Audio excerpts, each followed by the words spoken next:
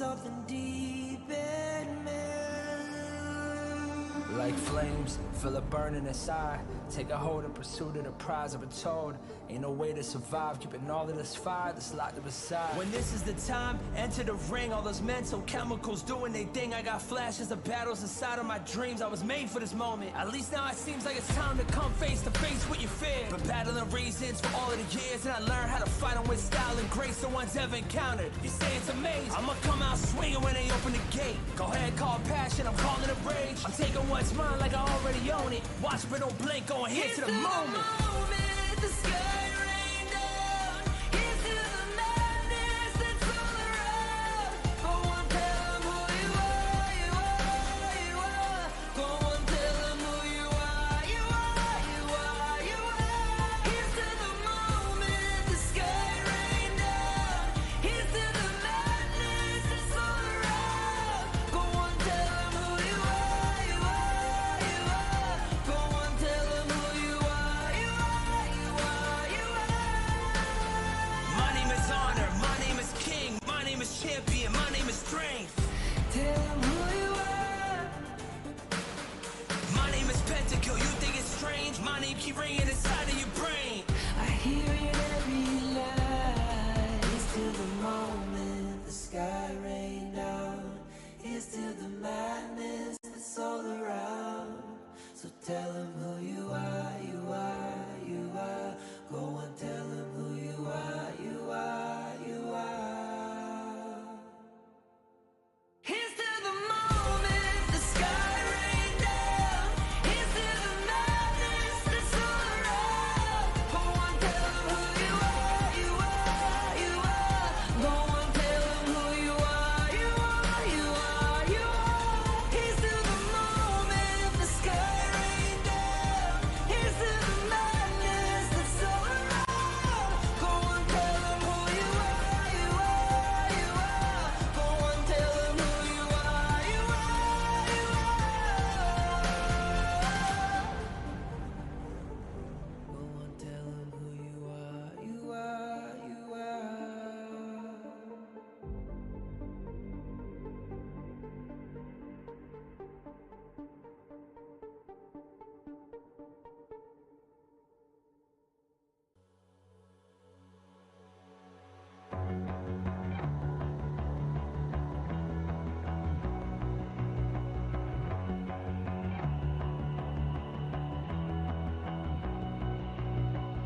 You've walked through the darkest nights.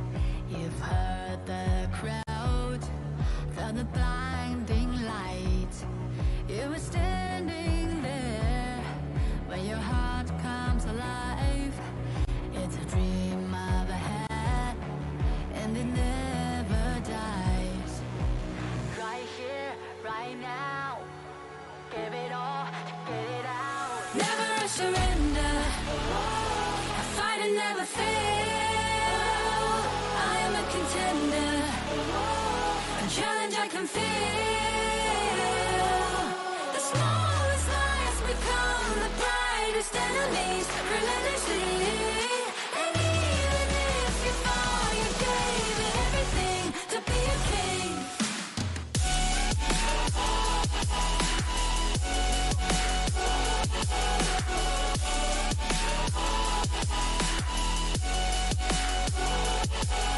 The smallest lies become the brightest enemies. Relentlessly. Is that really your best?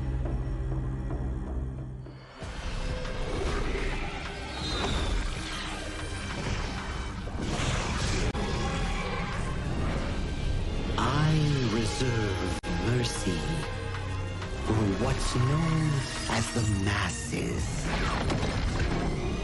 And as for my wrath, it is reserved for the wicked.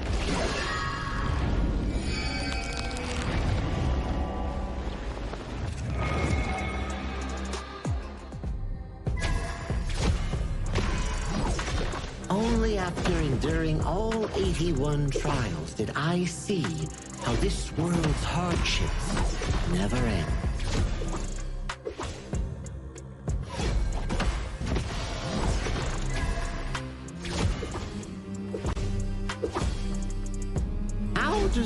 pet compared to the serpent sovereign.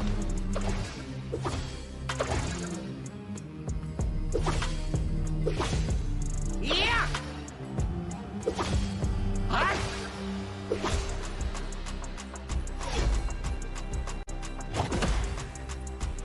Divine form renewed!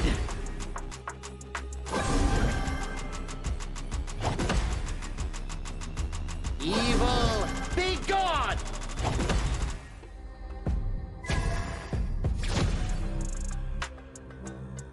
All forms fade!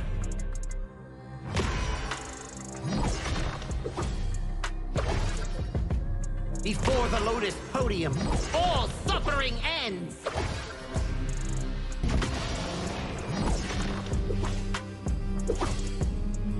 Mercy and wrath unite! I return from the West to dive back into this chaotic world. Little ones of Mount Huaguo, do you still remember me? The great sage, heaven's equal? I'll be back in a flash. Don't let any demons sneak in while I'm gone.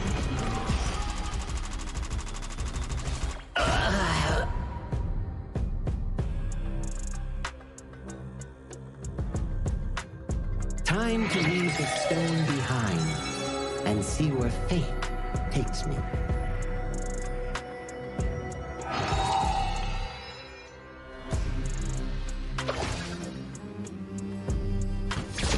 This land belongs to Mount Huaguo now.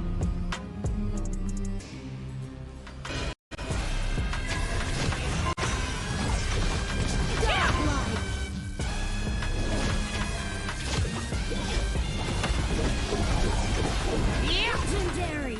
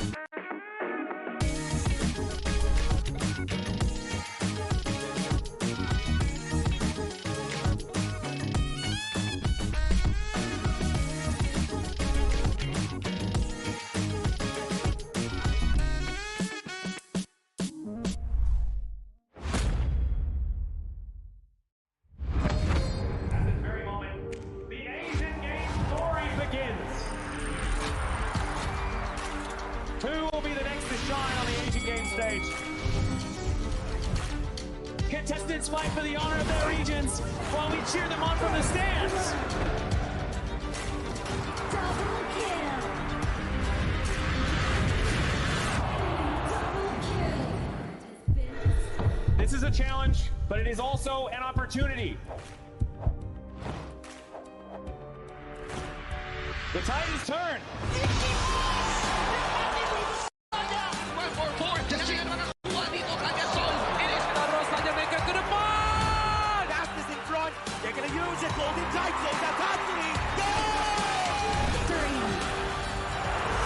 And we pulled it off together. We share the same voice, the same radiance. This moment of brilliance belongs to all of us. Together, we shine.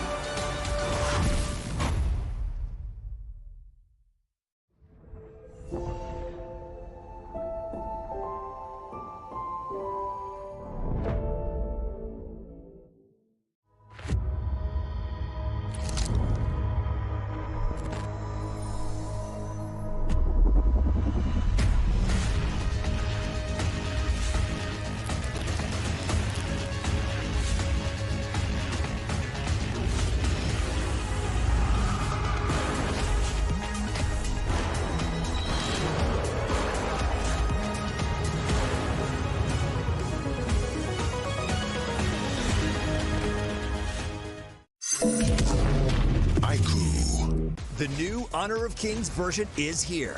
Let's take a look at the two major areas of updates: hero control adjustments and battlefield balancing improvements.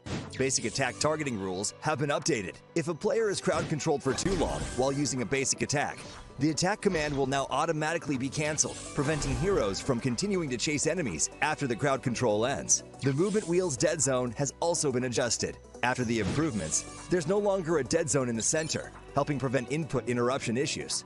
After improving basic attack and skill targeting logic, even if base attack target priority is set to lowest absolute health, you still prioritize nearby epic monsters, and targeting will feel more intuitive. Next up is an overview of the battlefield balance updates. In the new version, the true damage value of the Crimson Golem buff has been adjusted, with the minimum value slightly reduced. The tower destruction slow effect has also been improved. When a tower is destroyed, nearby enemies will now be slowed. The teleportation portal cooldown has been reduced from 45 seconds to 30 seconds, allowing for more flexible tactical choices. A new lizard platform return mechanic has also been added. When a lizard leaves the platform's area, it will automatically climb back onto the platform. There are even more battlefield improvements waiting for you to experience in-game. See you in the Gorge.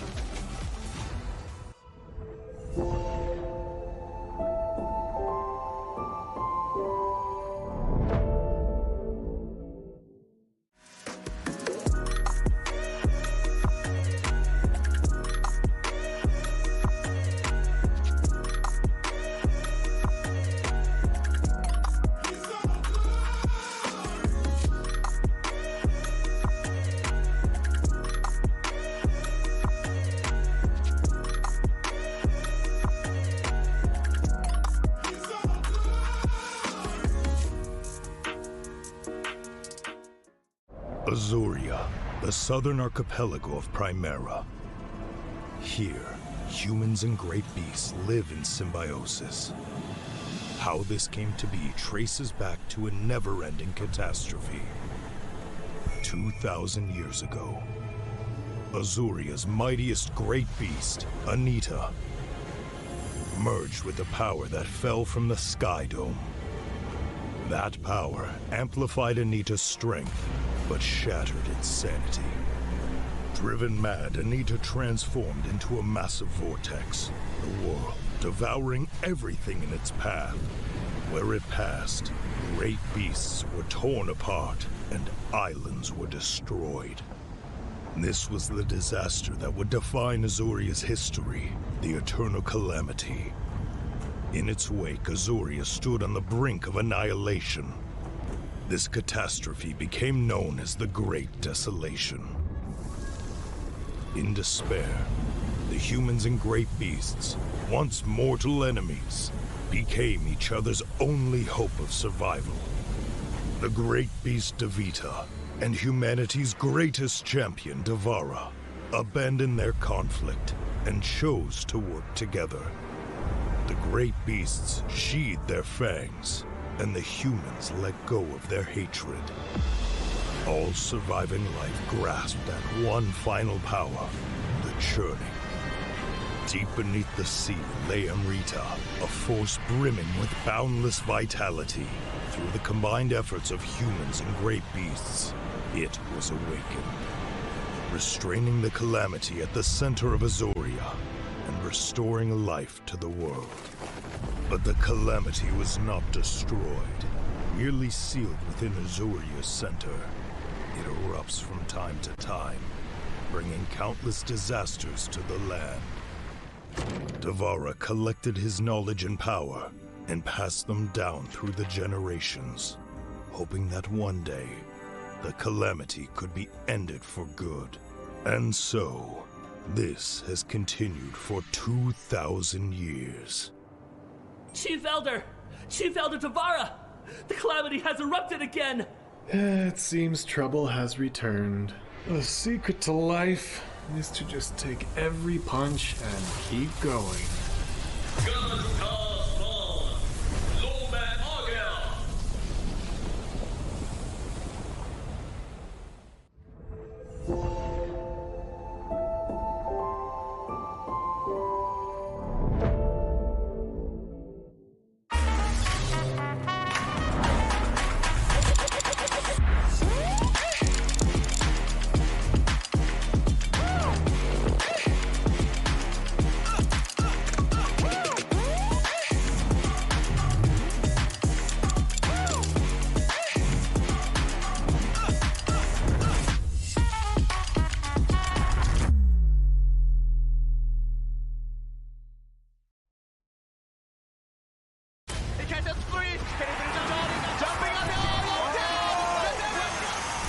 Welcome to the 2026 Asian Games Esports Qualifiers, Honor of Kings. 20 regions, one stage, and only the strongest 9 teams will earn the right to shine above the rest. Taking place in Malaysia, June 13th to 21st, 2026. Coming to Malaysia, this is the battleground where teams fight for the right to qualify for the Asian Games. 20 teams enter, but only 9 teams will move on. Apart from the 20 regions, there are 3 regions that have direct qualification. Here is the 2026 Asian Games Esports Qualifiers Honor of Kings format. First, the 20 teams will split into 4 groups of 5. In each group, every team faces every other team once in a single round robin, with every match played in a best-of-3 format. That means every match matters. Every game matters. Every single point matters. The point system is simple. Win the match, earn 1 point. Lose the match, earn none. At the end of the group stage, teams are ranked by the total points they've collected. And from there, the road begins to shine. The top 2 teams from each group qualify directly to the Asian Games main event. That gives us 8 teams advancing straight out of groups. But for those not through yet, the light isn't out. The teams that finish 3rd in each group still have 1 more shot. They move into the last chance stage. There, they battle through one final BO3 single elimination bracket until 2 teams remain. The 2 teams will then face off in a BO3 match to claim the one final qualification slot. So in total, 9 teams will make it through, 8 from the group stage and 1 through the last chance stage. That is the rule. Now it is time to see who can rise through it. From across the world, regions gather here in Malaysia. 20 teams, and only 9 will qualify. The path is set. The stakes are clear. Together, we shine. Stay tuned, and we'll see you at the stage. Itu kan track kita. Relax, bro. Phone aku! Jom kembali. Mountain Dew! Angkatkan pengemaraan! Kau boleh! Kat mana pula ni? Water Trust! Kasih boost! Adventure! Dapat pun. Steady, bro. Rancangkan permainan gangmu!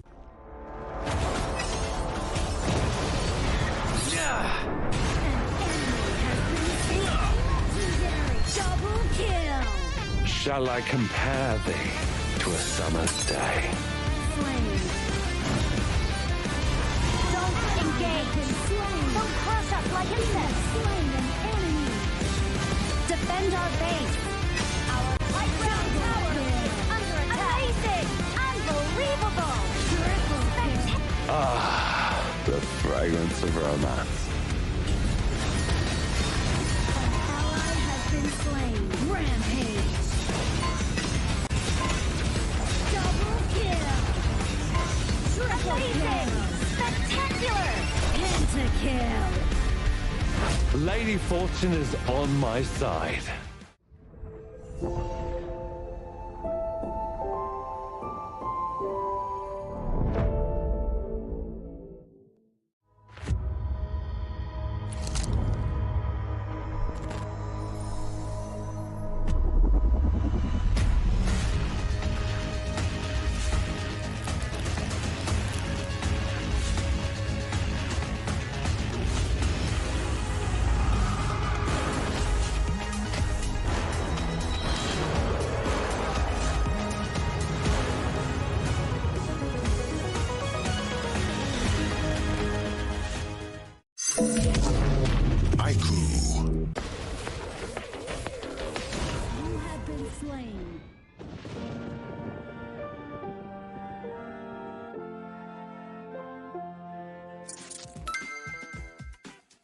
With the new consignment market feature, both new and veteran players can earn consignment items just by staying active.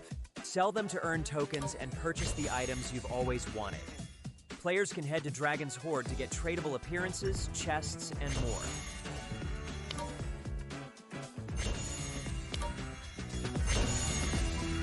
Players can list tradable items on the consignment market to earn curio tokens. During the initial launch period of this feature, all item listings will have their listing charge waived.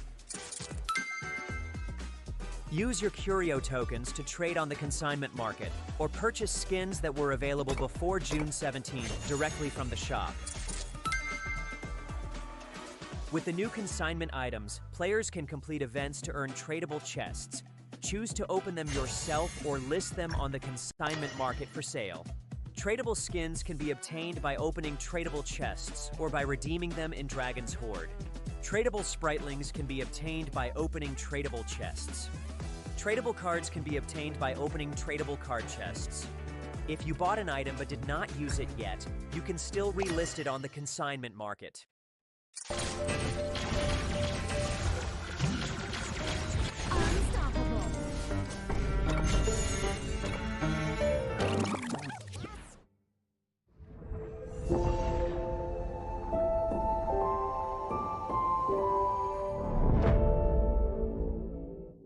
Itu kontrak kita. Relax, bro. Phone aku! Jom kembara. Mountain View, mantapkan pengembaraan. Kau boleh. Kat mana pula ni? Water truck. Kasih boost. Adventure. Dapat pun. Steady, bro.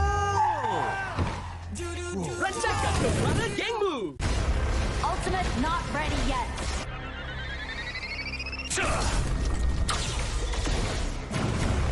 You have slain an enemy. My magic murmurs in ecstasy.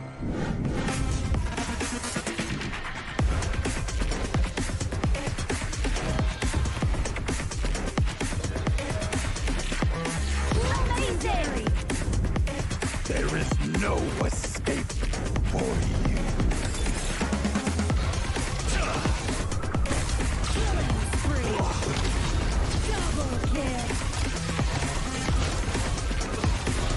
Triple kill. Spectacular kill. Don't worry. I'll be back for your life soon.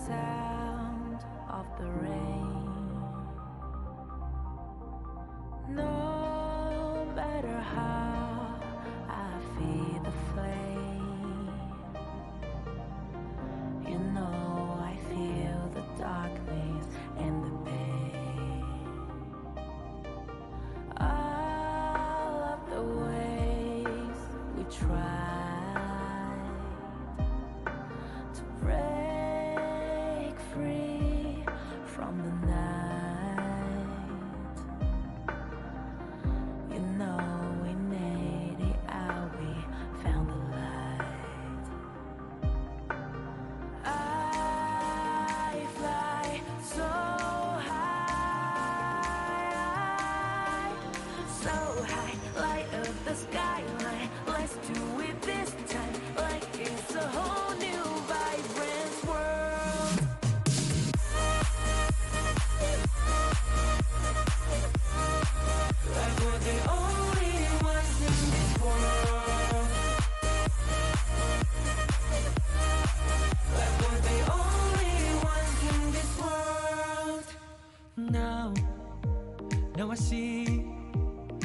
got everything I need. It's alright, I'm on fire, I'm alive, 'cause now I fly so high, so high, light up the skyline. Let's do it this time, like it's a whole new colorful world.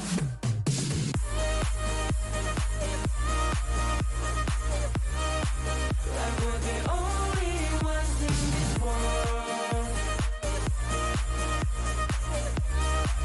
Like we're the only ones in this world. Never thought we'd get this far, burning like the stars. How we get this far? Like we're the only ones in this world.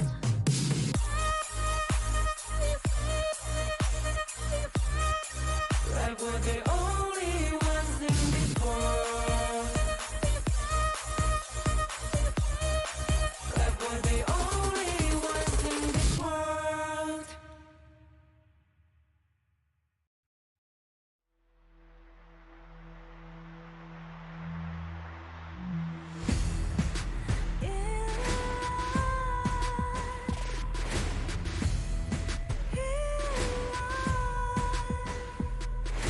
What's a life without its worth?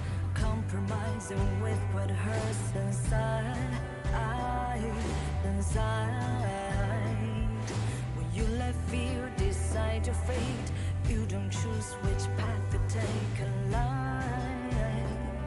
In life, I'm finally letting go of everything that still holds me. I'm against the odds, but I won't give up, 'cause it's my time to shine. Standing in the starlight, you know won't let me down. Destiny is calling high. I'm not afraid to fight for everything I love. Victory's on my side.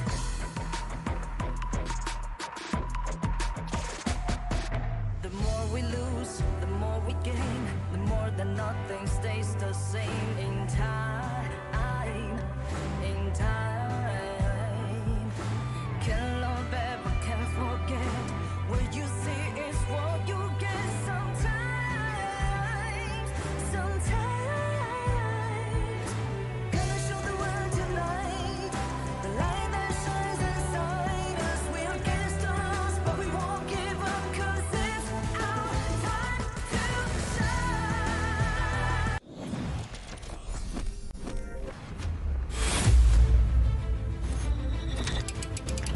Day 7 of Asian Games Esports Qualifiers. Honor of Kings saw teams continue their push toward qualification, with every result carrying greater significance as the tournament progresses. Uzbekistan opened the day with a confident performance against Mongolia. Uzbekistan controlled the pace of the series and secured a convincing 2-0 victory to begin the day's action. Having remained unbeaten throughout the tournament, Myanmar entered the series looking to extend their remarkable run, securing another clean 2-0 victory against Kyrgyzstan. Drama intensified when Vietnam and Laos collided in a hard-fought 3-game series. Laos mounted a remarkable comeback, winning the third game to secure a hard-fought 2-1 victory. Republic of Korea delivered one of the most dominant performances of the day and left little room for Syria to respond. The result was another commanding 2-0 victory, further reinforcing Republic of Korea's status as one of the tournament's strongest contenders. Singapore imposed their game plan with confidence and controlling objectives against Sri Lanka, securing a dominant 2-0 victory to close out Day 7's action. 7 days into the competition, every team is searching for a path forward. Some through dominance, some through resilience, and some through consistency.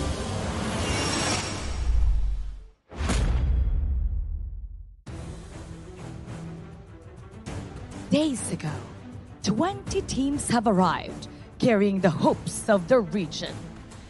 And we've seen since then dominant performances, heartbreaking defeats, and every group battle shape the road to the Asian Games. Welcome to the 2026 Asian Games Esports Qualifiers Honor of Kings. We've reached the final day of the group stage before the last chance. For some, this is about finishing what they've started. And for others, it's about holding on to the opportunity they have worked so hard to earn. And today, 2 matches rise above the rest. Republic of Korea, Hong Kong, China, Indonesia, the Philippines. All 4 have arrived at the same destination, undefeated and amongst the tournament's elites.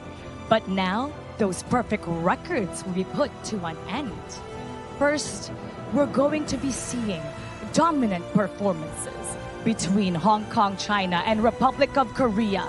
They collide in a battle between 2 teams that have turned excellence into expectations. Then comes a familiar foe between Indonesia and the Philippines, a rivalry that's been seen across the esports fans in Southeast Asia. And today, they will battle it out. For days, these regions have looked untouchable. And today, the tournament's undefeated giants will finally collide. This is no longer just about qualification. This is about pride and making a statement. Day 8 starts now, and the road to the Asian Games continues. Casters, lead the gorge.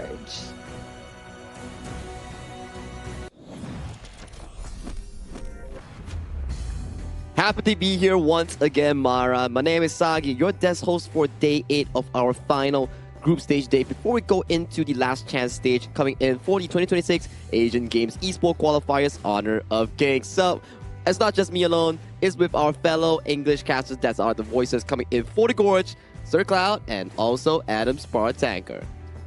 Hello, welcome. We are on day number 8. This is the last day for the group stage, which is very fun indeed. And tomorrow is going to be the last chance stage as well. So we're going to be focusing on today first, because today is going to determine a lot of things. Yeah, especially one group that still has that chance to qualify. So it's going to be a lot on the line, especially that we'll talk about along the way. Yeah, later on when we check out the groupings and also the today's matchups, I think we will get more of an understanding going into some of these teams that have no more chance going into the main event, some of these teams that have still the opportunity in making a comeback. So let's check out the standings with this upcoming graphic here. And this will be the current standings from all of the groups. We have from Group A, Indonesia and the Philippines has already made it towards the main event. Following up with them is Uzbekistan on the 3rd spot. They will go to the last chance stage. And following up with them is Pakistan and Mongolia for Group B. Yep, we have Myanmar up on top right now with a clean 4-0 win at this moment. And we have Nepal at 2nd place. 3rd place is Kyrgyzstan. 4th place Jordan. And United Emirates at 5th place. So what's going to be interesting is that 3rd place is still kind of contested. Oh yeah, if we were to check out Nepal and also Jordan here, if Jordan gets a 2-0 over Nepal, that's going to be forcing a 3-way tie between 2nd, 3rd, and 4th place. And then we might need some tiebreakers later on for Group B. But we'll find that out later on in the opening match of the day. Coming from Group C, this is already finalized. There won't be any more games coming in. Except for Laos going up against Saudi Arabia. Regardless they win or lose, it won't really change the dynamic of the group, where Laos and Kazakhstan are already locked for the main event, where Vietnam has to go through the last chance stage tomorrow. And for Group D, this is where all the exciting things will be happening. And we do have Hong Kong, China up top, including Republic of Korea. They're going to be fighting out today to see who is better in the Group D. It's for those regional pride. But also on number 3 and number 4, we still have Singapore and Syria tied with the same score, 1-2 for both of them, and they're gonna play again today to see who's gonna be able to grab that spot of the very important one to have their last chance. Yeah, that's going to be an important game for them to play, right? But besides that, like what you said, right, like Hong Kong, China, and Republic of Korea, it's also for pride. And they will be playing here today based on the schedule of today's matches. So if we were to go through the entire schedule, right, most of the storyline we have already pointed it out. Nepal or Jordan. If Jordan wins, three-way tie. If Nepal wins, they go to the main event, and the Kyrgyzstan team will be representing their team in the Group B for the last chance. KSA Laos is more of KSA finding their first win and representing their nation and region as a whole. For Laos, is about the clean run coming in for Group C. Now, the highlight, I would say, it's at the second half of the day, where Singapore and Syria is the same thing. Stakes are very high. Singapore wins, they go last chance. Syria wins, they go last chance. Do or die situation. And then the Group D and Group A game at the final two, grudge matches. Not a lot of stakes at hand, but regional pride at hand and bragging rights. Yeah, Hong Kong, China against Korea. Both of them have never lost a match right now, including Indonesia and Philippines. Everyone is going to be waiting for these two matchups that's going to be happening at the end of the day. And right now, you can already hear the cheers coming up from the players for our first match between Nepal and Jordan. Oh yeah, because they know that this is a very important match as well, especially for Jordan. If they want to keep their hopes alive, they have to win this one.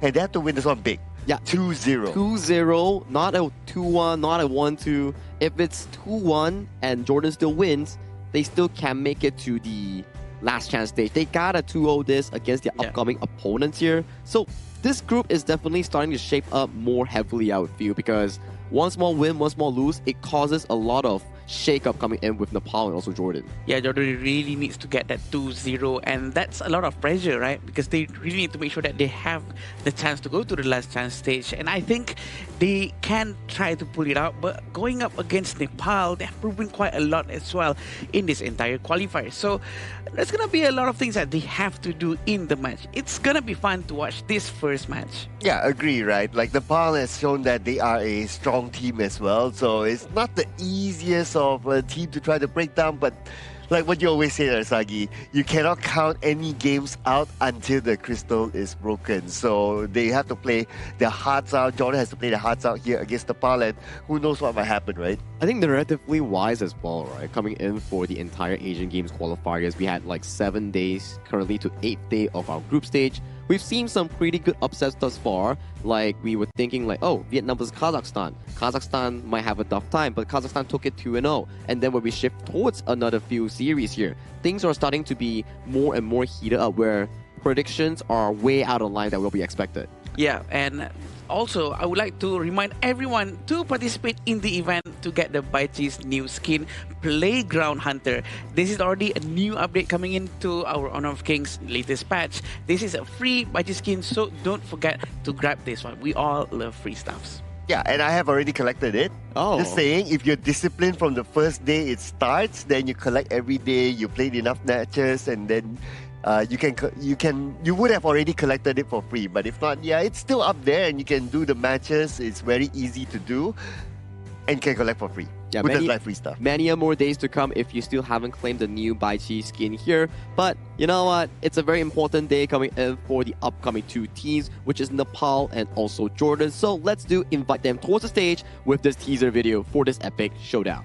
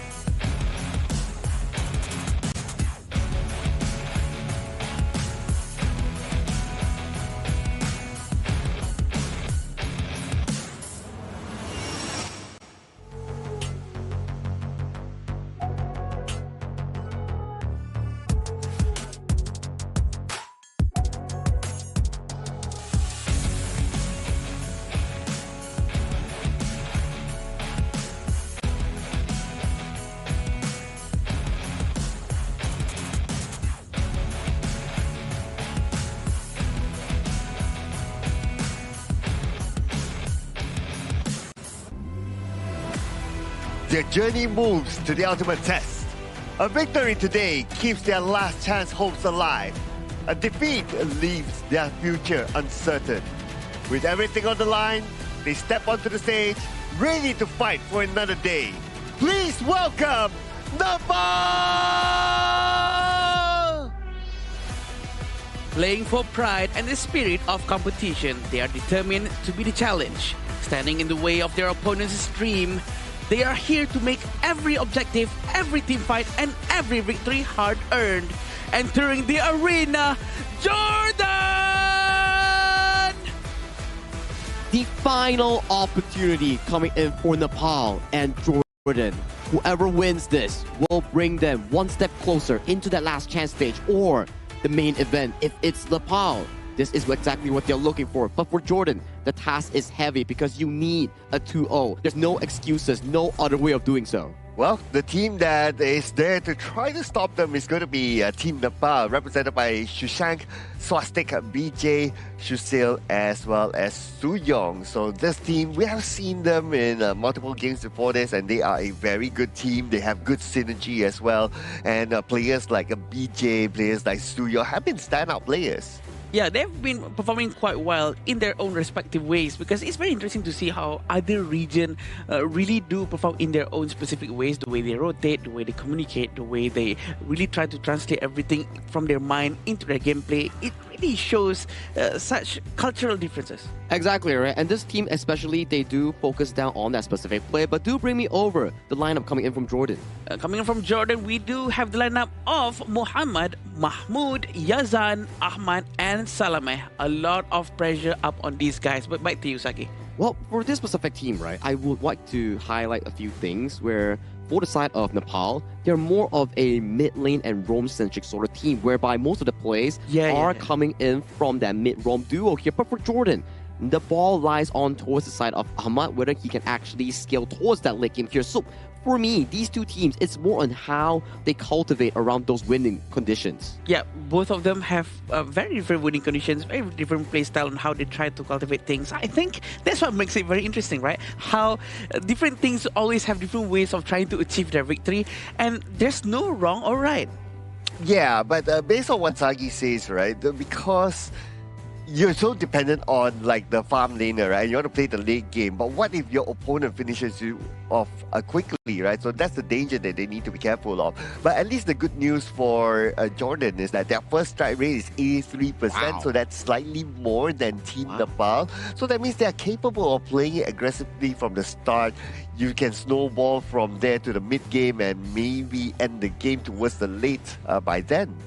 Exactly right. And sometimes we do see that although Jordan doesn't have the best track record, but the way that they play the game is really aggressive in a sense, where they like to be on the proactive and invading your jungle in the early game. And Yazan has always been that player to always utilize the Hano in that mid lane, finding those pickoffs, finding those poke damages against the enemy.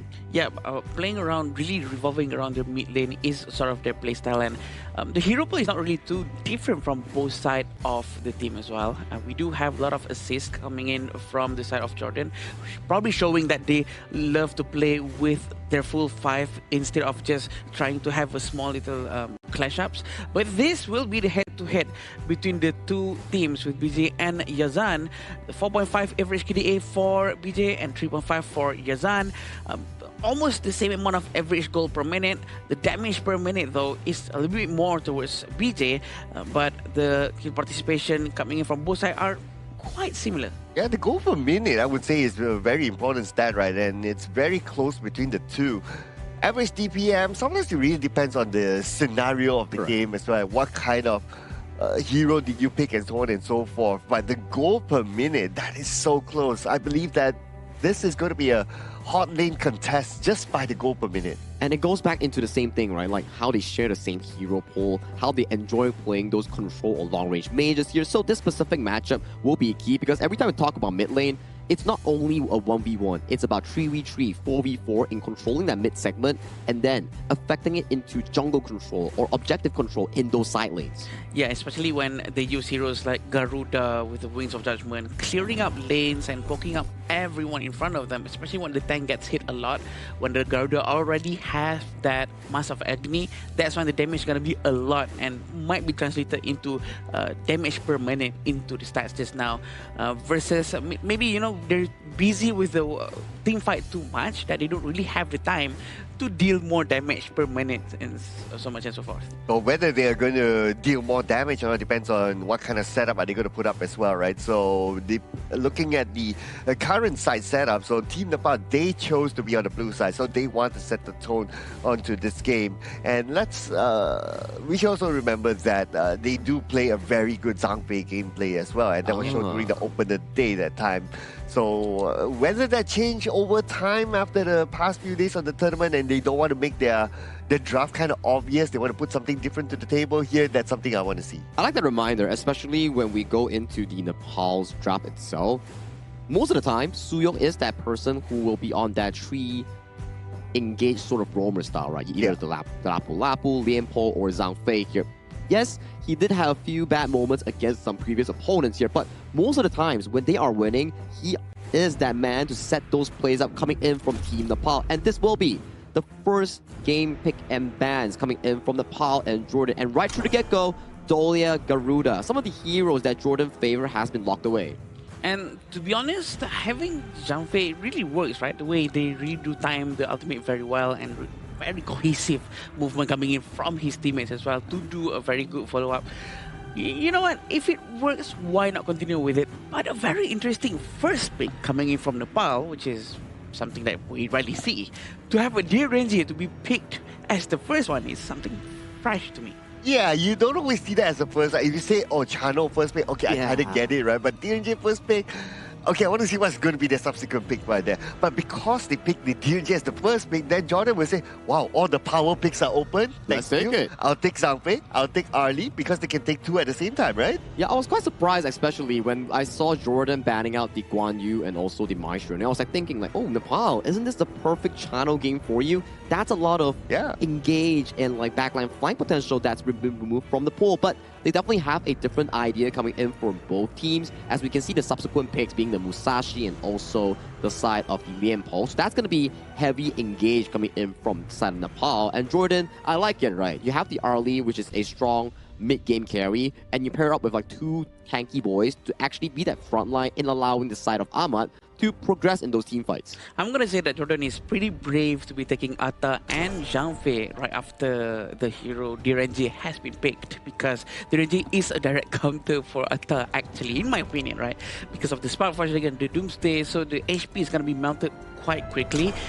But probably because also they are confident with their mid lane afterwards that's going to be picked after this, which is going to be helping them to try to get the DRNG as soon as possible.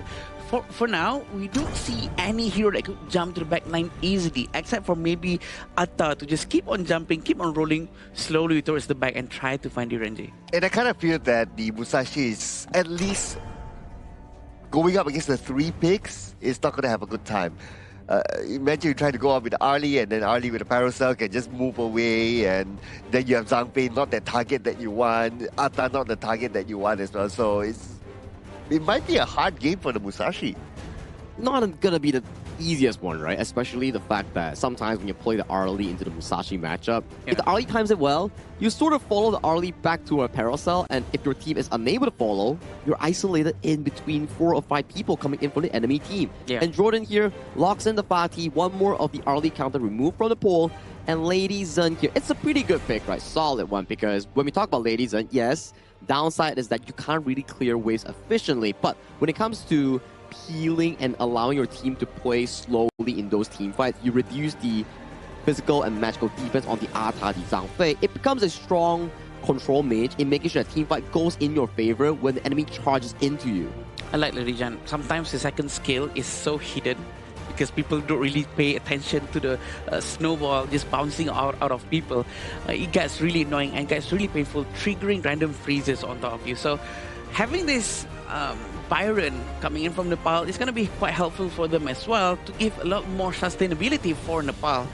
We have Lady Jan, and it's going to be very interesting to see how it goes hand in hand with the Musashi and the Lianpo. I actually like the lineup by Jordan overall, right?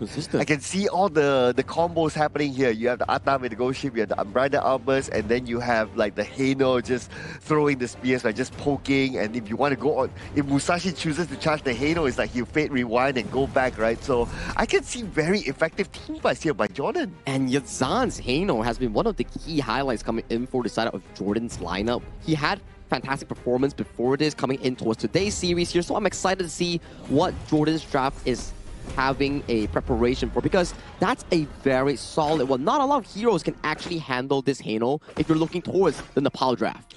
Yes, thank you so much, Sagi. As we go into this first match between Nepal and Jordan, love to see on how it's going to be going. 3 people starting off from the side of Jordan. The jungle decides to go to the minion first without clearing anything too much, and he will go directly towards his blue buff, and hopefully he's going to be able to have that assist coming in from his teammate to do some gold sharing. You know what? I'm actually looking at Yazan with the teleport.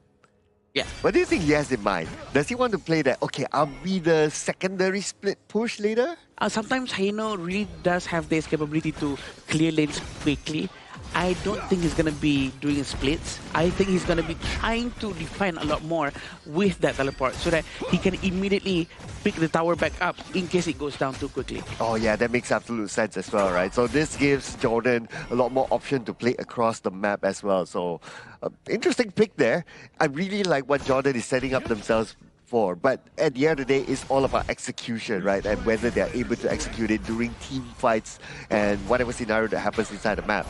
Now, for Team Nepal, their team fights are not too bad, but what I think is more important for them when team fights happen is for Suyong to be able to hit his skills. Oh, look at this. A very good knockout coming in from the side of Jordan, but they're not going to try to commit too much. They're quite worried there might be some backups coming in from the other side of the lanes, but 400 gold in front for Jordan. It's very interesting on how Jordan actually sends Ahmad, who's playing early towards the mid lane. They really want to give that freedom for him to actually try to steal as much as jungle as possible, while putting Yazan on the side lane to go up against DRNG. And here comes the mid battle. I'm pretty sure that Jordan wants the boars at the side, but the boars were taken away by Team Nepal, so now everybody resets back into the middle. Both sides pretty much respectful of each other. Even if you look at the gold difference, it's not far. Yeah, it's not far at all, at 300 gold, and not much of jungle evasion has been done as well. It's very difficult to try to invade towards Atta. Atta is a very tanky hero. It's a very great early game hero, and I hope that Jordan try to close things out early on, because it's going to be quite difficult for them throughout the mid to late game, unless if Fateh, their winning condition, get his items and try to really beat down everyone in the backline during the war. Yeah, it's interesting that you brought out the Fateh, right? Because we've been talking about like how the other heroes can combo with each other. But the Fateh, yes, it is a winning condition hero. Can also split push if needed, can clear waves really, really fast. And I'm just thinking of like, okay, what if Fateh goes one lane, clears really fast, Yazan goes another lane and clears really fast with the Heino? Oh, Team Nepal, they're going to have a hard time just winning back those lanes. True. And somehow Nepal suddenly have a little bit of a goal lead, but they're more or less the same right now. 40 seconds before Tyrant starts to spawn, and Yazan is still way down in the bottom lane, really pressuring Sushil. Very difficult position to actually move out towards the front, having Yazan with the Scepters marking up on top. It's going to be very difficult for him to try to put any pressure, but let's see who gets the jungle. I just wonder who's going to make the big move first, right? I guess that will be... We'll find that out in about 18 more seconds when the Tyrant is up. Both sides can contest for it based on their goal difference at this moment. And here we come. Just moving in from the side. They check the brush. They see Suyong. Suyong now in an awkward position, but he should be able to dash away to safety. Not going to be an issue for him. Yeah, it seems like a very nice move coming in from Mahmoud. He knows that someone's there, and you know he can actually manage with the damage that's coming out from Nepal for now. And the Tyrant is going to be ready for them to take. It seems like Janfe, Salameh also have his Umbrella Albus that can be used anytime to try to zone them away, especially the Musashi. Okay, I'm looking at the Umbrella Albus right now. It will be used on the 2 players of Team Nepal just to buy enough time for Team Jordan to lock in the Tyrant. A very good amount of zone control coming in from the roam of Jordan. Very nice timing as well. And we know that Mahmoud is trying to get the buff before he starts to rotate towards the bottom. Seems like Yazan needs a hand to try to defend this bottom tower. Yep, and they're going to give him more than a hand. They're going to give him a leg, a body, eyes, mouth, ears, and everything else. And they will try to shoo away the players of Team Nepal. So far, so good. Mahmoud goes all the way to the back, trying to steal one, and they managed to do so, limiting the resources of Team Nepal. Excellent awareness coming in from Nepal. They are aware that Jordan's coming from the side, so they decided to pull back to safety as early as possible, which avoided them to have any unnecessary eliminations coming in from the side of Nepal. The rotation coming in with the teleportation is quite effective for Sushank, going to the mid lane, leaving Muhammad to continue farming in the top. Yeah, and are they going to go and just help him push at the top? Not yet, because Muhammad, he's just very happy doing his own thing. While in the middle, Salame receives damage, but he might be taken out here with the duel to the death, and that's going to be his first strike towards Nepal. Oh, it's very difficult for him to try to make any move without his Umbrella outburst, right? That's the problem with Janfe. When he's offline, he's very offline. The Umbrella outburst is not there, but very aggressive coming in from the early. Ahmad is trying to save the tower as much as he can, but it seems like they managed to do so with just a slither of life coming into the tower. And you know what? They can try to defend it one more time. Probably. They need to switch with Yazan, I think, towards the mid lane. Yeah, but Yazan is now occupied at the bottom, as both players from Team Nepal pushing Yazan to behind. In the middle, it still stands, so that's still okay. But for how long, though? I'm keeping my eye at the bottom. Right now, Suyok has to back off the safety. He managed to pull 4 players towards him. Both the Tremor Smash and Umbrella Obus is available to be used. We're still waiting for Mahmoud to be rotating towards the bottom lane as soon as possible. The minions are marching in. Someone needs to go back to the mid lane to defend that tower. The mid lane tower is one of the most important things to have standing and alive for them to continue having that continuous vision, continuous passive vision for the side of Jordan. Absolutely right. Because that will somewhat block the entrance into the jungle side.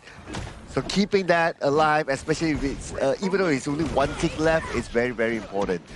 And that's where Jordan put a lot of emphasis to it. Look at this, they're sending like 4 players down into the middle just to make sure that that middle tower still stands. Yeah, this is very important, right? Because it blocks the flanking maneuver capability coming in from Nepal. But look at this. Seems like Tremor Smash might be going to be forced out very soon, but also the Umbrella Obus is still available. A lot of damage coming in from Lady Jan with Vijay still keeping his destructive deluge. And a lot of HP has been deducted from Jordan. Yeah, you would kind of expect that, oh, maybe a fight's going to happen there, but it looks like the fight's going to happen at the top. And here comes Suyo just at the right time to get Yazan. Yazan was not able to get away in time. He does not have the Fate Rewind at that moment. He just actually tried to save himself, but Ahmad actually moved back with the Parasol. I think they really need to try to play closer around Heino. Heino really excels if he has a tank in front of him, so that he can really consistently throw the scepters over and over again to make sure that he can make good use of his empty space. I thought Swastik would go for the tower. He just needed one more hit, but hey, let that tower go. Oh, and the minions did their own job to take down the tower, so that's okay. You still get the tower at the end of the day, and that's the mid tower down, the important tower that we've been talking about. And also, we're waiting for the Fatih to actually become online, get his itemizations done, so that we can see a lot more moves with the Sacred Tree Blessing with Muhammad as the pilot of the hero. We want to see if it's going to be effective or not, but the flash has been wasted out of nowhere. I was expecting that to be used in a different situation, but it seems like Sacred Tree Blessing hasn't been used just yet. Thermal Smash is still available, but the Janfe has already used Umbrella Outburst. Oh, okay. Thermal Smash can be deployed, but he's just waiting for his teammates. His teammates are not there yet, and now without the Umbrella Outburst, they can't go in anytime soon. And the Umbrella Outburst has expired. Yeah, has expired. He became small. He cannot tank too much damage now. But look at the area control from Suyog, making sure no one can flank from the side. And he's trying to really punish Heino. And he manages to go back. Yazan just right on time. Oh, that was so close there. Yazan almost fell. But Jordan did take advantage of the middle situation. They take down the tower. Now the rest of the party are coming in. They know that they don't need Umbrella Outburst. And they will get Ahmad. Ahmad behind will be taken out by Sushi. What an engage by Swastik with the duel to the death, opening up everything, and they're not done yet. Muhammad now is going to be their next target. Muhammad can't go anywhere, and Sushang will finish him off. A very beautiful triple smash coming in from Suyog. The timing, hitting everyone at the same time, knowing that Zhang Fei doesn't have any Umbrella outbursts, gives them a huge advantage in that fight. 3,000 gold in front for Nepal, and I'm pretty sure they're feeling quite comfortable now. The cohesion from the team, this is the moment. The triple smash coming in from Suyog. He's waiting for the right moment. He goes in, 3 people knock out with that dash, and then the smashing to the ground really sealed the deal. Yeah, that's why Unbridled Albus is such an important, expensive skill, right? You really need to know when to use it. And when not to use it. And when not to use it, exactly, right? The moment the opponent sees that, oh, you don't have Unbridled Albus, okay, let's all in, boys. They cannot counter-engage onto us. And that's exactly what they did. And from then on, they follow up to get the Tyrant unchallenged because, well, everybody was still on a cooldown at the time. And the prerequisite requirement for Liampo to become enhanced is for him to just receive any source of damage. That's why he meters goes full. But for Zhang Fei, as soon as his ultimate is activated, for a couple of seconds is when he's going to maintain as in this enlarged beast mode. So he really needs to be careful with the usage of his ultimate and the timing to go in as long as his team is ready. Oh, speaking of the timing to go in, looks like they try to go in onto the backline, but they're not able to get the target. Here comes the Thermal Smash, but they will not commit because the tower is still active. Yeah, tower is still there. It seems like the distance being kept by Sushil is quite efficient. He's managing to try to keep a distance away from everyone and dealing a massive amount of damage towards everyone as well. With 4,000 gold lead for Nepal, pretty sure that they're feeling quite comfortable trying to steamroll this game. But they really still have to be very careful, Cloud, because Umbrella Obus is one of the only few skills that can really turn the game around even though you are 10,000 gold behind. Oh yeah. Absolutely, right? Because of the range, because of the width, and because of how long the stun will be if you're caught into it. The slow, everything is packaged, right? And then he becomes like super tanky because he has the extra shield as well. And now focusing on to what's happening at the bottom, Swastik and Mohammed dueling with each other, but it's not only Swastik, here comes the rest of Team Nepal onto Mohammed. Surely he can't go anywhere, especially with the duel to the death, and he will be taking a hot streak to Team Nepal. It's no longer a duel, but look at this, Sushang is giving a vision to his teammate. He actually went out trying to steal this. Is this wise? That is his question. A crucial steal coming in from him. Sushang feeling very comfortable, and he manages to survive that ordeal. He actually stole with just his ultimate. Just like that, he stole that one. Oh my goodness, and they're not stopping yet. Here comes the rest of the pile. They found another one. But it's next one to fall. That's going to be the tower. Team Jordan, they fight back. They do have good high ground defense thanks to Yazan, and they will still be able to hold on. Yes, they will still be able to hold on. They're still waiting for the Shadow Vanguard to arrive in the top lane. And one of the heroes coming in from Jordan is actually down already for Ahmad. So they have to defend with 4 people only. The Shadow Vanguard is arriving at the top lane. So what are they going to do? The Zhang Fei actually does have his Umbrella Obus. They have to do something now. Oh, okay. They have to clear it off quickly. Okay, Umbrella Albus, maybe, anytime, but they're still waiting for the right moment. Berry one will be used though, Shushel. Right now his health is very, very low. Ghost Ship will be used, Shushel gets a free hit from behind. Just like that, nobody's stopping Shushel. Mahmoud actually went down, and I was expecting Umbrella Obus to be used way earlier. He could have saved his friend, but he did not manage to do so. I think this is the discipline that they needed. Probably he's saving it for something else. We don't know, but he's using it right now. And it's just to clear the dragon. And there's another Vanguard coming in from the bottom and top lane. Oh no, that's not a good way to use the Umbrella Albus. Now without Umbrella Albus, see the bucket go all in. They catch one by one. Abba goes down. Next is going to be Salaman. And now the crystal is wide open. The minutes are in. And Team Nepal will lock in Game 1. In a clean fashion that they do it as well, right? And with this specific win, Team Nepal eliminates the hopes of Jordan making it into the last chance stage. So this is an important win coming in from Team Nepal themselves. then they actually have the steal, by the way, from the Tyrant, right? So they actually managed to get that one. I think it's very important for him to actually try to achieve something out of that, to find another objective afterwards. But I was a bit questioning what happened with the jump in now, because he did not manage to use it on time, but he's feeling very confident up on the stage. Yeah, I mean, you called it, right? Like when they had that fight at the top, right? Zhang could have used the Umbrella Outburst that moment. Instead, he used it to clear the minion wave at the bottom. And when he used to clear the minion wave at the bottom, Team Nepal will be like, oh, Umbrella Outburst used. It's our go time. Let's go. And they immediately jump on towards Ahmad on the early there and just left no room, no crumbs for the side of Team Jordan to make a potential comeback here. So that is a really well executed game coming in from the side of Team Nepal. And especially, we gotta give props to where it's deserved, right? The Clash laner coming in from Nepal. He stole the Overlord. That was amazing, right? Under a 4v1 situation, yes, Mahmoud could have smited it, but you know, there's still the opportunity coming in from the Clash lane to actually steal away the objective. And he also found a 3-man Storm Strike flash towards that little team fight at that blue buff. Yeah, definitely a great move coming in from him without any smite whatsoever. And if I'm not mistaken, at the time, I think they already had Primal Bond. Correct me if I'm wrong, because his teammates already got the other objective. So, what a great move. The margin for the damage, for him to find the perfect timing, is very small. Very small. Yeah, because of the Primal Bond especially, right? Yes. And also, you are Byron. Like, Byron is not the most heavy damage sort of hero as well. It's not a burst. It's not a burst type of hero. So for you to get that one, it's like, wow, you really need to calculate to the end. It's a bit of a coincidence. It's a bit of a reward towards those who actually try. And for Su Shang, he found it. He really found it. And those were the steals that you will never be able to imagine, because what if Jordan got it and they got to delay the game for another 4 to 5 minutes? That potentially would have given Ahmad or Yazan more items in towards that lane game, because their composition is so item reliant, so item heavy. Look at the heroes that they drafted, Arlie, Heino, and the Fatih.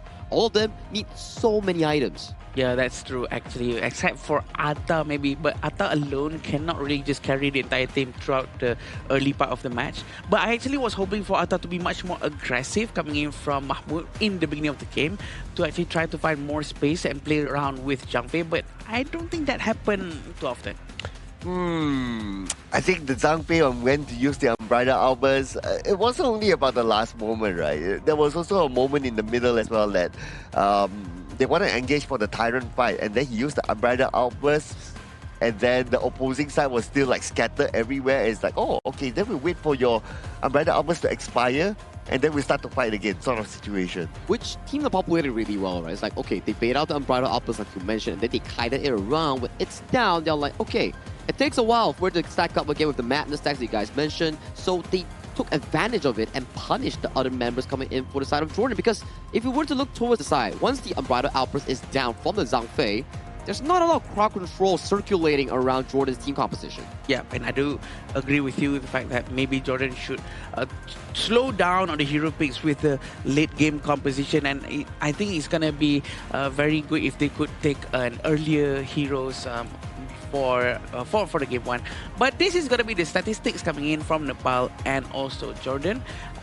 BJ with the very high damage coming in from the Lijian. Again, I would love to say Lijian second skill combo with the first skill is always has been one of the biggest problems for anyone out there, because the skill set from Lijian, you can't really see the ball bouncing around, so it's like a hidden damage, because the damage is huge. Single target bouncing from your friends to minion to the tower and to the first skill of the Lijian as well. Yeah, I agree, because that's a very annoying skill, right?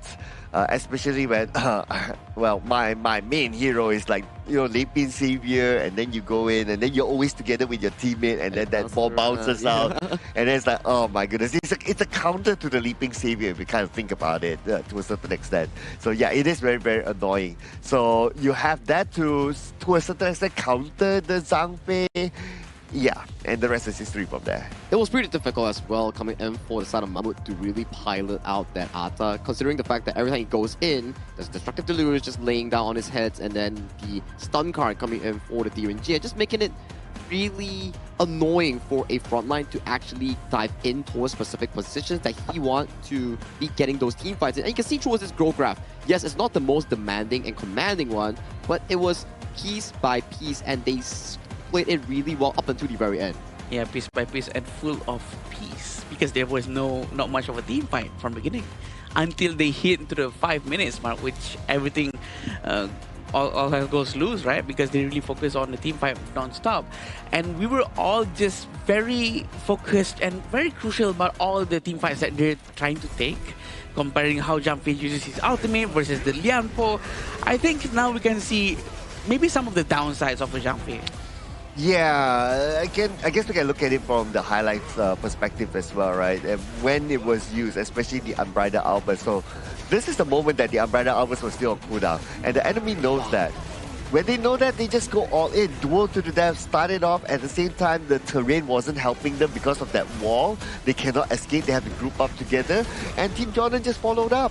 And Sushang was so crucial in that play, right? He just got that 3-man knockup with the knockup coming in with the Storm Strike here. And this was okay, because Muhammad was like stalling so much time for his team in the cross lane, giving them a 1v4 situation at the top side. But Sushang came in with the steal, which is unexpected coming in for the side of Team Jordan. Unexpected, for sure. I think Sushang actually going forward towards objective and using his ultimate and manages to survive, I might add. He survived 4 people surrounding him, and that's just something to really talk about. And of course, in this area, this is where Zhang Fei didn't use his ultimate at the top lane, and everything starts to fall from that point onwards.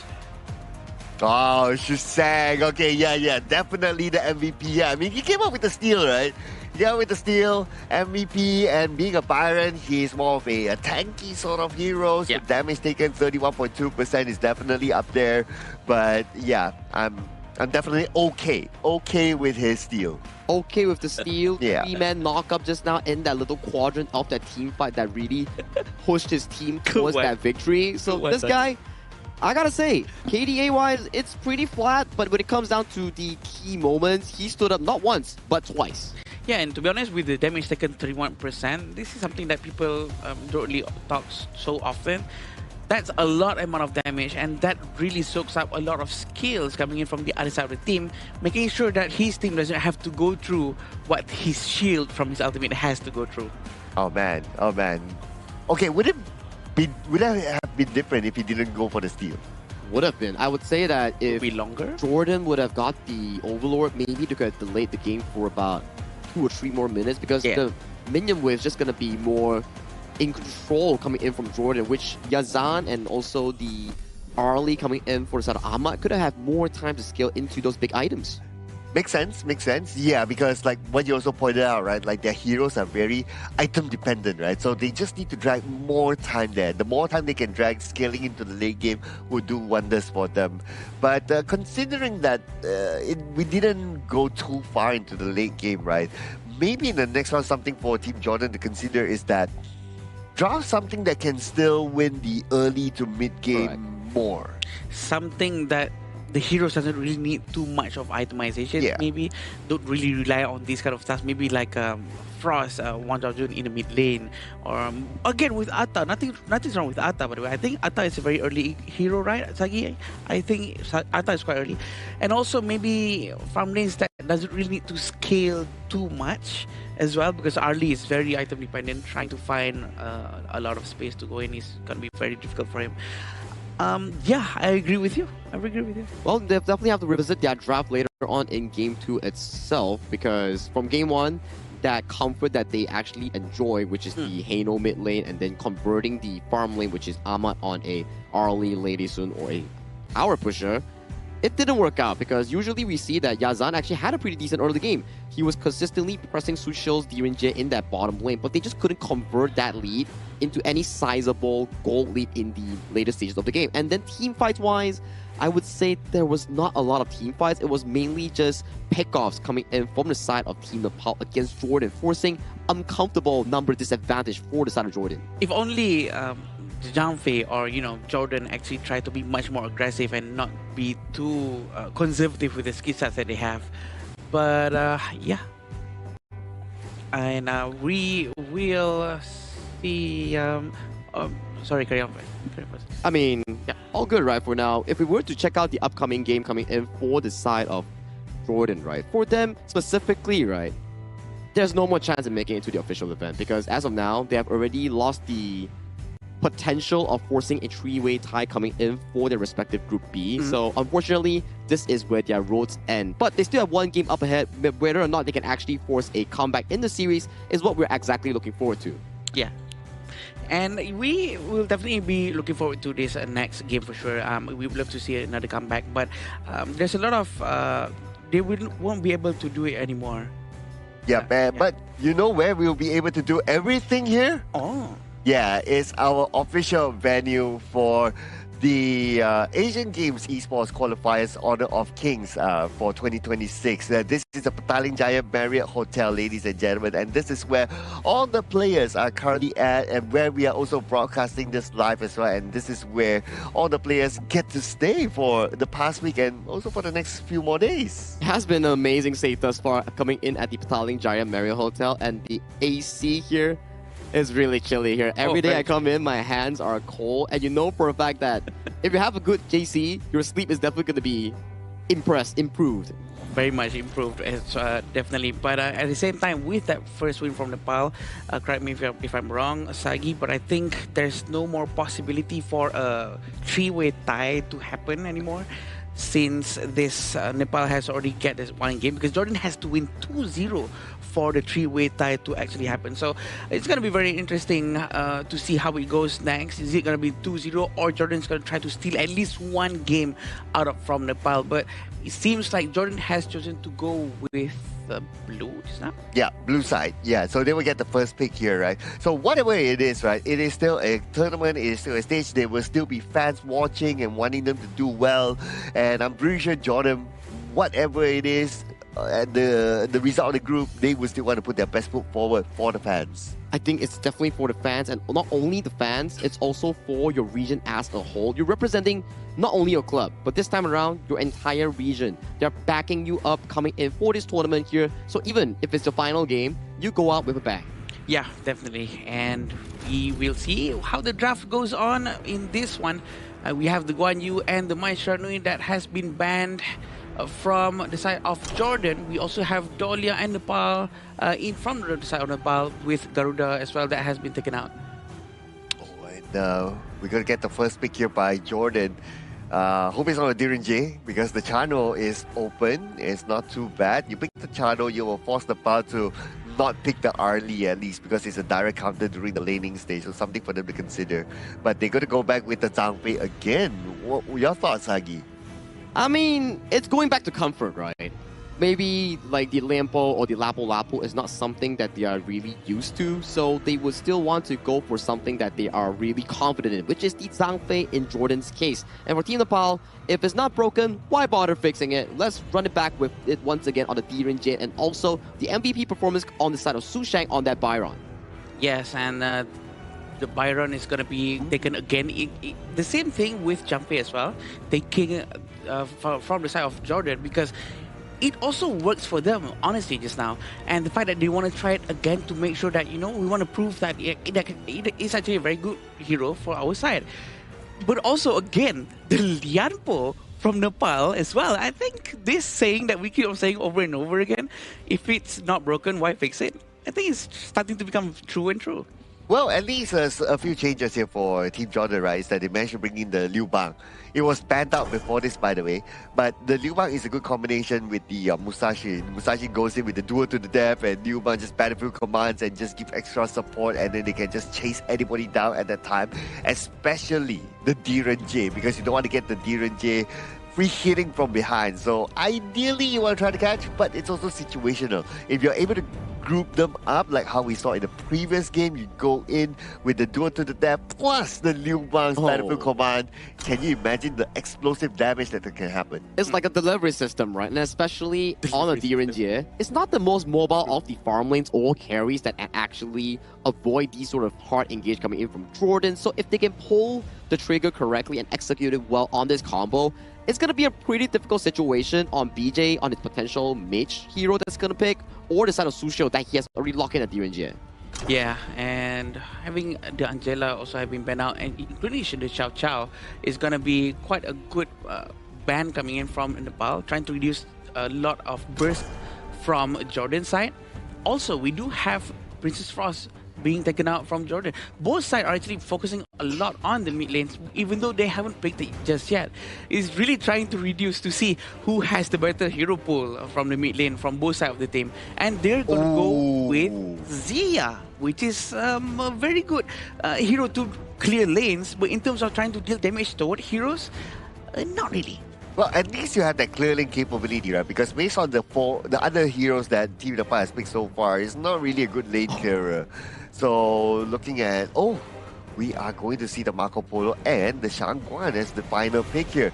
Interesting, we don't get to see many Shangguans. This is our second one of the tournament, if I'm not mistaken here. The last one that we saw, I think it was coming from the side of Team Philippines with the Shangguan Dolia combo, where they found relevant success. And this is one of those few rare moments where you see a Shangguan without the pairing of the Dolia here. So it might be a confident pick coming in from Yazan, wanting to really shut down Sushil on that silent on the DUNJ. Because Shangguan, yes, you're not the greatest hero before level 4, but once you hit that level 4, it's where you can either start snowballing or start losing control of the game. You know, this is when we start to see Jordan really feels the pressure is off of their back. So they want to try their very best to, you know, just have fun up on the stage and try to do their best and not really try to force things out according to what's the current meta and whatnot.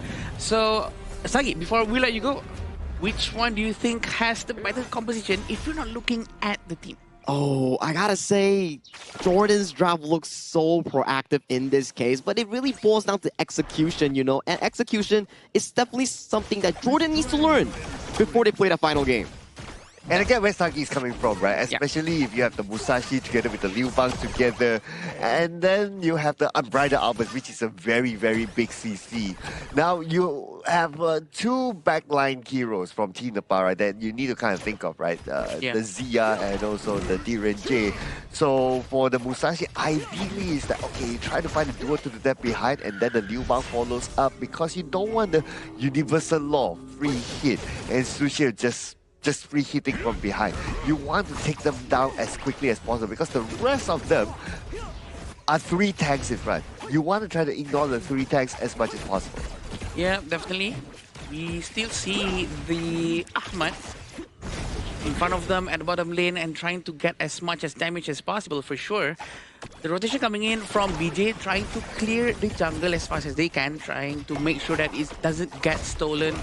I think it's a very good move coming in from them and not really risking any unnecessary moves, I might add, coming in from both sides of the team. And usually we can see Jordan and Nepal, both of them don't want to start any unnecessary fights until we get to the point of minute 4. The 4-minute mark, it is when the Tyrant comes out. I also want to point out something interesting, right, is that the Liu Bang brought the execute. Yeah. So Musashi goes in, Liu Bang comes in, execute, pop. Yeah, the Battle of the Command and Duel to the Death is going to be a very good combo, very scary as well. So we can expect something like that to really happen later on, especially when Muhammad has his itemization to deal a lot of damage. Usually, a Liu Bang would do Breakthrough Rope or Burst Word, trying to get a lot of HP and then convert that into much more defense for physical and magical defense. Oh, I probably want to add one more, right? Because Ahmad, he brought the stun for the Marco Polo. So after all the duel to the death and everything comes in, if they want to top up some more, he just goes in with the stun. Yeah, and then with the Fervor Barrage, that's it. I mean, in the ideal situation, that can happen only if they can catch like 4 or 5 people together. Yeah, and Shashank with this Byron. We love this hero being played by Shashank. We know that he's very comfortable with his hero and he knows on how to really maximize the utility coming in from the shield that he has, the crowd control, the swinging first skill, trying to regenerate with the recovery that he has. I think even though it looks like a very straightforward hero, very easy to use, but actually it is not, because the range of the skills, the area of effect is not as big as other heroes. Yeah, that's right. So it really depends on how the opposing side also position themselves, right? So there's a lot of this very timing sort of scenarios that when do you actually use your skills? Now, timing-wise, 30 more seconds, we're going to see the Tyrant up. And this is where we can expect like all the big skills being used. It almost feels like this round is like round number 1. Early game, both sides don't want to pull the trigger yet. Yeah, definitely. We have this Liampo getting idea up front. Suyok is trying to be closer to the wall.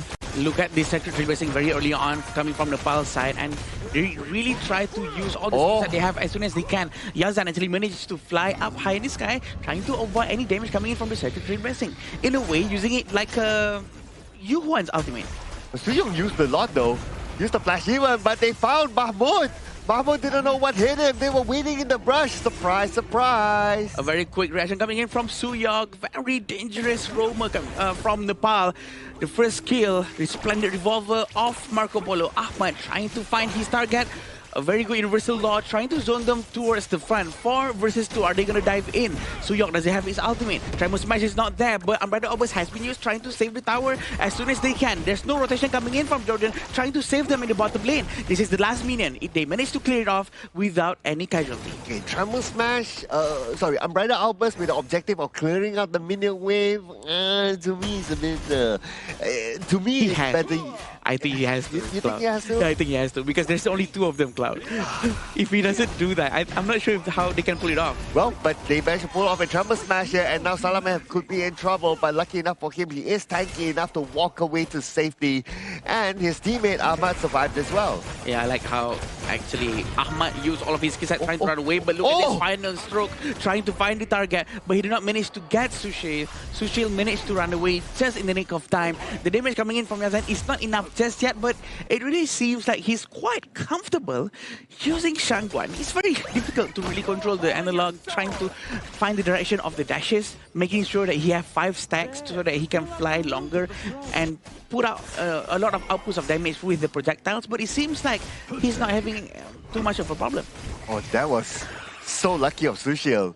Earlier on, he almost went down. He was down to his almost about 10% of health left, and he managed to survive that. But anyway, right now, it looks like Team Jordan, they are waiting in the brushes for the right moment. Even Suyong's on the other side, he's just planting himself there as a kind of like a scout, but Swastik showed himself. Yeah. Okay, lucky enough, he saw that one, so he will not be baited by Yazan or anyone else.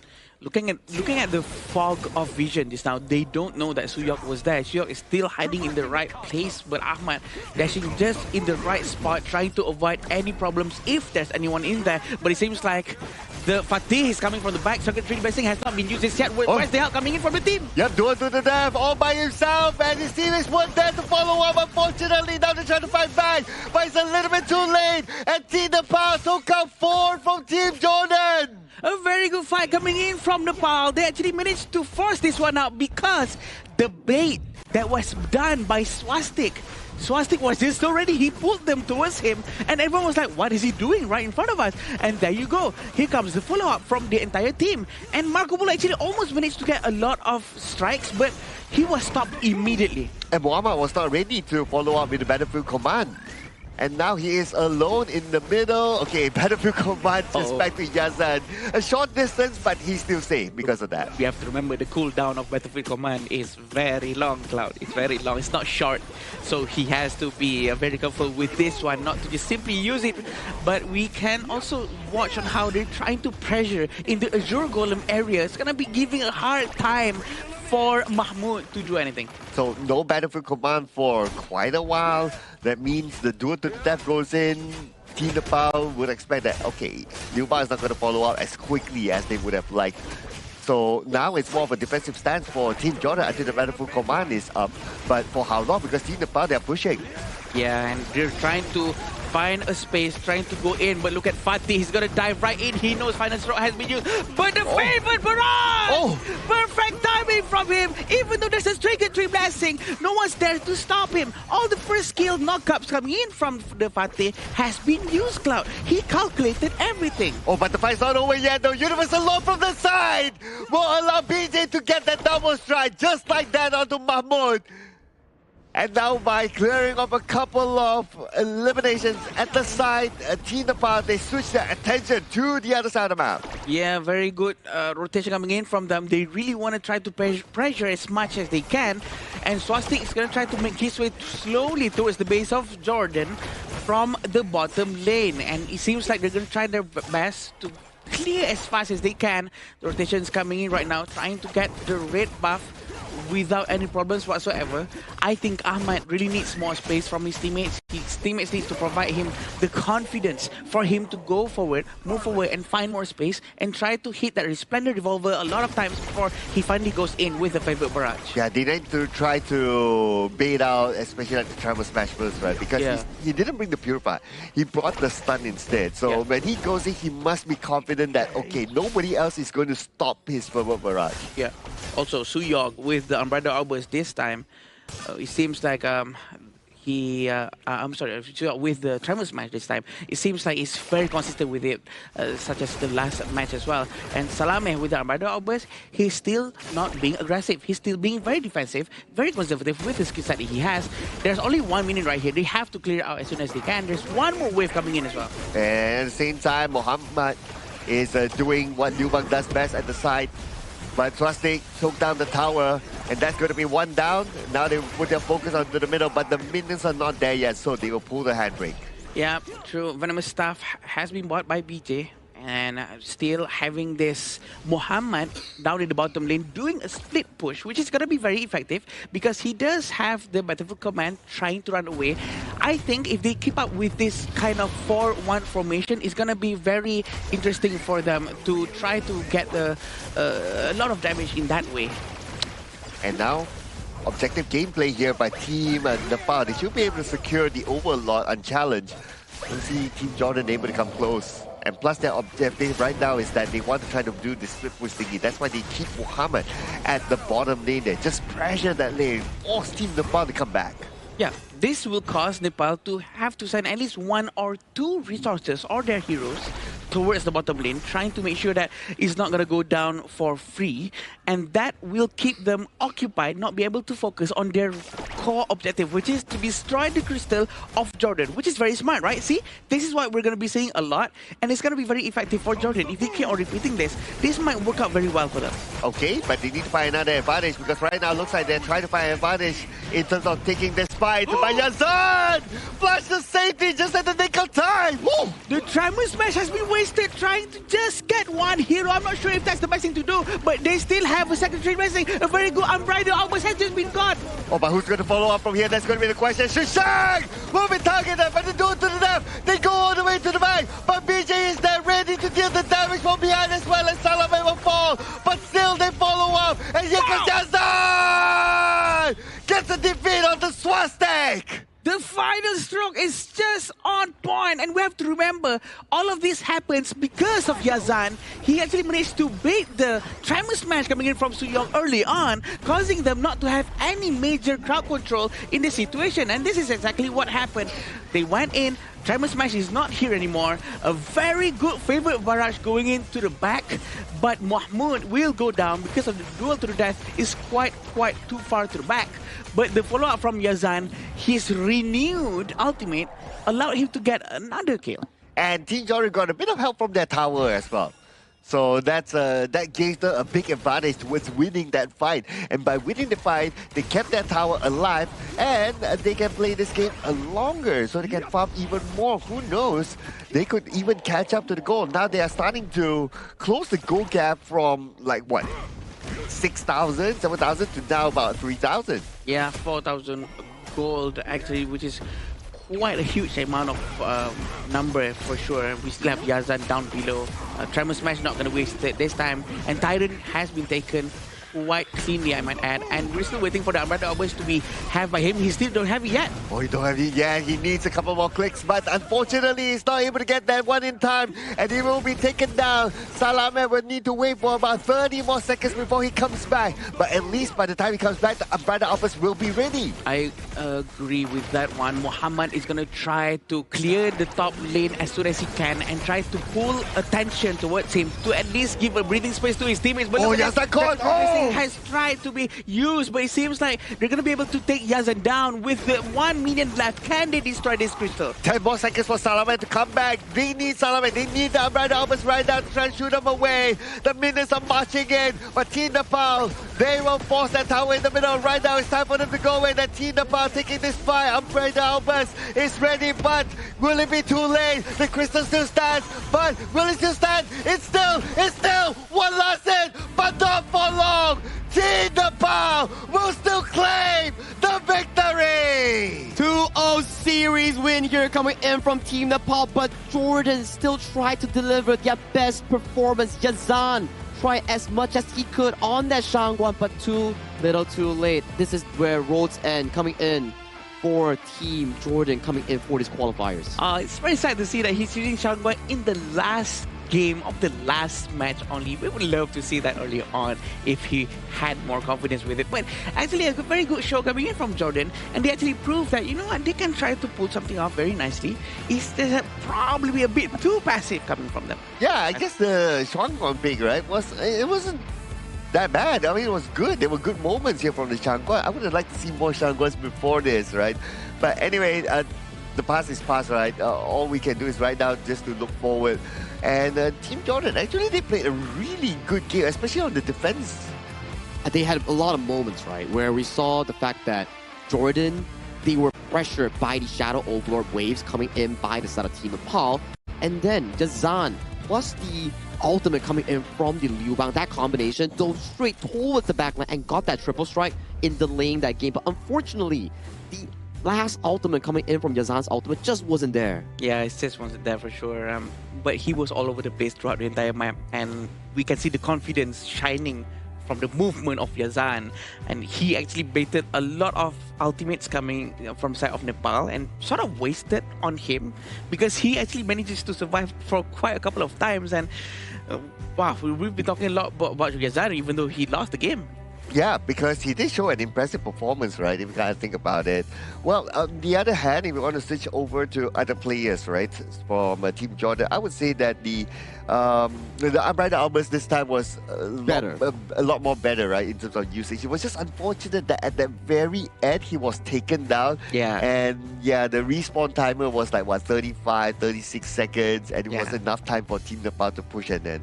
But hey, Team Nepal, congratulations, you made it to the main event of the Asian Games. They won 2-0. They are 3-1 in standings here, overcoming Kyrgyzstan in the third place. So this sequence sends Kyrgyzstan into the last chance stage against Group B's representative. So Kyrgyzstan now has to go to the last chance stage because of this match, which is very interesting, right? Because they has to be watching this one right now to see where they're going to be going. Are they going to be playing tomorrow or not? And this is going to be very interesting for us to watch for sure, because the last chance stage is a stage where they try to get that one last spot, the 9th spot to go to the main event. Ooh, and that spot is not easy though. I mean, we're starting to see which team is going into the LCQ, right? So that those teams are really stacked, I must say. But anyway, that will happen again tomorrow. Right now, we're coming back into this game, and we're going to check out some of the stats here. Yeah, checking up some of the post breakdown, right, and to see what exactly went down. I would say relatively clean game overall coming in from Nepal, where everything was essentially in their control. Aside from that one oopsie coming in for that bottom high ground push. But other than that, they were in the driver's seat all game in trying to be able to get that clean 2-0 sweep. Yeah, and I think having this 2-0 sweep is all that matters to Nepal. Jordan actually tried their very best to defend for sure. They really want to try to at least prove to the region that, you know what, we got this. But in my eyes, I think they actually proved quite a lot. Even though with this losing game, their gameplay in the game just now speaks for itself. Yeah, absolutely, right? Especially towards the end when you see the Yazan, especially. And there were moments where Muhammad, like, okay, he knows what he's doing. Okay, he knows that, okay, I need to focus on the split push. Sometimes it's not about like battlefield command and keep coming back. If there's like momentum onto the side lanes, just do it, right? Just go for it. And Muhammad had that at mind. So we can kind of see what he was trying to do. It was a decent game for him nonetheless, right? 1-0-2 on that Liu Bang with the most goal coming in for the team. And when you stack the magical items coming in from the Liu Bang, you're not only providing shield and heals. If you can successfully get to the backline thanks to either Yazan, Mahmood, or Ahmad, you could be the potential burst damage that the team needs to isolate some of the targets like BJ on that Ziya, or even Sushil coming in on the Direnjie. Yeah, I'm actually one of those people who underestimated damage from Liu Bang so much. Because sometimes when he appears in front of me, oh, you know what? He's a tank, right? He's an HP-based hero who scales from HP and magic. But suddenly when he slashes with his skill sets, I'm suddenly gone. So that's just how surprising Liu Bang can be. That's why when Sagi said this now, I agree with him because there's a delivery system, which is supposedly the Musashi is going to be dual death to the front and then deliver Liu Bang to the back line. Yeah. Yeah, and plus he had the execute as well. So that kind of helped in terms of like just finishing off your opponent quickly. But looking over at some of these other stats here, I guess well, no surprise, right? Like, we do see the usual suspects here, BJ, Shusil getting a lot of damage in. I was kind of expecting that Yazan actually had more damage, though. But take a look at the team fight rate coming in from BJ and Suyok. It goes back to our discussion just now, right? I remember you guys mentioned that BJ and Suyok are the two key connectors coming in from Team Nepal, where they're able to be that engine that team needs. Spread that mid lane lead into side lane leads, which with that 100% team fight rate, it shows a lot in that statement. Yeah, the rotation coming in from BJ and also Suyok has been very aggressive.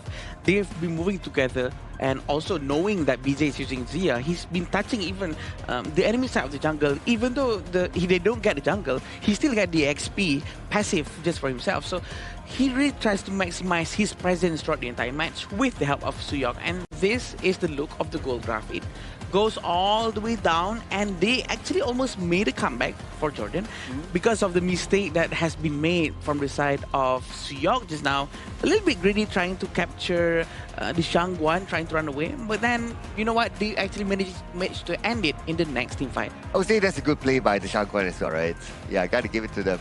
And also, part of the rise of the Team Jordan was when Team Nepal, they wanted to push at the bottom. Bottom lane, yeah. Yeah, and then Team Jordan was like all in. But that's what I like to see, right? You know, sometimes when we see those kind of plays, right, it's like one person go in, the rest don't go in. This one, at least, Team Jordan show everybody commit. It's like nobody hesitate.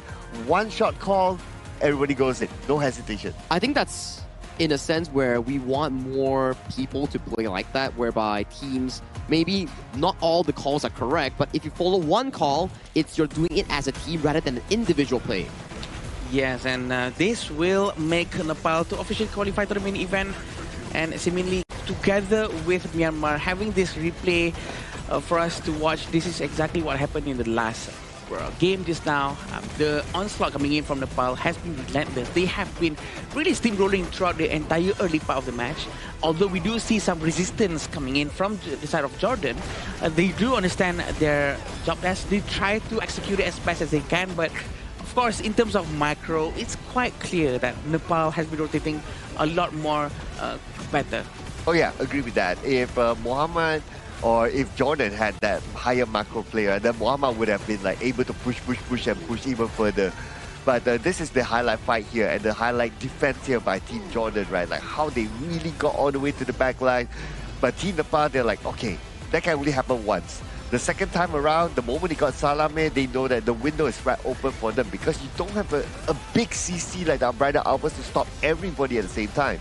And that was a critical mistake coming in for the side of Yazan. He wanted to recreate that success that he found just now in that bottom side, but he went a little bit too far deep and he got punished for it, and his rival, his opponent in that same lane has been rewarded the MVP, BJ, on that Ziya. With 35.3% damage. It's a lot, and he's proven to us all on how effective his Ziya can be. 519 KDA is very unnatural for Ziya. Usually Ziya doesn't really get too much of strikes for any Ziya users, but the total goal is 20.2%, and the damage taken is just 10.1, telling us all that his positioning control is just so good. But if the strikes are given, I'm sure he will take it, right? Yeah. He'll be like, okay, yeah, I take 5 of it. Sure, why not, right? But besides that as well, of course, as a Ziya, you're throwing skills from behind with your universal law and all that, and that's where his damage output is very high, 35.3%. And let's not forget as well, the universal law is a good wave clearance.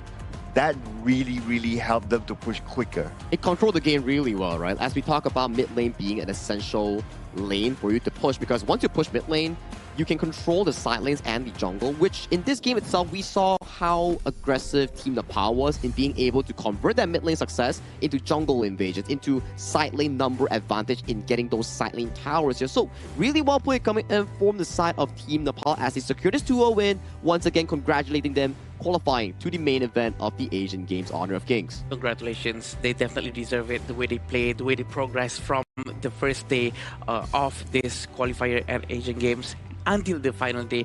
They have grown so much. Also goes the same to the rest of the teams here in Asian Games. Oh yeah, I mean, getting the experience of not only playing on this stage but also other amazing teams as well, right? Surely will give you that edge like, okay, now I have all this knowledge. Oh, on top of that as well, because these players, they interact here in this amazing venue, right? So they will surely trade like knowledge with each other, like tips and tricks here and there. And then I heard that, oh, they get to scrim with each other, like from different room to different room, that sort of thing. Yeah, I heard them setting up. They did do that as well amongst them. Maybe not in the same group, but like players from different groups. Yeah, so that you sort of keep the whatever you want to keep within your group, right? But the whole point is that you get to scrim with all these amazing teams here together.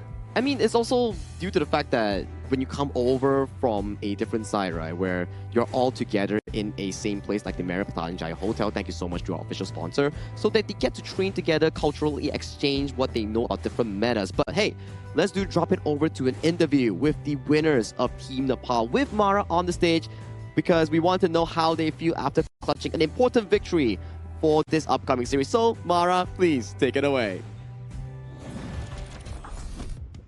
Team Nepal finishes in top 2 and earns their ticket to the Asian Games. Congratulations. Thank you. Thank you very much. Throughout the tournament, in the beginning, we saw that you guys were focusing a little bit more on your individual strengths and skills. And a lot of players actually admitted that. But coming into today, and as the days went by, you looked a lot more disciplined, much cleaner. What happened behind the scenes with the team throughout this journey that made you improve, especially for today? I mean, scrims, lot of scrims. We played like lot of games as well. And also we took a break from games some days to like just talk about, you know, like just like don't know each other well, you know, like talk other things about life and stuff. And that's how we bonded like more together, you know. And now we listen to each other more with each other. So now it's better now. Yeah. So you needed a little bit more time to bond outside the game and in enjoying Malaysia. And that translated into the matches. Now, Nepal finished top 2. Was this something that you've expected coming into the qualifiers? And how happy are you finishing really strong? I mean, honestly, we are pretty happy, right? But still there's work to be done. Like, we are not top 1. That was our goal. And we fumbled a bit there. So work to be done, but we'll celebrate for today. And we'll keep working for, you know, the main stage. We'll work harder next time. Yeah. And what matters is that you earned that well-deserved ticket. And for sure, Nepal is watching. They're happy that you're representing them really strongly for the Asian Games. What would you like to say to everybody? Thank you, guys. Thank you very much. Like, I watch all your comments, like all the things, like it's like a lot of loves and stuff. Like, thank you very much, guys. Like, there's no words, so thank you. Thank you very, very much. Once again, congratulations and see you in the Asian Games. Thank you. Thank you, guys. Thank you. It really matters when we receive a lot of support from the fans. So keep your comments coming and support your favorite regions. And now we'll head back to the casters. Lead the gorge. The amount of appreciative note on that thank you is not only about saying thank you, it's about how he portrayed it. It's like, you know, he's happy to represent his region, his nation in the Asian Games. And there you have it.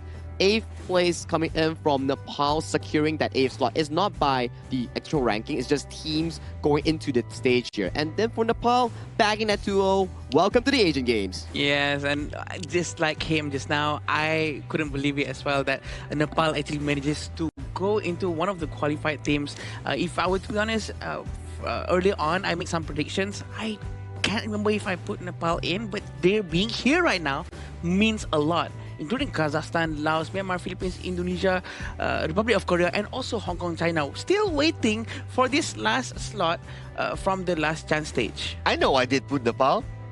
Okay. Yeah. You can be proud of yourself. Nepal. Yeah, Take so it, for Cloud, Nepal take it. fans, you know, I knew your team could do it, and congratulations to them, right? Take but like it, what you Cloud. said, Adam, one more slot to go. Ooh. And that one slot features last chance day. A lot of amazing teams. Yeah, you have all the third placer teams coming in from Group A, B, C, and D. For Group A, it's soft secured to be Uzbekistan. For Group B, it's Kyrgyzstan. Group C, it's gonna be Vietnam. And Group D, we still have to go through the entire day to figure out who amongst Group D is it gonna be Syria, is it gonna be Singapore joining that last chance, and then they all fight against each other. Group A versus Group B, Group C versus Group D. Winner fights winner for that one slot, and everything single elim BO3. Suddenly it becomes like a mini playoff-ish, trying to get into that last slot, which is very important. But you know what else is important? The devices that the players actually use up on the stage. It's going to be iQOO 15R, the official gaming phone for 2026 Asian Games Esports events Honor of Kings qualifiers. So thank you iQOO for this amazing device with the 120 Hz and also the very good cooling on the device itself. Yeah, I can't wait to one day get my hands on this phone, right? So iQOO, you know how to reach out to us, you know. We're very easy to people to find, just saying. I mean, just find Sir Cloud on like TikTok or like his social media, and then you can slip him one. And then I've seen his like tech reviews, you know. It's pretty good, you know. Hit him up if you ever want someone to do some product review here. But enough about that. Next upcoming series, Kingdom of Saudi Arabia going up against Team Laos. Narratively speaking, it doesn't really affect the group rankings, however, but tournament is tournament. You can't back down from an official match. So for both of these teams, it's about delivering their best. KSA finding their first win of their group, and for Team Laos, ending their group with a flawless run. 0 losses in match, 0 losses in series. So they have to keep up with their streaks then. They don't want to miss out on their streak. But also Saudi Arabia really want to try to prove something as well, that, you know, we don't want to be at the bottom. We want to prove something. And this is one of the few chances that they can do. And I know that there will be a lot of fans wanting to watch this particular player from Laos. They have been very viral. Yeah, Salahat, we know you're viral right now. Like a lot of fans are like, I want to see more of him, I want to see more of him. Yes, you get to see more of him after this. Well, if you want to see Salahat, one of the star players coming in from Laos, you want to head for a short break before we bring you more action of Honor of Kings and also Salah with his fancy dances here. So see you after the break.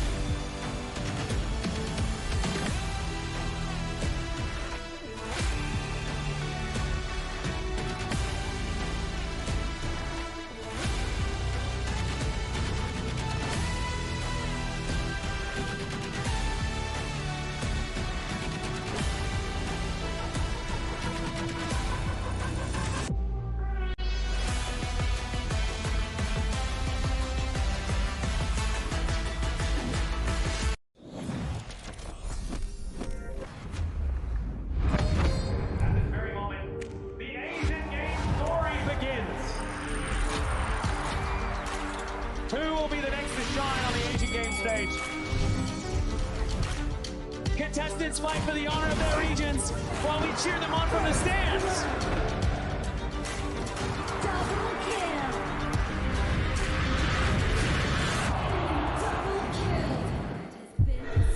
This is a challenge, but it is also an opportunity. The tide is turned.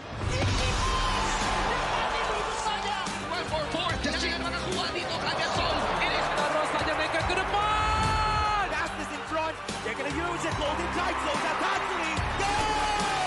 Victory! And we pulled it off together. We share the same voice, the same radiance. This moment of brilliance belongs to all of us.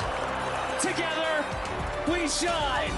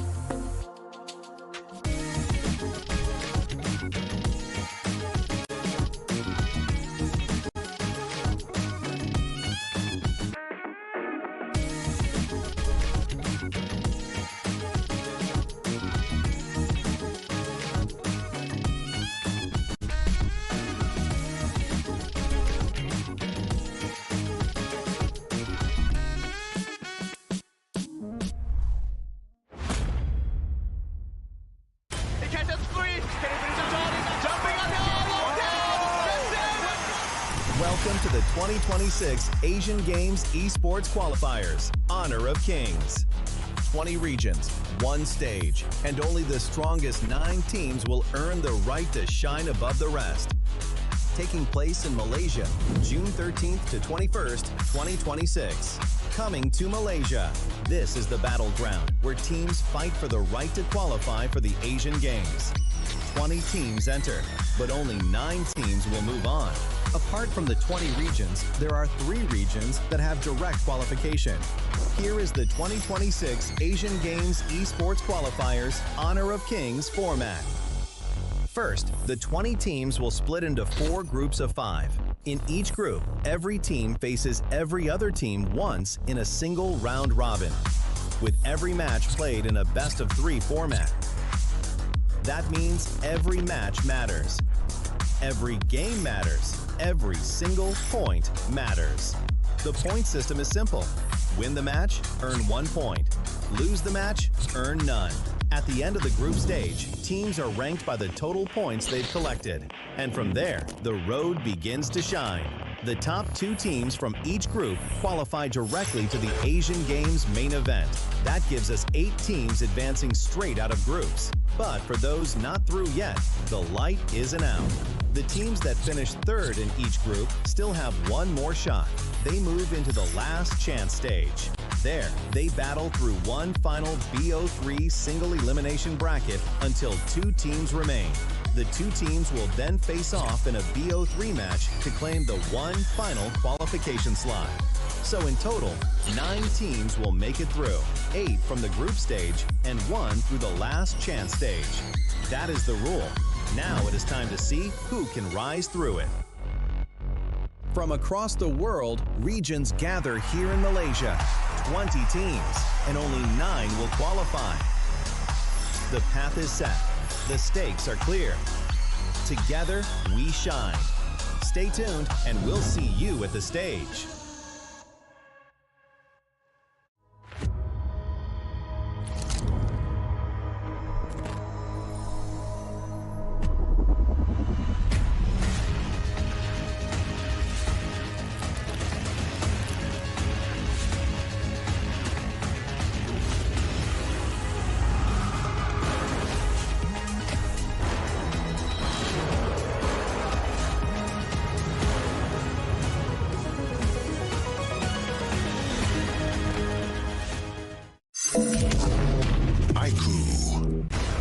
Ultimate not ready yet.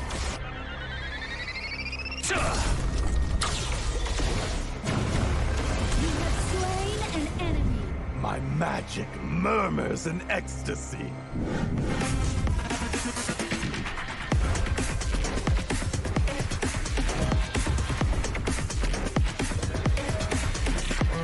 Amazing! There is no escape for you. Killing spree. Double kill. Triple kill. Spectacular kill.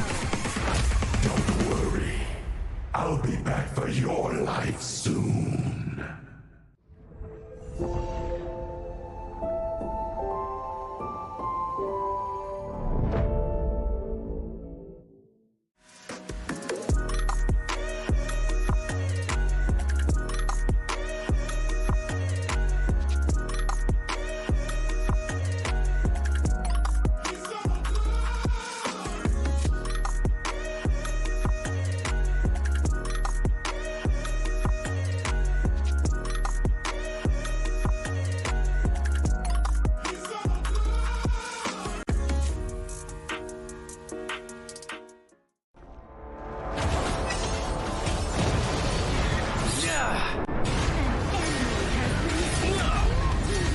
Double kill.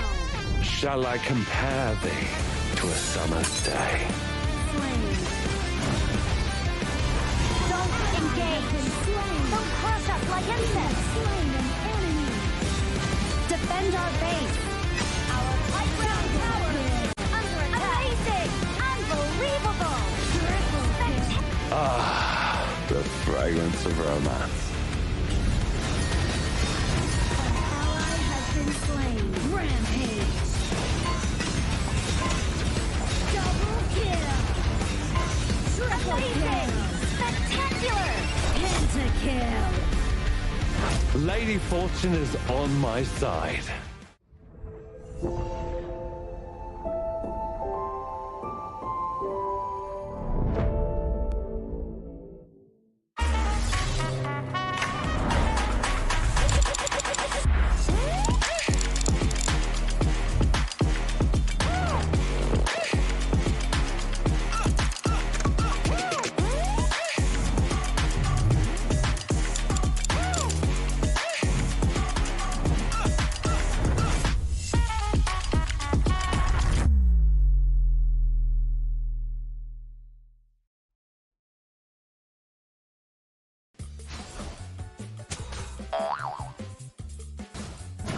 They tried.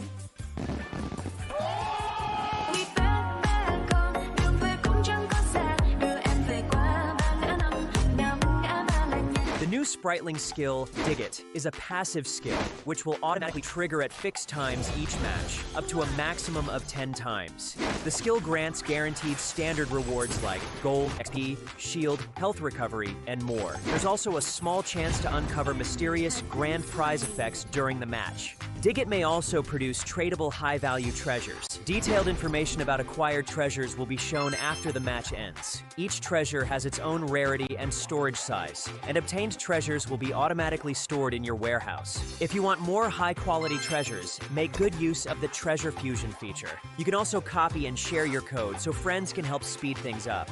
Treasures in your warehouse can be sold for event currency, which can be used to redeem skins, items, and other rewards on the event page.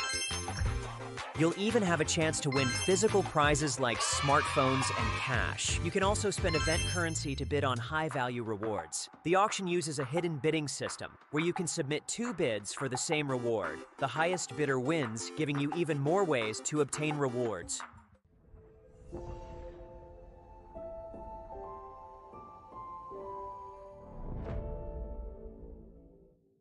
Itu bukan truk kita. Relax, bro. Phone aku! Jom ke bara. Mountain Dew!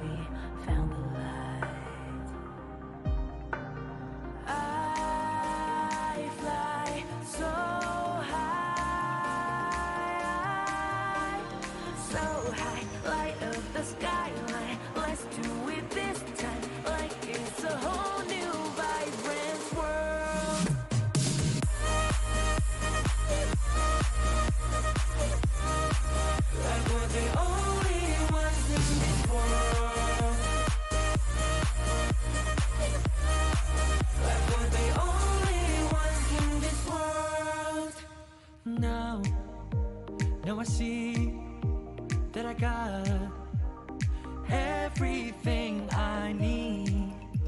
It's alright, I'm on fire, I'm alive, 'cause now I fly so high,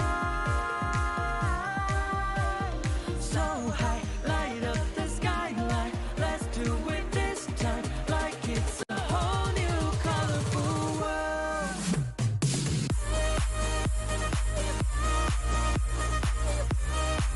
Like we're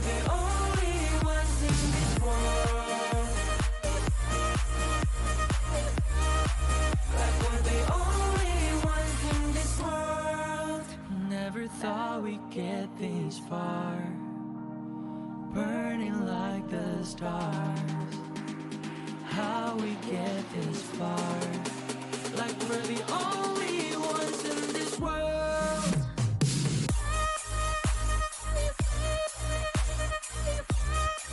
Like we're the only ones in this world. Like we're the only ones in this world.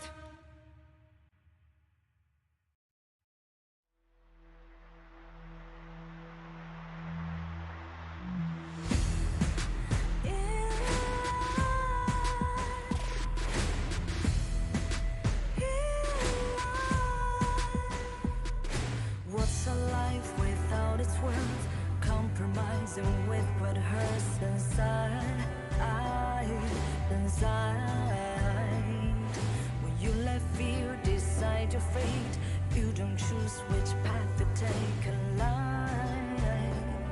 In life, I'm finally letting go of everything that still holds me. I'm against all odds, but I won't give up, 'cause it's my time to shine. Standing in the spotlight, can no one let me down. Destiny is calling high. I'm not afraid to fight for everything I love. Victory's on my side.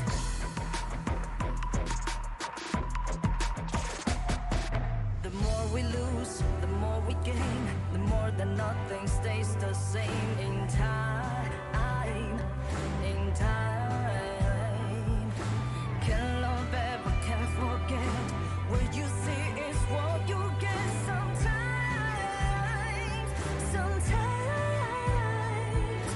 gonna show the world tonight, the light that shines inside us. We're against the odds, but we won't give up, 'cause it's our time to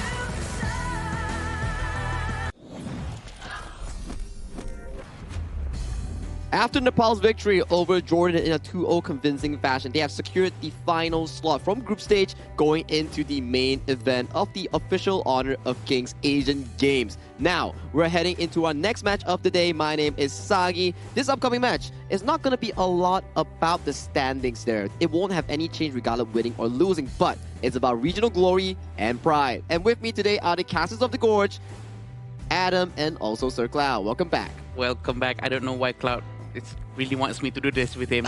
This is his thing. I'm trying to fight with that it. the blame is Yeah, on I have to make it clear because my wife is watching. Just want to make sure that there's no competition whatsoever because the competition is here in Saudi Arabia and Laos. It's going to be very interesting for us to watch because Saudi Arabia wants to prove that they can at least try to steal one game and Laos doesn't want to lose any games. Well, and yes, and also the fans of Laos now, newfound fans especially, they want to see Laos play a lot more. I wonder why, Sagi. I wonder why. They have some pretty few handsome faces and they have some pretty good dance moves, especially a well-known player from their Romero Salahav. He's been pretty viral recently on the internet. If you just search him up, you'll be finding why exactly he's been viral known for. I heard that, first of all, you look very good. You look very handsome, by the way, Sagi. Thank you. Also, I am pretty sure you can dance too. I cannot dance. You should do one video with him. If I get the chance. Does everyone agree? Put it down in the comments below and we will see how it's going to go. And this is also something that we want to talk about, right? The Grand Venture, which is the new season, has begun. So we want everyone to be able to join us into it, okay, on the 17th of June onwards, because this is the newest update. The biggest one with all the newest UI, very shiny, very pretty. I want the Catolisa. The one little there over there. Mona Lisa with the cat face. Oh, you got that? Mona Lisa. Okay, that Meow sounds Lisa. better. Yeah, I want that. I got a lot of drones. I think the one that I got the most is the jewels, I think. Oh yeah, jewels. Yeah, Jewels, yeah. At first I didn't know what to do with the jewels and I just sent them for the adventure and then I kind of burned some of it. But apparently for the Decade event, it's like you play Honor of Kings, like rank game, normal games, or even Super Flows Brawl, and then your spriteling will occasionally dig treasures for you and it goes into your inventory and you bring that inventory and you sell it on the market and then you use that currency to buy stuff from the consignment market or bid for skins, mythic crystals. I even saw the new collab skins on there. Yes, and sometimes inside the game when the sprite link brings stuffs to me, I thought that it reveals my position because I'm trying to hide in the brush. I thought the enemy team can also see the sprite link on the ground, but apparently they don't. So it's very interesting, very new mechanics, and it's fresh for people to try it out. But going on back into our match today, it's gonna be the patch that we're gonna be using on the 85 heroes that's available. Also, it's gonna be very new and refreshing for us to see because we don't have all of those previous heroes that we usually see in the tournaments of Honor of Kings. Oh yeah, and that's why we can see like the meta of play is very different from what we used to see outside of this tournament, right, in recent times. And it's refreshing to see as well, like the level of creativity that can be put here into this tournament, especially like Uko Tachibana being very, very popular here. We have not seen the Uko Tachibana here today, but we might see it next. I think nearing towards the end of the day, when we are nearing towards some of the tournament stronger teams, for example, Hong Kong, China, Philippines, Indonesia, or even like Republic of Korea, these teams, they will definitely favor the Uko Tachibana more because they play more of the textbook style and towards the meta heroes here. But I think both teams are currently ready coming in for our series between Kingdom of Saudi Arabia going up against Laos, finding their first win, or will Laos find that clean slate of a 4-0 in their group? Let's find out by inviting teams with this video.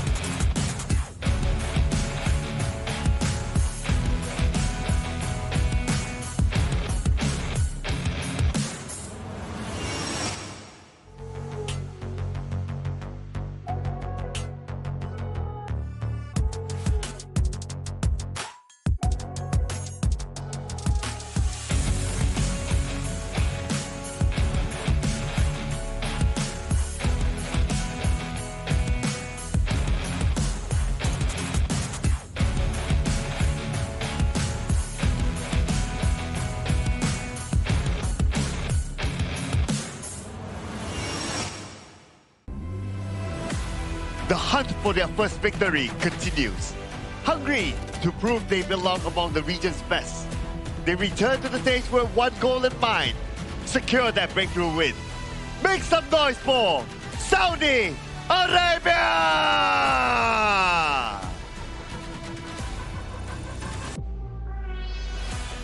They have shown exactly why they are one of the strongest in the group. Another victory today will put them firmly in control and strengthen their claim as the team to beat. Ready to continue their dominance, here comes Laos!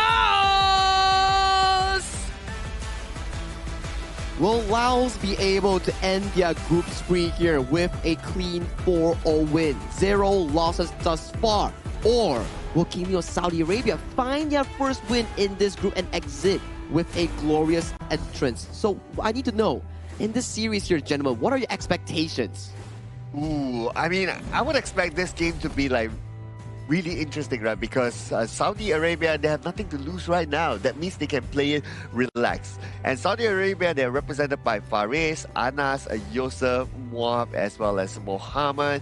And if you have like the mentality of going into the game like, okay guys, let's just play it and we don't need to worry about any big things, maybe things will be a lot more better for them. I think so as well, right? And Saudi Arabia is known to be a team that likes to lane swap amongst themselves and play towards their comfort heroes. Yes, you can explain it in a way that they do not have the relevant experience enough for a competitive stage, but this is why they are here. They're here to learn, and once they learn a lot more, maybe they can shine more as days are to come. And who better than to learn than their opponents, Laos? Yeah, Laos with their lineup right now: Kampeng, Villacon, Sautisai, Pokam, and also Sahala, the one and only that's going very viral right now.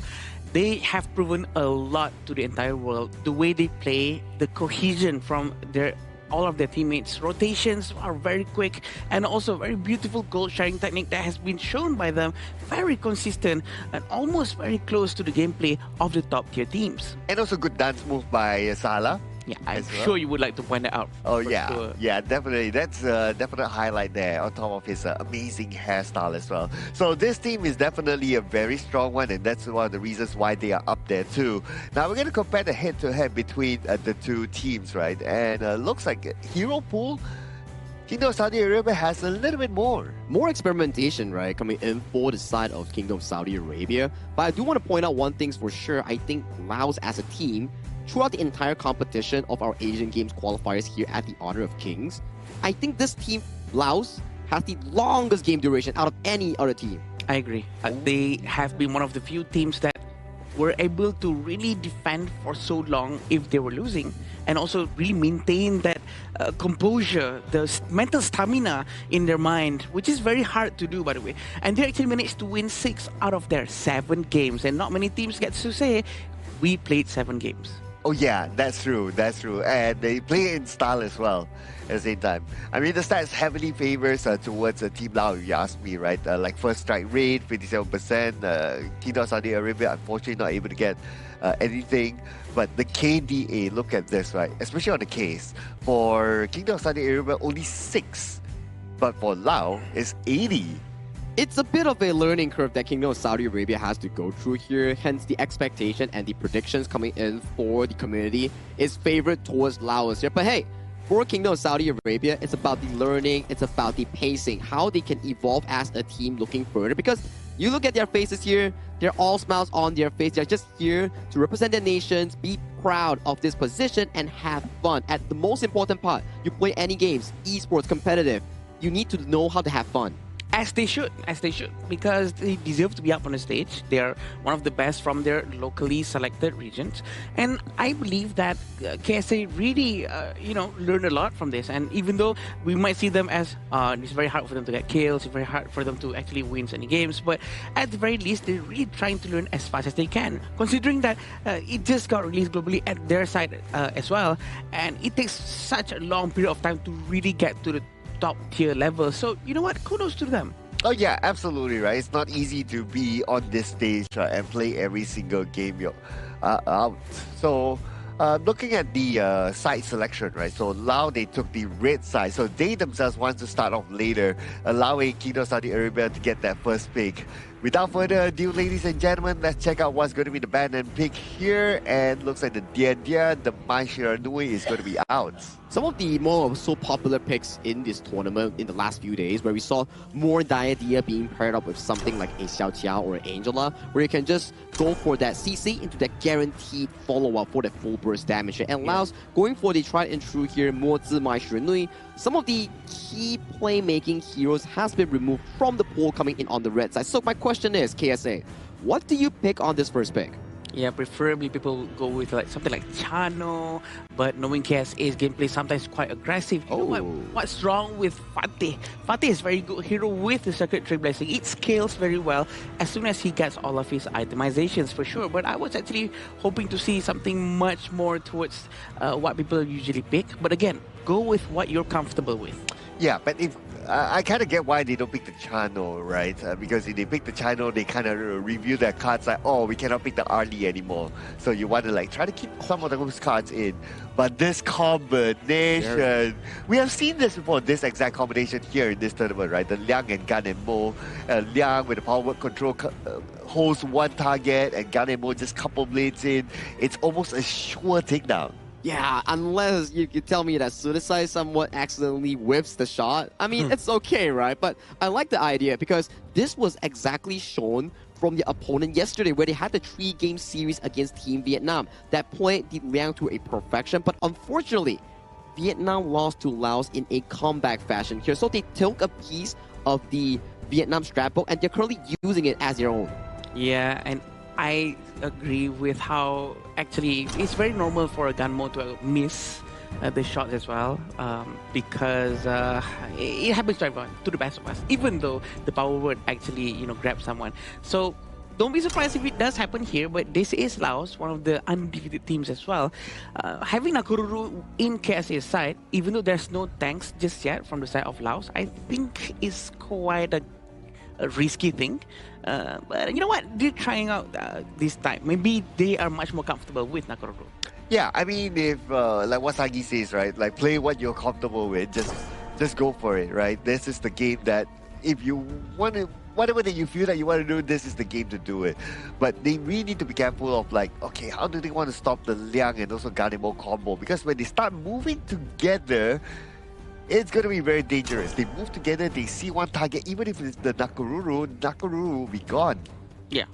I mean, Nakoruru, this hero for me, has been a tournament classic favor. If, let's say, we had a lot of Ukyo Tachibana first picks, I would say that Nakoruru has been one of the second, third options coming in as a replacement, because the way that Nakoruru functions, yes, not the greatest in terms of the early game tempo compared to Ukyo, but when it comes to bursting down tanks, flanking the backline, it does even better compared to Ukyo. Yeah, because you can, fly over terrain and also try to really find the best targets possible in the backline. I think it's a hero that really makes sense. Also, having Erin on the side of Laos, you have both the physical and magical attack coming out from Erin. It's going to be quite difficult for KSA to try to itemize themselves to defend from the damage coming out from Erin, which is very interesting. Marco Polo also has been taken, assuming that there's an HP base from Laos, and it's going to be quite a good selection here.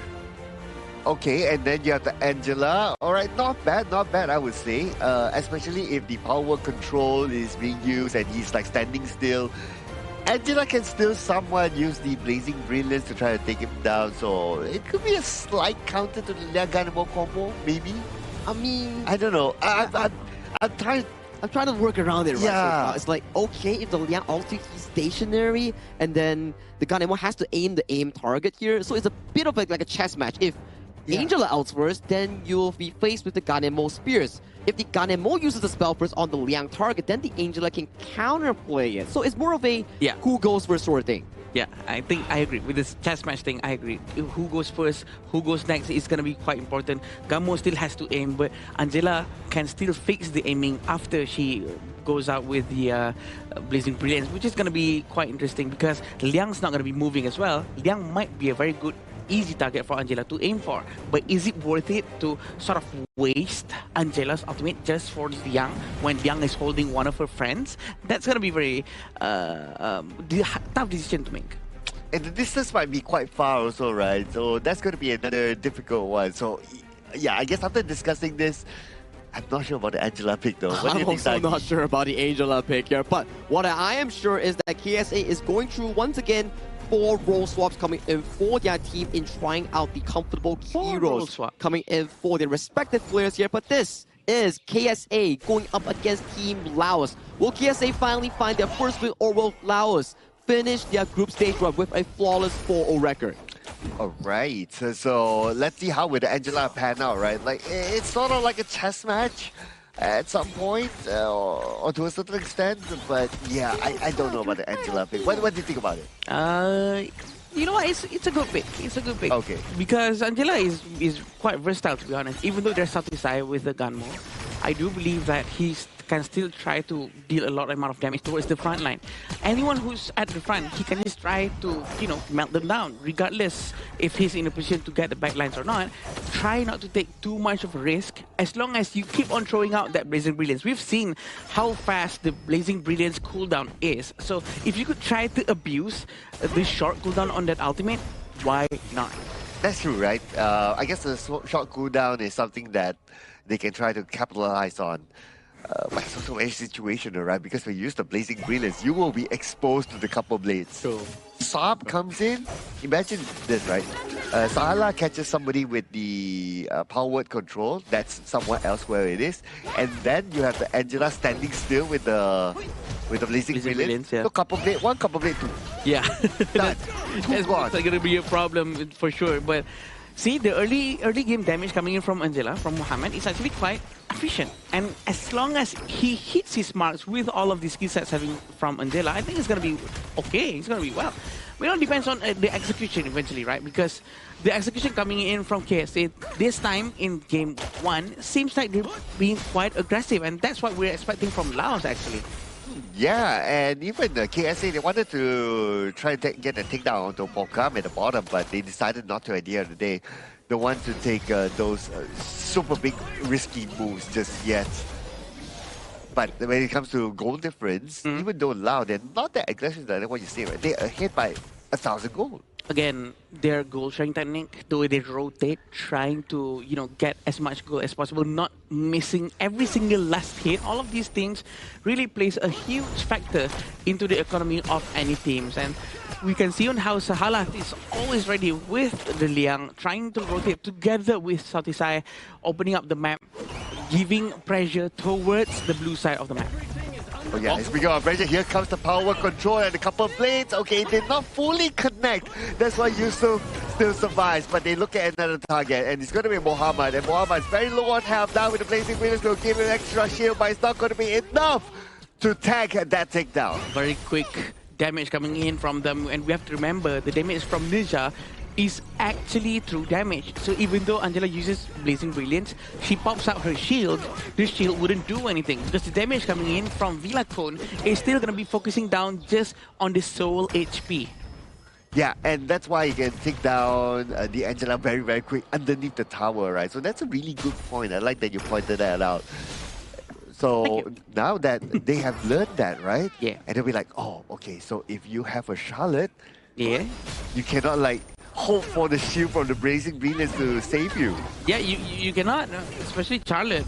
She can just dive right in, try to crowd control Angela. And also, Angela is CC immune as long as she has the shield. If her shield goes down, she's no longer CC immune. The damage coming into Anas with the Pokam's ultimate Laurel Bloom is just so much. Yeah, Villacone was just on his way, but now they managed to catch another one. This time the couple blades will be enough for them to get another takedown, this time on the Yosef. And behind looks like Muab is caught and he will be stunned, and he uses his flash to save himself. Lucky enough for him, he still has that flash. That's just the first time we're seeing this combo right now. That's just within the 4 minutes mark. The freshly forged words. We can mix up the words now, which is very interesting. And it's gonna be so disgusting for us to watch that so many times because Liang's gonna be holding someone and he's gonna go down immediately. And on top of that, he's gonna be giving a lot of stacks towards Gunmo's passive, which is the more assists and kills you have, the more damage you get. A maximum amount of 300 magical attacks. You know what? The more I think about this combo, I feel it's better than the Liang Princess Frost combo. Yeah. Because the Ganimo can scale. And he will scale even further with the fact that they just got another takedown in the top. They just did, with the Satsai dealing a lot of damage again just now. He already has 4 stacks. 202 is his KDA right now. I'm pretty sure he's feeling a lot more comfortable. The 5 of them is all over the Azure Golem side of KSA. Well, right now, Team Lao, they managed to control the top jungle area, and for KSA, they'll be like, okay, we cannot fight head-on, let's try to split push at the bottom, so they sent out at least 2 of them there. But they also need to defend the top, and speaking about the defense focus, receiving damage from the defense, and Kampeng will get Anas at the bottom at the same time.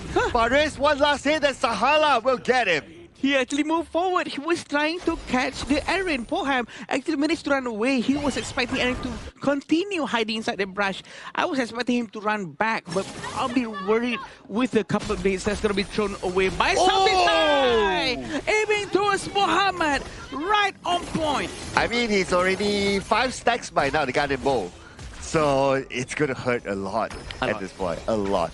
That's why you see like one couple blade, that's it, gone. Now looking for another opportunity to do just that. And speaking about that opportunity, they go towards the back line. But now they're going to put focus on the Moab instead. He is out of position and he will be taken down. 4 of them is still pressuring the high ground tower in the top lane. 6 minutes and 30 seconds at the bottom lane. The Charlotte still trying to get some damage into Anas. Anas is going to go down, including the high ground tower in the top lane. And they're going to try to focus into the crystal. It seems like there's only one person left. Farid with the Secretary Blessing. Now Guru cannot go back. Secretary Blessing has been used towards the heroes and not the minion. But the minion goes down. No minion. And they're trying to focus down on the crystal. The crystal is still alive. Okay, there's still a little bit more time bond here. No minion is there, but Kampeng gets a takedown at the bottom while all that is happening. But still, nothing will stop Team Laos from gaining this victory. Not just a victory alone, 7 minutes on the dot. They make it look easy in this game 1.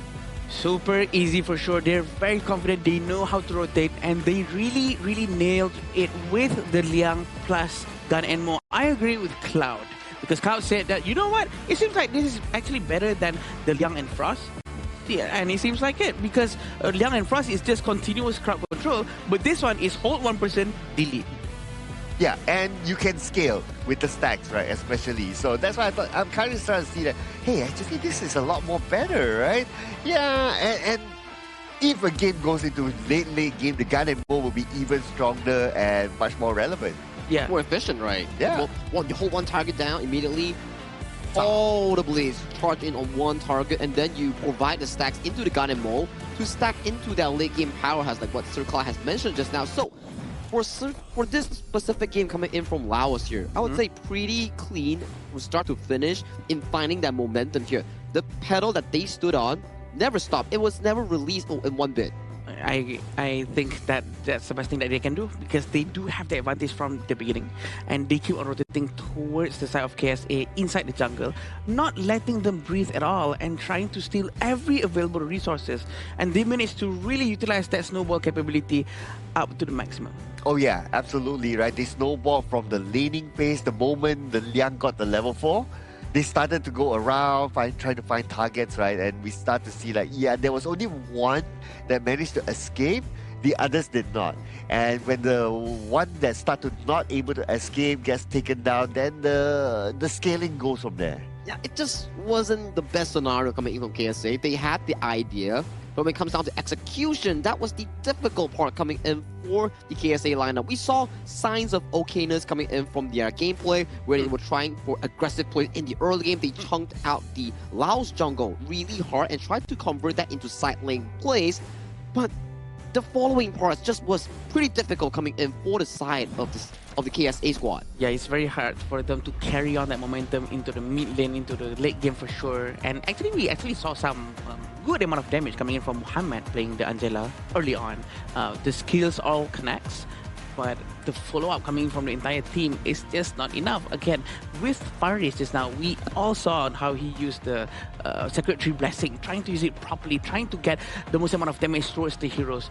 But he was all alone most of the time, and the rotation, aggression, the force coming in from Laos, rotating together, 4 of them, by the way, driving into the tower. What can anyone at that point do? Yeah, and speaking about diving, right? Like even Velacon towards the late game when he got his items, especially the Blazing Cape, he's like, okay, I'm now ready to dive. Let's go. Let's go. Fly all the way behind. Whoever wants to try to stay away from the Liang, then the Nizam will catch. It's a bit of like, okay, Velacon, he's on backline duty. And then you see that for the side of Sudasai and side of Huff, they're like, okay, we're on frontline duty. So the entire formation coming in from KSA is like, what do? Do we just heal the nerds up, but then our other front lines gets taken down? Or do we just handle the front line, but then it's too hard to actually react because the first person that gets held down by Sahalab's Liang will get immediately blown apart coming in from the arsenal of Laos. And of course, they've been doing this from the early game, right? So Satisai actually managed to collect slowly the assist, the strikes, which gets them a lot of stacks. And you know what? 7 of them equals to 7 times 15. It's gonna be 105, which is a lot. It's almost like half an item, half a full item. I think that's a very good thing for him to actually have it. So it's an idea. They executed it so well, and the theory actually works. Yeah, what we can see from a Laos draft actually panned out as it is, right? It's nothing like, oh, okay, they use it creatively and all that. The draft as it was reviewed one by one, it was kind of obvious if you ask me. It was just that, unfortunately for Kingdom of Saudi Arabia, they didn't manage to find a counter towards this draft. It was difficult, right? And we saw this specific draft, especially the emphasis over to the Erin, Charlotte, and also the Liang. It came a lot from the inspiration of what Team Vietnam showed us yesterday in their same series against Laos. They were just going at it with the Charlotte and Erin every single game. Yeah, and it works. Seems like it works very well. Of course, in terms of how they try to contribute in terms of damage from KSA as well, it's sort of quite equal, except that maybe Faris really excels at the damage that he does, but also at the cost of his life just now.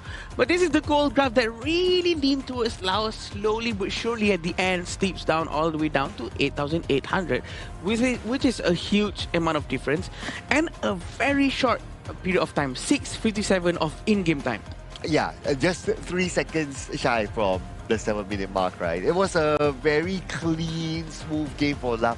Even that one takedown that KSA got was towards the very, very end when Lau was already like, okay, we know we're gonna win. Yeah. We just dive and dive and dive and dive, and then the game ends. It was just because of that one. If not, it would have been a perfect game for Lau. I know coming in the talent room, Holler is going to be like, why wasn't it a perfect game? Wow, was got to step up in the game, you know? Probably Holler is probably saying that in the practice room somehow. Yeah, I mean, he's that Asian dad, right? Yeah, he wants that perfection. Yeah, but it goes back to what you guys have been saying, right? It's like, what do you actually do? Because Liloco is always at the back line, and then you see in these highlights, one route down, kaboom. Sudisei comes in with the full burst. The only thing that I can see is probably the draft for them to actually have someone who is tanky enough and can jump to the back to distract the Gunmo, to disturb the Gunmo, push him away, and fight him 1 versus 1 or something equals to that. Because he is free-hitted. No one is giving him any problem whatsoever. He has time to aim his coupled blades towards the targets, especially when the target has no need whatsoever to be aimed because he's not moving from power words. Yeah, and when you see your Guardian Voice on the rampage, you know what sort of stacks that he would have had. Yeah, this is the final moment, and that one takedown onto Belacon, and that's pretty much about it.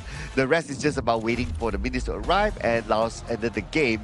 But our MVP, wow. Sudisei with the Ganemo here, 31% damage output here. He was the main core of that draft coming in, utilizing Salah Hub's ultimate and making sure that he was able to find all those markers here in the early all the way to the end game. I would like to point out the damage taken from Gunmo, 9.4, which is so small, which means that no one was able to touch him, which means his positioning was so good, and his teammates are very well aware that they need to keep Ganemo alive, making sure that Ganemo can really carry us for the entirety of the match. I was kind of hoping for Salah to get the MVP. Well, just because. And also he contributed to the whole power word control thing, and that's where Sudisei can actually scale from there, right? But yeah, more of the just because actually. Maybe we will see more of Sahalaf later on, maybe in the interview, if they do win this upcoming game. Yeah, well, I don't want to undermine him, but all he does is, you know, just flash and just press ultimate. The one that does the hard work is from the back, you know, shooting the blades forward. Okay, I have a question here. Okay. Which one is harder? Flash ulting on Liang, or Liang ulting someone already and then you land a spell on that fixed target? It's the second one. Really? Us landing a spell on that specific target. It's because, first of all, me as Gunmo, I wouldn't know when Liang is gonna do it, right? Or where is the position is gonna be. So I have to calculate and measure myself, my distance. Because Gunmo, you can't change the distance, it's fixed. So I think the second one should be harder. So correct me if I'm wrong, but how about you? I don't know. My opinion is that the first one is harder. Maybe because I'm older. So you want me to press too many buttons consecutively at the right timing? It's just a flash and out. It's just a flash out. Wait till you reach my age. Okay. You will understand what I mean. Ask Holler. Okay, how about you, Sagi? What do you think? You have to choose one. I think both are easy. It's not fair. You have to choose one, man. You cannot talk about this with him. He's different. His experience, our experience different. Oh, okay. Yeah. But am I not the same as him? We're young. Oh. We are young. I mean, not about young. And you know where young people chill at? They chill at the Petaling Jaya Marriott Hotel here, our official venue and hotel sponsor coming in for the 2026 Asian Games Esports event for the Honor of Kings qualifiers. And once again, thank you so much, Marriott Petaling Jaya, for hosting this magnificent event. I'm not done yet, Cloud. Why are you trying to group me with you? Why are you trying to group me with you? I mean, I have to find allies, right? Yeah. So that's why. So, let's see this players is going to be up on the stage right now, which is going to be fun for us to watch for the next game between Saudi Arabia and Laos. I hope Saudi Arabia knows that Laos gameplay is very aggressive, and I hope they pick heroes that are ready to go up against aggression. So you're saying Laos pick heroes that are more aggressive? Yeah, Laos picks heroes that are more aggressive. Okay, so I hope Saudi Arabia, are ready for it. Yeah. What would be a first pick hero, aggressive hero for you? Because they are the blue side. For Laos, you mean? Yeah, for Laos. For Laos? Ukyo. I mean, you go Ukyo, okay? Anything that they take will be very aggressive. Boring answer. Come on. Because they're gameplay. Okay, fine. It's gonna be Atta. Okay. I'll go for Mai. Like the moment you pick Mai, it's like, okay, you're going to play aggressive, auto. You're going to be like Dharma. What if, because this game, it doesn't really affect the standings anymore. What if Laos comes up with a different sort of exquisite pick. Like we've seen the Quiz, we've seen the Hansens, the Yaria Rome, Levi's, Wukong, Xuanche. I want something special coming from Laos. Jungle Hoyi. Maybe not to that level. That's a bit crazy. Okay, yeah. I mean, I'm scared it will affect our rank games too. Yeah, we don't want that. We don't want. We've seen Garo as well, right? But yes, we've seen Garo as well. We want to see something that's more thermally. But Fang, you need to answer our question. Fang probably gonna be at jungle, right? Flexible. You can go to the farm lane, you can go towards the jungle. We've seen Pakistan's Anwar. He loves the Fang jungle. And also Justine coming in from Team Philippines. He's also played that before. On the split pushing meta that they went with. And they're gonna go with also Yu Huan for the side of Saudi Arabia. We want to see on how they're gonna try to finish this one with an Ukyo. Now they're gonna go with Ukyo. I know what's happening. What are we looking at here? I know what's gonna happen. This is boy, Philippines, but now Lao. The influence, right? Like, okay, if game one was Team Laos copying the strategy book coming in from Team Vietnam, this game coming in from Team Laos is copying another strat book from the side of Philippines going up against Mongolia in Group A. You want to guess what's the next hero, Adam? From Lao? Hansin or Lee Sin, maybe? Maybe a Fuzi, you know? Maybe a Fuzi. Yeah. Like, I would prefer Hansin or Lee Sin, but... Yeah. But okay, it's banned. Yeah. Yeah, they know what's going on. They start to see that, we know what you want to do. But this is very important, right? Because Liu Shan is the only hero that can disrupt towers. So Saudi Arabia needs to be ready with that. They need to be ready with a more tower-friendly skill sets. Probably with Heino. That's true. But Heino's banned. Heino's banned. Oh, very smart. Even the bans are the same as the exact day where Philippines went against Mongolia here. So coming into the second phase here, if you want more tower pushing capability, I do think that jungle-wise, they have already locked in the pick known as the Fang. What else can they do for Farm and Clash? I think it's going to be interesting for Farm and Clash.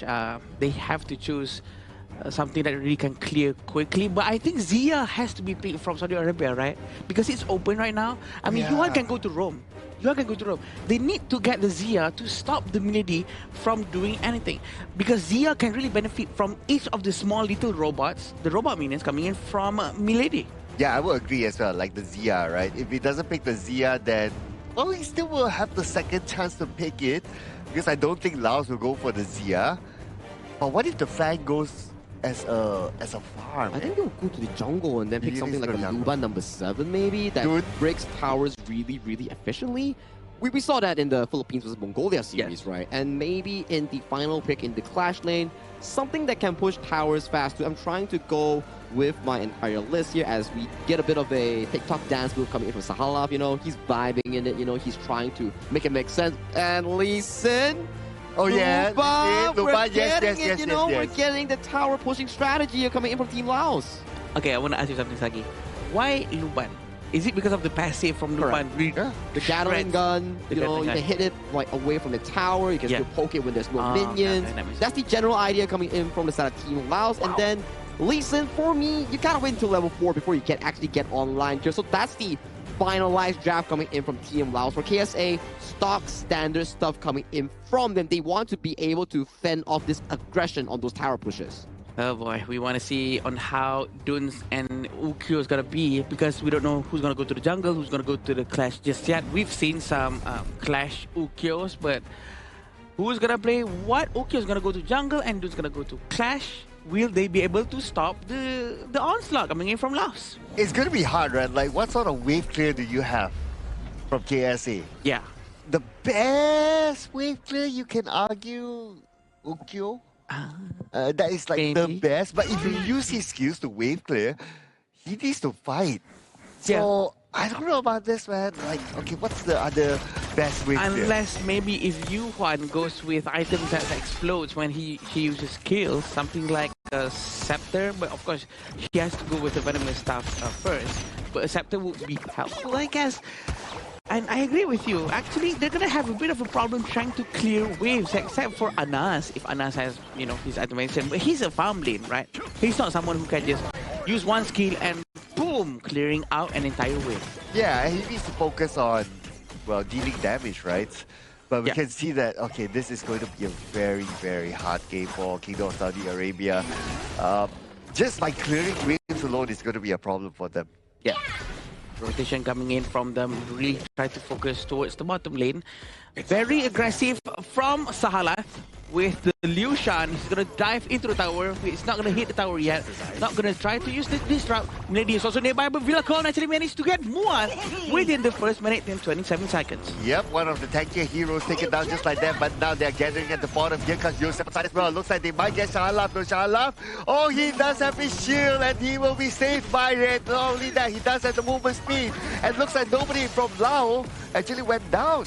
Wow, a very aggressive counter-attack coming in from KSA, which means Laos has to be careful. This might not work for them. It all depends on the execution, how clean they rotate together. And I've not seen them rotating together too much. It seems like KSA is doing that better for now. Well, it could be that one wake-up call for Lao, right? It's like, oh, okay, that rotation by KSA, we almost got taken down.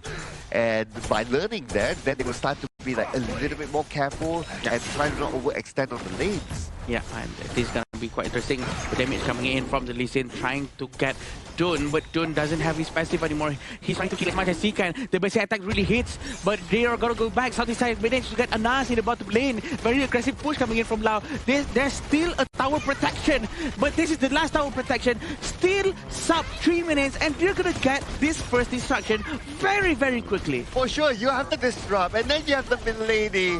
Surely they will get this tower just like that. Not even 3 minutes into the game, but Villacon right now dashes away. Villacon is still safe. Can he actually survive this one? The answer is no. Yosef got him instead. There's no one else going to be helping Villacon. The teleportation is going to be coming in. Never mind, it's the ultimate of Milady actually. And also the cannon is trying to find the backline. Look at the side of them. There's Faris nearby. He does have his but where's his teammates? The minion is still there. They're trying to get the last part of the protection. The Armada almost doesn't hit anyone. They're trying to get Milady. Unfortunately, that whiff, but now the follow-up is coming in. But look at the damage from the back, especially from the Luma. They will shoo away the backline and they cannot come close. They try to get Salah. Salah still survives with the last stick of health, but the damage coming in from Fang will try to get Yosef, and Yosef will fall. So to say, we'll get the double strike in the meantime, and Velico will get his own. And 3 from KSA fell to that rotation by Velico. They're still trying to pressure the bottom tower. This is still sub 4 minutes, which means the tower protection is still there, but they don't care. They want to keep on pushing the bottom lane as fast as they can.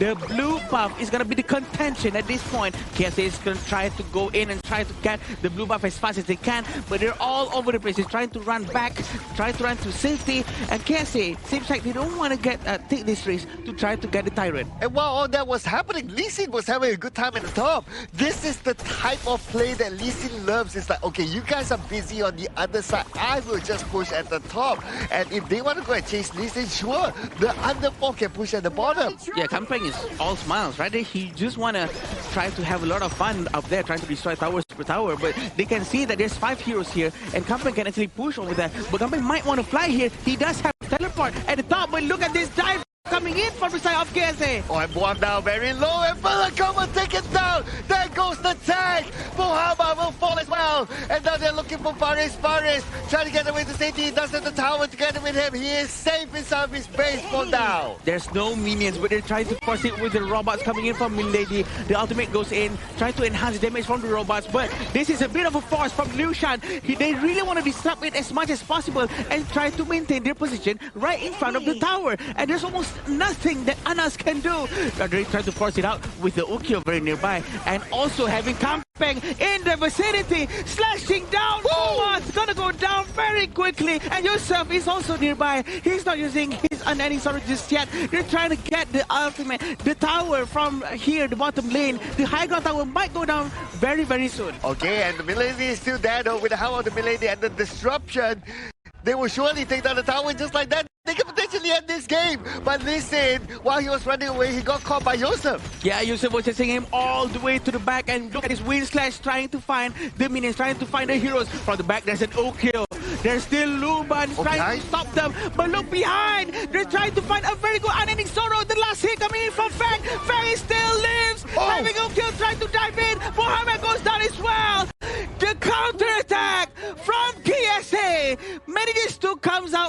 line. And the counteract that came after Team Laos overextended themselves and they just push and push and push and push. And this is what happened earlier on. Look at this.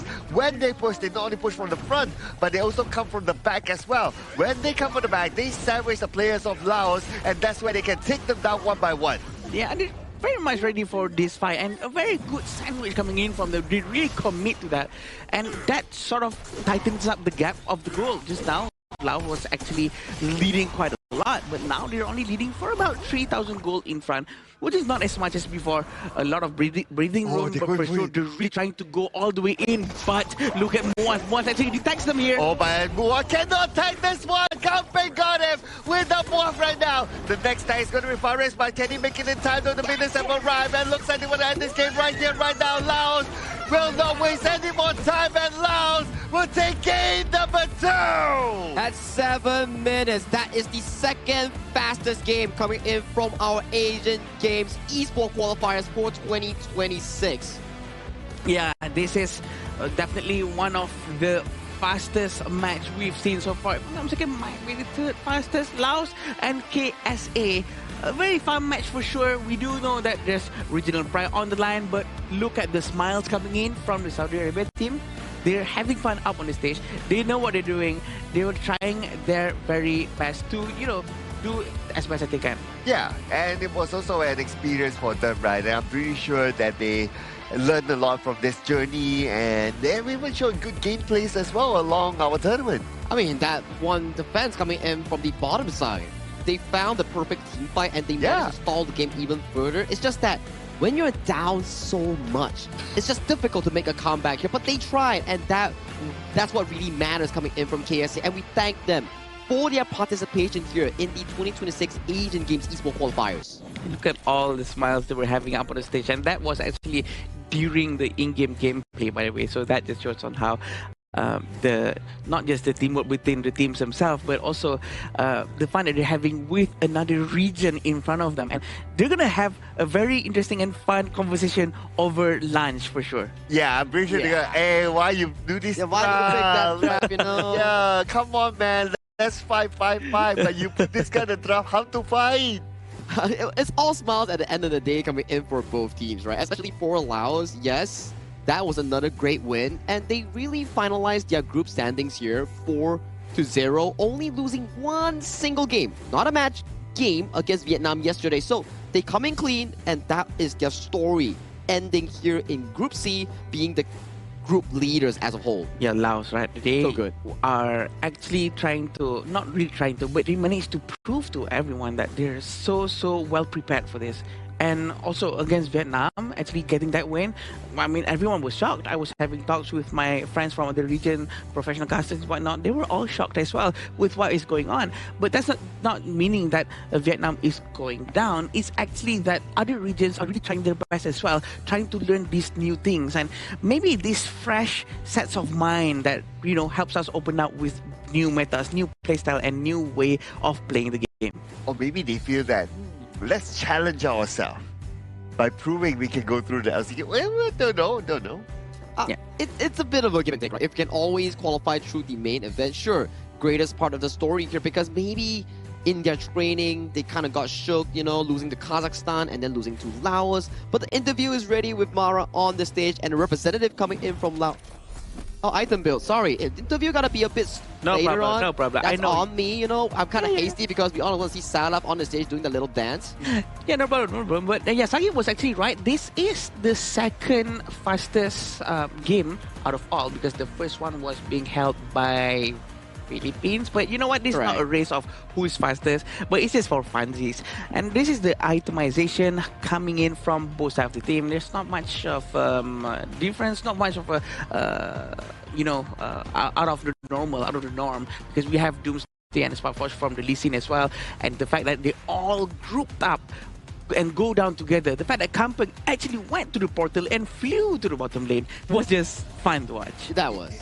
Yeah, I thought that he would okay, you are the one that stays at the side, you push the other lane, the opposite side. But no, he decided that, hey guys, you're having so much fun.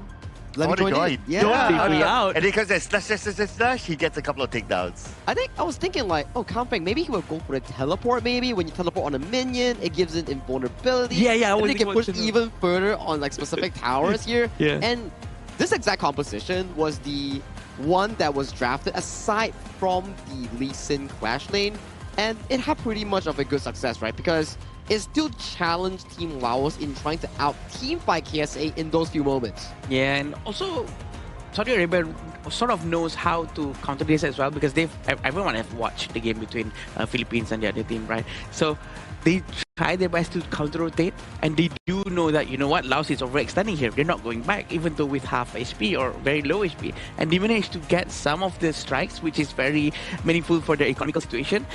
Even though they did not manage to do any comeback, they're not going down without a fight.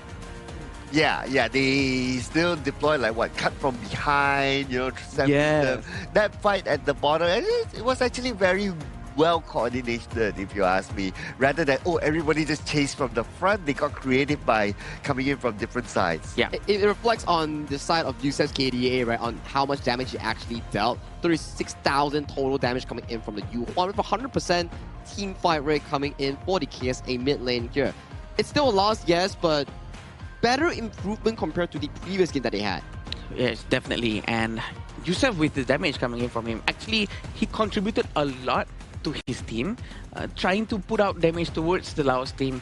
And also, we saw the force of that unending sorrow, which is rarely happens, by the way, to deal damage to the enemy team rather than trying to heal his own team, which also contributed to a lot of this damage. And also having Poham with the Luban, he was so ready to go to the front. And in fact, most of the time, I actually saw him being in front of Liu Shan, in front of Sahala. Sahala was actually trying to distract them, going front and back. But you know what, Poham, he was so confident, he just stood up front and just keep on shooting. Yeah, because you know he has protection, right? Like Sahala can kind of protect him, and then the Milady's minions somewhat protect as well. So playing a Luba, you need to be confident, right? You need to be like, just spam, just be confident and just spam, because if you like try to like run away, you will surely lose. So being that, because I've a couple of times where I tried to chase down a Luban, right? Chase, actually shoot, and then I lose. Yeah, the just damage. Need to be confident. And especially people often ignore the fact that, or doesn't know the fact that Luban's passive is like a built-in Doomsday that does percentage health damage against the enemy. So yeah, it's actually a really good hero in making sure that if enemy has a lot of beefy boys, Ata, Dun, for example, Zhangfei, Lapu, he breaks them down extremely quick compared to other farm laners. And the Gatling gun is actually sort of like a cone-shaped AoE, which hits everyone along the line. So that really hurts a lot. Even though you're aiming for the tower, it hits any heroes, any minions between the tower and the Gatling gun, which is going to be extremely painful. But this is what happened. Maybe this Zhangfei misses Armada outburst, but no matter what. But, you know, they did try their very best trying to stop the onslaught coming in from Laos. And it all looked almost worked out for Saudi Arabia. Yeah, and look at the Poham. All he just does at the bottom is just to be confident. Just keep hitting and let the passive do its own work. And that's how he survived that. A good kiting overall, right? Good positioning as a farm lane coming in on such a immobile hero, because things like the Hoi, like the Luban, has a lot of damage, but you get caught by one single spell, it's over for you in the team fights. As you can see towards these moments here, look at Poham. The backline was in shambles. Ilakon, Sudasai being chunked down heavily here. And then Poham is still guns blazing, finding the trade-offs here. Yes, KSA still won this fight, but the remainder of the play cannot be salvaged here. As you can see in the final few moments here, 5 men strong with the mech minions, with the blue side minions. They just pushed in the game. 7 minutes, 2 seconds is the end of game number 2. This will be your MVP for the game. It's going to be Vila Cone, who was playing Fang as a jungle. 316 with 21.1% damage and 12.6 damage taken, which is a very amazing stats showing here. And that, I believe, is supposed to be the Love Cheek. Yeah, the second half from the... Who was it yesterday that did the... I forgot who was it yesterday, Mr. I know there was Was it Kayang? I think it was Kayang. Yeah. And then this is the second half coming in, you know, like one full round. So you mean that if they take photos together, then... I think it's on the same side, right? It's on the same side. It's like 2 lefts doesn't make a right. Oh. Does it make a right? Negative, negative, positive. Yeah, it works out. We'll take that. Yeah, negative plus negative equals positive. It works. Yeah. Suddenly it becomes a math class, you know? I know, right? Yeah. Educational. Boy, sure. They still, played very, very well for sure.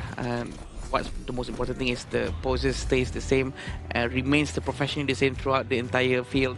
But it's very interesting for us to watch these kind of matches. And after this, it's gonna be even more crazy. But we're not gonna go there yet because we're gonna be seeing a couple of interviews between the players and Mara, and we want to see on what they have to say, because the match is now, it's just, aside by being a professional with regional pride and whatnot, they're having fun. Absolutely right. And I wonder if we will see Salah though. I think maybe Sudasai and I think it's Sudasai. Sudasai, it's been a while since we last seen Sudasai on the interview stage. The internet loves Sahala, but they also love all the remaining members coming in from Team Lava. So this time, for sure, let's throw it over to Mara on the stage for the interview with Team Laos. Let's go. Team Laos finishing strong at #1. Congratulations. Thank you. Thank you. We saw different strategies in game 1 and game #2. What we noticed, game #2 was slightly different. Instead of focusing on strikes, Team Laos focused more on the objectives, map control, towers. What made this shift in the strategy? What happened? ตอนเกมแรกนะพวกโตโฟกัสเรื่องค่าเรื่องคิวอะนะแล้วก็มาเกม2พวกโตเปลี่ยนแผนไปเรื่องแมปคอนโทรลแล้วก็ไปโจมตีป้อมอย่างเดียวเลยเป็นอย่างคือเปลี่ยนเกมเพราะที่จริงก็ตั้งใจว่าสิเฮ็ดเนี่ยสถิติแบบจบไว้สินะแต่ว่าแบบมันกับบ่ทันนี่สิ As the plan they want to make a new record for the fastest game and then they plan change to fight the tower only. Yes. Oh, that's why. Okay. Were you aware that you now have the second fastest game of the tournament? Thank you. But your aim was actually to have the fastest. เป้าหมายแมนอยากได้ที่1แม่นบ่ Man, yes. Why is this record so important to Team Laos? เป็นอย่างเรคคอร์ดนี้คือสำคัญก็อยากให้เป็นผลงานที่ดีของประเทศอยากให้แบบว่ามีสถิติดีๆที่เกี่ยวกับรายการแล้วก็เป็นแบบผลงานที่ดีของประเทศไปนำ Because he want to make a new record to be the proud of Lao people and then to be the proud of the HOK game. Oh wow, so you wanted to make a statement. But you know what, regardless, you guys are already making a statement because you are #1 in your group. How does it feel to be #1 to show the strength of Laos?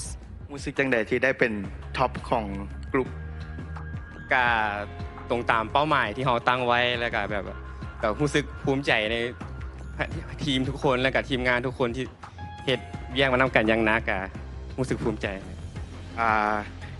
He is very proud of everyone that working together with him and the team that practice with him all the time and for the family that support him as well. He's very proud at the moment.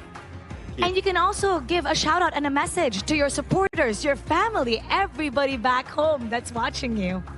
อยากว่าอย่างนำครอบครัวทางบ้านและก็ผู้ชมที่อยู่ประเทศลาวก็ขอบใจทุกคนที่ตามเชียร์พวกเรามาตลอดแล้วก็พอเทศให้ดีที่สุดต่อไปในเมนสเตจที่ญี่ปุ่นแล้วก็เลยขอบใจ He said thank you for supporting him and then also thank you for supporting Lao team and please focus on the next main stage in Japan for Lao team as well. Thank you. Once again, congratulations. Thank you. It's okay that you didn't get the fastest record. Second is still great, but what matters even more is that you're #1 in your group and you're heading to the Asian Games. Yeah, thank you. Thank you. Now we'll head back to our casters. Lead the gorge. As you can see, right, even though Laos and also Philippines are not in the same exact group, but the competition still remains as they want to compete for the fastest time record in the 2026 Asian Games Esports Qualifiers. Unfortunately for them, they got second. Exactly, and amazing. Congratulations for them, for sure. They deserve to be very happy bringing the name of their region up onto the stage and being able to represent everyone at home. It's just such a feeling that undescribable, right? So that's why he's all smiles up there. And you know what? Congratulations. You know when I would feel that feeling of undescribable? Undescribable? How? Yeah. If I get to feel the official gaming phone for 2026 Asian Games Esports events Honor of Kings qualifiers, which is iQOO, the same phone that's being used by these players to pull off those amazing moves there that you can see on screen. I mean, if I were to point something like a Hansen, Arlie, Shangguan, Maishunui, things that need like immediate combos, and you need a good phone, iQOO 15R is definitely something that you can check out too. So thank you so much once again for iQOO for sponsoring this prestigious event. But gentlemen, the next series that we have on our line, now stakes are higher. If just now between KSA and also the side of Laos was about pride, glory, and also securing #1, this upcoming series is about securing the final slot to our last chance stage. I think what makes it much more heavier in this one compared to getting #1 or #2 is that getting to know whether or not you're actually going to the main event, which is, you know, much more valuable, right? Yeah, I mean, this one is also like a very tight one as well, right? Because this will determine whether you play tomorrow or you don't play tomorrow. Yeah. Right? Yeah, I mean, okay. The situation is like this, right? In Group D, let's imagine you have Hong Kong, China, and also Republic of Korea. Yes, they're still playing today, but they already guaranteed 100% into the main event of our Asian Games. But for Singapore and Syria, they're 1-2, 1-2 each. Whoever wins becomes 2-2. Whoever loses becomes 1-3. Winner goes last chance. One more fighting opportunity against Vietnam, Uzbekistan, and also the side of Kyrgyzstan. Loser stops here. Yeah, that one more fighting opportunity. Having that opportunity is what makes it so golden, so important for them to have right now. So it's going to be very interesting for us to see and witness the Singapore versus Syria after this, trying to battle it out in the Heroes Gorge of Honor of Kings. Well, before we actually go into that fateful matchup between Singapore and also Syria, we'll need to go to a short break before we bring you the inevitable match between these two regions. So see you later.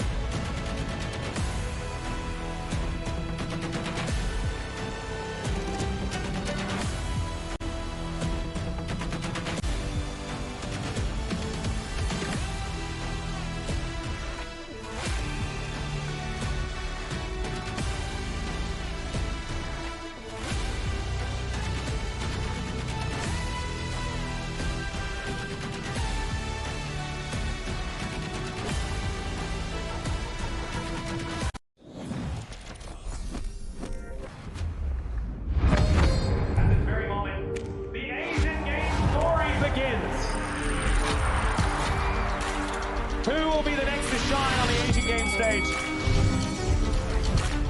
Contestants fight for the honor of their regions while we cheer them on from the stands.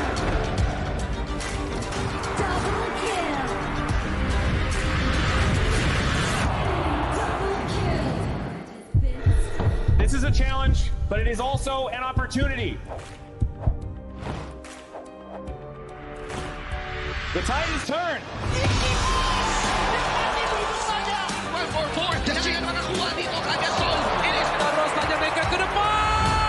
Aspas in front. They're going to use it. Golden Tide close out Anthony.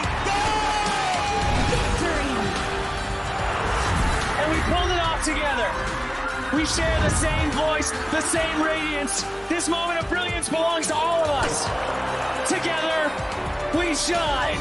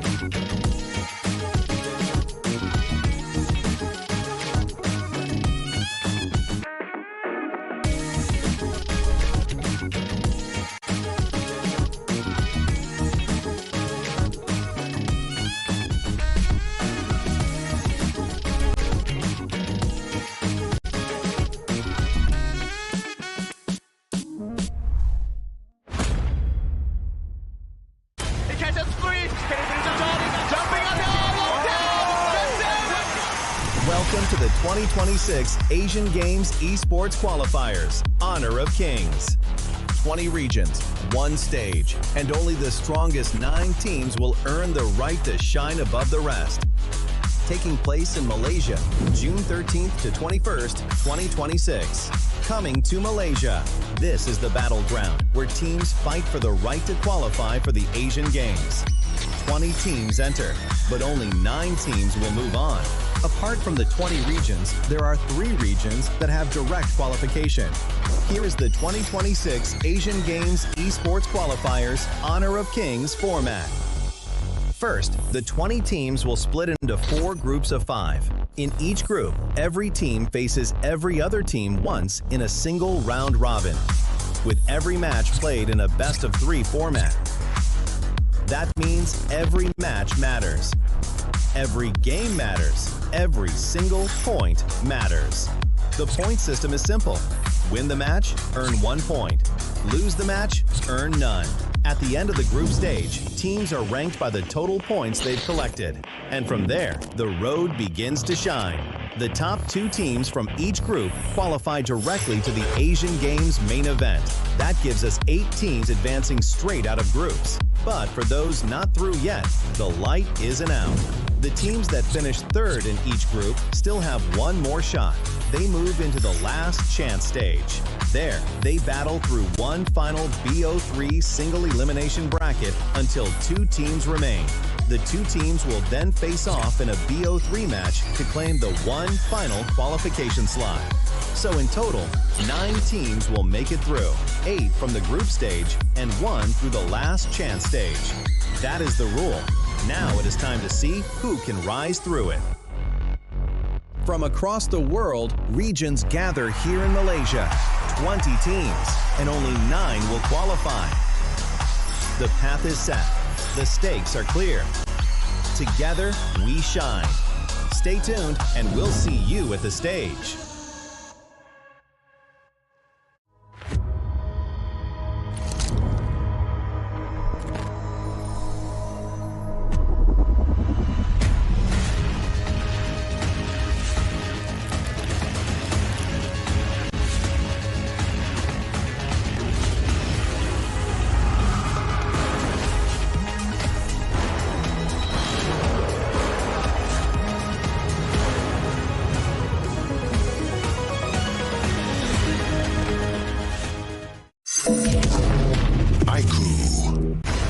Ultimate not ready yet.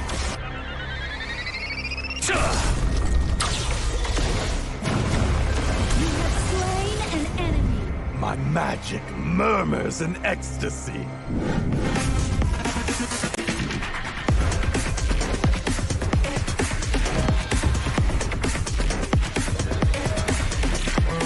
Legendary. There is no escape for you. Killing spree. Double kill. Triple kill. Spectacular kill. Don't worry. I'll be back for your life soon.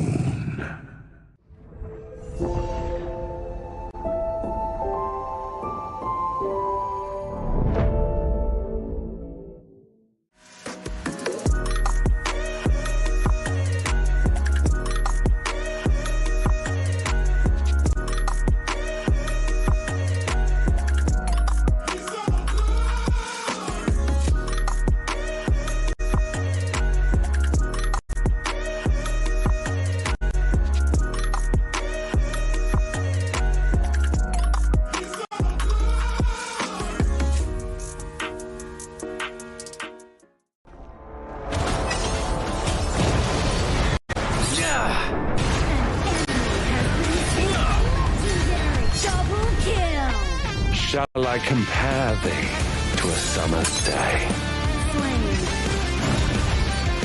Don't engage. Don't crush us like insects. Slain an enemy. Defend our base. Our light round tower is under attack. Amazing. Unbelievable. Ah, the fragrance of romance.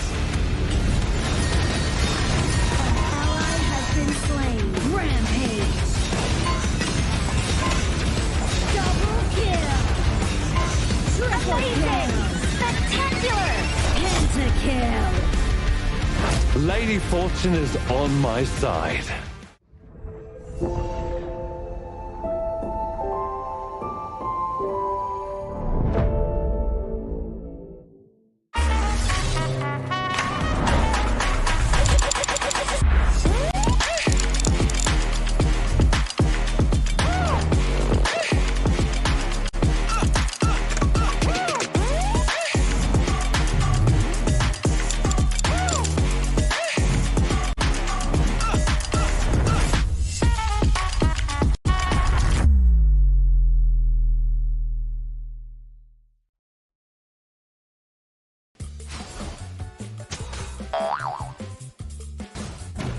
They tried.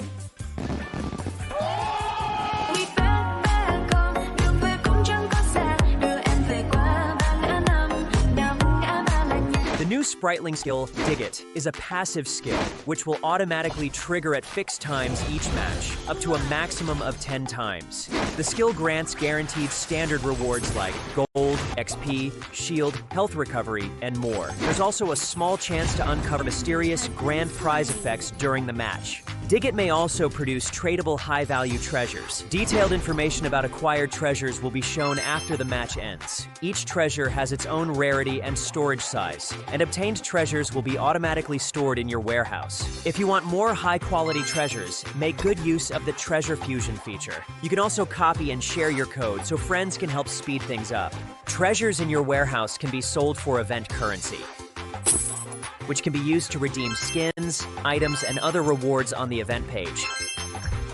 You'll even have a chance to win physical prizes like smartphones and cash. You can also spend event currency to bid on high-value rewards. The auction uses a hidden bidding system, where you can submit 2 bids for the same reward. The highest bidder wins, giving you even more ways to obtain rewards.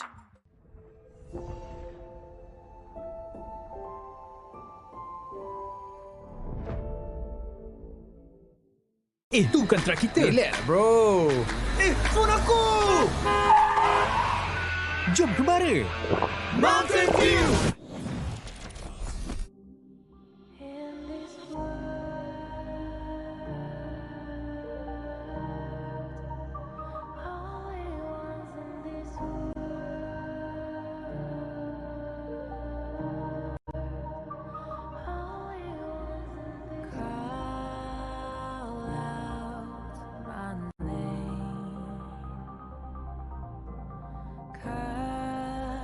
Sound of the rain.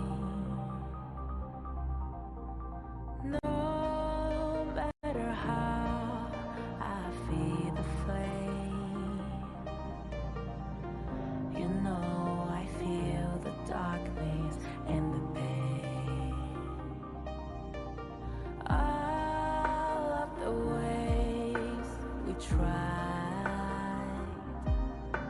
to break free from the night, you know we made it out, we found the light. I fly so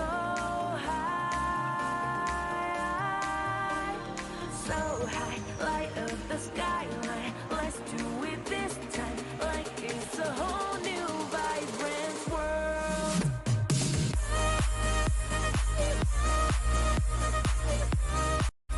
Like we're the only ones in this world. Like we're the only ones in this world. Now I see that I got everything I need. It's alright, I'm on fire, I'm alive, 'cause now I fly so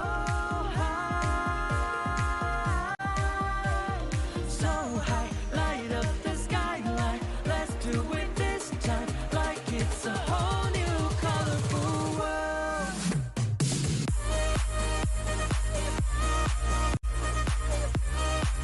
Like we're the only ones in this world.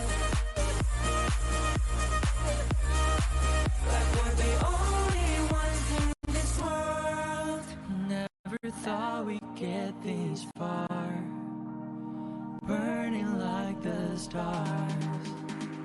How we get this far, like we're the only ones in this world.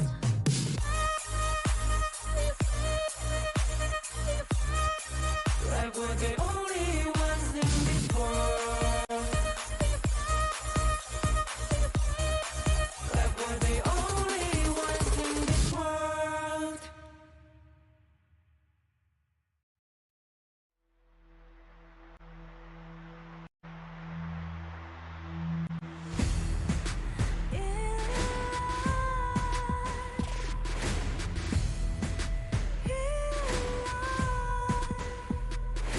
What's a life without its worth? Compromising with what hurts inside. When you let fear decide your fate, you don't choose which path to take alive. In life, I'm finally letting go of everything that still holds me. I'm against all odds, but I won't give up, 'cause it's my time to shine. Standing in the spotlight, and no one let me down. Destiny is calling high. I'm not afraid to fight for everything I love. Victory is on my side.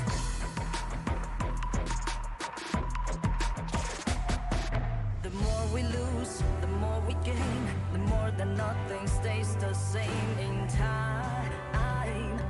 In time. Can't love ever, can't forget. What you see is what you get sometimes. Sometimes. Gonna show the world tonight. The light that shines inside us. We're against all odds, but we won't give up, 'cause it's our time to shine.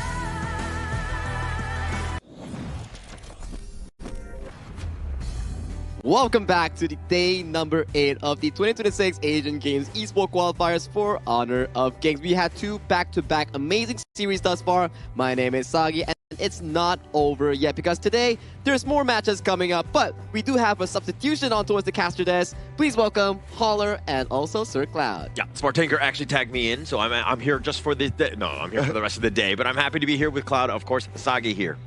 Yeah, looking fine with your suit like here. that too. Thank you. Keep your eyes up here. My eyes are up here. okay, I'm just saying. okay. Okay, I know I'm showing a little bit of cleavage today, but you know, it is what it is. Let's look at my eyes, okay? Up here. Give me that. I'm definitely eyes off that because what my eyes are on right now is the 1,688 token voucher that you actually claim for legend skins. You know, legend skins, you know, it's pretty like, you know, high price up there, but they're giving it for free if you just do your missions, get some consignment market, you know, the new currency, and then you can get this in your bag for free.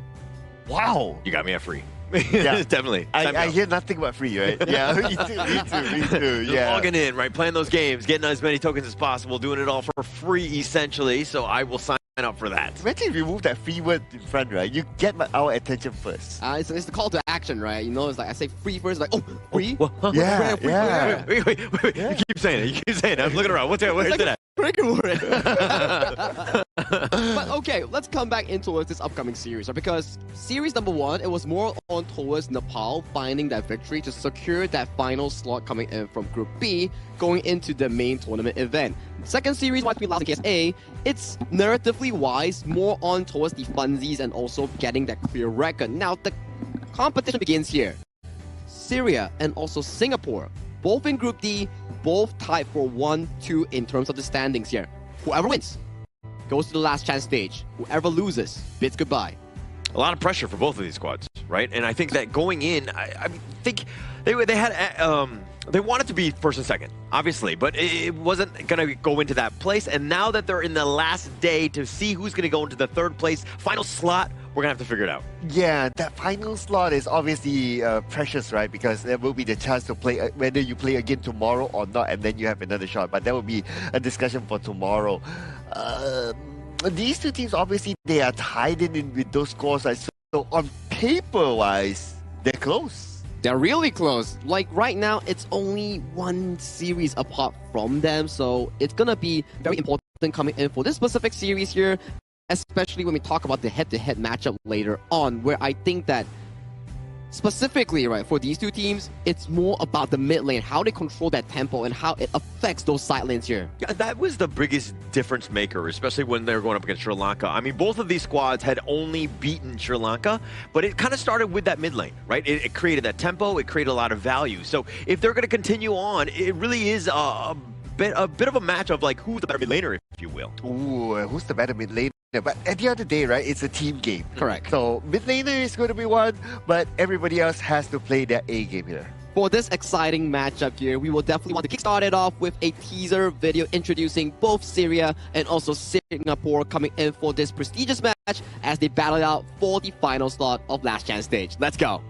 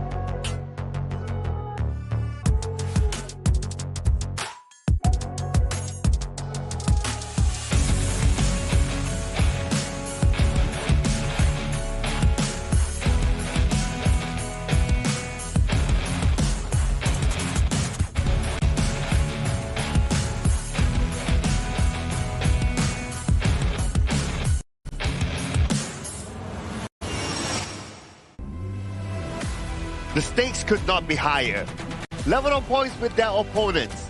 A crucial victory today brings them one step closer. Focused, determined, and ready for the challenge. Please welcome Singapore!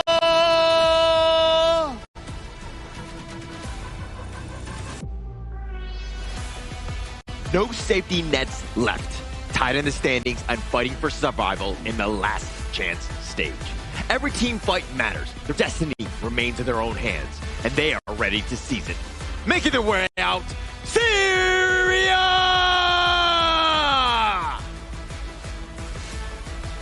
One shot, one opportunity between these two teams, and only one of them can make it out alive coming in from Group D. This is the final slot towards the Last Chance stage, and let's get right towards it. Yeah, one shot, one opportunity. I love it how you're quoting Eminem as we get into the third series to set this one up. Win, and you move on. I see what you did there, Holla. I see what you did there, Holla. But I also see these amazing players here representing Singapore. We have Yanze, Yu Ming, Yi Hui, Kayang, and Wicket. And we have seen them before this, right? Like, they started off this group stage going up against the two juggernaut teams. Unfortunately, didn't do well against them, but once they were done with the two juggernaut teams, they came back strong. Same can be said for the side of Syria, right? Whereby the only wins that they had was from Sri Lanka, and the only losses that they had was from the group giants that you mentioned there, Hong Kong, China, Republic of Korea. Those teams has been the most consistent thus far coming in from Group D. Now, the question is, between these two teams, how do they fare off each other in this matchup? It's so funny because they had literally the same journey. They lost to the same teams. They won against the same one. But Syria going to be made up of Bashar, Ammar, Abdulaziz, Ali, and Abraham here. And Syria, this is a squad that, again, found their footing against Sri Lanka. But through the other teams, they really kind of struggled at times. Yeah, so because the data is like pretty much the same, right, between the two, right? So it's kind of hard for us to put forward like who exactly is the better team. It has to be shown inside the gorge. Exactly, right? We talk about going to the gorge, right? We talk about a few prerequisites coming in for these two teams. I feel thus far in this tournament, we've been talking about a lot about Kaya and also Ali as the two farm laners here, but we want to focus on the mid lane. Abdul Aziz going up against Yi Hui. I feel like these two players have been really consistent in their respective roles. Ooh, head-to-head first strike rate, 67% of the time. 6-7? Come on, we're bringing it back every single day, no? Oh, man. How does it every time you're on the broadcast we have a 6-7? Yeah, every time. Even the, okay, look at Singapore's A, right? Like 160 6-7, huh? Yeah, I had to leave it for him, right? Yeah. I was actually looking around. I didn't know where it was. But I mean, if we're talking about that one, I mean, the total kills, the Singapore squad has definitely done a much higher job. I mean, 61 versus 35, that's pretty much night and day, right? And I feel like true, let's say, the only comparison that we have on the sample size where Singapore went against Hong Kong, China, and Korea, where Syria had the same opponents, I feel like Singapore had more of a winning opportunity against those teams compared to Syria in the other hand. But that's just estimation from the sample size that we are having right now. But dude, hero pool towards Singapore shows that they have creativity. They also have a higher first strike rate as well, which is I got you. Yeah. 6-7. Yeah, thanks. Go. Yeah. Yeah. He's definitely having fun of it, you know, as of this point, you know? Right? I mean, it just shows that they have that versatility. They know how to play aggressive. Numbers-wise, it does look like it favors them. Yeah. And I think it kind of also goes into Singapore a little bit more of the aggressive team, right? Willing to invade, willing to kind of contest a little bit. If you're looking on the other hand, Syria, the 17% first strike rate, usually I look at that as more of like a passive reactive style because the stat doesn't really help you. Correct, right? Where I see another way of we talk about, right? Because Syria has one of the tournament's earliest games where it was the longest duration at the side, but let's compare the stats coming in for these two players. I'll leave this to Holler. Yeah, average KDA, Kayang 6.7 again and again. I feel I'm so happy today because I get to say it so many times, and I'm sure you guys are going to cancel me by the end of the day. Oh my. I mean, as of this point, I'm not sure whether I'm a Gen Z or you're the Gen Z here, Holler. Well, I dream. I think mentally I'm a Gen Z. But I think if we're looking at the other stats, I mean, the average KDA that you're looking from Ali, not as high. I mean, when you're kind of on the losing end and the KDA overall has not been, in your favor, this is a much tougher spot because, again, you're kind of coming from like a losing perspective and not getting those kills. Yeah, and if you look at not only the KDA, right, like goal per minute as well, a lot more higher for Kayang. I mean, this is also shown by his experience playing in big leagues, right, overseas, right? So he brought that experience here and he knows how to farm really, really efficiently. Average DPM, the same, goes to him. Even the... everything, right? Yeah, everything, basically. Yeah. Every stat favors Kayang. I think if we were to go into a more technical analysis on the priority that both teams are giving to their farm laners here, maybe we can think of it like this. Ali doesn't get that much priority as he's on the weak side. Weak side doesn't mean you're weaker. It means that you're playing as the pressure-absorbing lane, that you're giving more room for the Syria members to find plays across the gorge. Aside for that, Singapore, maybe they're putting more resource into the pockets of Kayang, banking him to carry in that mid to late game. But that is definitely the winning strategy, right, from Singapore, right? Kayang is the guy. He needs to be, left alone, let him farm as much as possible because, again, he will get you over the hump. Cloud, you were talking about the fact that he came from the IKL. He was previously on Visaka Esports. I mean, that is a guy who has a lot of history, right? He knows how to carry, so why not, again, let him shine? Yeah, just let him do his thing, right? Like, it almost feels like whatever draft that they plan to put out revolves around him. It's like, okay, dude, what do you want to play, right? Okay, I want to play this. Okay, let's play around or draft around that and allow your playstyle to just flow and everybody just follows from there. Basically putting him as that leader within the game. And with that as well in mind, they're coming in towards the draft with Singapore on towards the red side and Syria going into the blue side here. So draft matters a lot. I want to see what kind of priority that both teams will be having coming into Game 1 of this important series upcoming between Syria and Singapore. I mean, they're not going to win the game or the series based on this first one. But from what we've seen thus far, where generally the series do not go to that third game because they have so much in terms of momentum and being able to overcome that is very few and far in between. But if we're looking at this one, we have to look at Game 1 as being that most important draft because, again, you want to get that lead going into Game 2. And you have the Guan Yu for the side of Team Singapore. So Guan Yu, obviously, a very fast hero. You need to be able to track him down, especially when he goes missing from the clash lane, right? So Syria, when they pick their hero at the clash lane, he has to be somebody who is able to follow him. Something like a Dharma, something like a Fuzi perhaps, that's fast enough to be able to detect where the Guan Yu is. It's especially important, right? At the very least, you need those heroes to follow up for those subsequent plays. But take a look at the follow-up you mentioned here. Singapore banning 4 roamers straight on, removing any potential pickups here coming in for the side of Singapore's side in, let's say, okay, we have the Eren, we have the Garuda. We don't want to engage on towards our faces here, so let's remove Lapu, Zhang Fei, Lianpo, even the Diadea. All these setups gone, and they take away the moats as well. Yeah, taking that away, which is actually going to set things up, right? I mean, you have the Garuda and the Eren, and again, with the moats and the Guan Yu for like team fight, control, repositioning, everything that you want, and then just let Kayang kind of just style on this Eren here. Oh man, I mean, you ban out, basically there are 5 roam heroes now, not able to use that. Like, Team Singapore, they're really testing the hero pool for Team Syria. I'm sure their head must be scratching right now, like, oh, what else do we have? We're digging deep right now. And the Dharma is expected. The Zhuangzi, yes, we did kind of talk about the Zhuangzi. It has been missing for quite a while. We've seen it yesterday, right, during the Vietnam series, and it had a pretty good success because it stopped a lot of the invasion coming in from the side of Team Laos. But coming towards this game, it's pretty good coming from Syria. You would think that, okay, Zhuangzi, it's a hero, you don't really get a lot of opportunity to shine, but you don't need to because there's so much setup coming in from the side of the clash lane and mid lane of the duo engaged from Syria. And for Singapore, pretty stock standard, front to back composition, play it slow, but with the Zhuangzi's appearance, it sort of mitigates the side of Yanzi on that Guan Yu flank. Yeah, and actually, look at how much research both of these squads have gone in. I mean, they, in terms of ban, draft, everything, they just want to get quickly into this game, the ever pivotal game #1. But before you take off, Sagi, who do you give the edge to in terms of just draft alone? I feel Syria's draft is really consistent, and they have attack and defense rounded out in one single composition here. It's coming down to execution, whether Syria can pull this off. This is a series at hand where stakes are too high to be even speculating about.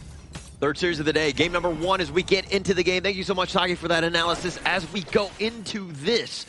I mean, if you're looking at the Syria squad, this is a pretty balanced lineup. You're going to have a lot of tempo from Abdulaziz on that Mai, and then you have Ibrahim. When those team fights mid to late game are happening, you're going to shrug off most of this, but Ali has to flash away, gets the safety. Okay, this is still the very early stage for Ali. He has yet to receive backup from his teammates. Now, I was about to point out also that for Team Syria, they need to be careful of the Cannon Blast, but if you have the Ibrahim around, every CC will be negated. Yeah, Ibrahim, it will be him, right? Because he's the guy where a lot of the guys are going to be looking into in terms of those team fights, because the butterfly effect, they have a lot of control on the Singapore side. And he, again, if he's able to just kind of shake everything off for the rest of the squad, you know that the rest of them can clean up because they have a lot of damage. I see what I did with the wordplay there. Hey. Okay, but about winning conditions, right? So you have Ibrahim that can be very defensive for the team, but when will be the right time for Syria to be offensive? Well, I think that they want to go early, right? Set the tone. Let Abdulaziz wave clear. Let him continue to hit those outside lanes. Like this stuff in the free in the top lane, I feel like they should have already been there. Oh, okay, but they're still putting a little bit more focus at the bottom. I guess they want to try to scale Ali, which is understandable, right? Because when it comes to the late game, who is the best damage dealer for Team Syria? It's only their farm laner. Yeah. Pretty much no one else. Yeah, nobody else. It's like a 4 protect 1. But again, with tempo, Abdulaziz, these are the moments. This type of gank attack. Look at how far Singapore are up. This is a potential huge win for Syria if they're able to find him. Okay, but here comes the engagement, beautifully done, but who's there to follow up? Unfortunately, Ali was not ready yet, so that could have been a little bit too early. Yeah, they were not on the same page. I mean, Abdulaziz goes in, Ali's on top, but mind you, Ali wasn't even level 4, so he didn't even have that stun. So it seems like a little off in terms of the perfect timing and to get that execute in terms of that, you know, that kill there. Yeah, if he had level 4 and he was in the right position, then maybe they would have gotten something. At least one is still okay, right? Because getting the Moser might not be the easiest of tasks because of that small shield after his dash. But it's okay. I mean, it's a learning, and hopefully they observe that and they can do better in the next engagement. But you want to be threatening as Abdulaziz, right? Whenever you're off the map, you want Singapore playing scared, where they're like, any brush, he might be there. Oh, but look at the damage here. But Ibrahim, no issue for him to absorb that damage as long as it's him and he can still heal. He does have the heal spell as well, so that kind of damage is still alright for him. Yeah, it looks like he's thinking about recalling. I don't think that that's the right decision. I think that, yeah, you're a little bit low. You still have that heal, and I think that maybe you stick in because you want to stay in lane, especially because the 4-minute mark is about that. Right, okay, here comes Abdulaziz. He sees his target and he will engage, but Kayang will not be able to survive for that long. I thought for a moment that he was able to escape, but looks like not. Yeah, it was just the one last projectile, and that was enough to get the killing blow onto Kaiyang. Again, he got a little bit caught out. They were trying to be aggressive Singapore, while Yue is actually made that rotation. So they were looking at numbers. They didn't know that Abdulaziz was going to be there as well. Okay, now engagement onto Amar. Amar with the goal shape will buy a little bit more time for himself to have those skills cool down, and he's able to jump over the wall inside back to safety. Yeah, a little bit of an invade here in Singapore. This is kind of what you want to be doing. You want to, you know, Amar to not have such a free clear. And again, this is setting it up for this 4-minute tyrant coming up now. Okay, the goal shape is not up yet, so he has to buy a little bit more time. That goal shape is going to be important here, but Team Singapore didn't know that the goal shape is not there. They're taking advantage of the situation. The tyrant is very low right now. Will they go in? Yuming will still get it. The goal shape is up, but a little bit too late, but still they're trying to go for the back line. And right now, Yihui is in trouble. Yihui will be taken down. Team Syria will not go down without the fight after losing their tyrant. They got the Yihui after the fight. Syria, the way that they were able to wrap that one around, they came from all angles, right? So Yanzi hit largely his Razor Cavalry. It's going to be mitigated because of the fact that, again, they're spread throughout. Trying to get that perfect Razor Cavalry when from one angle is much easier than multiple, and when you're getting affronted on. Yuhei got caught out. And Wicket is able to get away. No. Oh, he does have backup though. And Wicket continues to hold with the thing inside the box. But not enough follow-up from his other teammates. And he will be taken down. But still good effort. I mean, he got a decent box, but he's locking himself in that box as well. He's not getting out of there because he's going to be very, immobile in that stuff. So now Syria on the offensive right now, taking down towers, munching them down like Pac-Man. Okay, and looking at top, the buff will be stolen away. No, the buff is not stolen away. Okay, still a 50-50 here, but they're going to try to challenge for it. The answer is no. Looks like Team Syria, they're all in focus on pushing the bottom lane. Yeah, a lot of space, right? And that's going to open things up for the other lanes. They're going to look to take a little bit of an affront into this mid lane. As long as Singapore is able to hold this one, and they do have a decent amount of wave clear, especially when you have Yue on the Garuda as well as Kaiyang, I think that you're going to be in a okay spot. But they're starting to lose space from that bottom side, and that's kind of where Syria can put pressure on. But the good news is that at least, even though they're losing space, but when it comes to gold, it's not too far of a difference. But in the middle, it looks like we see an engagement here by Team Syria. They go in, but where's the follow-up? Bashar takes a lot of damage, and he will be taken out by Wicket from the side. And not only that, they get a double. Amar as well will be sent back. And they find Abdulaziz as well. 3 members down from Syria, and it came from the initial jump in by Abdulaziz. He tried to make that play. He hits that.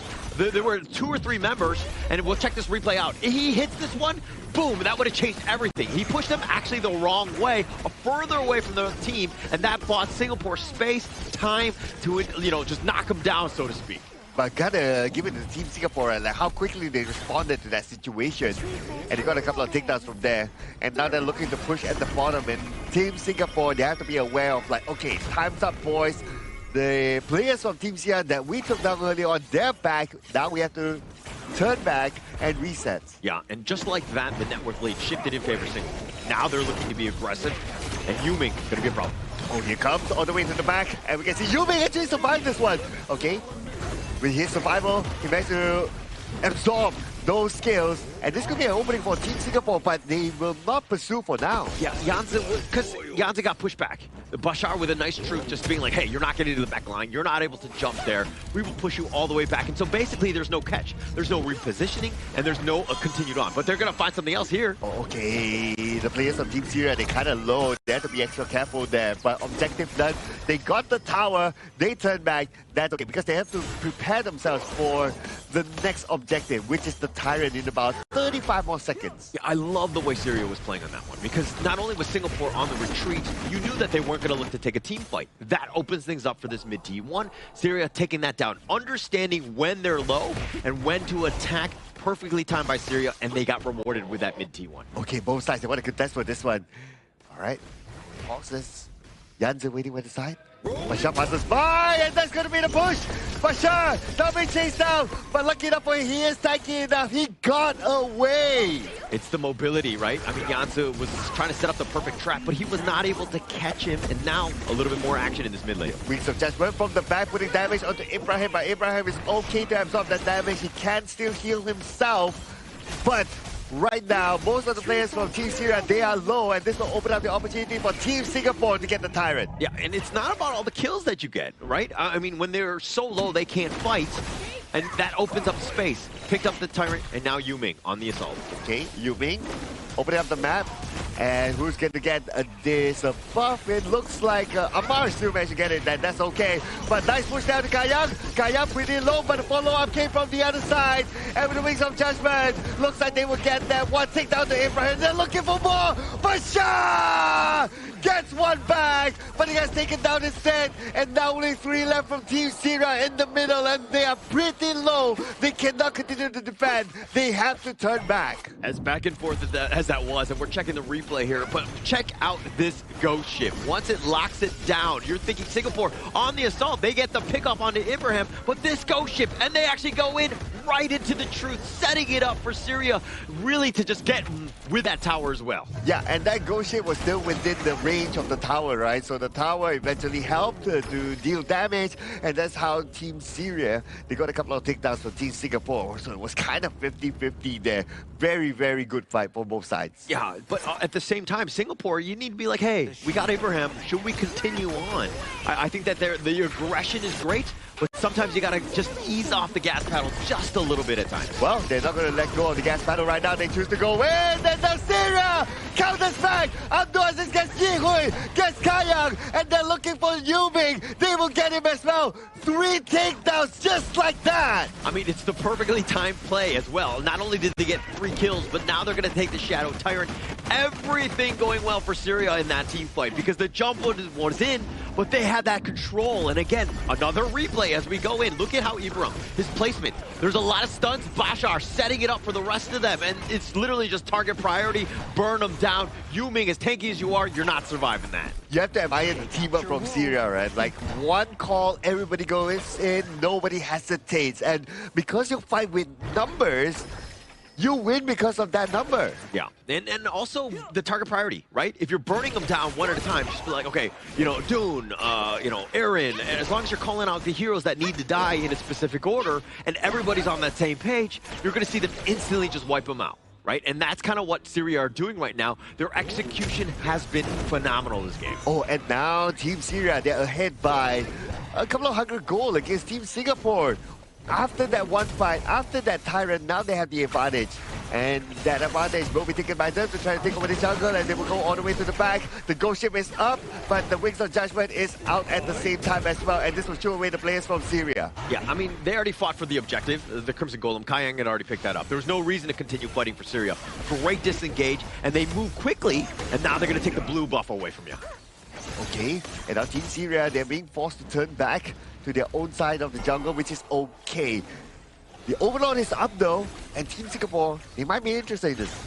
I mean, Primal Bond is going to be going away in about 5 seconds. So Syria could easily steal here. So Singapore, this is a very dangerous situation, especially since Weecat uses his flash there. Oh, we're talking about 50% of health there, but then again, they go all the way to the back. But check out the Guan Yu as well. A good attempt by the Guan Yu, Jansen, but then again, will it be enough? Though they still got up to assist in the process. Ibrahim is pretty low. The cannon blast connected. The damage was there towards Ibrahim. No stun, but he still survives. The attempted initiation by Abdulaziz and Ammar, going in on that one, it didn't seem like everybody was there. Like there was too many ledges for the entire team to fight. Singapore made them pay by being, again, once they jumped into your 5, they were able to target priority and took down some high priority targets. A great team fight by Singapore there. Oof, and after that team fight, they got a couple of towers in the middle. And with that sort of advantage, are they going to go for the Overlord? Okay, nope, not yet. So Team Singapore, they choose to play this safe. They turn back, they reset, they'll come back out again. Okay, so they do take away the blue buff, and that's kind of what you want to be doing. Anytime you win a team fight, you got to get some objectives. Best case scenario, you know, some towers, maybe the Overlord. Not able to do it because they knew that the respawn timers are too quick, but they were able to take away some of the blue buffs, and they were able to kind of pillage a little bit on their way out. Okay, you can see that Yanzi, he's just waiting in the brush, right, in case anyone repasses by there. But for Team Syria, most of them are playing at the top right now. And they're heading towards the overlord. Okay, Singapore, they're going to start the overlord again. No, so this is why they're going for this. They saw that Bashar was clearing the wave in the bottom. Those minions give off vision. Now they have a numbers advantage. It's going to be close. Okay, and Yubi will look in the overlord now. They're looking for more. And they see the players of Team Syria. They will take down Amar in the process. And with the 4 players of Team Syria left, they have to back out. It's a vision game, right? Those minions were pushing, and that's what they did. They provided that Bashar was there. For him to make his way all the way to that overland, it would have taken him time. That was the time to go in, and then Syria were rushed because Bashar wasn't in position to go with that team fight. Amar pays with his life. Yeah, and without Amar right now, without the ghost ship, it's going to be pretty hard for them to win this fight. They need Amar. They have to find time. 10 more seconds before Amar comes out. But they were engaged before Amar is out. And here comes Team Singapore. They're trying to get the back line. And Ibrahim is pretty low. He has to back off. They all will survive. And now Amar is back.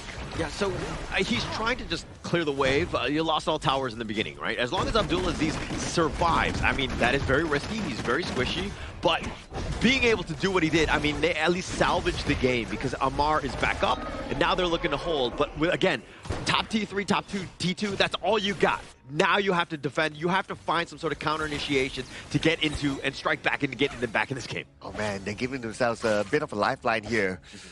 So Amar needs to be careful of his position. Again, he cannot be caught out like before. They are looking at the Tyrant though, and they're going to start it off. But Team Singapore, they have the information. Yeah, look at this rush. They're going to walk in. Liu Ming, he has been a problem for Syria. Okay, Ghost Ship is up, but yet they still go in.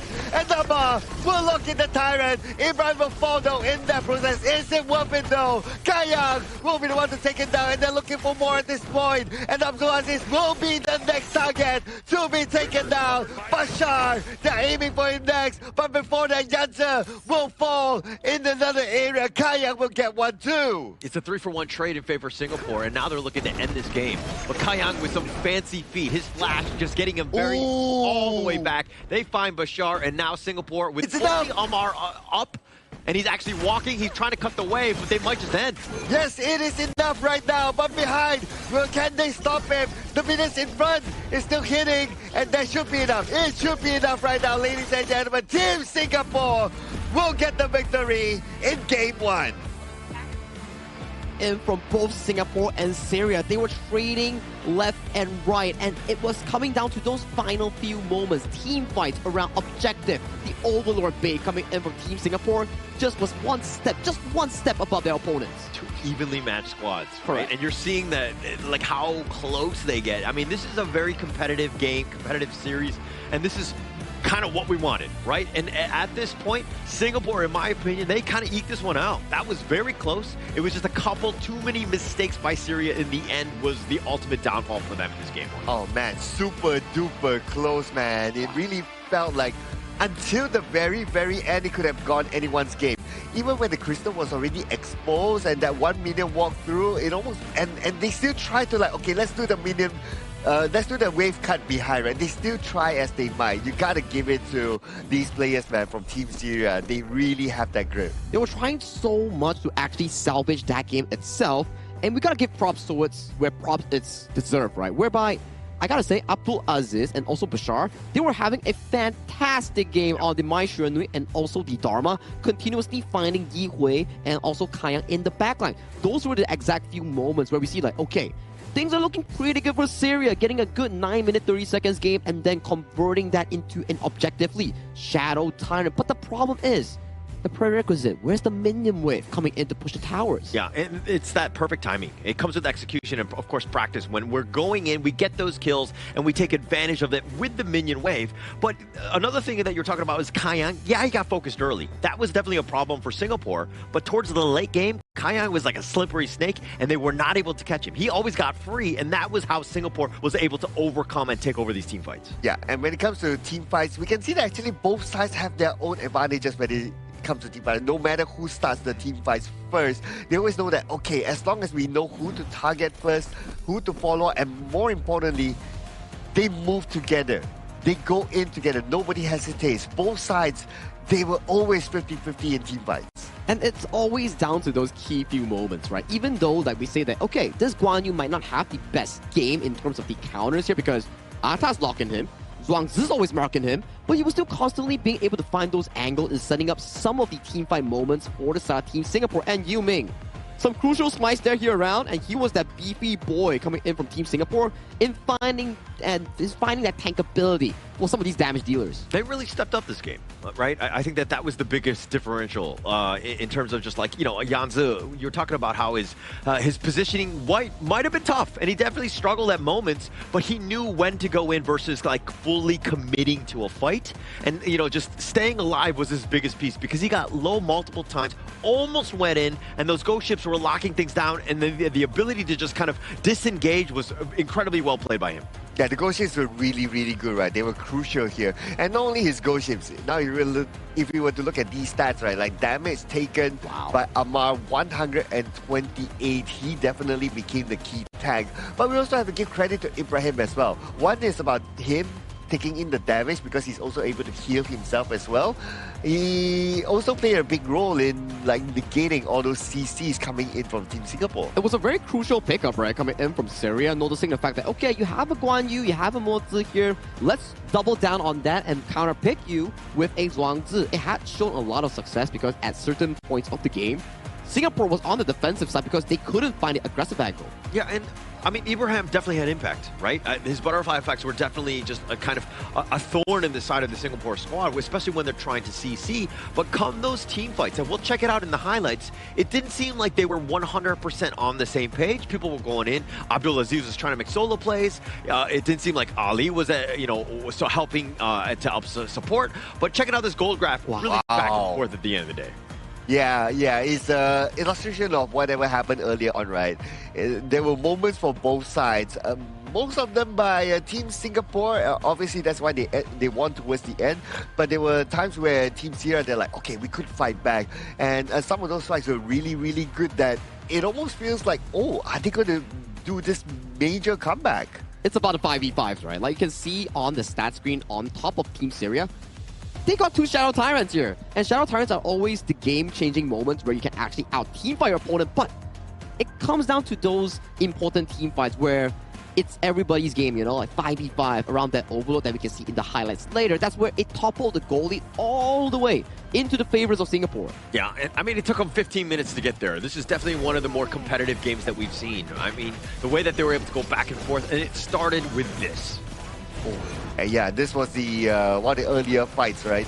And Team Syria, they had the momentum, if you kind of think about it. Like, they started by winning in the farm lane, and then they saw more opportunity at the farm lane, and more importantly, they need to stop Kaya from scaling. And that was a crucial miss, I would say, coming from Abdullah. Although, yes, he has had a lot of fantastic moments in this game, but if that Ryu Engine Flash was the hit, this entire storyline coming in from this play or the game one itself might be a bit different coming in for the side of Syria. Especially since Syria had a better early game, I would say. I mean, Singapore, they had to come back, and it had to come off of his mistake. This is a beautiful truth, by the way. And that was a nice little 2-man kill on that. So Syria had their moments, but these are the kind of fights that I didn't really like, right? Look at they're all over the place. Now they have to run. The rest of them, 4 men, get on out, but you basically sacrifice somebody because, again, they're not all on the same page. Yeah, and I understand why you put Amar in front because obviously he's the tank, he needs to open up the space and whatever not. But when you put him in front, he absorbs the damage. You got to be able to support him. You got to be able to like, okay, dude, once you take in all those skills, like they're on cooldown, I will come in to go to the backline or something like that. But if they left him to dry, then, well, obviously it was countered by Team Singapore. And there you have it, the MVP coming in for game 1 of this series here. His 3rd consecutive MVP of this tournament, Kai Yang, the farm lane player coming in from Team Singapore with a 724 KDA and a 35% whopping damage dealt. Every single time Singapore wins is based on Kai Yang's play, right? I mean, he just steps up as the MVP. So if you're on the other side right now, you're looking at it as Syria, like, you got to shut him down, no matter what. All 5 members need to be on top of Kai Yang. If you don't find him, there's really no reason to take any sort of team fight here. I mean, that's why they gave a lot of attention towards the farm lane side, right? At the early stages of the game, it's like, we gotta stop Kai Yang from farming. As long as we are able to stop Kai Yang from farming, we worry less about the late game. Yes, they kind of did, but Kayang found his own space, and that's because of his experience playing in so many big tournaments as well. And he managed to farm to the late game and be very effective. He was really good in terms of like the pressure absorbing. Yes, just like what you mentioned. A lot of the moments in the early game, that 2 key takedowns on towards the side of Syria, whereby he was the crucial target that's been constantly pressed by Bashar and also the side of Abdul Aziz. But as the game progresses, as he starts getting the Splendor, the Sage Sanctuary, those were more harder compared to the previous early game that we were to see. And when they can't get themselves on towards the Aaron, things started to look shaky for Syria. Yeah, and Syria, like, they saw numbers, they saw Singapore and were like, attack, right? But they didn't know who they were attacking, right? And they didn't know in the fog of war. And it's like a vision game, right? If you know where Kayang is, it makes it much easier. When you go attack and onto Kayang, you're going to take him down. And that's what they need to do better in game 2. Yeah, they probably don't know that, but what I do know is that where we are. Oh, well, we are at the Marriott Pataling Jaya Hotel here, and if you're interested in the fantastic stay, you can definitely check out this prestigious and beautiful hotel here at the Marriott Hotel Pataling Jaya here. It's our official venue and hotel sponsor coming in for the 2026 Asian Games Esports Qualifiers for Honor of Kings. Once again, thank you so much, Marriott Pataling Jaya. As we go into game number 2, I think that we kind of saw like a little bit of execution errors, I would say. Target priority, definitely a bit of something that they need to shore up. But anything in terms of the draft that they could have done better here? I think no. I think Syria's draft was actually really complete and they played it to their perfection in the first 10 minutes of the game. When it comes down to the planning on how they strategize their team fights, I feel like 4 members are on point, but they are not synchronized in terms of the last players coming in, where sometimes you can see Abdul Aziz clearing the way, wanting to come in later for a team fight, but it's a bit too slow for his like past pacing, whereby it's either, okay, 4 members go in, and then the last player is too slow, or the last player is too fast, and the 4 players are too slow. It's a bit desync in the later stages of the game. I saw that too, right? I noticed that, especially when the coordination of a team fight happening, that jump in. Abdulaziz it seems to be like, you were rightly pointing in the sense that like he's very fast, right? He sees a moment, he just goes for it. There's no waiting, there's no patience. But I think that if Syria want to hit on that and take advantage of that, they need to kind of, again, be on that same level. Like that coordination is not really hitting its mark. Well, they have to stay focused, right? And we're coming back into the draft. What kind of draft will we see? The difference this time is that Team Syria will have the first pick. So they pick up Aaron for themselves, and then the Sangpe, and then the Angela. This is going to be a very different type of setup from them. Now, Team Singapore, they can still go for the Garden mode to counter the Angela. Yeah, and if we were to look at these certain picks, right, it's actually a very fast pick and bans coming in thus far. And you can see Singapore's approach is like, okay, Kayang was having a bit of a trouble handling the Maestro, so let's ban it away. Let's not have it at all because it was having a very good game thus far. So that's going to be a bit of an engaged potential removed from the Syria side. Maybe coming to the second phase, we might even see the Dharma, Guan Yu being removed from the pool. Yep, and they're going to pick up the Yukio as well as the Byron. This is a very strong, tanky, early, in-your-face type of lineup. You back that up with a Yuan in that mid lane. Potentially, it might be Rome. I'm pretty sure, though, it's looking like a mid. This is a pretty top 3 first phase picks for Syria to deal with here. Yeah, interesting that Team Syria, they banned the DRJ, which is a rather popular sort of farm laner, and totally understandable. But that means that the channel is open. And I think the channel will be great here to be brought in. Or maybe they're thinking that, we can deal with the channel anyway. We do have the Blazing Brilliance and so on and so forth. But when it comes to the farm lane phase, or the laning phase, the channel will still be pretty good. Yeah, and that's 4 farm laners banned away from Kayang, man. Oh, yeah. The channel is out, yeah. Yeah, it's like, okay, let's pick Aaron, and then let's ban away 4 upcoming farm lanes from the side of Kayang. And you can see, those 4 heroes, gone. Aaron, gone. That's 5 heroes here. So as we venture down the available pool of farm lane, potentially we might even see things like the Shouyue, Consort, things like the Fang. Yeah, I think Shouyue makes perfect sense. You want to put your eggs into a consistent fund, which is Kayang on the late game carry here. But it puts in the same thing. This is a pretty weak early game farming if and only if he can't hit his skill 2. Yeah, but I look at the rest of the other guys, right? I'm kind of looking at Byron and Ukyo to create that space, right? And I think that while Shoyu is definitely late game and it's going to take a while to get there, I think that you're not putting all your eggs in one basket of just being an early or late game composition. You are somewhat balanced. So I think that plays into the hands of Singapore in a proper way in game 2 here. Well, I would say that if Shoyu is bundled together with a Mozi, in this case, and it's still possible there. It's still possible. Yeah, right? you get the long-range projectiles that is so annoying, and that will allow you to win the early game phase. You win the early game phase, obviously you scale in terms of damage rather quicker. Go for the Moza, I would say. Well, I think that's definitely something potential that they can actually go for. Maybe utilize the Yuhuan in towards the mid lane, and then pick up the Mozi so you can have like a strong 2v2 coming in for the bottom side that helps Kaiyang win out the laning phase against Ali just now. It comes down to what Singapore wants. Is it the Yuhuan roam? Is it a different mid lane like the Ganemo against the Angela? Options are available coming in for the side of Singapore. It looks like a Swangzi would be nice here, right? Oh, okay. Oh, wow. Completely pivot off. Okay, interesting. The Kongmin in the mid lane, they're going to go high damage, dealing with the Angela, who's going to be largely static. The Nakaru, obviously you have burst, but you're able to kind of blow her up if you need to. So this is an interesting draft by Singapore here. Yeah, what do you think, Sagi? Before we let you go, which draft do you think is better? I gotta say, if we were to look at a 50-50 side, right, where we don't look at players here, let me take a look real quick. I think Syria's draft is more consistent here.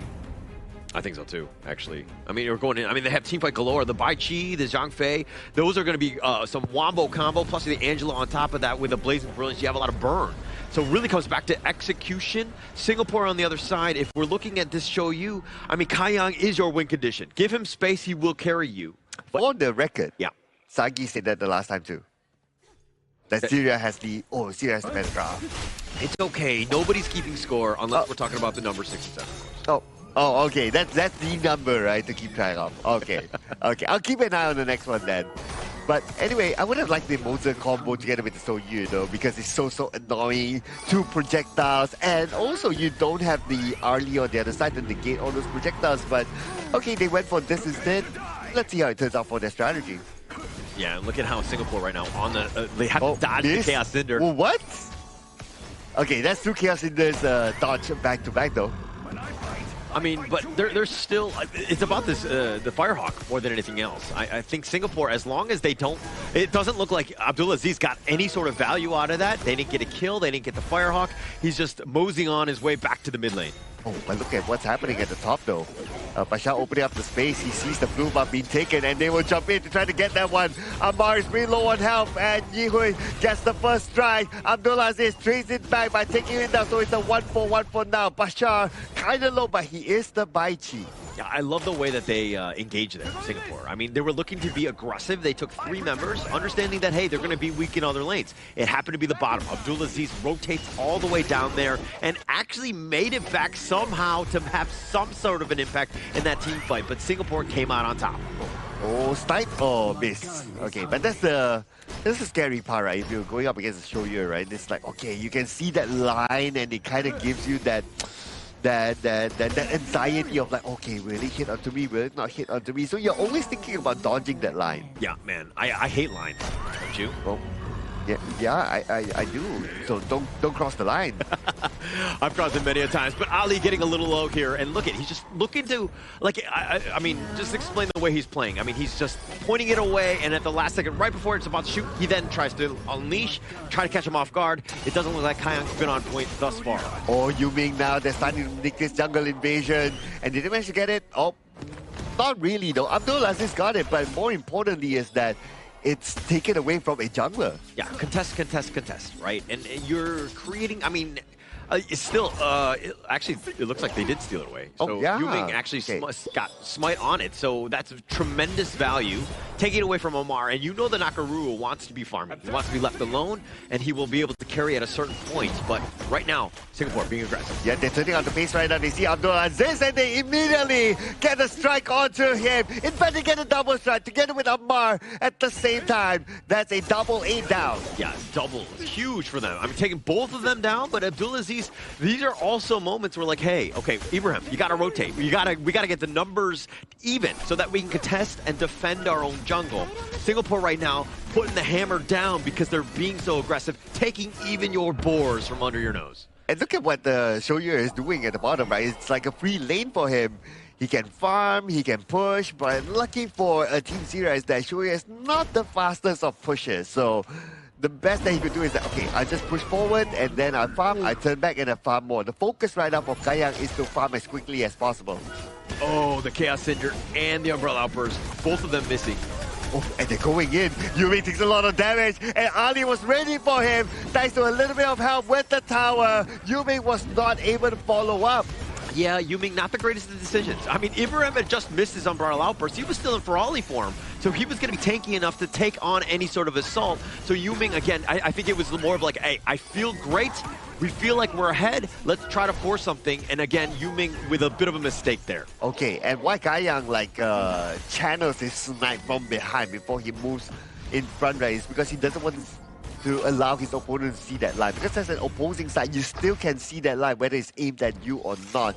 So he wants to have that element of surprise to like, okay, I channel it, and I turn around, I straight on snipe without giving that space for his opponent to just to react to it. Yeah, but now it looks like all 5 members here just to take down their tyrant. We were like, okay, you have to defend, and they're like, okay, let's just call the village over, making sure that we do secure this and take it away, because Singapore had done such an aggressive move throughout this entire game that they're up about 3.5 at this point. Oh yeah, that's a really good point, right? Like they're up so far right now. It's a big gap, and they're looking at Bashar. Bashar underneath the tower, he's still okay. Ibrahim waiting at the side, he does have the Umbrella Outburst, but they're not going to pursue. So this is a big problem. When you've lost that bottom T1, now it looks like Ali not comfortable. He's going to be taking the mid lane, so somebody else is going to struggle. Oh no, Weekend walked into the brush at the wrong timing and he got deleted. Yeah, wrong neighborhood, wrong time. You know, I think that Weekend just thought he was going to be safe in that river, but in this mid lane. Okay, Ibrahim with the Umbrella Outburst managed to pull it off just in time to shoo away his opponent and at the same time take down the tower. That was an Umbrella Outburst used at the right timing. Yeah, so they got the kill from Weecat, and then they continued on. Ibrahim with a nice Umbrella Outburst for that control onto Yuming, turned it into a mid T1. Great team fight by Syria, and that will help them bounce back into this game. Oof. And now for Team Singapore, they seem to be... Okay, they do have a good advantage, but when it comes to that momentum of winning grounds, or winning the jungle, winning that space, they don't seem to really have that control. Not yet, not yet. I mean, Singapore, they have the advantage, so now they're being aggressive. Oh, okay, speaking of aggressive right now, Blazing Brilliance all the way to the back, will show off Kayang. Kayang will not be part of this fight for now, and without the damage dealer Kayang, Team Singapore, the best they could do is to try to contest this buff. Yeah, and winning strategy is going to be used as well. A little bit of a stun here, but going on. And Bashar, 50% of health left, and Bashar takes a lot of damage, but they will ignore Bashar for now. They will focus onto the buff, and that's what Team Singapore wants. They were still being aggressive, right? Even with Kayang so low, and I think initially, let's just back up a little bit here, because Kayang, he was actually the forward guy. He thought he was going to be safe stealth. Once he got called out, he was so low, I was thinking, okay, Singapore can't fight, especially with Kayang as low as they were, but Singapore like, no, we're still strong, We're going to take the Azure Golem, we're going to fight for it. And then everybody stuck around, and then just at the very end, nice little team fight, they got the pick, and of course, they got that blue. Yeah, I thought they would turn back as well after they don't have Kayang together with them. But now is the opportunity for Syria to maybe find an opening here. Try to jump onto Team Singapore, but Team Singapore, they realize that, okay, there's too many on the other side. Let's rotate down. Yeah, and also at the same time, this skirmish in the mid lane is a little bit of just not the real assault that they wanted. The space was pushing in the top lane. Ammar rotates. The bottom lane was going to be open as well, and that was the actual push. Okay, checking the brush. That's okay. It's going to be Yanzi. But they have to be careful of the Nakaruru behind, but they got Bashar! Now the Nakaruru has to back off. No under attack there except for Ibrahim, and now Ibrahim is receiving damage. He does have the Umbrella Outburst though.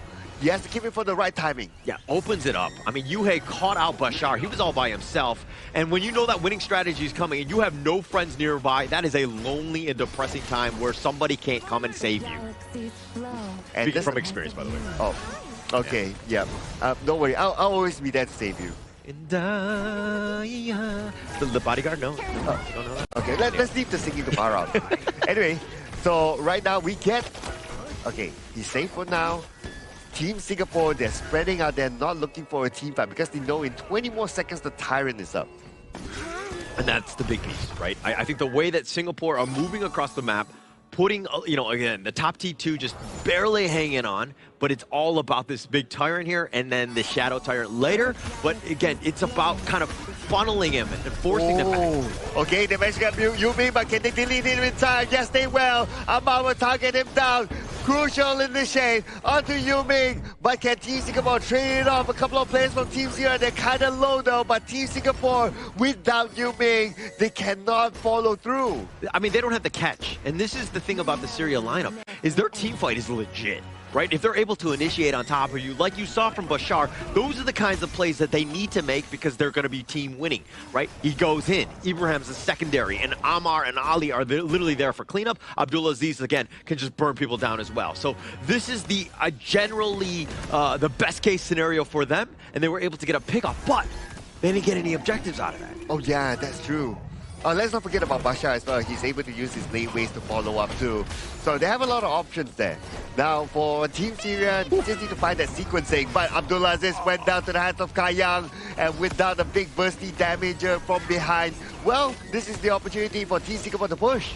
Okay, we were talking about how Kayang on the show you was going to be a late game monster, but going up against Abdulaziz, he like four-shotted her, right? And she had to use the Blazing Brilliance just for a little bit of shields to mitigate one more shot, if anything. Kayang right now is becoming a monster, and he's munching down towers as well. Yeah, we're already towards the mid stages of the game, right? So Kayang right now, he's very, very dangerous.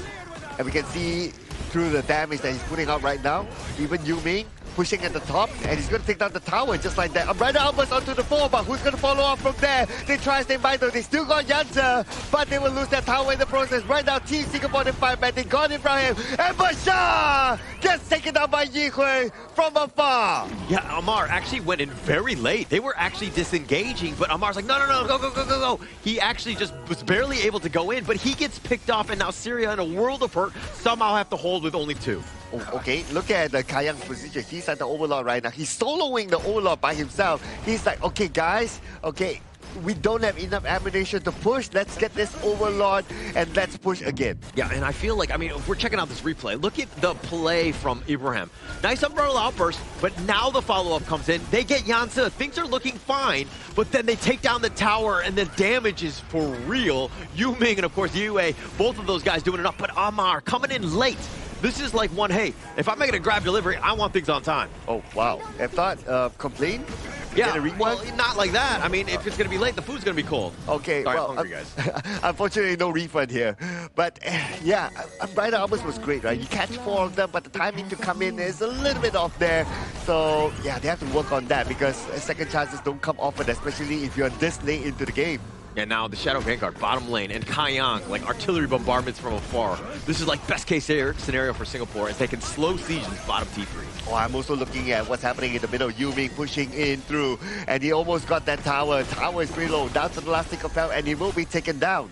Taking down everything. This is a very difficult hold. Now you have the Shadow Vanguard, and now how does Syria hold? Okay, time for them to go in. Yuming tries to make them all out, and now without the Umbrella Albers used, push them too far away for Syria to follow up. Now it's time for Team Singapore to end the game with the minions coming in. Can they actually do so? Yeah, I mean, with all 3 Vanguards, all the different lanes, they're trying. Yanzu is doing a little bit of work on the backside. They funnel them all the way back into the fountain, and oh, and here we go. They're really low. And this is the moment for Team Singapore to push it all the way to the back. And Yumi gets some no answers. That's the target that they want. Ammar goes down as well. And Team Singapore will move on to the next stage. Welcome to the last chance stage, Singapore. And sorry to say, Syria, this is where your road ends. They take a convincing 2-0 against their opponents here, and they make it on to the next stage. They had their opportunities. This is definitely a series that they're going to look back on. But like, actually, it's closer than the 0-2 scoreline will show. But I think Singapore were just too strong in the end, and it came really down to Kayang's play. Him able to just knocking down some of these guys and just taking down the squishies was the game changer here. Yeah, it almost came to like, who makes that mistake first, right? Like Team Syria, yes, they were really good until at some point it's like, maybe just that one mistake. Remember the umbrella outburst at the bottom left? Oh, okay. Yeah, that's a bit of... That's a bit of eye contact. Yeah, back to your point on the umbrella outburst. He's doing FaceTime. Yeah. Anyway, the umbrella outburst at the bottom left, when he got 4, right? Yeah. It was a good umbrella outburst, not gonna lie there. But the follow-up from there was kind of lacking. I think it's coming down to a few things that we always talk about, right? Yes, you can get the best engage, 5-man engage, but if there's no follow-up, it's not a good engage. You need to have good follow-up, good timing, coming together, then that's a good team fight. So for me, when I played Zhangfei way back in the day, when I hit those like 4-man umbrella outbursts and then I would push them all the way, I'd be like, oh my God, highlight reel for me, even though I didn't get any kills, but I would just report all my teammates. That's how I did it. I helped with it. That's why you're not playing Zhangfei no more. Yeah, that's why I moved on. Yeah, that's why I moved on. I'm not the Zhangfei main. Not the Ferrari that you are, right? Yeah, but that's true, right? Like, you can get a good engage, but yeah, and if I remember correctly, it wasn't only that one occasion. I think there was also another occasion in the middle or at the bottom. Something similar happened. It's like, okay, you can engage, you get a good 4-man, 5-man, but the follow-up was kind of lacking. So it kind of felt that Team Syria, were they exhausted at that point of time? I think after losing that game 1, knowing for the fact that you had such a big lead, it's a bit disheartening coming in from Syria, especially when you don't really have that much competitive experience. Maybe mechanics-wise, both teams are pretty 50-50, but when it comes down to macro rotations, how they deal with objectives, how they set up team fights, I do think that Singapore is 1 step, if not 2, above their opponents. Yeah, and I think it was, I hate, like, we keep going back to it, but I think it's the Kaiyang factor, right? Because it was very close up until, like, the 12-minute mark when you see that Kaiyang was able to burn down Abdulaziz literally by himself. And then that was that moment you're like, oh, crap, we are really behind. He's able to tear them down. And, you again, just another great game by Kaiyang. Wow, a 3-0-5 clean game by Kaiyang again. Man, this guy... How did he keep himself nice and safe? I mean, it's not like Team Singapore, they have like a very, very strong frontliner tank, right? Yeah, they had the Byron, but it's not like your traditional like a Zhangfei and all that. But he's still able to keep himself safe. Yeah, proper positioning coming in from the Shoryue player, right? And then we were to look over to the side Yihui and Yu Ming. I think their mid-jungle synergy has been drastically improving, where we saw how they were able to shove up the mid-wave, immediately invade that first Azure Golem away from the hands of Amar. That's why in this game alone, Amar just didn't have a lot of time to actually shine on that Nakaruru. Yeah, didn't have much. That was another big piece. And I think that where there was one where Bashar makes that jump in, and then Amar was there to help clean up. But I think that they needed a little bit more of that. And once they got that, they kind of went back into their own base. They didn't really want to just, like, you know, take any sort of fight again. It seemed very odd for Syria to, again, play a reactive game when you should probably be aggressive then. Yeah, speaking of aggressive, right, I'm looking at some of the numbers here. So damage dealt is Yihui. Kaiyang comes in second, but that's also because, like, naturally as a Shoryue, it's like you kind of channel your skill and then you shoot, so it's not like continuous damage, right? So no surprise to me that Yihui has the highest damage output. A lot of the first few team fights that we actually saw in the game, it was more on towards Yihui and also Yu Ming, the double mid-jungle synergy in laying down those damage here, and then Kaiyang comes in clutch with the snipes on towards a few members as the game progresses. Then it comes down to Kaiyang, his Shoryue, skills into those 4 items, 5 items, then starts 3 tapping the front line, and Abdulaziz came into the push. 1, 2, 3, 4, and you're gone. Yeah, and the burst is real from this squad, right? And you're kind of seeing, if we're going to see the gold graph, and you'll see a little bit, you know, a couple of dips in that sense, but Singapore was in full control in this game, and they did it with map control. They took over the map, and then, especially when they were being aggressive, it was just a great team win by Singapore here. Oh, there were only 2 objectives taken, as in the Tyrant and Shadow Overlord. I thought there were more. It kind of felt that there were more objectives down this round. And considering the length of game as well. Yeah, it's only 12 minutes, right? And especially for the fact that Syria, actually they had more moments compared to Singapore in the earlier phase of the game where they were finding aggressive plays, got the first mid tower in a losing advantage, and they still managed to find that. That's really impressive towards me because the way that they find pickoffs is actually really good. It's just the knowledge and experience in learning how to expand that goal lead is something that they need to learn more. Yeah, and actually it's one of those on that. Once they took the mid T1, and we'll see it probably in the highlights here, but that should have been their cue to be aggressive. But it started poorly for them because, again, Singapore being aggressive in the enemy jungle. Ooh, and look at these highlights, right? Both sides have their moments if you kind of think about it. Like, yes, even though Team Singapore, they invade, but Team Sierra, they always try to find a trade-off back. And it's shown multiple times, right? And they adapt to situations like, okay, we know that you like to come at us. We just wait in brushes and we surprise you. And you see, the last 3 highlights, it was serious play after play after play. But as we say, if it's a dry takedown, it doesn't convert much to any goal lead advantage. But we can see, good unbridled outburst. But then the play, Nakaruru, Amar was not here. It's not a 5v5. This is a disadvantage coming in for the side of Syria. Yeah, when somebody goes, everybody needs to be there, or within, like, an arm's reach, right? They were so far. Amar was completely on the wrong side of the map to really take that fight, and by that time, the sacrifice was essentially in vain. Yeah, so the question here is that, is it Ibrahim that should have kept his unbridled outburst, or is it his teammates that should have been together with him? So, I mean, we'll leave that to debate, ladies and gentlemen. But there's no debate here that our MVP this time is going to be Yi Hui. 29.6% damage dealt, right? An amazing game coming in from the final red side. 5th pick Kong Ming that actually showed a lot of value in this game.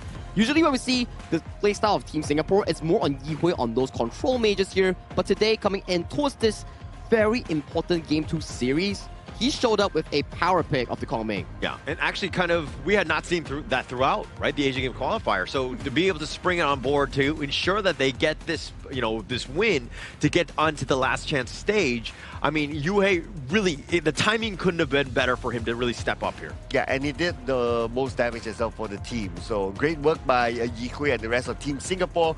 We will be seeing them more in the last chance stage tomorrow. So it will be interesting to see how will they survive that one, because playing a single elimination is not easy. Yeah, BO3 of all things, and then after you win it, it's not over yet. You still have to pace towards it into the second BO3, which is the final one that decides amongst A, B, C, D. Only one representative on that 3rd placer will go to the main event.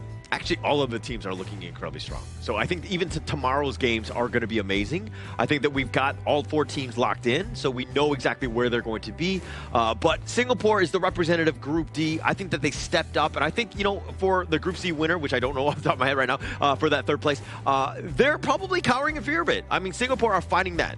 Vietnam. Vietnam. Thank you, sir. Vietnam goes up against Singapore in their first series, and then for A and B is going to be Uzbekistan going up against Kyrgyzstan. Winners of those 2 advance as losers. Sadly, they have to go home. Can you remind us again, like, what are the 4 teams that will be playing the last chance stage? Okay, Group A coming in will be Uzbekistan. Group B will be Kyrgyzstan. Group C will be Vietnam. And finally, in Group D, it will be Singapore, who just won their series just now. I don't know who's going to come out on top of that. I That's think that difficult. They're literally 3rd place. Neck like, and everybody neck. is very close. Tough games, right? Tough games, not gonna lie. I mean, maybe like Uzbekistan, people don't really know much about them, but they've been showing a very strong performance here in this tournament, so I look forward to seeing it again tomorrow. I'm also looking forward to this upcoming new event that you can actually get all the diamond draws, Dragon Horde skin pull, and limited time token skin pull. All of these are actually updated in the official Honor of Kings app. So if you have any leftover limited time tokens or Dragon Horde treasure, do check it out. Maybe you can get something better and updated. All right, I was just waiting for you to say something free, and I was like, no, not this time around. But tokens nonetheless, I think that there are other goodies that are available in client, of course. So as we go into the next series, I mean, we've seen 3 pretty decent ones. I'm super excited to see the next one coming up. The next one coming up, Indonesia, Philippines, Hong Kong, China, and Republic of Korea. Those are going to be absolute bangers here. But let's finish up this entire segment here. Mara, you ready with Team Singapore? Let's show it over to Mara on towards the stage for the winners interview with Team Singapore. Team Singapore secures 3rd place with that win. Kayang, congratulations. Thank you. There was a bit of a difference in game number 1 and in game number 2. In game 1, you guys had an early deficit. But in game 2, it seemed like you were more aggressive, taking advantage of your gold lead, completing your items. What happened before the start of today's match? And something seemed to click right after game 1 that ultimately gave you a confident win for game 2. I think game one we were more nervous coming to today's games because it's quite important since it's the last game for the LCQ. So I think we were just warming up our hands in game one, and then game two onwards we were more calm and more aggressive. Now, coming into tomorrow, it's going to be the last chance stage. A lot is on the line. There's no more second chances. One slot remaining. How ready do you feel Team Singapore is for tomorrow? Or do you think there's still some things that your team needs to talk about before stepping on the stage? I think there's still room to improve for us as Team Singapore, like for today's games, especially in game one. So we'll go back to our hotel room and review as much as we can for LCQ tomorrow against Vietnam. So we'll put up a good fight and hopefully we'll win for tomorrow. A lot of hope for Team Singapore. There are people looking out for you, supporting you. What would you like to say to them? Thank you again for supporting Team Singapore, and we will try our hardest for tomorrow. Hopefully we will qualify for Japan. Good luck for tomorrow. MVP game number one with his hopes really high. Let's keep continuing to support them. Now we'll head back to the casters. Lead the gorge. Thank you, Mara, and also Kaya for the interview here. I think this gives us a pretty important lesson where if you start on the correct foot, it actually gives you more confidence to finish up the entire thing that you're actually doing. In their case itself, it's winning game one and having the confidence to win game two even cleanly for Team Singapore. Actually, both of these squads, you bring up a good point in the sense that, like, winning game one for either of the squads might have just been the ultimate, task and just being able to just overcome, because it's tough when you're down 0-1 to somehow find a way back. That takes a lot of mental resilience, and it looks like for this one, I think Singapore was lucky they were able to kind of get the early two. Yeah, and because they won game one and then they kind of snowballed from there, it's kind of easier to cruise if, like, you have that good vibes, right? You have that good vibes. You walk into game number two thinking that, okay, whatever happens, we still have game three. So we can play this a little bit more chill. And it was important for Singapore to win game one. The moment they won game one, they pretty much won half the battle for game two. It's like a domino effect, right? You win game one, you qualify to the upcoming round, which is the last chance stage. Congratulations once again to Team Singapore. But the next one at hand, Korea going up against Hong Kong, China. Group D Giants going at it here. So far, any of these two teams yet to suffer a single loss in games in their respective groups. But today, one of them will have to suffer that L.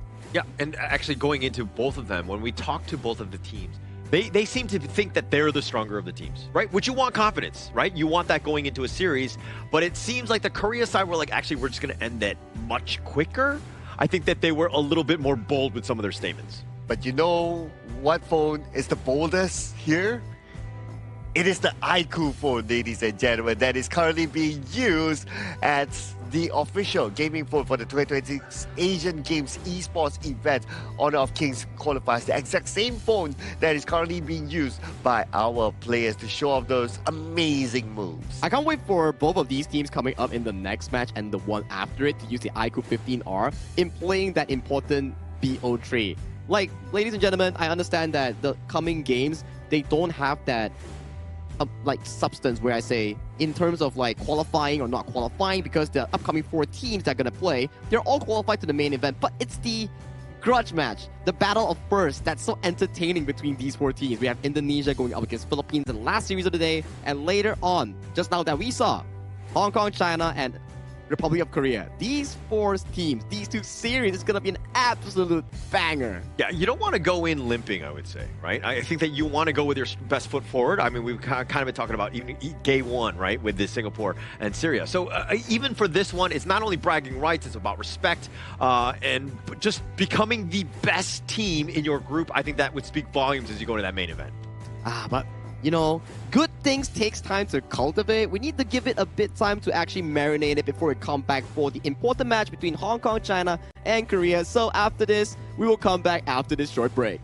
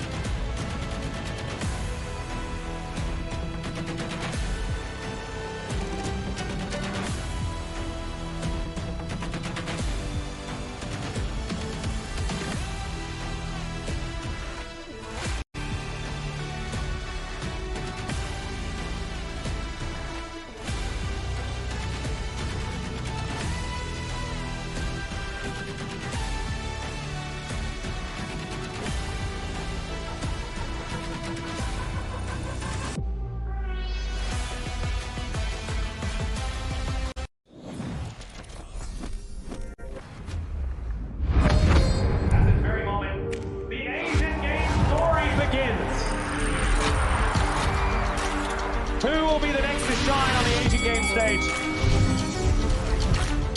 Contestants fight for the honor of their regions while we cheer them on from the stands. Double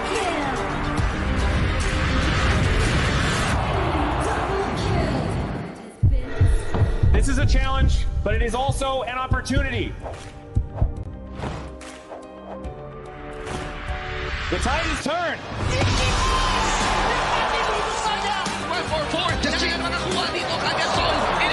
Saja mereka ke depan. Astis in front. They're going to use it. Golden title. That's happening. And we pulled it off together.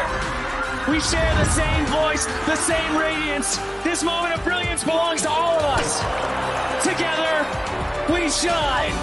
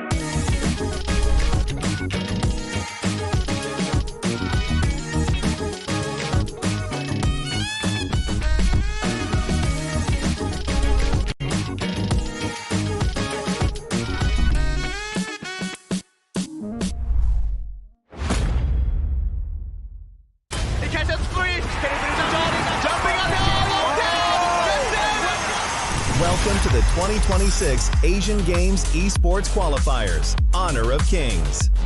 20 regions, one stage, and only the strongest 9 teams will earn the right to shine above the rest. Taking place in Malaysia, June 13th to 21st, 2026. Coming to Malaysia, this is the battleground where teams fight for the right to qualify for the Asian Games. 20 teams enter, but only 9 teams will move on. Apart from the 20 regions, there are 3 regions that have direct qualification. Here is the 2026 Asian Games Esports Qualifiers Honor of Kings format.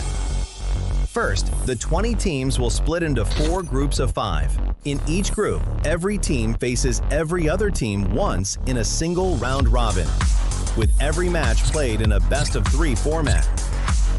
That means every match matters. Every game matters. Every single point matters. The point system is simple. Win the match, earn 1 point. Lose the match, earn none. At the end of the group stage, teams are ranked by the total points they've collected. And from there, the road begins to shine. The top 2 teams from each group qualify directly to the Asian Games main event. That gives us 8 teams advancing straight out of groups. But for those not through yet, the light isn't out. The teams that finish 3rd in each group still have 1 more shot. They move into the last chance stage. There, they battle through one final BO3 single elimination bracket until 2 teams remain. The 2 teams will then face off in a BO3 match to claim the one final qualification slot. So in total, 9 teams will make it through, 8 from the group stage and 1 through the last chance stage. That is the rule. Now it is time to see who can rise through it. From across the world, regions gather here in Malaysia. 20 teams, and only 9 will qualify. The path is set. The stakes are clear. Together, we shine. Stay tuned, and we'll see you at the stage.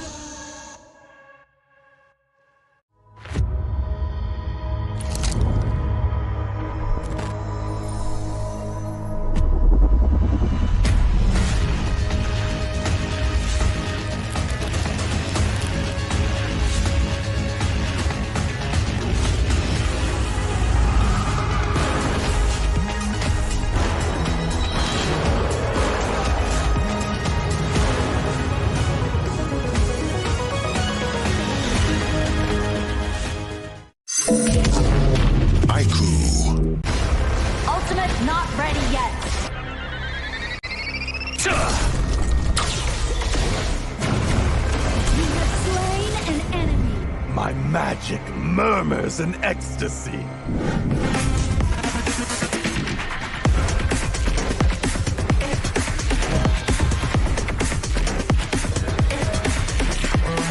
Amazing! There is no escape for you. Killing spree! Double kill! Triple kill! Spectacular kill! Don't worry. I'll be back for your life soon.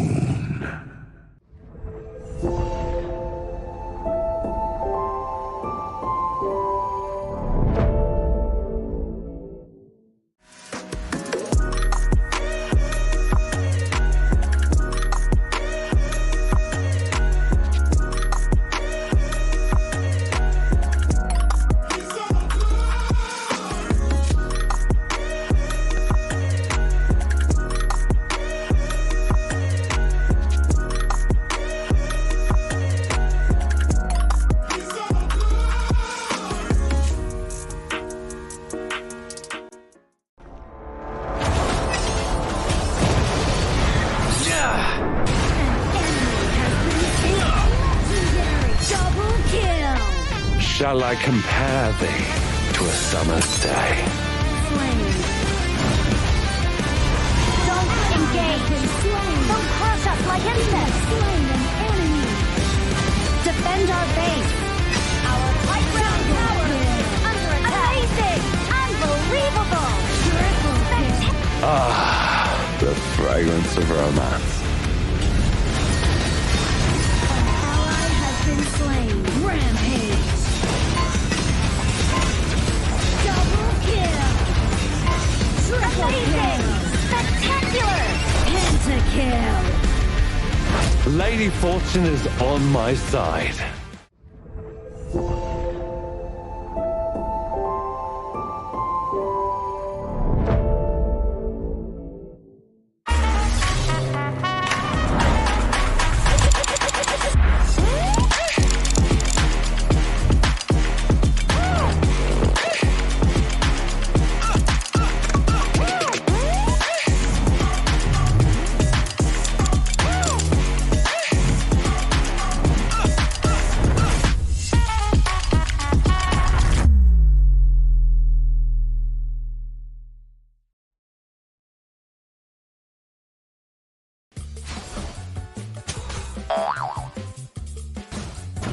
They tried!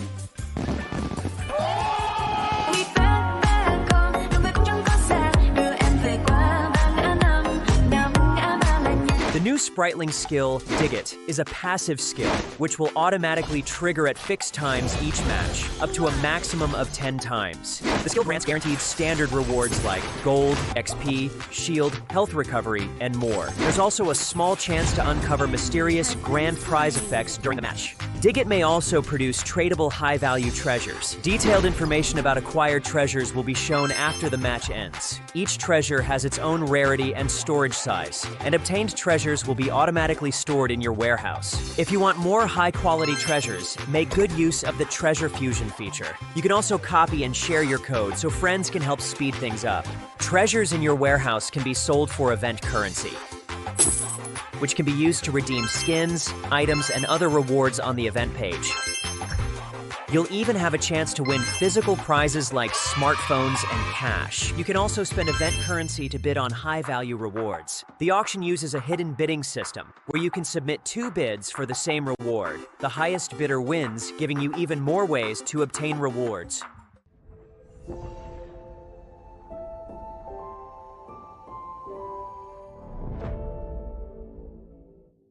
Itu kontra kita. Relax, bro. Phone aku! Jom kembara. Mountain Dew!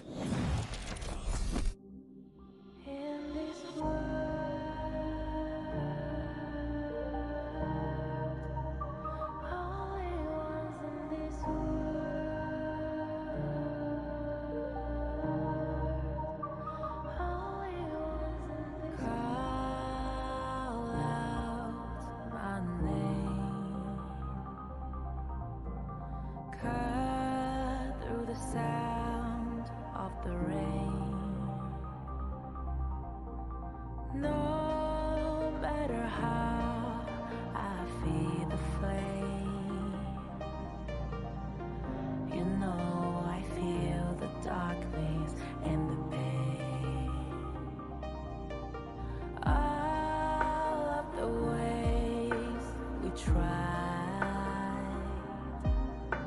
to break free from the night, you know we made it out, we found the light. I fly so high, light up the skyline. Let's do it this time, like it's a whole new vibrant world.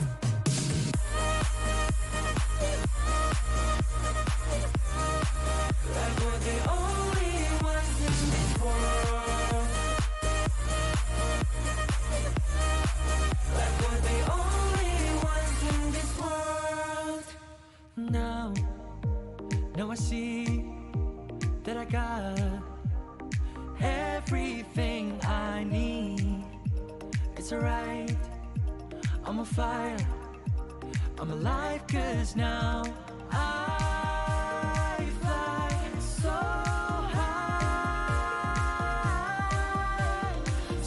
high, light up the skyline. Let's do it this time, like it's a whole new colorful world.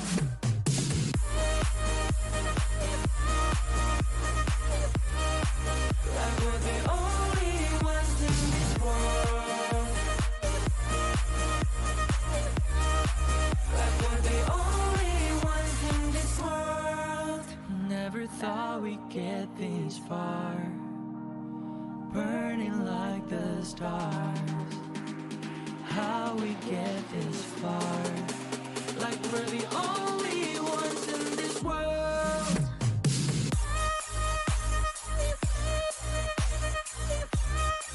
Like we're the only ones in this world. Like we're the only ones in this world.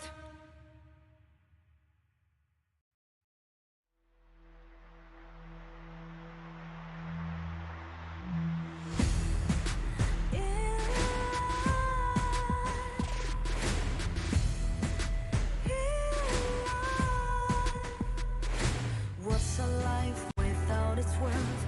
Compromising with what hurts inside. When you let fear decide your fate, you don't choose which path to take in life. In life, I'm finally letting go of everything that still holds me. I'm against all odds, but I won't give up, 'cause it's my time to shine. Standing in the spotlight, can no one back me down. Destiny is calling high. I'm not afraid to fight for everything I love. Victory's on my side.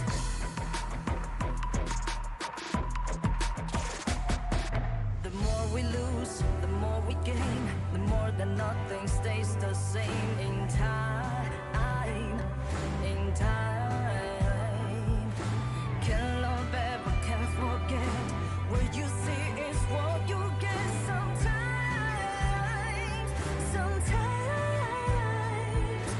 gonna show the world tonight. The light that shines inside us. We're against the odds, but we won't give up, 'cause it's our time to shine.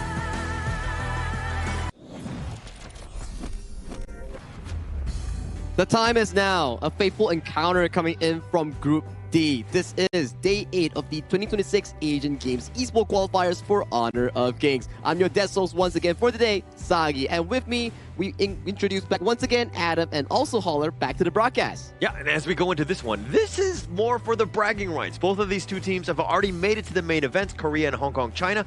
But now, who's going to come on top? I think everything is at stake again. You want to have those bragging rights. Yeah, that's the question, right? Because the Republic of Korea, Hong Kong, China is one of the most weighted teams for everyone to be watching from home.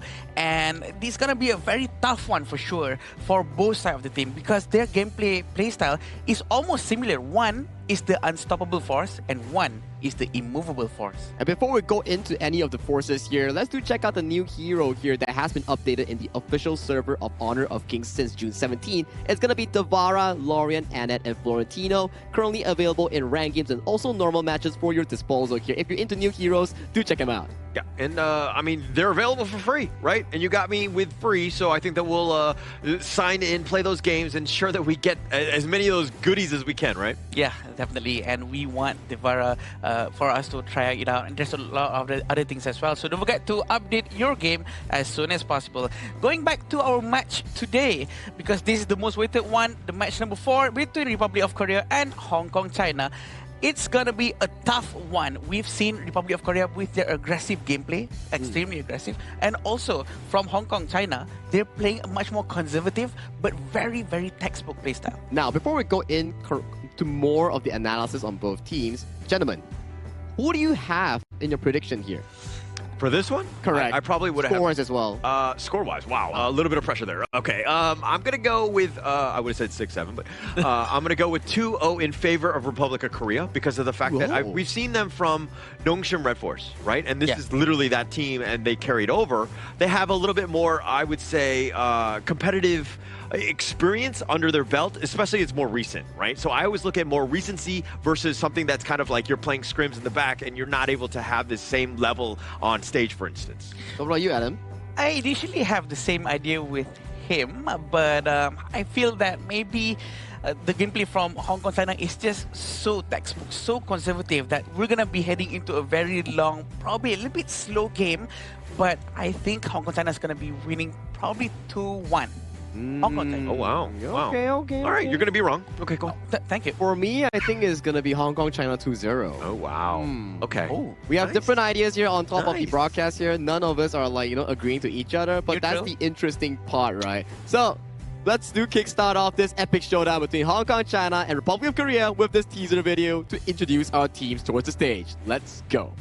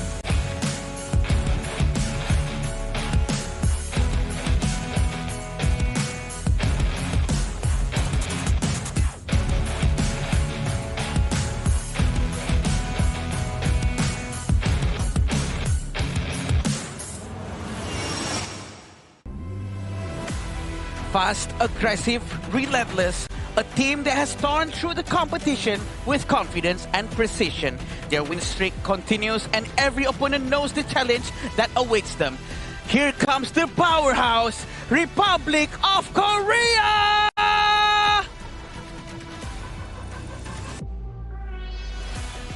Discipline and consistency, the foundation of a team that continues to deliver victory after victory. With their win streak still intact, they return to the stage looking as composed as ever. Welcome to the arena, Hong Kong, China!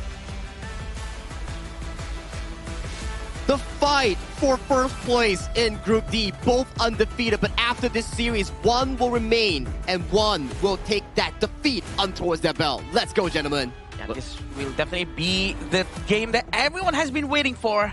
The last two matches, Republic of Korea against Hong Kong, China. This is the lineup for Republic of Korea with Jihoon, Sungbin, Hoonmin, and Songgon. We do know the rotation coming in from this team is gonna be very, very close and very quick. And arguably, both teams, right, coming in for the side of Republic of Korea and also the side of Hong Kong, China, their playstyle is actually really, really similar. Textbook, slow and steady, but for Korea, they like to add a bit of spice with their aggression in their mid and roam combo. And that's what catches teams off guard, when they're able to use that to their advantage. Like, you know that Jihoon, he wants to go in. They've had to rein him in, and he's had to turn into a more patient hunter, if you will. Yeah, definitely, and we do want to see on how Hong Kong China is going to go in right now. Yeah, and it's going to be Hong Kong, China. They're going to be made of Ziken, Kahing, Kawa, Sumki, and Kahing to end this one out. And these guys have a lot of experience. They played together on Fearless Esports. There was AG Global 2024, as well as Pause Gaming. So they have the pro experience as well. A lot of experience for sure. The rotation coming in from Hong Kong, China has been excellent. They have been doing this gold sharing technique flawlessly, and this is the team to look out for and learn from to do these economical advantages from the early game. Even when they're at a disadvantage in terms of the takedown score in the early game, their consistency in terms of being able to search goal and counter out against their opponents is just really, really beautiful to watch. As you can see towards the KDA, alright, Holler, it's on towards you. The first strike rate, 67-6-7 from Hong Kong, China. Yet again, it seems always like happen? all of the teams have that rate. And okay, look, I was predicting that Korea wins this one, but after that first strike rate, I'm going to change my prediction into Hong Kong, China, just for the 6-7. I don't know why this keeps on happening every time Holler gets on the desk. All right, let me just bring you in on towards this again. You do see the total games played down there. After this, although it's not going to be shown on the screen, one's going to be 6-7 and one's going to be 7-6. Oh no, that's 7-7. Sorry, he's trying. He's really helping you to manifest this 6-7. Definitely. And I think that, I mean, all jokes aside, first strike rate is one where you know that the team is a little bit more aggressive. Yes. Because that's when they're able to be successful. It's on their terms, so to speak. But Hong Kong China have been proving so many times on how the first strike rate doesn't really matter too much, especially when it comes to a proper rotation coming in from their team. So they do know how to really cultivate the lack of the first strike rate with a proper rotation, trying to win the entire match. And they're also really similar in terms of the hero pool, right? But if you were to compare the KDA between two teams, you can see Hong Kong China's pacing is more slow and steady, lesser mistakes and more towards the ultimate goal of the late game team fight. But on the side of Republic of Korea, they like the brawl style, like the fighting style, and this is the head-to-head between two of the roamers here coming in from both teams. Yeah, Sunggun and Kahing. I mean, if you're looking at average assists, that speaks volumes. I mean, their KDA was much higher, so his assist rate would probably be higher as well. And a lot of the kills that Hong Kong China get are based off of what Kahing does. His setup, his stuns, all of the good things that you're looking for from a roamer here. And the good thing about Kahing is that wherever he goes, his mid lane is always with him. The rotation coming from the entire team is always sticking close together to make sure the gold sharing technique has been maximized to the max. And average assist for Kahing is arguably a lot more than Songgon. Yeah, and it also comes down to the discussion on sometimes we see these stats. You have to relate back into a very key thing, especially on average assists and average damage taken. The duration of the game that they've played so far in the general games that we've seen from Hong Kong, China, it's strategically more slower compared to how Korea ends their games quicker but in the more aggressive tone. Yeah, and I mean, if you're picking a team, and you generally want a team that's able to close games out, right? And not to kind of, do it where you have to extend it, because every time you extend it, you give the opposing team a chance to get back in. So this is also why I look at the Korea as a little bit of a favorite here, because I like that ability to close the games out. I do like the idea of being more aggressive actually gets you more stuffs, because you're basically creating your own opportunity rather than trying to wait out for a chance, or maybe someone's going to be off position and whatnot. So we do see on how Korea oftentimes will try to dive into tower more often and sometimes maybe make some sacrifices along the way. It's about the gameplay of the side of Korea, right? It's more aggressive. It's more saying that, okay, we ride on this play, we use the aggression into the next play, But then we compare it towards Hong Kong, China. Yes, we mentioned that both teams, their play style is very similar. Textbook style, resource heavy, play on the combos and team fights. But for Hong Kong, China, it's like you play a video, but on a 0.75 of speed rate, and Korea is the 1 speed rate on the regular speed. So for these two teams, it's a clash of philosophy. One is careful, calculated. One is slightly more careful and slightly even more calculated. Yeah, and actually being calculated is going to be key, right? I think that between these two teams, it's basically whoever blinks first in terms of those mistakes, right? Is Korea going to just step out, you know, get punished for being over-aggressive? Or is Hong Kong, China going to be just too timid and, again, giving space and time for Republic of Korea to get back in, take over the game? And the last time we saw the gameplay coming in from Hong Kong, China, they did actually make a mistake with their last game. When they tried to invade towards the blue buff, they were caught off guard and they were actually punished for that. I remember that, yeah. Which means that, you know what, they do mistakes as well. So there might be some chances for Korea to try to make good use of that, knowing that Korea actually always oftentimes try to find an opportunity. I like that point, right? Because even if we do compare Hong Kong, China's game against Singapore, yes, they went for a 2-0, but there was signs of mistake coming in from Hong Kong, China, because in the end, they are still humans, and humans have errors here. It's unavoidable in this sense. And coming in towards the draft, you can see the priority coming in from both teams. For Hong Kong, China, it's about banning the channel, banning the mine. Some of the key picks coming in from Korea's draft. And for Korea, extra focus against Ka-hing on that roamer role. Yeah, and actually going with Sung Gun's tried and true. He's only played 4 heroes here at the Asian Games qualifier, and Lapu was one of them. So this is one of his mains, and backing that up again with Hyunmin's Siri, which, Hyunmin's Arlie. He's Siri, his actual IGN, but he's a phenom on this hero as well. Yeah, for sure. Be able to follow up very quickly with the parasol that he has. And right now, we also have the Renji and also Xiao Chao that will try to reduce the amount of HP coming in from the roamer of Korea. And I think what Hong Kong, China really has right now is a very good disengage combo, but also a chance for a Guan Yu to try to rotate to the back and push everyone towards them. That's a very scary situation that he actually put out, and is a good example of what they can actually do in those team fights. For me, at the very least in these first 3 picks, it's looking really comfortable for the side of Hong Kong, China. Yes, you put the priority on towards the early coming in Korea, but we've seen so many competitive games thus far, and the Arlie's main counter, laning-wise, Direnjie, team fight-wise, the Xiao Qiao. So that force coming in from Siri, or otherwise known as the player Hyunmin, he's going to have a relatively tougher time in that case. Yeah, they have a lot of control, right? The Guan Yu is also the problem that they first picked it, because wherever he goes, that parasol got to be key, right? Where does he end up light stepping to? Is he going to be in a bad spot? Is he going to be forced to do it? Or is it going to be where Korea are aggressive? They take over the game early, and he's able to dictate where he goes because he's pushing you back. It's definitely an extra headache coming in from Hyunmin to think about where's the positioning of this Guan Yu, and it's going to be so troublesome for him to always be aware of his umbrella and at the same time where he is trying to be at. So we do have Jumpy that has been taken out, Moze, and also Atta. Not surprising to see probably another Clash in the Heroes going to be taken out by Hong Kong, China side. And this is the last ban coming in from them, which is gonna be Angela. Interesting bans all around, right? For the side of Korea, they're putting a lot of focus against that roamer matchup on towards Ka-hing. That's 4 roamers down, right? We see the Diadia, Liang, Mozi, and Zhang Fei, leaving a tank roam like the Lian Po available for the side of Hong Kong, China, unless they want to go the unorthodox roles, something like the Donghuang, Zhuangzi that we've seen for the past few days, right? It's definitely available. I mean, the Zhuangzi are probably not the best. There aren't too many stuns for wanting that. But Hong Kong, China can pivot off. And Korea understanding that Ka-hing is that guy. He's scary when you get him the right roamer. And they've been heavily focused in terms of the bans, just targeting him alone. Surely, and waiting for this last pick, fourth pick from them. And it's going to be Charlotte. Charlotte, it is a direct counter for Guan Yu.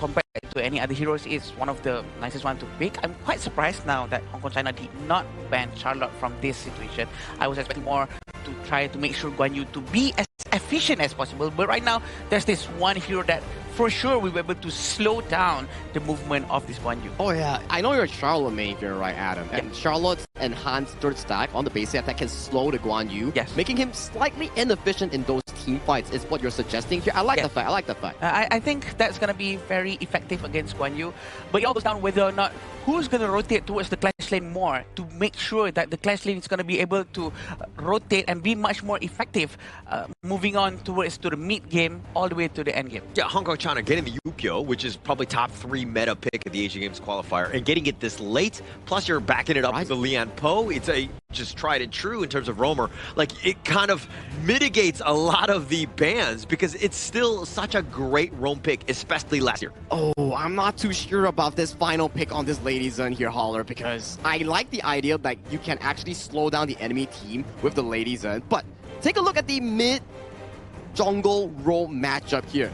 Korea's side, it's really defensive and very slow in the early game. I would think that they will put the Lady Zone in towards the farm lane, rotate the early towards the mid lane to strengthen up that mid lane 3v3 for the side of Republic of Korea. If not, the Ukyu Tachibana is going to have a free roll into their jungle.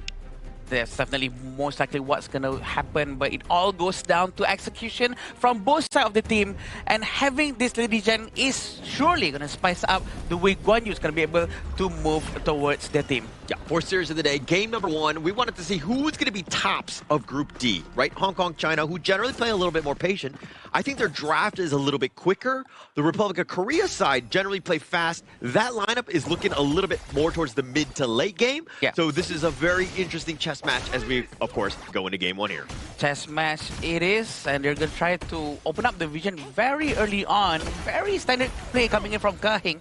He's not going to be able to try to steal that one, but the early rotation coming in from Hoa is going to be able to help them out a lot in the bottom lane. I think what they need to do is to try to rotate more towards the clash lane so that the Guan Yu can be much more useful later on. But it seems like this might be what they're planning to do for Hong Kong China for now. What do you think about that lane matchup, talking about that clash lane? The Charlotte versus the Guan Yu? Who do you give the edge to? Surely the edge is on to Charlotte, because Charlotte is a natural counter towards Guan Yu. Having that enhanced basic attack stacks will be able to slow Guan Yu down, which in turn means that Guan Yu is not going to be able to have his passive at all once Charlotte is applying the enhanced basic attack towards him. So he does need all the help he can get to be able to try to rotate faster and clear the minion faster. Yeah. And I do agree with you. And I think that, especially come like the 4-minute mark, Zekin is looking to just ditch that lane because he needs to be there for the Tyrant fight. And so he's looking again more towards that team fight. And Yunho can definitely make them pay. But they get a little bit of a mini stun here. Korea just doing a great job in terms of this gold sharing. They're very efficient across this map. Yeah, and same time, Kahin really managed to clear the mid lane very quickly. This is the gold sharing as well that's been trying to be done by Hong Kong China. The amount of gold coming in from Hong Kong China has been 500 gold more, even though there's 0 kills and death from both sides of the team. I think this is going to be a very great start for them, but they are also prone to doing mistakes sometimes, especially when they're trying to do some evasions. Yeah, this is going to be a KG match, right? To start things off. Nobody wants to give an inch. And I think that even with Kahing looking to threaten, looking to support Sumki, Hyunmin is like, no, I'm going to zone you out. How dare you go even near my lane? Huge amount of damage coming in from both sides in the bottom lane. We're going to see a lot of this sort of conservative passive gameplay just a little bit for now. It's not going to be able to be a lot of fights early on because both teams really respect each other and not wanting to do any mistakes whatsoever. So any overextension might cause a single, death. Yeah, and actually, this is also why Korea, on the other side, it looks like, they're both staying on their sides of the river. Nobody really wants to cross, maybe before they get the little pick up, but they get Sumki in a bad spot. He's under the tower, and Hyunmin just trying to has to life step on back. He gets on back to safety, and here comes Ji-hoon looking for the final blow, and he's going to get first strike. One after one, diving under the tower. There's nothing he can do. The rotation coming in from Republic of Korea definitely is fruitful just now. And I think it's a very good move coming in from them. They know what they're doing. They want to really focus down onto Sumki, making sure that he doesn't get all the gold that he needs. Yeah, and Hyunmin was, he took him down quite a bit. Sumki was very low, and I'm sure Hyunmin was like, if I just had a little bit more damage. But he set things up, right? It's about your teammates, it's just success across. Sometimes you need to start sharing. You know what? He does get an assist. So he does get an assist goal, which is more than enough rather than not getting anything else. Right now, the money is almost the same, which is because of that one strike that has been done by the Republic of Korea. So they might want to try to continue this momentum that they have to make sure to extend the goal lead. Yeah, they're going to take the Tyrant in a hurry. Right at the 4-minute mark, everybody was there. Now they're looking to just invade. And Jihoon was not even in the right side of the map to even contest. So Korea a little bit behind in terms of this initial phase of the game. Yeah, with the same amount of goal for sure. But Republic of Korea really have an edge just a little bit, but still waiting for a commitment coming in from both sides of the team. Very rarely to see on how Hong Kong China is sort of squeezed a little in this situation, but it seems like there might be something happening here. Yeah, a little bit of a teleport, not really too much by Korea. It's just more of a threat, right? Like they don't need to be in the top lane. Yunho had already cleared the wave, and now he's looking to make some sort of an impact in the other lanes at this stage. Very interesting to see on how Sekin is still at the top lane. He's cutting the lanes very quickly, leaving Yuno big of a problem for him to actually clear the tower up top, but he decides to just come towards the mid lane. Yuno leaving his lanes out for the minions and the Sekin to actually go all in and destroy the tier 1 tower. Yeah, it's going to do a bit of damage. Yunho now rotating there. He'll be there to just, make sure that it doesn't actually go down. But he did take some structural damage, which is a bit of a problem here. Korea definitely on the defensive. Now they want to go for the Tremor Smash, but he uses the passive to dodge that. And now it looks like Kahing on the run. It might be too deep. He does get on out because he does have that speed from the burst ramp. A great use of first skill coming in from Sungbin from the Lady Zhen. He doesn't need a Splendor for that, but looks like something's about to happen, but they're going to pull back a bit. A little bit of poking from here and there. The first skill usage from Sungbin is just on point, really wasting a lot of skill sets coming in from Hong Kong, China. And the goal is showing to us that it's equal amount of goal for both sides of the team. They are respecting each other so much that they're not forcing anything at all. Yeah, it's a little too much respect, but I think it is very early. This is a game 1, right? Again, it's like a feel-out process. Whenever you see a heavyweight fight, they'll jab each other. They'll get a little bit of an idea of how far they need to be, what sort of defenses you're looking to do. You're not going for heavy swings right away, if you will. A fake teleport coming in from Yuno just now, and this is what I talk about, right? Korea being the unstoppable force and Hong Kong China being the immovable force. So they're sort of trying to poke against each other to see who's about to do the mistake first. And they're trying to rotate together towards the mid lane right now and still seeing if Arlie can do something, but they're going to try to be much more slower. Yeah, very 50-50, if you will. And I think that's what we wanted, a very competitive match. And they set it up. I mean, this is the last day of the groups here. And to see exactly who's going to be the top of Group D. And now Korea waiting in the wings. Kahing, though, rotating as well. I'm pretty sure Jihoon did spot him out. But again, Jihoon not farming during this time. Yes, Jihoon is sort of wasting time the longer he waits in here. But is he going to commit into this one? He probably knows there's someone else nearby as well. But he's going to try to capture everyone in the back line before the next team fight happens. Oh, nice little play of the Spark. He gets on the side. He'll flash away. Hawa's not going to get the safety. And now the burst ram. He's just trying to turn this to the Tremor Smash. Knocks him up. Jihoon will fall as well. And Korea right now all scattered about. The double strike already happened by Subkey. And it looks like Seekin not able to find anything else, but they get a 2-for-1. A very quick turnaround coming in from Seekin. He actually managed to capture a couple of heroes at the same time, trying to turn the fight there. And also, actually, it all started because of Sumgon. Sumgon, who's playing Lapu Lapu, he actually tried to go in first. He opened the space for the Nakoruru Jihoon to go in. But the counter fight coming in from the DRNG, free hitting everyone, and the Guan Yu pushing everyone non-stop really helps them out to get one after another, which is a very good thing. Yeah, he's all surrounded by 3 members. Kahein's going to take him down, but they got numbers elsewhere. The Rage UC, they find Subkey, so they get the return kill. That's a bit of a trade, but they lost 2 from Korea. A very nice team match, a team fight just now coming in from Hong Kong, China. They managed to actually come out fine once again with an extra annihilation and a strike for sure. 2,000 gold in front, 1,500 for Hong Kong, China. Definitely going to be giving them a lot of advantage over the next few minutes. All right, so Jihoon has died twice, but he's gotten 3 of the kills.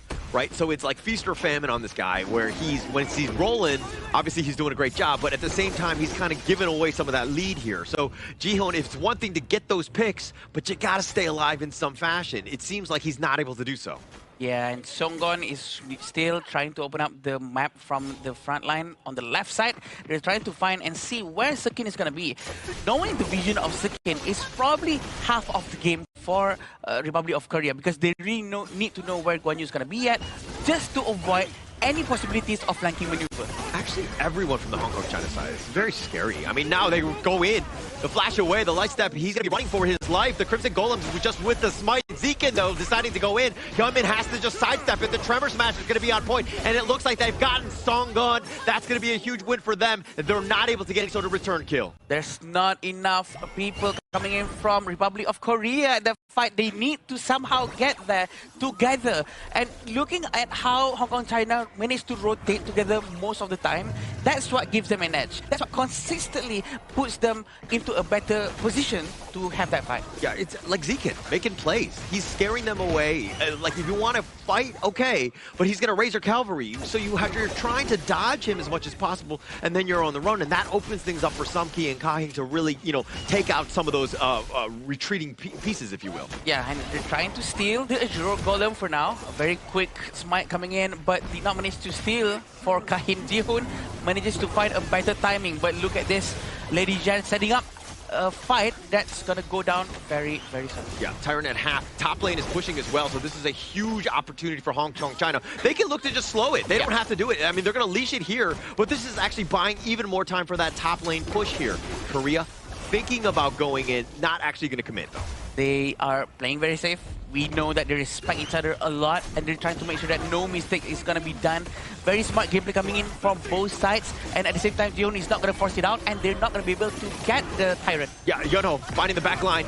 The Tremor Smash is only onto Yunho, but they get him on the side. They find Hawa to start things off. Kahing is a little bit low. He's trying to run for the hills, and now it looks like Hyunmin is doing some damage and finds Sumki. Zekin is on the run. He's going to literally get on his horse to try to get away from Yunho. He gets to the mid lane, and he will look to just at least clear the way before he goes. He makes good use of his mobility, running away and buying time for his teammate to try to at least defend the bottom lane. This is the high ground tower we're talking about. 11 minutes in, and only one tower has been destroyed. They're trying to really push Kahing and probably force it out. This is very dangerous. Hawa up in about 3 seconds. They get the nice 2-man down. Kahing is going to be taken down. The Raging Sea will be used, but Sungbin is going to be taken down. It looks like Hong Kong China have held in a very risky attempt at ending the game there by Korea. A very good positioning coming in from Hawa. Really managed to try to put in a lot of damage into Jihoon and Sungbin. This is what just happened with the Liampo going in. Just initiating a little bit of the knockups, but at the back, Sekin just took his time, strolling around, galloping, and he managed to actually push them towards the crystal at the end of that wall. It was very risky. I mean, the respawn timers were coming way too quickly. Hawa and Sumki were going to be up. That was probably a bad decision in the end. Like, you get what you want, which is the bottom T3, move on with your life. But now Zekin, with that push away, they find Yunho. He has to flash the Raging Sea, completely whiffing. Yeah, Songgon, he's going to be able to wait for the cooldown for now, having Jihoon flying around, trying to get his buffs first before they go to the next objectives. This is actually a small win, even though they actually lost a couple of heroes just now. For Republic of Korea, they actually managed to destroy the high ground tower. This is going to be giving them a huge minion at the bottom lane. Yeah, and that's that push, right? And then now you've got a little bit of lead in terms of the net worth. Picking up that Overlord, that's going to help. And objectively, Korea, this is the way they like to play. It's not all about the kills. Yes, they tend to be aggressive, but they turn those initial kills into bigger objectives. And this is what we want to see, right? Because we rarely see on how Hong Kong China try to defend when they're on a high pressure situation. And this is going to be very interesting for us all to learn from. How are they going to set the chess pieces in front of them, trying to be ready, be prepared for the oncoming onslaught of Republic Korea. Yeah, Hyunmin just dancing in and out, like taking his shots, understanding just the absolute limits. Is he at risk? Shadow Vanguard in the top lane, though. Sekin behind them, still waiting for the moment. He's waiting for any vision. That's going to buy a lot of time for Hong Kong China to do something. But if the war actually goes wrong for Republic of Korea, he can come from the back and smash through everyone. Yeah, he hasn't been spotted out yet, so he's still off the map. And it looks like Korea, even them, they're kind of playing a very patient game. They don't have full vision. They don't want to fully commit because, again, they might get flanked here. Exactly, and Hoon-min also has to be quite careful. Probably Republic of Korea have to play in a much closer formation, in a closer distance, but at the same time not too close until Sekin can actually push everyone, all 5 of them at the same time. That's not what we want here. With the exact same amount of gold, with one tower has already been destroyed, there's a lot of leeway for Korea to play around and to have a better map control here. Yeah, Kahing, he's going to be spotted out. He's going to be in a bad spot because he's on the wrong side of town, if you will. But Kahing does get to safety. This is also a moment now where Hong Kong, China, how are they going to look to defend? They are slowly losing resources in their own jungle. That lead is going to go further and further in the hands of Korea. It's definitely bleeding out away, and they have to do something very soon. They have to force something out. But I'm pretty sure they are also worried that maybe the Guan Yu is not close enough for them to attempt anything. Songgon trying to open the map, but at the same time, is still on the left. 3 people right in front of the Tyrant. Zekin has just been so patient, waiting in the wings. They try to force it out because they're going for the Tyrant. They're going to start things off. The Tyrant is already about half. He's going to be leashed on back, and now the Tremor Smash is going to be used. They find Jihoon. They got that pick, but Hao is going to be killed in return. They find Songbin as well, and now the chase is on. Zekin is going to go on the side. The Tyrant is getting a little bit low. Yunho running for his life. The Sparksborg's Edge doing a little bit of work. Sage's Sanctuary is going to be popped. They get the turn. They get Hyunmin.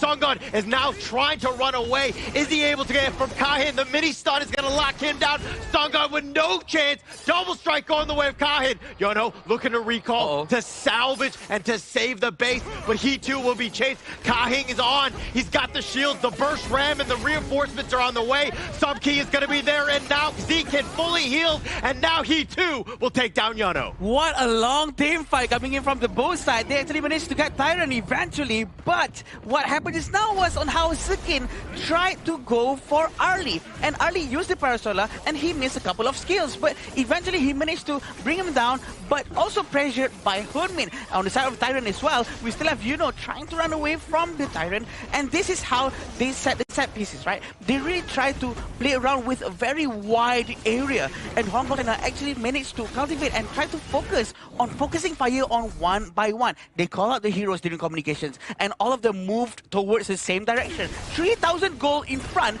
for Hong Kong, China, just from that one team fight.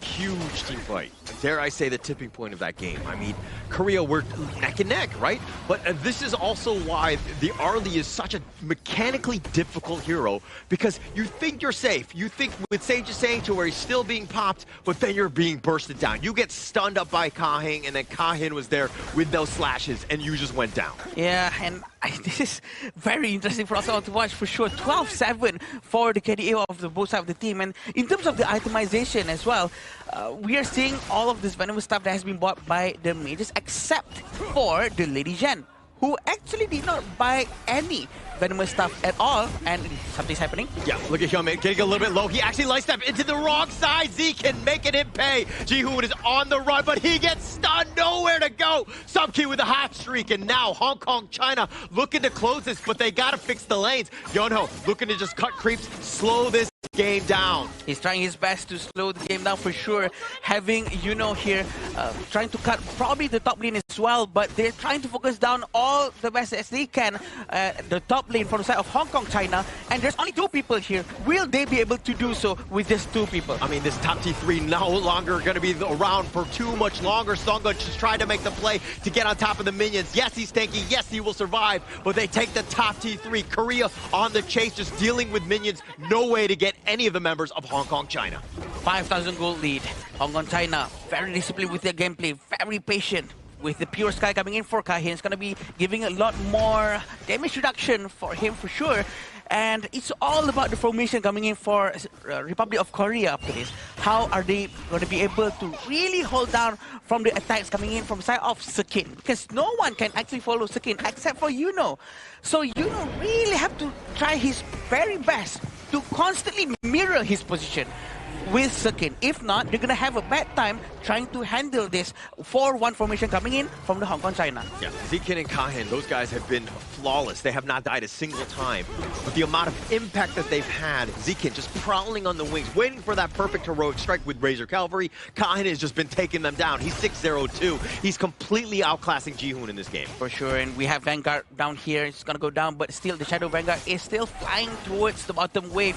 6,000 gold, still waiting for how are they going to initiate this fight. At the back, they still have to be careful because Jihoon is trying to prepare to try to flank anyone that he can touch at this point. Yeah, he wants his own flank, but you see Zikin also on the flank. Yono is going to be there. It's an all-out retreat because they're looking to just regroup. This might be a problem for Jihoon. He decides to just cancel that mission. He's going to go back to the top lane. Oh, very quick reaction coming in from them with one voice, but this is what's going to happen. Yeah, and I mean, you would think that they would continue on with that Shadow Vanguard, but Hong Kong China on the low side. They're going to look to retreat, and now look at Jihoon. Looking to potentially go for that flank. Finds Kahin. He's going to do a little bit of work on top. They have a little bit of the stun. They do have the burst. They take him down. Stump King gets Raging Steed. Sage's Sanctuary is going to be popped for him, but the little burst is going to be on point. They find Howa. Another Sage's Sanctuary is going to be popped, and it looks like Zikin and Kahin are the only two standing. Republic of Korea really managed to find all of their targets. Sekin is going to be frozen just because using the freezing charge, and he's going to go down as well. The damage is too high coming in from Jihoon. They're going to try to end the game. Yeah, it looks like Kahin just trying to deal with the minions. This is an all-out approach.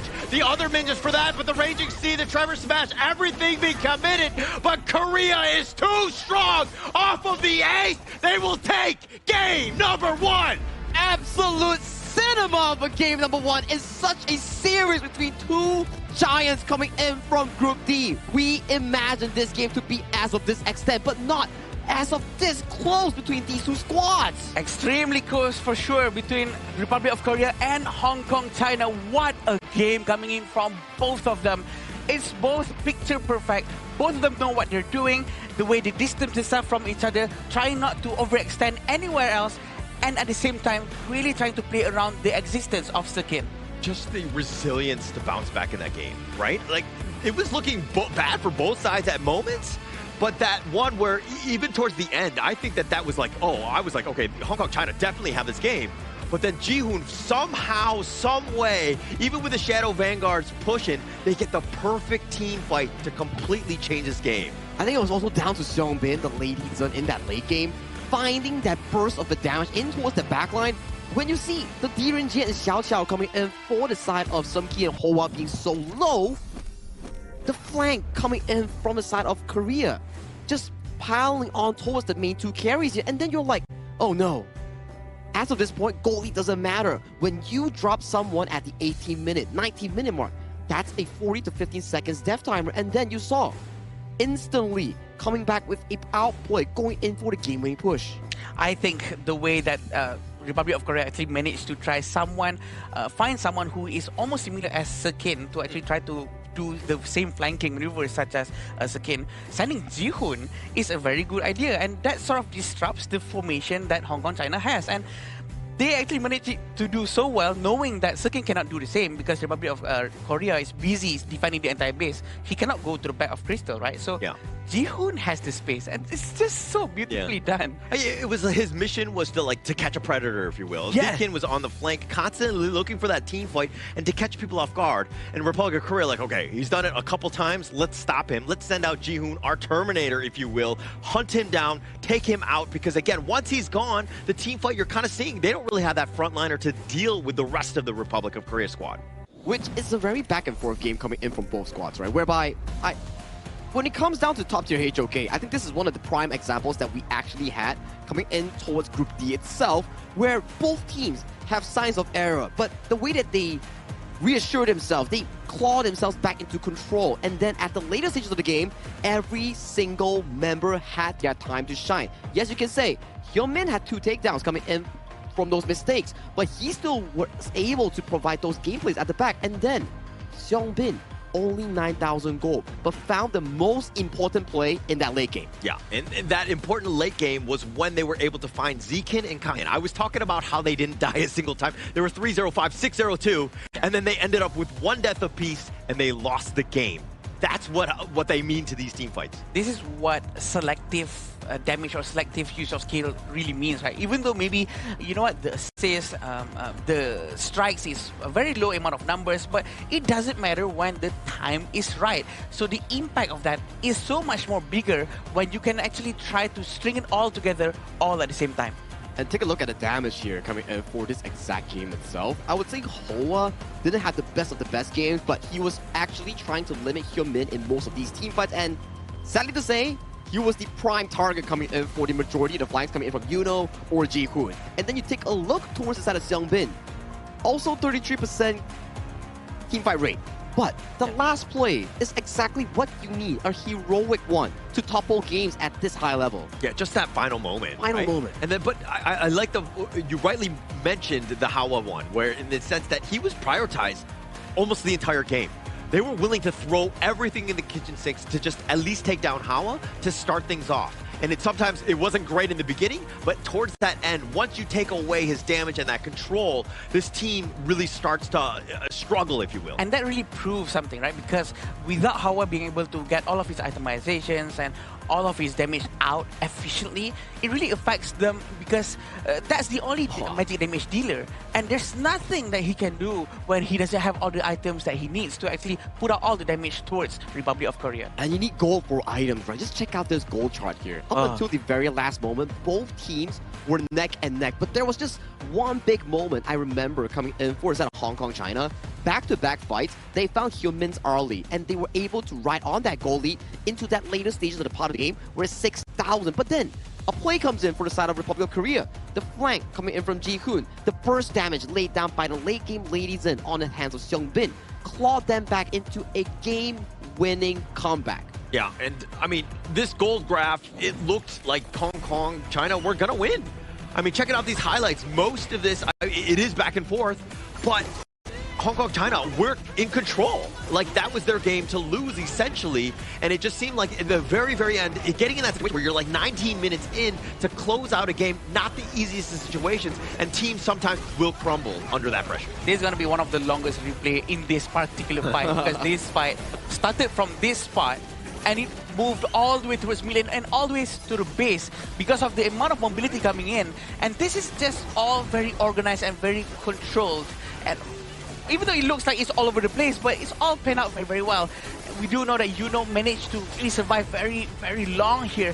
And with having the other two trying to help them out from the back, a very good move coming from both sides. There's not much for me to say here. I mean, if you were to analyze the team fights, right? Seokin is always on the aggressive end looking for Hyunmin in those team fights here. As long as they can find Hyunmin, the team fight will always go in favor for the side of Hong Kong, China here. But going into the remaining parts of the game, that's where you see this is aftermath of Seongbin dropping the destructive deluge on towards Hoa and Sum Ki. When everybody is fighting on their own grounds, that's where Team Korea jumps in, pounces on the remaining targets, setting the stone for a great comeback despite the fact they were down 6,000 gold. Yeah, crazy game. I mean, Korea, again, how they were able to bounce back. I mean, Ji-hoon didn't have the greatest of games. He died 5 times. Things were looking rough, but Hyunmin, he's like, okay, I'm on my early. This is my tried and true. I will carry you, brothers. Yeah, I'm not surprised if this early gets banned afterwards. Congratulations to Hyunmin for being the MVP. 4-4 with 29% damage.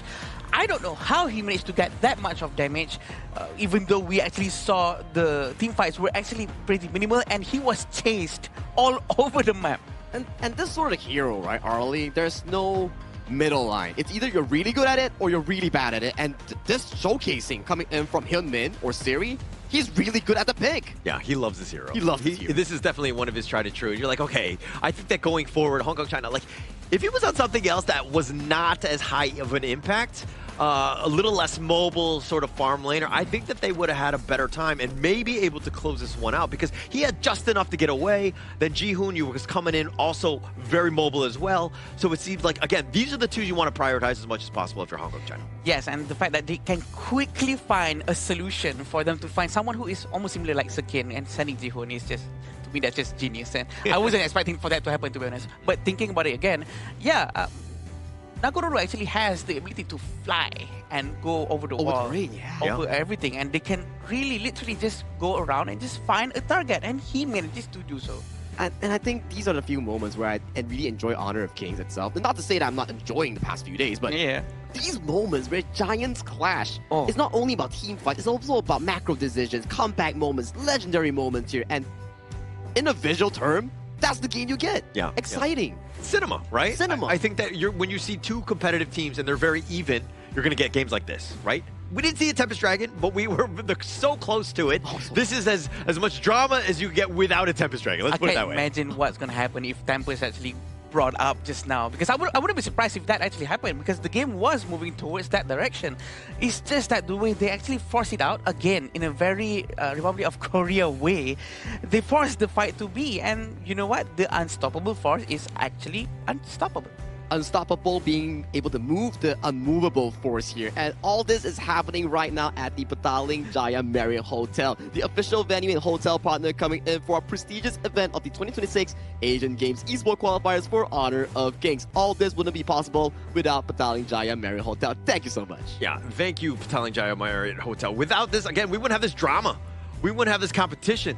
We wouldn't have this series, right? But now Hong Kong, China, what are you doing to respond to that game? Like, how are you getting back into this one? I think they have to be off the books just by a little bit. I think they were playing it too safe. I know for sure that they have the mechanical skills and they do have the macro strategies to go along with any aggression. Probably even better than anyone else would. So I just would like to have them try to make good use of the knowledge that they have to actually try to be more aggressive and probably be more aggressive than Republic of Korea. It's a good point, right? Where right now you are coming into the second game. You're looking at Hong Kong, China coming in towards the blue side. Republic of Korea going currently back to the red side. And you need to be thinking like, okay, was it a draft issue? Was it an execution issue? Because for me, draft wasn't an issue. Both teams were playing to their strength, like what Holler mentioned. Everybody got their picks, but it comes down to execution. It was only a tiny step from Korea that was just higher compared to their opponent. Yeah, it just came to the micro details, if you will, of that mid to late game, of being able to overcome when the adversity hits. But I think that if you're going to look into this one, I mean, we always talk about how Hong Kong, China are patient, right? And they're the patient hunter types. But were they too patient in game one? Yeah, that's the question. I do believe that they were too patient. They were being too safe. And probably, if I were them right now, I would try to bring out all the most aggressive heroes possible to really try to accommodate what could potentially be a very aggressive gameplay from Hong Kong, China. And I think this is one of the few series that we're actually getting with Arlie's priority is skyrocketing across these picks here. You see how Hyunmin was able to contribute to so much moments in those team fights, and immediately in towards this second game, Hong Kong China is like, okay, we can't answer that. Let's take it away. And also, they're going to counterpick the way that Hong Kong China did in game one with his Achiao. They're going to pick up the Byron here, also another way to kind of get onto that back line and do as much work as possible. But going up against the Charlotte, you're tried and true. How do you like that matchup against Byron here? I think it would be great for Charlotte to just go up against any heroes. Probably because a bit biased here, because it's my favorite hero and whatnot. But it does seem like Charlotte can sort of fit in most situations, such as Byron as well. But it's going to be quite hard for her to actually catch Byron with the shield that he has. And we also have an Ukyo Tachibana. We do know that this is a very aggressive jungle. And I'm excited to see what Hong Kong China is going to be bringing out to match the jungle energy levels, such as Ukyo from Republic of Korea. We're trading a lot of picks here coming in from both sides, especially when it comes down to the first phase. Last game we saw Korea taking more on the Arlie and some of these Charlotte picks. And then you come into the second game, juggling between drafts, right? Because these heroes right now in this Asian Games version, these are the top tier meta heroes being displayed by both teams. I feel like we should have just kept the same, you know, the overlay, but just change the flags, because that's kind of what's happening from game one to game two. It just looks like a little bit of a swap. But okay, farm laner here, you're going up against an Arlie. It looks like the channel's been banned out. A nice counter to it. What else are you looking for here to deal with Zeke Sumkin?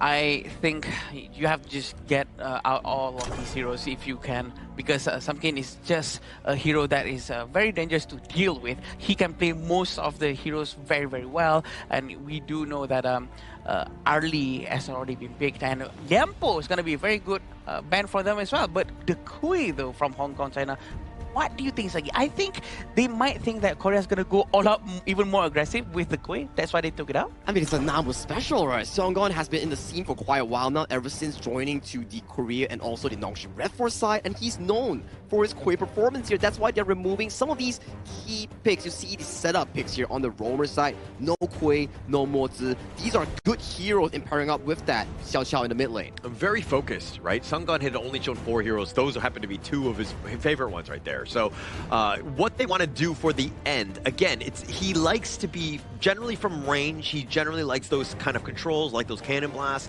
That's the type of hero that he wants, but he might have to shift depending on exactly the last 2 picks from Hong Kong, as at the show before Korea. And this is going to be the last 2 picks coming in from Hong Kong, China. They want to try their very best to pick the best heroes. They need somewhat of a tankier hero to be able to deal with what's coming from the Republic of Korea side, because they do have Byron and Lapu Lapu. The stability is not really there for now for Hong Kong, China. That's a lot of frontliners here coming in for the side of Korea. And then maybe Hong Kong, China, do you go for the Zhangfei in this case, or do you venture into another experiment pick? Are we getting the Yaria per se, or even the Donghuang per se? These are things that I'm really intrigued with, because as roamer pools is getting like reduced, there's not a lot of options left aside from the Zhangfei that might be coming in for Hong Kong, China. 100% Zhangfei. I think that you need a big team fighting. Okay, the Dune can kind of mitigate this. It looks like they're going to go with the Zhangfei, but it counters. I mean, it's kind of like what is Lapu Lapu thrown out? Then you have your own Umbrella Helper, so it's kind of similar. And you needed some way to kind of have that big team fight, because if you're looking at the rest of them, you got damage galore, Chaos Cinder. Yeah, you got setup, but this will kind of get you over the top in those team fights. I am not expecting this Dune and Zhangfei to be coming from Hong Kong, China. I was expecting something else, and they were actually going up with this to see a proper Dune gameplay from Hong Kong, China. It's gonna be very interesting. It looks solid. It looks very aggressive. It looks like a lot of space gonna be given to Sumki. I mean, it's also pressure, right? If, let's say, Sumki does fall, that's your only source of late game damage removed from the pool. And then you took a look at the side of Korea, it's also the same storyline here. I think that's like, what, 60% or 70% of the same draft that Hong Kong, China used in Game 1, but right now, piloted by Korea on the red side. Yeah, they're going to be like, okay, we're going to show you how this is done. We're going to show you just how to play with these heroes.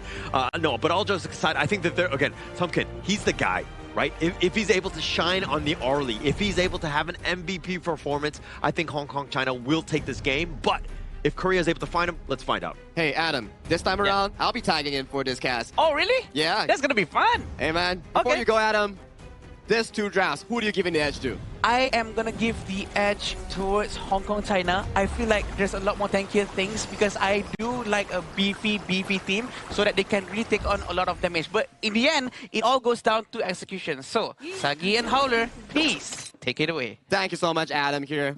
Howler, it's been a while since I'm on here, man. It's been a long time, my friends. As we go into this game, of course, fourth series of the day. Game number 2, Korea somehow, someway are up 1-0. Okay, you predicted going into this that, you know, Hong Kong, China was going to win 2-1. Right. Are you still confident with your predictions? I mean, with how the 2 teams are so close, right? I mean, okay, I'm already wrong on the prediction. Korea right now, they're already 0-1. So maybe we go into a full extent of another BO3. But you did say 2-1, right? So you still have a chance in terms of overall prediction. Yeah, maybe I'm right, maybe I'm wrong, maybe. Because I went for 2-0, so I'm mistaken. Oh, my bad. Okay, all right. Adam said 2-1 then. Okay. Yeah. All right, but it is fine. It's fine.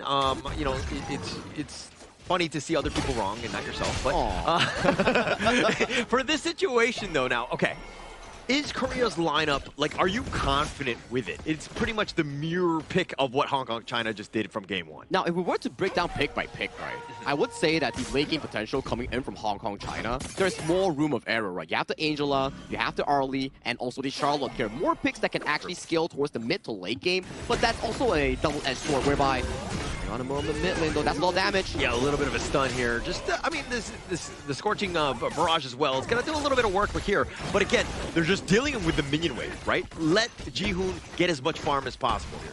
Correct, right. And back to a point, right, whereby we're analyzing on like both drafts here. More late game potential coming in for the side of Hong Kong, China. More damage resource as well as it pays towards the late game for the side of Korea.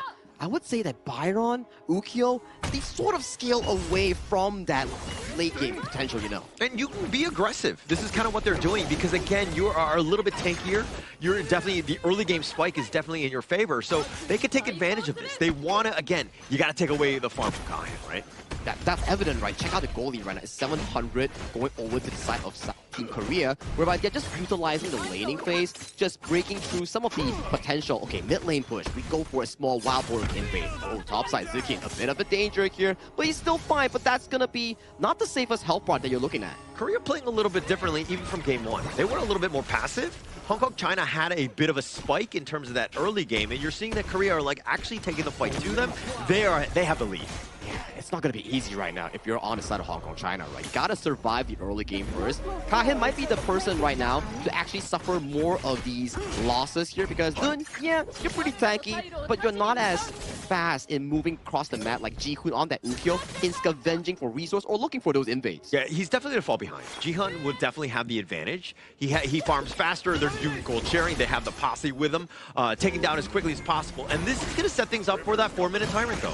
Yep, slowly but surely, right? 40 seconds on the dot right now before we actually go into the objective in the early game. I don't think if you're Hong Kong, China, you actually want to fight for this objective. Take a look at the early game right now. Laning-wise, most of the side Korea is actually taking more of a winning position. As you can see, nothing happened across the map. There's already like almost 1,000 goal lead going into Korea, and it's pretty scary if you're the Hong Kong, China side. No items, can't fight. Yeah, can't fight at all. It seems like all the roles, all the junglers, you know, they've gotten the edge. Korea coming out on top thus far, but it's still very early. I mean, it's 1.4.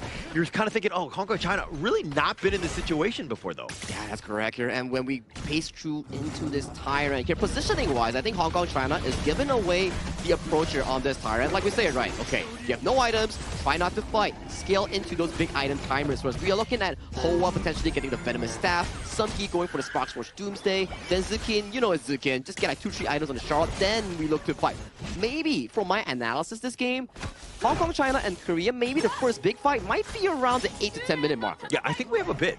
They're feeling the same thing that you were talking about, where Hong Kong, China, they realize they're losing, right? And so that's kind of why they're going to just, again, not take those big fights. They don't need to compete. They don't have the items to really take any sort of fight. So they too are feeling the same thing in the losing department here. I like the fact it's like adversing your risk. Try to reduce any uncertainty in those gameplays here. Yes, like 1,000 goalie is pretty scary sometimes if you're on the opposing end. It's like, man, I did nothing the whole game. We're losing out. But then it's fine. As long as there's no explosive gameplay happening, the goalie doesn't expand to a level that you cannot actually recover, I think it's still fine coming from Hong Kong, China, as we get a split of the map here. 5 members coming in for Hong Kong, China, taking down that top turret, and then a trade-off is exactly happening in that bottom side of the map. Yeah, it starts to crumble with other teams when you see that, I mean, if they have like a 1K lead, the map control from that aggressive team is able to just push them away. You're seeing how Hong Kong are like, okay, actually, we're going to continue to fight. We're going to go for that top lane, trade away towers, right? Map control is still even. We're talking 50-50 in this game. As long as you're trading, I'm always okay with it. Kahin, in a bit of a peculiar situation, has to unruly play towards safety here.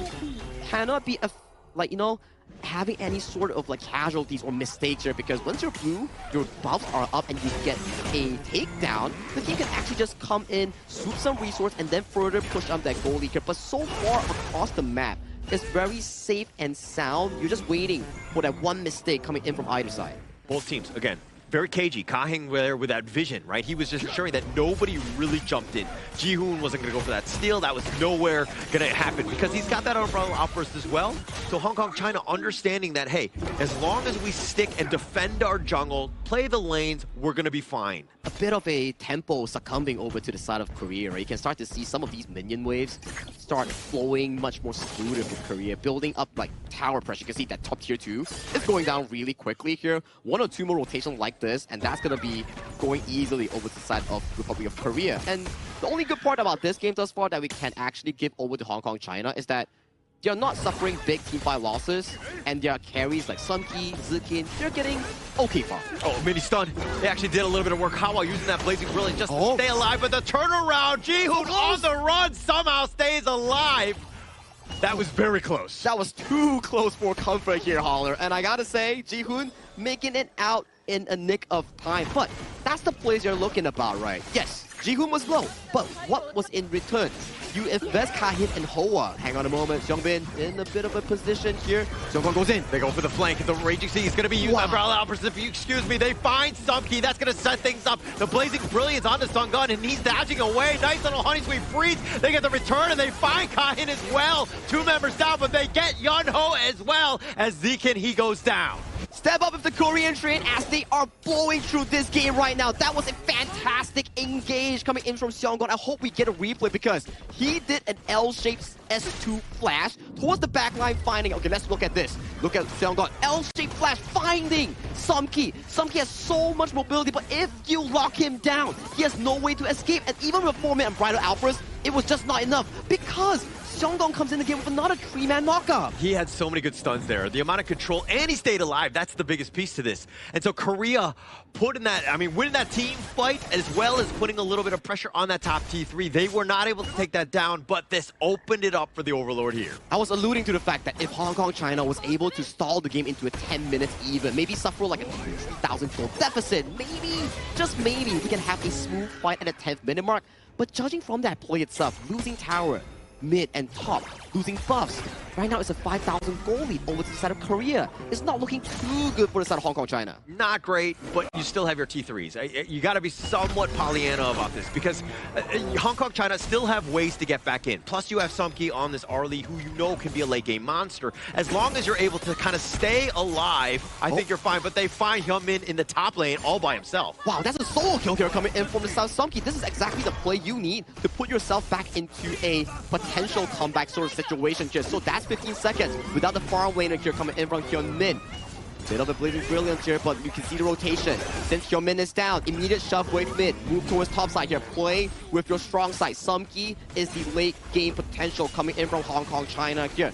You know, looking for a bit of a flank here, but it has been dissolved. No farm lane, let's not fight. You got 1 kill. You found Hyunmin, and it turned it into a top T2. That's how quickly this game can shift, right? Yes, you still have a lead from Korea, but that will dwindle as we get in further. Taking down Hyunmin was huge for Hong Kong China. His position has been found out here. He might be in a bit of a trouble. Yeah, now the little bit of a flank here. Sungun, though, he's going to hold it. And now the Jose Freeze, they find Sumki. The Blazing Brilliance is actually not going to be enough, but the Umbrella Alpers is on the pushback. And it looks like Zekin wants to go, but he's very low. He too will fall. The Unruly Blade, Kahin on the run. The rest of them are going to just try to get on out of this one. Ji-hoon decides to go back in. The Chaos Cinder covering his retreat. They find that, but the mid T2 is going down. One good play, but after that, over-aggression coming in from Sumki, and that's 10 minutes timer here, opening up both shadow objectives for the taking here as we check on the replay here. He found a bit of a damage on towards Seongon here, but the Honey Sweet Breeze finding the return of the Parasol coming in from Sumki. And Zekin goes in, has Pure Sky, has Flash, but unable to use it, gets punished. And as of this point, you're losing both objectives to the side of Republic of Korea, and right now is not looking good at all. Korea, total control. Total control. I mean, taking both, that's incredibly greedy. Also, Sungbin, this is the counter pick, right? The Zachiao, you know where Sumki is going to be put in that Parasol. You can see it. And being able to time that Honey Sweet Breeze with the threat of him, you know, and then he has to try to escape. Sumki got splattered like a fly he is. And now Sumki has to somehow get back into this game. Somehow. Good wordplay there. But you know what? If we were to put our focus back into this game, not all hope is lost coming in from Hong Kong China. At the very least, the biggest goal lead is between the junglers here. This dude can still be the front line here, but Ji-hoon goes in. Yeah, it decides. I mean, they're going to back off, right? Kahin is still around. There's no minions. They're going to chip away with this, especially with Hyunmin's range advantage, taking the bottom T3 for essentially for free.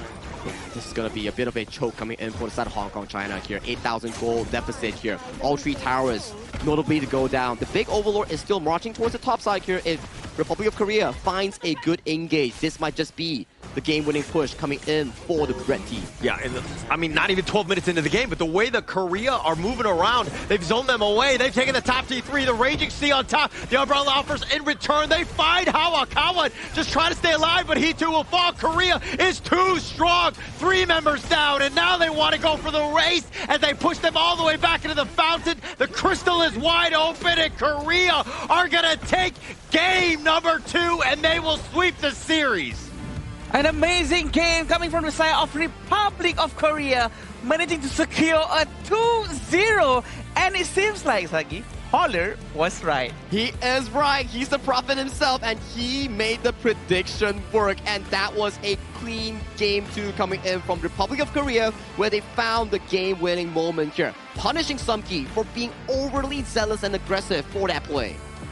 I want to say I told you so, but you know, You already you took the higher road on this one, even though I didn't. But yeah, look, Republic of Korea, when they're on, this is what they're like. Yeah. They're incredibly strong, they're efficient, and of course they're able to close out games as quickly as they could. I mean, Republic of Korea were on another level. I think this time it's probably going to be, I'm going to blame it towards the draft, I think, Sagi, because it seems almost as if there's not much Dune could have done just now. Correct. He could only really play it, go somewhere, maybe win slash for one time, and then that's about it. And he cannot contribute in any other way. But that also allowed Republic of Korea to really stampede towards the side of the Hong Kong China. It wasn't easy, right? We were talking about, like, yeah, there's a lot of carries coming in for the side of Hong Kong China. You have the Charlotte, you have the Angela, you also have the likes of the Arlie, right? But when there's so many carries. Yeah. Resources are finite, and your early game is not that strong compared to the side of Republic of Korea, giving Ji-hoon the Ukkyo Tachibana so much room to invade and steal goal away from the side of Hong Kong China. I kind of look at this as an outdraft, right? Because as you rightly pointed out, they're all very late game. They all need time, right? They all need space. And Korea didn't give any of that. Ukkyo, you know, once he gets going, he's just going to be invading, he's going to constantly be in your face, and he does enough damage by himself. So again, Hong Kong, China, we're having to play a reactive game, and it's a losing proposition when you want to go late. It's often like this, right? The reactive game is always like a downside for any team, and the way they try to play aggressively really rewards them. And maybe the next time that Hong Kong China is going to be playing at the main event, I would think that they would have to try to be much, much more aggressive, and I'm not surprised if they have to change the way they play altogether. Well, at the very least, there's no harm in the standings here coming in for the qualifications in Group D, but congratulations, Republic of Korea. 0 losses throughout the group stage. Against a giant like Hong Kong China, they still managed to pull through 4 clean wins, 8 games wins. Done.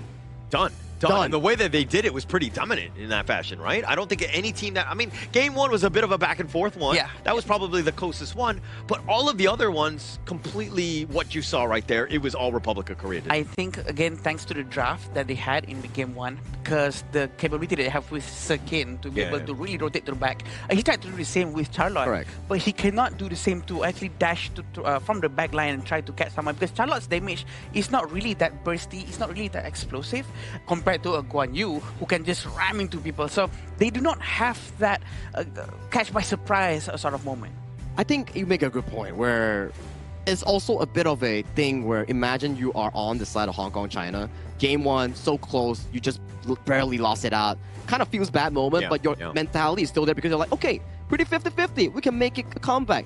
But imagine the mental damage that you actually receive because your opponent played your same exact draft, 80% of it, and it won against you. Yeah, it's the ultimate disrespect, if you will, right? Like, they're like, we're going to show you how to play it. And, I mean, you're seeing exactly, it was pretty much flawless. I mean, Hyunmin and Yeonho died a single time. Everybody else was just setting things up. Songbin on the Zaqiao, with how many good Honey Sweet Breezes did he have? Yes. So much. Right? Yes. That's my answer. I can't count. Yes.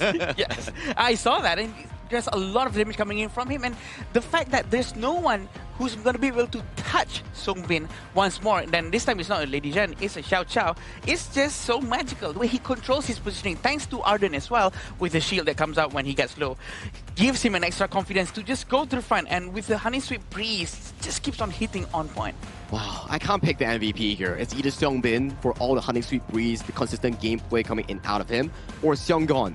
Yeah. That L-shaped Lapu-Lapu flash. That was sick. Finding Sumki in the backline, that was insane gameplay coming in from a roamer. I don't want to hear anything of roamer main saying roamers can't carry, because that is a carry performance coming from Seonggon. Actually, throughout this entire series, he's actually played so well. He was always on to Sumki as well, just, you know, because he does have that a little bit of an advantage in that he's just tanky, right? He's able to survive.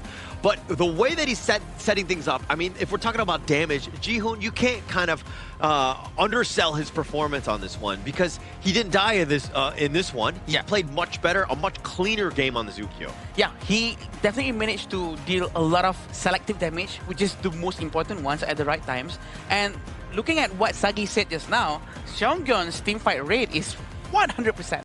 Wow. And he's involved in every single thing. And his KDA was actually 0-0-10. Even though it's 0-0 in front, 0K, that just means that, you know, he's carrying in terms of assisting. And the things that he does enables his entire team to do whatever they needs to do. That's why when we calculate KDA, there is that assist factor there, because assist converts your team to takedowns that you are looking for here. So Seonggon and also Seongbin, they definitely did really, really well in this game. I'm not sure about this, you know, like this is this the ultimate form? Is this the pain train that's going into the main event? Because they look so good. It looked very good, but I think that this is a team that's starting to grow, just like this gold graph, right? Everything is kind of going in their favor.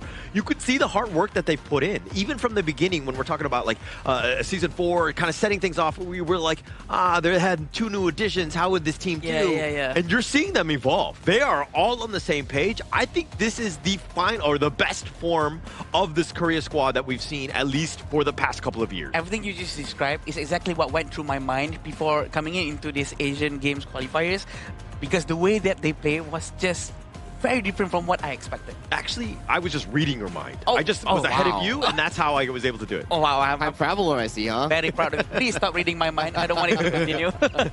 Oh, you're hungry. Okay. It goes back to the interview yesterday with the side of Korea's representative. They said like, okay, we're going to deliver a fast 2-0. Man of their words, I'm telling you. This was a great series coming in for both teams. I thought it was just a slight taunt coming from them just to have fun, but they were actually serious. Now they've proven their words very right. That's what we wanted to see. I mean, if we're talking about highlights, we wanted to also kind of, you know, see the players back up their talk with the actions. And I think that you're seeing those actions here. The way that they were able to take this team fight. I mean, it really set up by Songgon, just complete, dominance here. The Hell-shaped Lapu spell 2 flash is just mesmerizing in these team fights here. Like, he even juked out the Chaos Cinder coming in from Hoa and still make it out. But this was the key play coming in from Seongbin. Their reaction play on the prediction, on the return one, beautiful. Beautiful indeed. And how many times do we have to watch? Kahing was actually trying to use Umbrella Outburst defensively instead of offensively, what we're used to watching them. And this is to the point where the pressure is so high coming in from the side of Korea that they had to change the way they play, which is very refreshing for us all to see. And as we go in, I mean, they're just like pushing them all the way back in the fountain. Yeah. Just complete control, right? Yeah. Like able to take over this game and do it in the dominant fashion that they did. But it's going to be the MVP, and it looks like Roam lives do matter. The Lapu just 0-0-10. What an amazing game by Sunggun. I mean, the only difference between a roamer and a jungler is that roamer doesn't need to farm the jungle, and they don't do that much damage when it comes to setup, though. Roamer, so really, really important overall, man. So don't, people at home, don't say roamers can't carry. If you don't think so, check out Seonggon. This is your man right here. It is actually most likely one of the hardest role to have, because your job task is a lot. You have to open the vision for your team.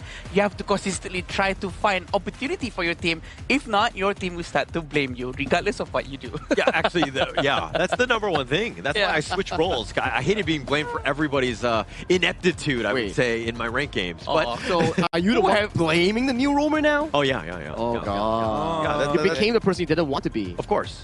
I have become the villain in this story. You probably have to try to change your circle of friends, because it seems like that's not a good circle to be with. All jokes aside, my reporting rate has not changed between the different roles that I play.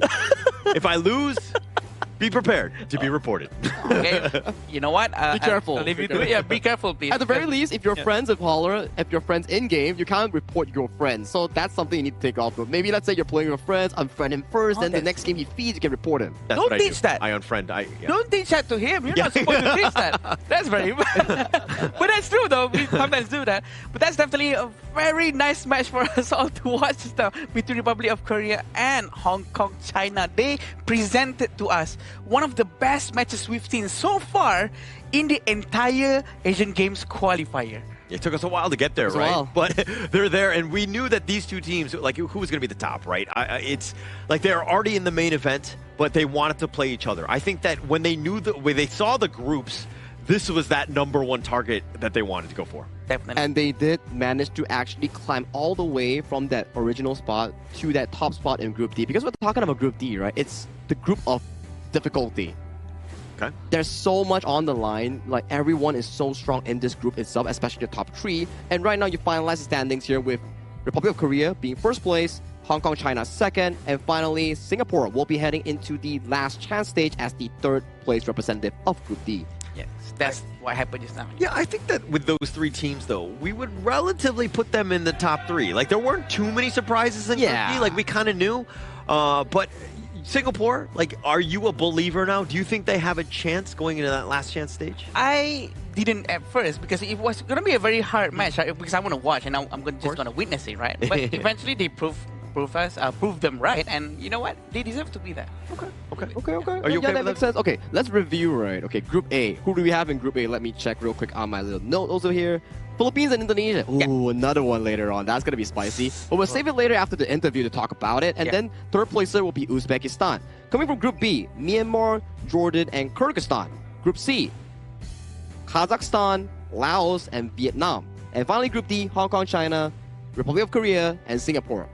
I would say that none of these teams got there by pure luck. Everyone was through skills, hard grit, and effort. And there's a lot of upsets that happens here and there, right? Because, for instance, in Group C, I didn't expect Vietnam to actually not be at the top, because I was expecting Vietnam to be one of the top ones, right? So this just shows the progress coming in from every other teams as well, how fast they learn in such short period of time, being so effective. Yeah, and actually, for over the course of the total with tomorrow 9 days that we've seen on broadcast with all of these teams, I've learned to love them all, right? I don't want to send any team home, right? I mean, it kind of sucks that we have to have a last chance stage to find only 1 team out of 4, because I like them all and I want them all to go to the main event. And it's actually a rare occurrence that we actually get to see so many regions participating in a single tournament, where this time around, like, I just come down from a hotel room, going to breakfast, and then like, players are just there saying hi, and then we can just like talk to each other, you know, like trading information and everything. And then, although like, maybe the language isn't that smooth, but the vibes that we give off, you know, is really friendly. Yeah. And the fact that they can have like almost a physical scrim with each other to really practice against one another, I think that's what the real cultural exchange is happening in the game itself, and not just on the tournament. And the interview right now is definitely ready, coming in between the Mara and also the winner, which is Republic of Korea. Let's hop right towards it, because we need to know what has happened in that series. Team Republic of Korea always giving us a great match. Jonggun, 축하합니다. Congratulations. That was so great. Even in game number 1, there were moments that both teams didn't want to give up control of the map. But in the end, Team Republic of Korea came out on top. This was the closest match that we've seen so far for Team Republic of Korea. How challenging was this for your team? Or would you say that this was not challenging for you at all? 이번 경기 진짜 굉장히 접전이었는데요. 그래서 이번 경기는 얼마나 힘든 경기였나요? 이번 경기가 조 1, 2위를 가르는 경기이기도 하고, 상대팀이 밴빅부터 되게 철저히 준비를 많이 해와서 인게임에서도 그렇고 게임 외적으로도 되게 험난한 경기라고 생각합니다. So from the band pick stage, we can see that the opponent really are prepared, and then in game also it's very tough for us. So throughout the game, we really gave all of our best.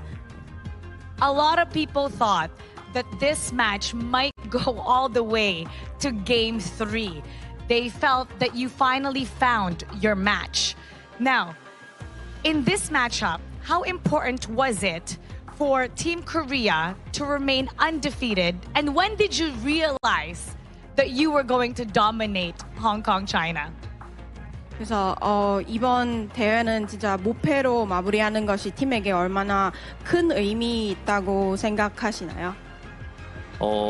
이번이 이제 저희가 예선에서 무패를 달성한 게 이제 저희가 본선에 갔을 때도 얼마나 다른 쟁쟁한 국가들과 경쟁했을 때 저희가 얼마나 경쟁력이 있는지 보여주는 경기였어서 네, 이번에 되게 중요한 매치였는데 이겨서 되게 기분이 좋습니다.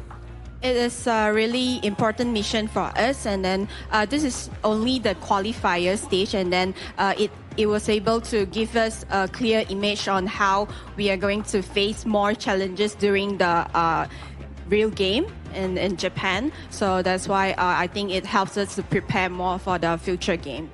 In game number 2, it was a very convincing, dominant win. Now, for sure, Team Republic of Korea, they're all watching you, they're cheering for you. What would you like to say to everybody? 응원하는 팬한테 부탁하면 한국 팬한테 한마디 부탁합니다.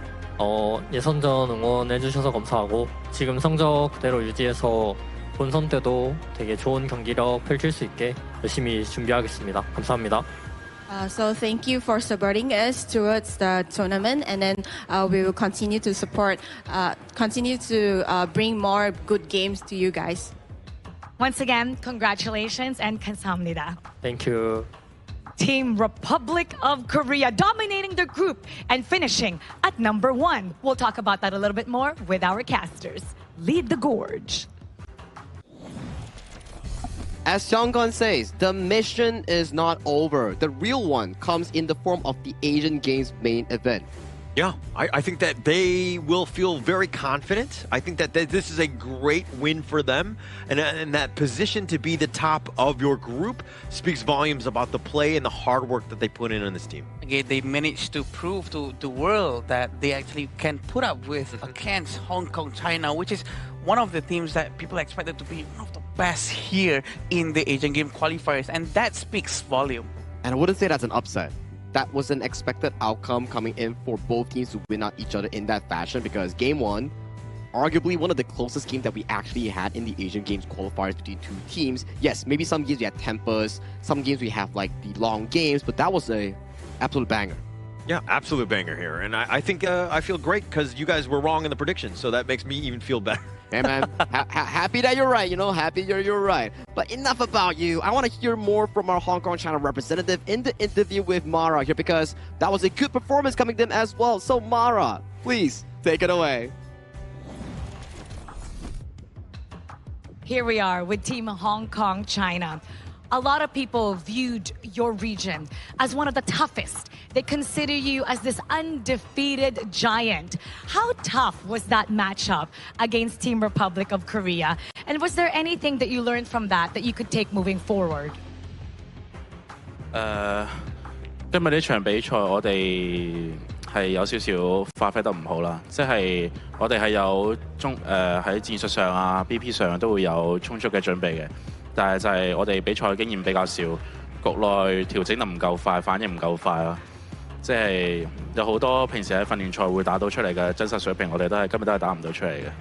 所以第一場我哋出到優，但係冇辦法拎住呢個優勢去結束個遊戲。第二場我哋係直接係出唔到優，即係有好多平時打到出嚟嘅嘢，今日打唔到。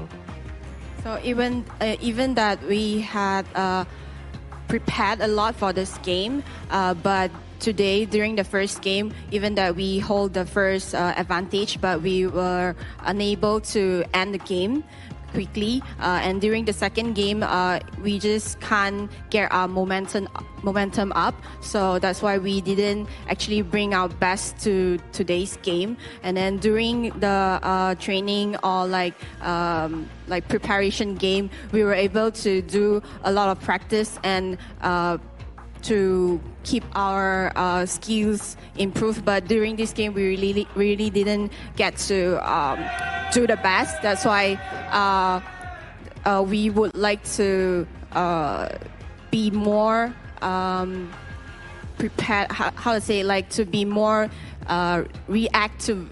fast reacting during the game, and then that's how we would like to improve.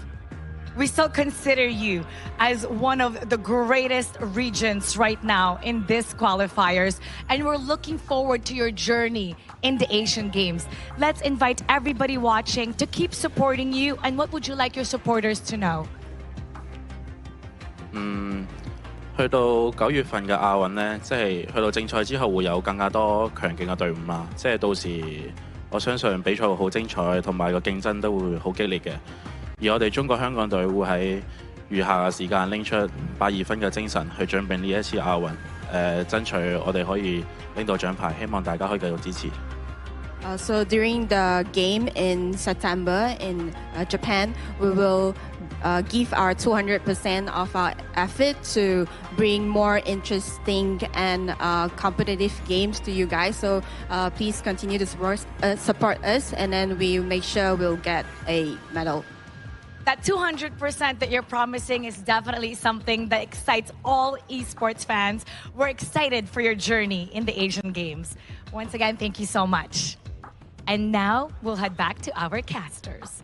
Lead the main takeaway here coming in from that interview is that however you scream, however perfect you are, if you cannot convert that into tournament experience and gameplay, it's not a waste, but you cannot realize your full potential here. Like what Kai-Hen mentioned, right? It's like they always can do certain things in their scrims. When it comes down to the tournament, they couldn't bring their 100% from the scrim to the tournament performance itself. Well, for him, just like he mentioned here, there's still more time, and he hopes that he can actually claim a medal and deliver more interesting games coming in with the Asian Games main event. Yeah, but playing on stage versus playing in a scrim, very different situation. The bright lights are on you, way more pressure, right? And I think that with this time, hopefully they'll be able to level up. They definitely have the foundation to do so, but I do expect big things as they move on here. You know what's the next big thing?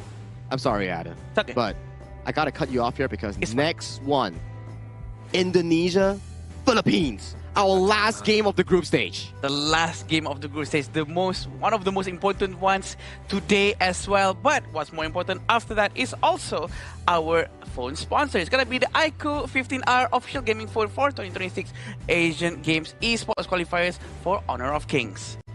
So ladies and gentlemen, if you want to see Philippines and Indonesia, our final game of the group stage, 2 regions yet to be defeated coming in from Group A, duke it out, you must come and watch the next series, because this is not just only a BO3. It's a grudge match. It's a battle between brothers. Yeah, definitely between the two, right? And I think that there's going to be a lot of fireworks on this one. I mean, we might see a game 3. We're going to have to find out coming up here.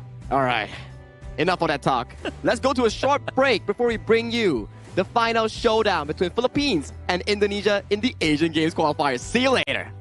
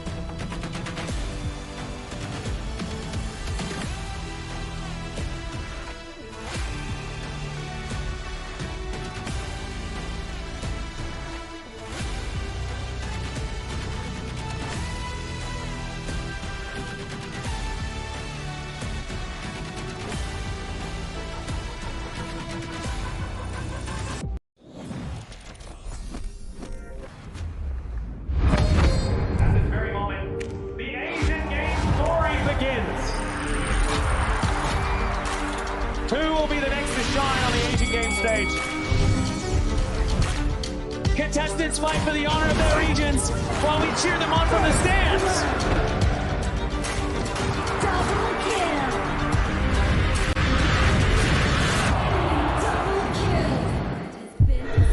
This is a challenge, but it is also an opportunity. The tide is turned.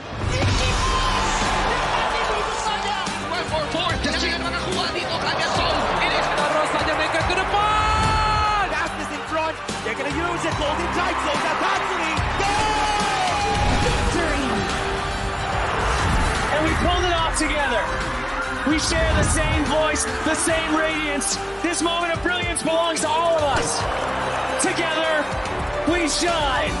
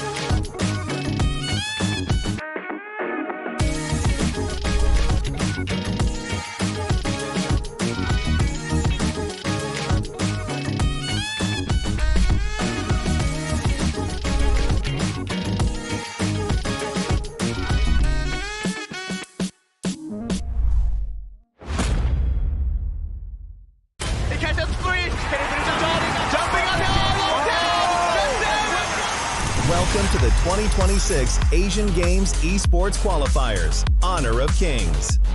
20 regions, one stage, and only the strongest 9 teams will earn the right to shine above the rest. Taking place in Malaysia, June 13th to 21st, 2026. Coming to Malaysia. This is the battleground where teams fight for the right to qualify for the Asian Games. 20 teams enter, but only 9 teams will move on. Apart from the 20 regions, there are 3 regions that have direct qualification. Here is the 2026 Asian Games Esports Qualifiers Honor of Kings format. First, the 20 teams will split into 4 groups of 5. In each group, every team faces every other team once in a single round robin, with every match played in a best-of-3 format. That means every match matters. Every game matters. Every single point matters. The point system is simple. Win the match, earn 1 point. Lose the match, earn none. At the end of the group stage, teams are ranked by the total points they've collected. And from there, the road begins to shine. The top 2 teams from each group qualify directly to the Asian Games main event. That gives us 8 teams advancing straight out of groups. But for those not through yet, the light isn't out. The teams that finish 3rd in each group still have 1 more shot.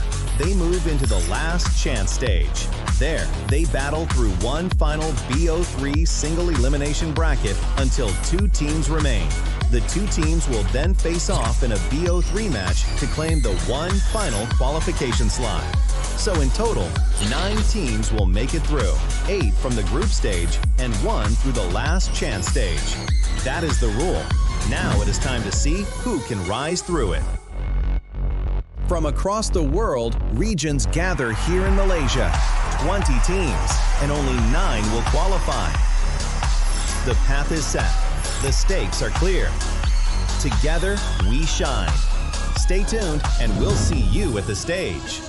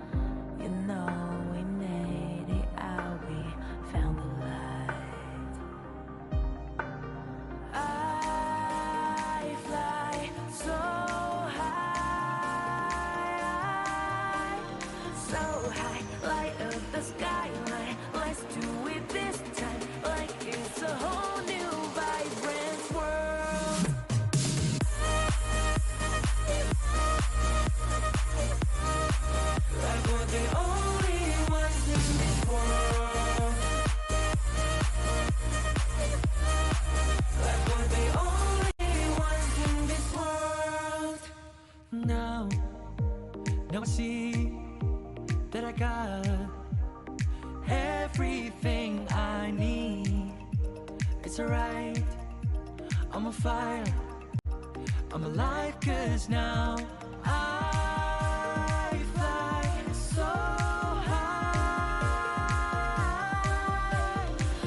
high, light up the skyline. Let's do it this time, like it's a whole new colorful world.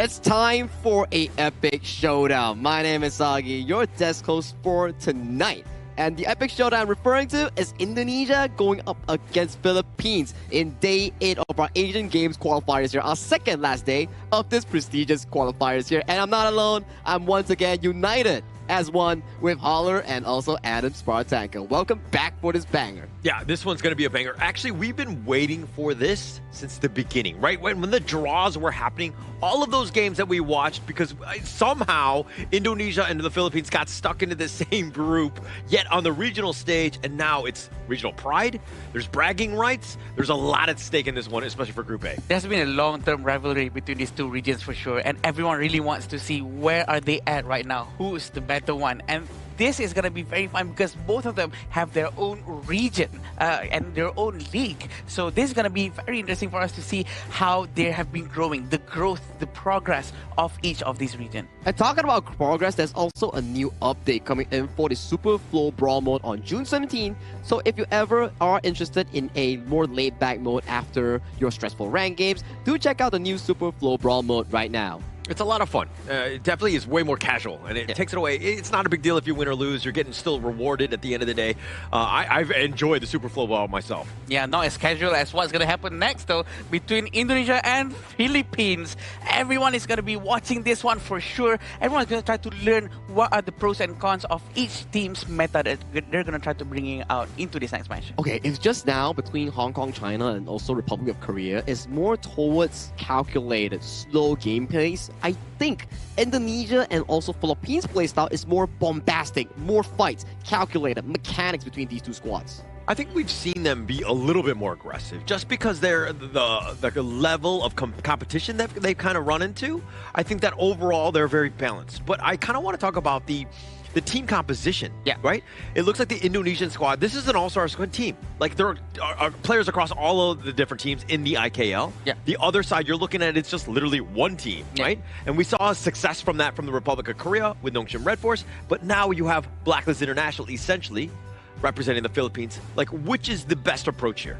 Yeah, there's no best or good or bad in here. I feel like we try here, but I think sometimes maybe trying to get some the best of players from each different teams might be the best approach because you're getting the creme de la creme.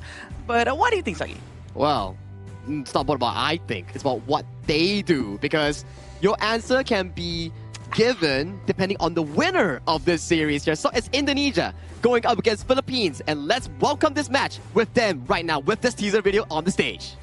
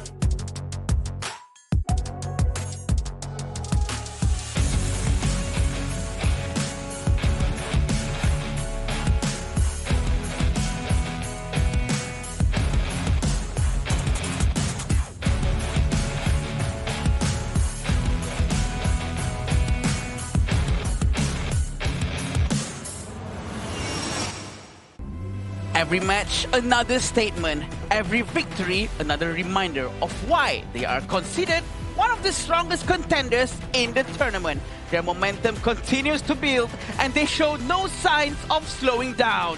Give it up for Indonesia!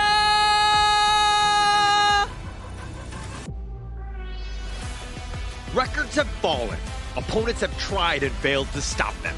With an incredible win streak and performance that continues to set the standard, they enter the arena once again, looking to make history. Here come the challengers, Philippines! The battle begins between Philippines and Indonesia, the top two teams coming in from Group A.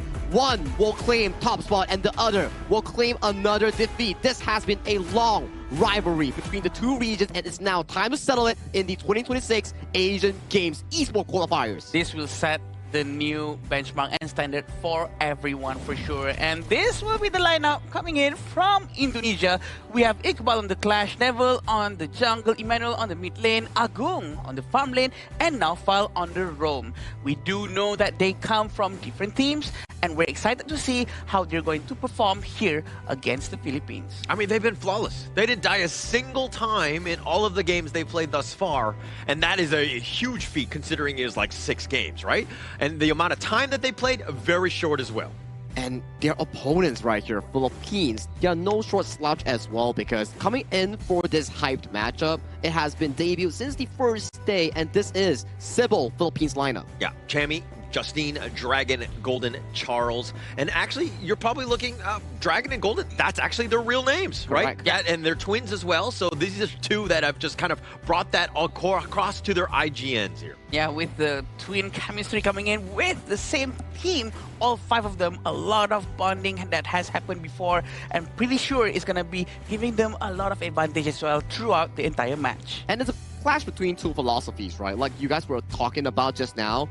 It's a team of superstars from different teams coming in together for Indonesia. And it's also a team that has been known for being the one true representative coming in from Philippines, coming together to represent their nation here. And this is the head-to-head. And so far, Indonesia yet to suffer a single death in any of their 6 games played. That's insane. I mean, 77-0 and 204, and somehow not one person got out of position and died?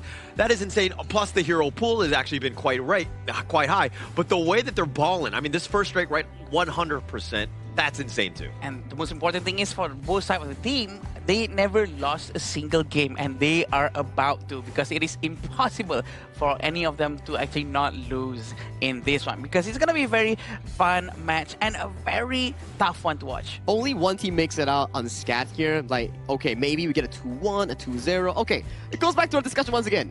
Gentlemen, predictions. Oh, even before we see the draft? No. Of course. Yeah. I mean, we kind of did that going in. Look, it's hard to vote against Indonesia, especially when they've been flawless. But I do think that the Philippines, I like their resolve. I like their aggressive play. Yeah. I'm going to go 2-1 Philippines. Ooh, I'm going to go 2-0 Indonesia, actually. Even though it's going to be close. But I think it's going to be 2-0 Indonesia. Wow, I don't know, man. For me, I have friends on both sides. If I vote for Philippines, they're gonna Indonesia friends are gonna be like, why you vote for Philippines? If I vote for Indonesia, Philippines, the Sybil boys be like, Sagi, you voted against us again.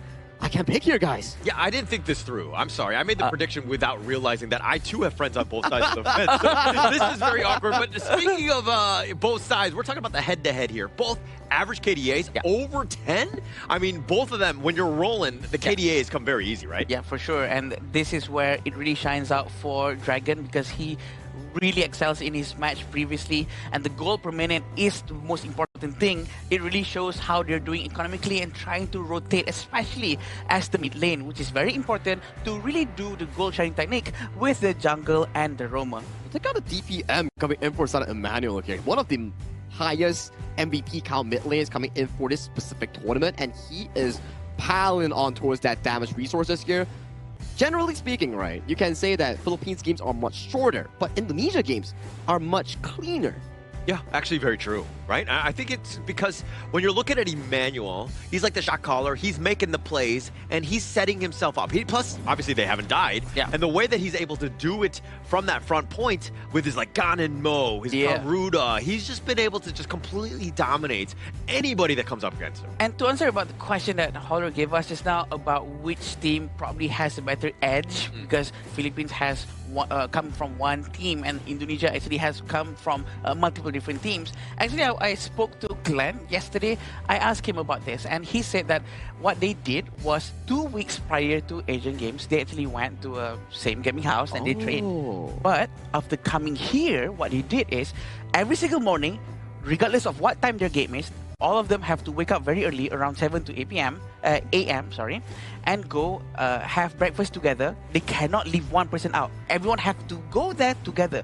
Secondly, all of them will always go to the swimming pool, which is at the hotel, and they will try to, you know, mingle around and go to the gym, and all of them move together regardless if they're gonna swim or not. So I think that's gonna be contributing a lot to their chemistry. It's like bonding, right? It's like how you always mention, you gotta go to the cinema, you know, for those bonding sessions here. And they did it in a different way. And I always see them at the breakfast, you know, like they're always there and they're really early up and available here. But gentlemen, let's head towards the pick and bans here coming in for the first game between the two faithful rivals. As Indonesia picks on towards the blue side, they ban away the Dharma and also the Chano here. For Philippines, they go towards the red side. That's the Guan Yu locked away. And what are we seeing on this remaining ban?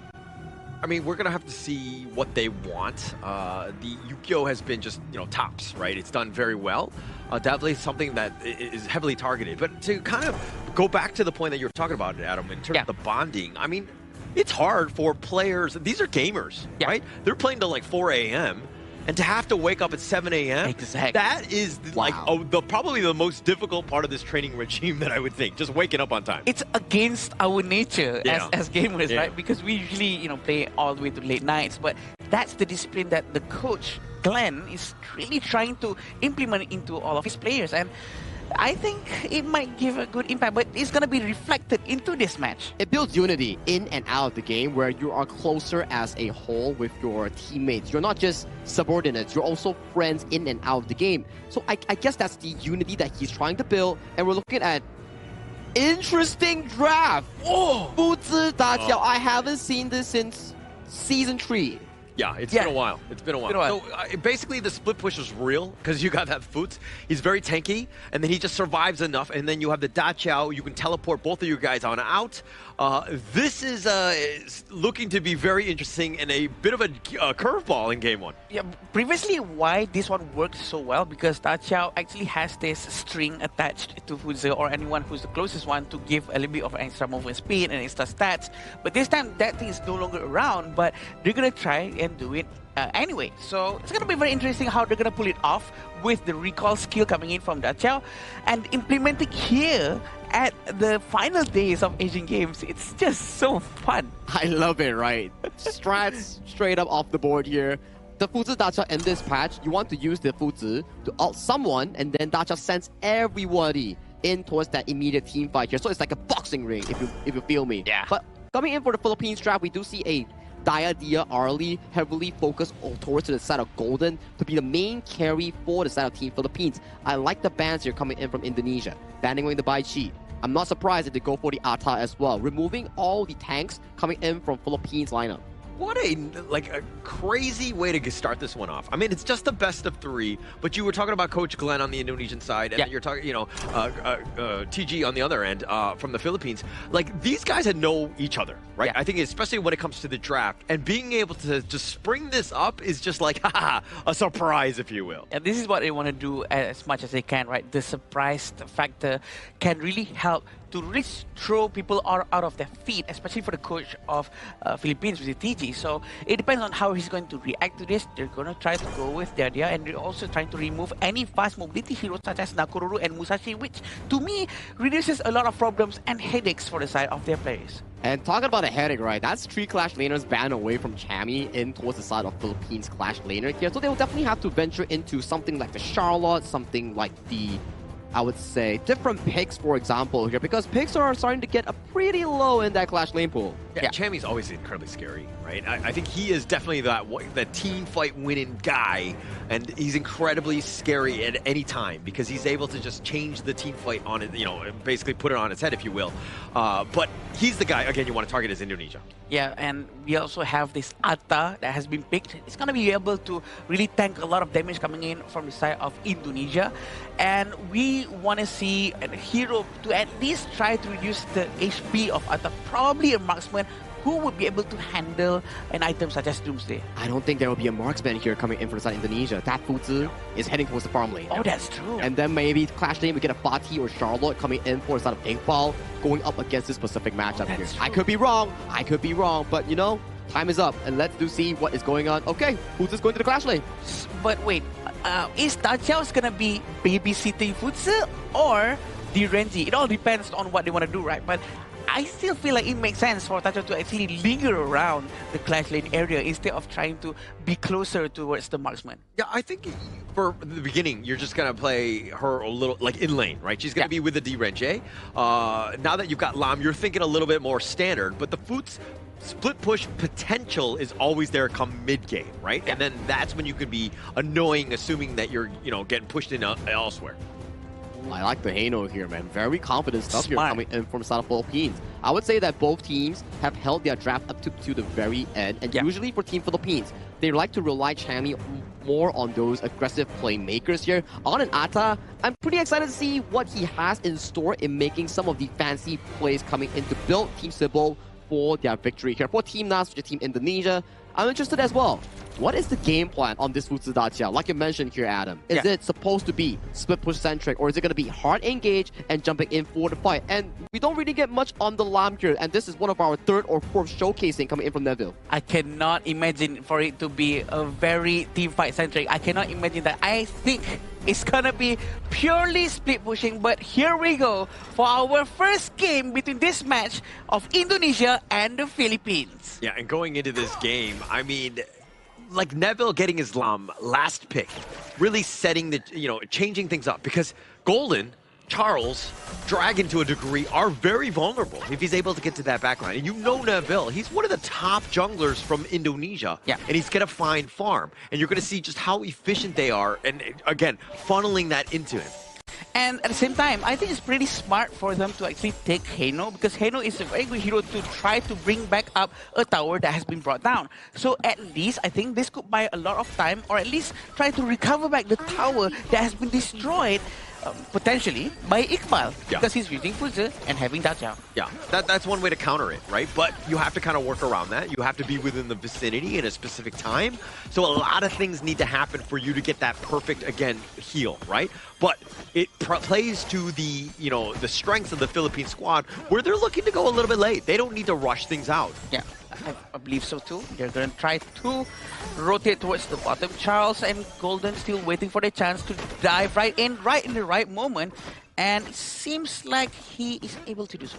Yeah, it looks like Golden will just be back into the lane. But another thing to take note of, look at the top lane. Iqbal, by himself, they've got two members of the Philippines here. Justine, he's the one that you want, right? Chammy and Justine have been a nice little 1-2 combination. They've definitely threatened. Iqbal needs to really respect these two. And I think it's very important for Chammy to really play around his teammates later on, for his involvement on each team fight is crucial for the entire team, because he is the only hero that is actually quite thick compared to maybe they're going to go with a Hano that is a tank or a semi-tank, but I still believe that Chammy needs to be involved in everything as soon as he can. He does have that early advantage, especially using an Ata. Yeah, when we were talking about predictions, I think that one thing we kind of glossed over was, like, what is the minute mark? I mean, Indonesia does not go flawless in this one, right? Yeah. They don't, like, have a single, like, death in, I mean, they will have a death in this one, right? There's no other way. Yes, question mark? I think so too. Because, well, they set a very high benchmark for sure, but I don't think they're going to try to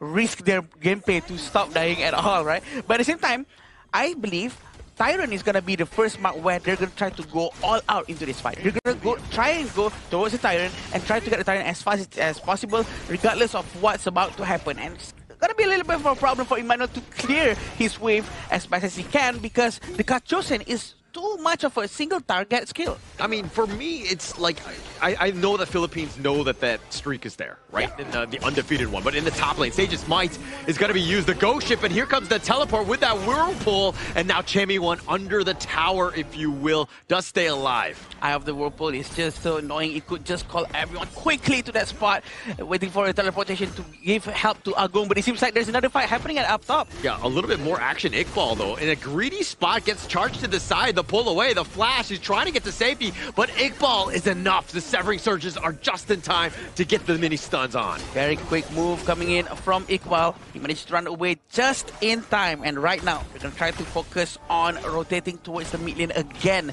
And Philippines having quite a huge gold lead, 1,500 within 3 minutes and 40 seconds. That is actually a huge amount. It seems to be like a bit of a problem coming out from the rotation for gold sharing coming from the side of Indonesia. This is like uncharted territory for Indonesia. Never been on the losing side. I mean, it's going to come back to, like, how do they respond? Because this lead is starting to grow. It's 1.5, 4 minutes in. The Philippines taking the Tyrant for free. Everything is going their way right now.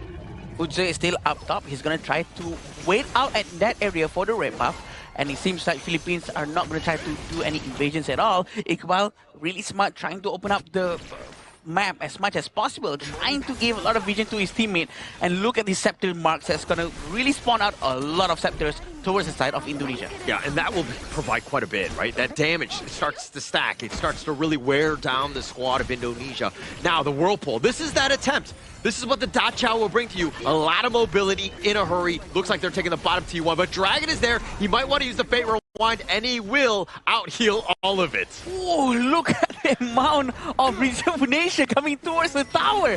Dragon with the Fate Rewind is so effective. This is what we want and we need from every Hano player, right? To actually try to make good use of the ultimate of the Hano as much as possible. And this is that last pick, the Trump pick, if you will. They were looking to counter it, and now in the bottom lane, they actually find Golden. He's going to be going down. Charles is on the side, and now how much more can they do? The dash away. Neville doing some work on the back end. 2 members down for the Philippines. Very great teleportation coming in from their side. Indonesia really trying to make good use of it. Emmanuel getting Dragon along the way, trying to rotate back towards the mid lane. And you had a bit of a lead as the Philippines, but the team fight from Indonesia, look at how clean they are, taking them down all over the map with an assortment of skills and doing it, again, very cleanly. And Justin is still nearby. He tries to rotate towards the mid lane again, but Iqbal, we haven't seen any split pushing coming in from the side of him just yet. We're still waiting for that power spike to come true, especially when the Spark Forge dagger has already been made.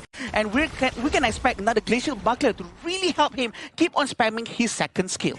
Yeah, but one thing to take note of, Neville is actually about 300 gold behind Justine, even though, you know, he's kind of lost some of those towers. The objectives are definitely shifting in favor of Indonesia, but the kills as well. So, again, Indonesia, the way that they're able to potentially close out and control this map is going to be a problem, is that Neville finds Justine, they dash away from one another. Neville gonna try to maybe run away just a little bit more because he's a little bit overextended and his teammates are quite far away. But that's the beauty of the Dachau, right? He can just use the Eye of the Whirlpool anytime to call his entire teammate to move towards the bottom lane if the Roamer feels like they're gonna get caught out from far away. God, that's so clean. If they're able to do this and to really upset Philippines, it really comes back to this Dachau Pyok. Like, is everybody going to be there on time? How much of an impact are they going to have? Because they've been moving across the map so fluidly that Philippines have been on the defensive. Yes, they're up, but they've lost majority of their towers. Yeah, definitely. And I think Philippines really need to try to counter this as soon as possible, especially when Dachau is around. They know that Iqbal is going to get forced and attacked afterwards. But it seems like Philippines has different ideas for now.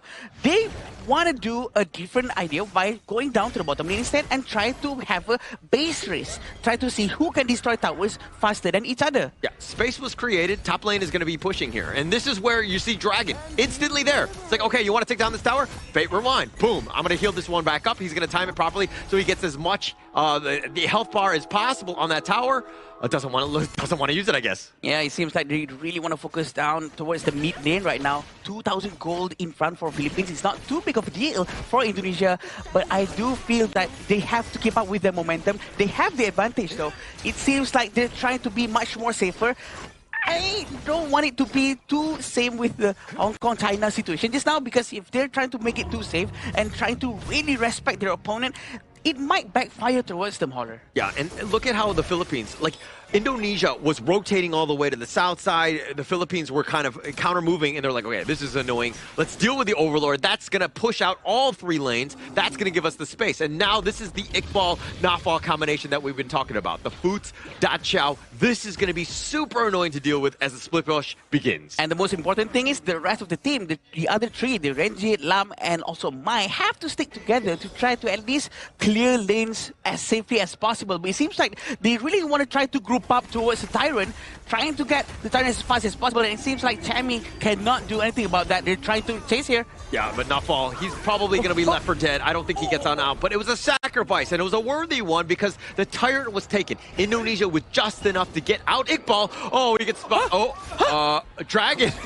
It looks like he was AFK at the wheel. Yeah, he did not realize that something was happening. Probably opening up some items to buy and sell, probably. But we can see it on how the tier 2 tower is going to get destroyed very, very soon. And they're not going to be able to do much about this to defend because their heroes right now don't really have that tankiness to really deal with the damage coming in from Philippines. Yeah, so the Philippines, the counter, I mean, you want to be kind of pushing things down as quickly as possible. You want to take out those towers because the split push could be an issue, but you don't want those lanes so far up where that split push becomes like very difficult to rotate from. Yeah, right now, they really want to try to focus down towards the bottom lane, still standing Iqbal, and Philippines still deciding to really group up together because the fear of having a Da Chao very near you. That's it, Naufal is quite nearby, and he suddenly opens an Eye of the Whirlpool. They need to be able to react as soon as possible to whatever is going to come towards their way. Look at how quickly he takes on the wave, and this is why the Foots pick is brilliant here. I mean, it's a combination with Da Chao. It's well known. But the way that he's able to do it, now somebody has to rotate. Look at Dragon, already making his way there. Philippines have to constantly respond. They're like you plug one hole, another hole appears. Iqbal is quite nearby as well. He's going to be locking someone, but something's happening. Yeah, a little bit of a charge here. Neville, the ghost ship is on the wrong side. They actually find it, and Chammy goes down. They're going to focus on to Charles. The flash forward, the corporal punishment. They find Golden as well. Indonesia hitting on all cylinders. A very good flash and pull, and they're going to try to destroy the mid lane tower for sure.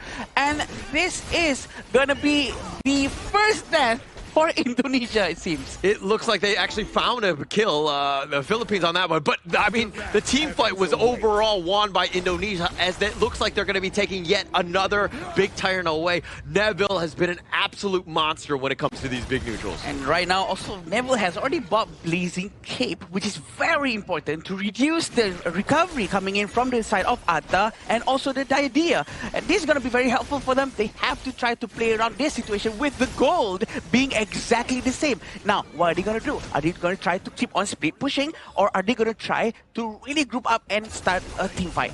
And you can do anything, right? I think that you're still even. It's just based on what the minion waves, where they are at, right? If you're able to do it. Now, Fate Rewind, he will get on back. Dragon gets to safety on this one. But Iqbal will continue to stay in the top and the outside lanes. Constant pressure.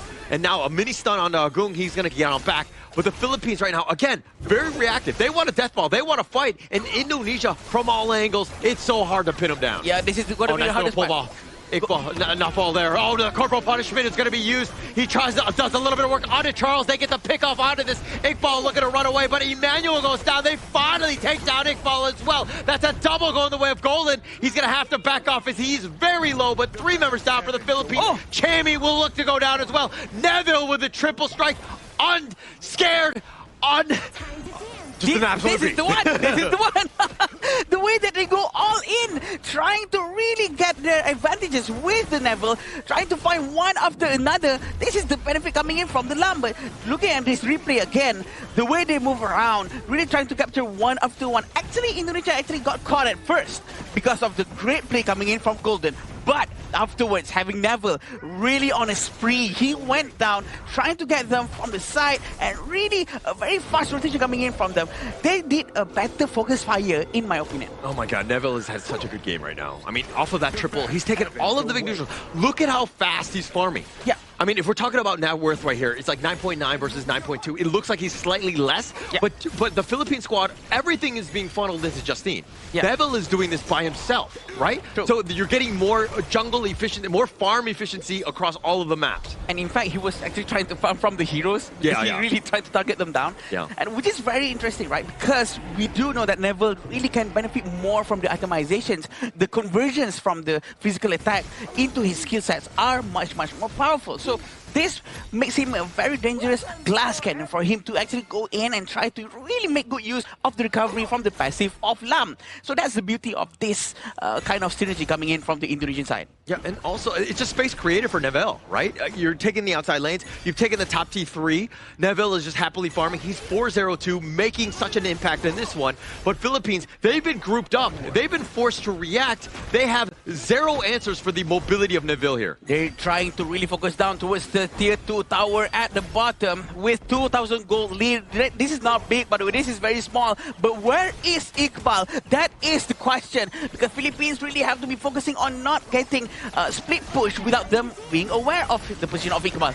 Yeah, and now with this Shadow Vanguard, the push away Chammy, just to kind of make it a little bit easier for the team to kind of deal with. Iqbal in the top lane. Whenever action is happening somewhere else, Iqbal is in the other lane, constantly putting pressure where you can't really team fight into this lineup. I agree. For sure, Iqbal is going to be able to stay up top. And this is going to be quite dangerous for Philippines too, right? Because it seems like they cannot come out from their base. Well, thankfully, they have a Hino, which is a very high ground tower, a high ground hero, because he can really clear from very far away. But with this in mind, are they not going to go out from their base at all, even though they have Ata to open up any space? This is the fear that is already planted inside their heads. They cannot come out for now. Can't come out, and you're starting to see this net worth just shift in favor of Indonesia, right? Because again, they put them back. They're all five of them are huddled around this mid tower. They don't really have much to do, just kind of farm, right? And Indonesia are taking advantage of it. They own the complete, like everything on this map.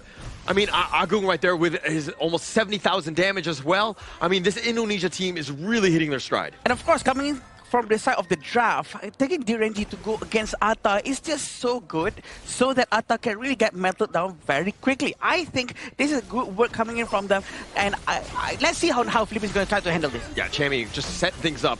A little bit of a charge, but Iqbal is like, oh, that didn't do any damage onto me. But they need all five of them to really take down Iqbal, which is a worry because he's always in the top lane by himself. True, and who's the right person for them to actually send to go up against Iqbal? It's probably going to be Dragon, because Dragon has Fate Rewind, but something's about to happen here. Yeah, I mean, Golden eventually, but now with that Fate Rewind, maybe going in. Look at Iqbal was trying to end the game. He flashes on back at a moment's notice, but now with this Ghost Ship locking him down, this Aegis Might is going to be used on the Chammy, and Iqbal somehow still alive, creating space for the mid T3 to be taken. What a space created for him, and he actually survived that. Even the four of them actually turned their face towards him, and this is going to keep on going, it seems. Yeah, Emmanuel, these Kachusans have been almost 100%. Iqbal is just like laughing in glee as he makes it from one lane to the other. He's going to go to the bottom to create havoc there. Oh, no one expected that move for him to actually flash into the crystal and try to get the crystal to go down as fast as possible. They were hoping for the minion to actually still be available in the bottom lane so that the rest of his team can actually try to push the high ground tower in the bottom. But it seems like there are no more towers on the side of the Philippines. It's going to be a huge problem for them to try to handle all lanes at the same time and try to get any objectives outside of their base. I know that the net worth lead is only like 4K in favor of Indonesia, but it feels much bigger because they've taken all of, the map control is all there. They're basically like forcing Philippines to counter move to what they are throwing at them. Yeah. And the Philippines are slow. This lineup is not able to keep on pace. Yeah, definitely a very good play coming in from Iqbal and also Naufal. Naufal always ready, but something's happening. Oh, a little bit of action here. They're trying to go for the backside. They find Charles in a bad spot. He was trying to go for the bitter farewell. The top lane is pushing in. Look at Iqbal looking to potentially end. Justine is a little bit low. They land down the stages, Mike. They have Justine locked down. Chammy is down as well. And now, how can Dragon hold on? He's all by himself. The Fate Rewind is only buying a little bit of time, and it looks like Indonesia are gonna take game number one. Off to a good start and continuing their undefeated streak. So what, that zero death timer actually got broken apart, but they still find that great game one. Iqbal was a total menace on that Futsu, finding those split pushes. disturbing the equilibrium coming in for this game, and that 10-minute play coming in from Iqbal, finding the early in the backline. Game changer. Such a menace for sure. The way that Iqbal plays is just so good. And also the way the team actually revolves around him. Is he going in yet? If he goes in, we're going to go in as well from this side to actually put another pressure on this. So they cannot all actually try to really focus down towards Iqbal when Iqbal was trying to do a split push up top. And they were sort of split. And this is why also Iqbal actually manages to survive on his own up in the top lane. That was a perfectly executed game. I mean, it started with the draft and what exactly they needed to do to end this one, right? They had zero answers. Philippines were like chickens with their head cut off and just like panicking from back and forth, constantly reacting, but not able to really find the true crux of this issue, which is, of course, knocking down Iqbal, stopping that split push. There was just no, I would say, proactive plays coming in for this team. Philippines, yes, they are very goal efficient in terms of goal sharing, in terms of getting resource, because at one point, even at 10 minutes, I believe, after losing 3 players coming in from Philippines, they still got a goal lead against the side of Team Indonesia. But the proactiveness, the team fights, all went in favor of Team Indonesia because they were able to find those big moments at the back line, just cementing the game for themselves. Yeah, the early goal lead coming from Philippines, even though Indonesia actually lead in terms of the kills, was actually a proof that they did their goal sharing so much more better, and the rotation coming in from Philippines are much cleaner. And it's just that when it comes down to a proper fight with the side pressure coming in from the Futsal, which is very annoying by the way, just too much pressure for them to handle, and it's very hard for them to actually put their resources. How much do we put here? Who are we going to send there? It's totally chaos. So they were losing towers, and you're kind of like, okay, we're okay with losing 1, and then it ended up being 9, right? Yeah. It was just as quickly as it would happen, where everything like just came apart, right? They were not able to kind of take any sort of fight, and by the time they had any inkling to fight, you could see that like Charles was trying to make some sort of play. He would get caught out, and then you can't fight 5 versus 4. And it goes back towards the draft that we want to talk about this real quick, right? It's the 1-2 pickup of the Futsal Daqiao. Yeah. It immediately messed up Philippines' game plan in the second phase of the bans. They're like, okay, do we ban the farm laners here? Because this looks like a Futsal farm lane. And then they started banning all the clash lane, the jungle pickups here going on towards Neville. And then when the second phase came in, the Geo was still available, right? Could counter into the early laning phase, and then the Futsal, every time the early is overly aggressive, immediately outflash. So there was little room coming in from Golden and Charles to actually play this specific matchup that they actually drafted for themselves. The psychological warfare that went on inside the minds of the coach, trying to figure out, is this Futsal's gonna go this lane or that lane, is just absurd, and it's just giving a lot of headaches for sure for the coach of the Philippines. The fact that they wouldn't know what to properly ban, that's the question mark that everyone has, and they actually pulled it off very nicely, even though Futsal actually went to the clash lane without any help from the Daqiao from the beginning. Yeah, and you're kind of looking at that draft, and usually the Futs Daqiao is like a last pick, like a trump card, right? It just changes everything up. But they showed it so early, where again, it was more of like the draft of, you know, Gerald, TG in this case, was trying to be like, okay, where does it go? Correct. How do we ban it? How do we play against it? And like you could see just how it was like messing with their minds, if you will. And they played it very standard, but you had that option of that split push, and that just created even more havoc because they were ready. A very big draft win here overall coming in from Indonesia. As you can see and compare between the farm laners here, Agung and also Golden coming in from both different teams. Damage number says a lot because there's just not enough room for Golden to do damage if he goes too deep.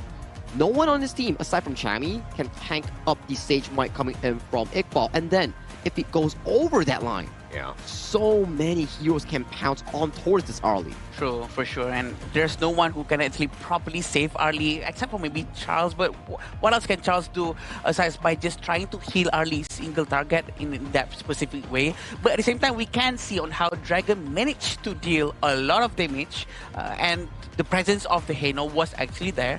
But it's just that another space that he require for more damage output is just not there. Just not there. And I think the Philippine lineup, if you went up against them with a more stock standard, like non-Daqiao Foods pick, I think that they would have had a much better time. That's their playstyle. They're willing to fight that. And then this is that chess match of Indonesia.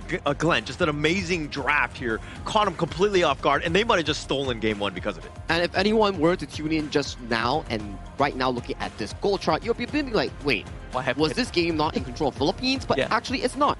it was entirely in control of Indonesia. Yes, you can say that Philippines, they're more efficient in goal farming, but there was just no proactive plays coming in. It was always Indonesia on the proactive front, not because of players, but because of the draft not allowing Philippines to do so. Seems like we're starting to see a pattern today, where whoever is much more proactive is going to be able to really get an advantage inside the game itself. But from the get-go, Neville has been relentless. He is fierce going into the first fight. Yeah, he's always been aggressive, and he knows just the absolute limits of Islam and how much chaos he creates. He brings them all the way back. Chammy had no fight. They didn't want to fight on this one, and they made him pay. The way that he's able to bring it back, and then now you see Iqbal in the second wave finding Golden as well.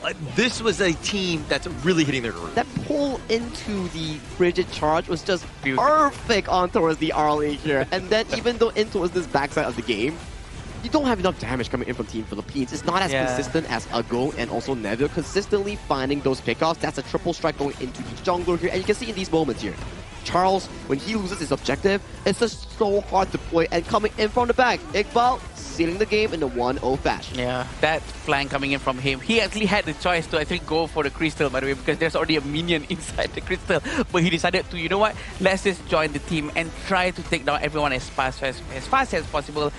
And they take the game. I think that's probably the better decision in the end. Make sure you win that team fight, but not fall on this Dachau. Love it. I mean, 0-13, pedestrian KDA at the end of the day, but his impact, the whirlpool, the Sea of Fates, all of that mobility was just added on by Noful, who is literally just like, he's like a composer, right? Like just sending people back and forth wherever they need to go. Just pulling everybody with the ultimate, right? The Eye of the Whirlpool. Every time he finds a play, faster rotation, 1 up, if not 2 up against the side of Philippines in trying to rotate for those plays. As we can see just now towards the highlights, the main one that broke the game apart, it wasn't any of the stage mites.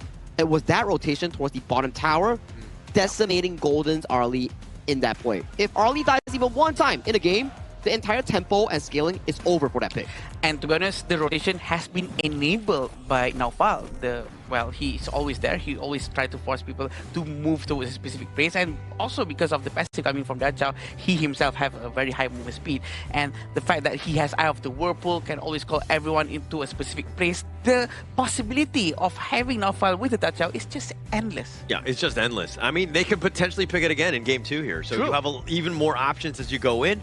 But, I mean, coming into Game 2, the guys that voted against Indonesia, you guys must be feeling a little worried, huh? Hey, I voted I'm on a neutral ground. I don't remember what I voted. Hello? Okay, What? you were saying Philippines 2-1. You said Indonesia 2-0. Indonesia 2-0. You didn't I was say on it. a neutral ground. Yeah. We got footage on that. All right, you can't run somebody's got to clip this, send it to me, away. because I don't remember. I don't even know where I am right now. Suddenly, I know where you're at right suddenly now. you have memory problems now, huh? Where am I? You are at Pataling Jaya Marriott Hotel here, our official venue sponsor and hotel sponsor here, coming in for the Honor of Kings event, known as the 2026 Asian Games Esports Qualifiers for Honor of Kings. Once again, thank you so much, Pataling Jaya Marriott Hotel, for sponsoring this amazing event. Definitely, and this event has been amazing with them as well, knowing that we are here watching Indonesia and the Philippines in the final match of Day 8. This is just the creme de la creme. Creme de la creme. And going into Game 1, I mean, just the actual summary of that is like, Nafo took us on a ride, man. Sea of Fate, Whirlpool, like, where do you want to go? I'm going to send you there. I'm going to play dispatcher on this one.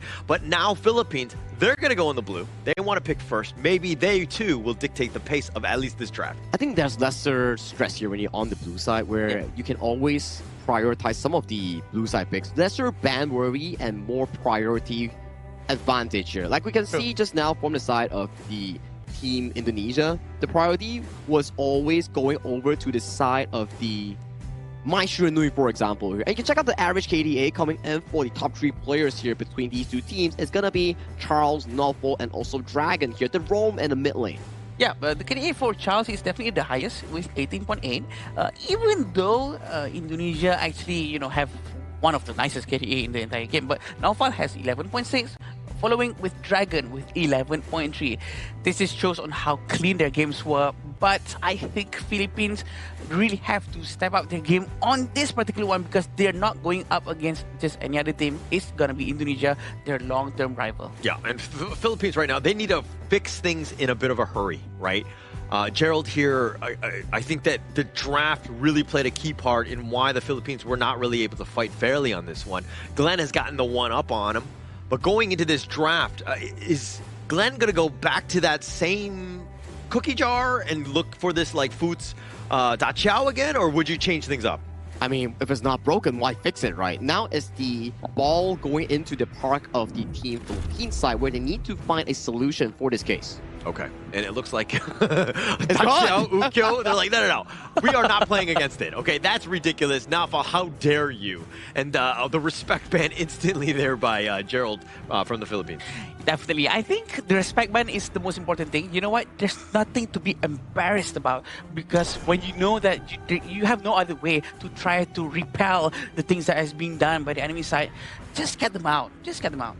Just get them out, right? If you can't handle it right now in this specific moment, just ignore it. Just ban it away. Save yourself some issues here. Right now, there's the Guan Yu available. There is the likes of the other picks available here. Guan Yu locked in. Here's for Chami here, but there's counters available, right? There's the Ata. There's so many of these strong picks just up and available currently for these two teams. Dolia, one of them as well. Do we get to see the Dolia Yuhuan? What are we cooking here coming in from Team Indonesia?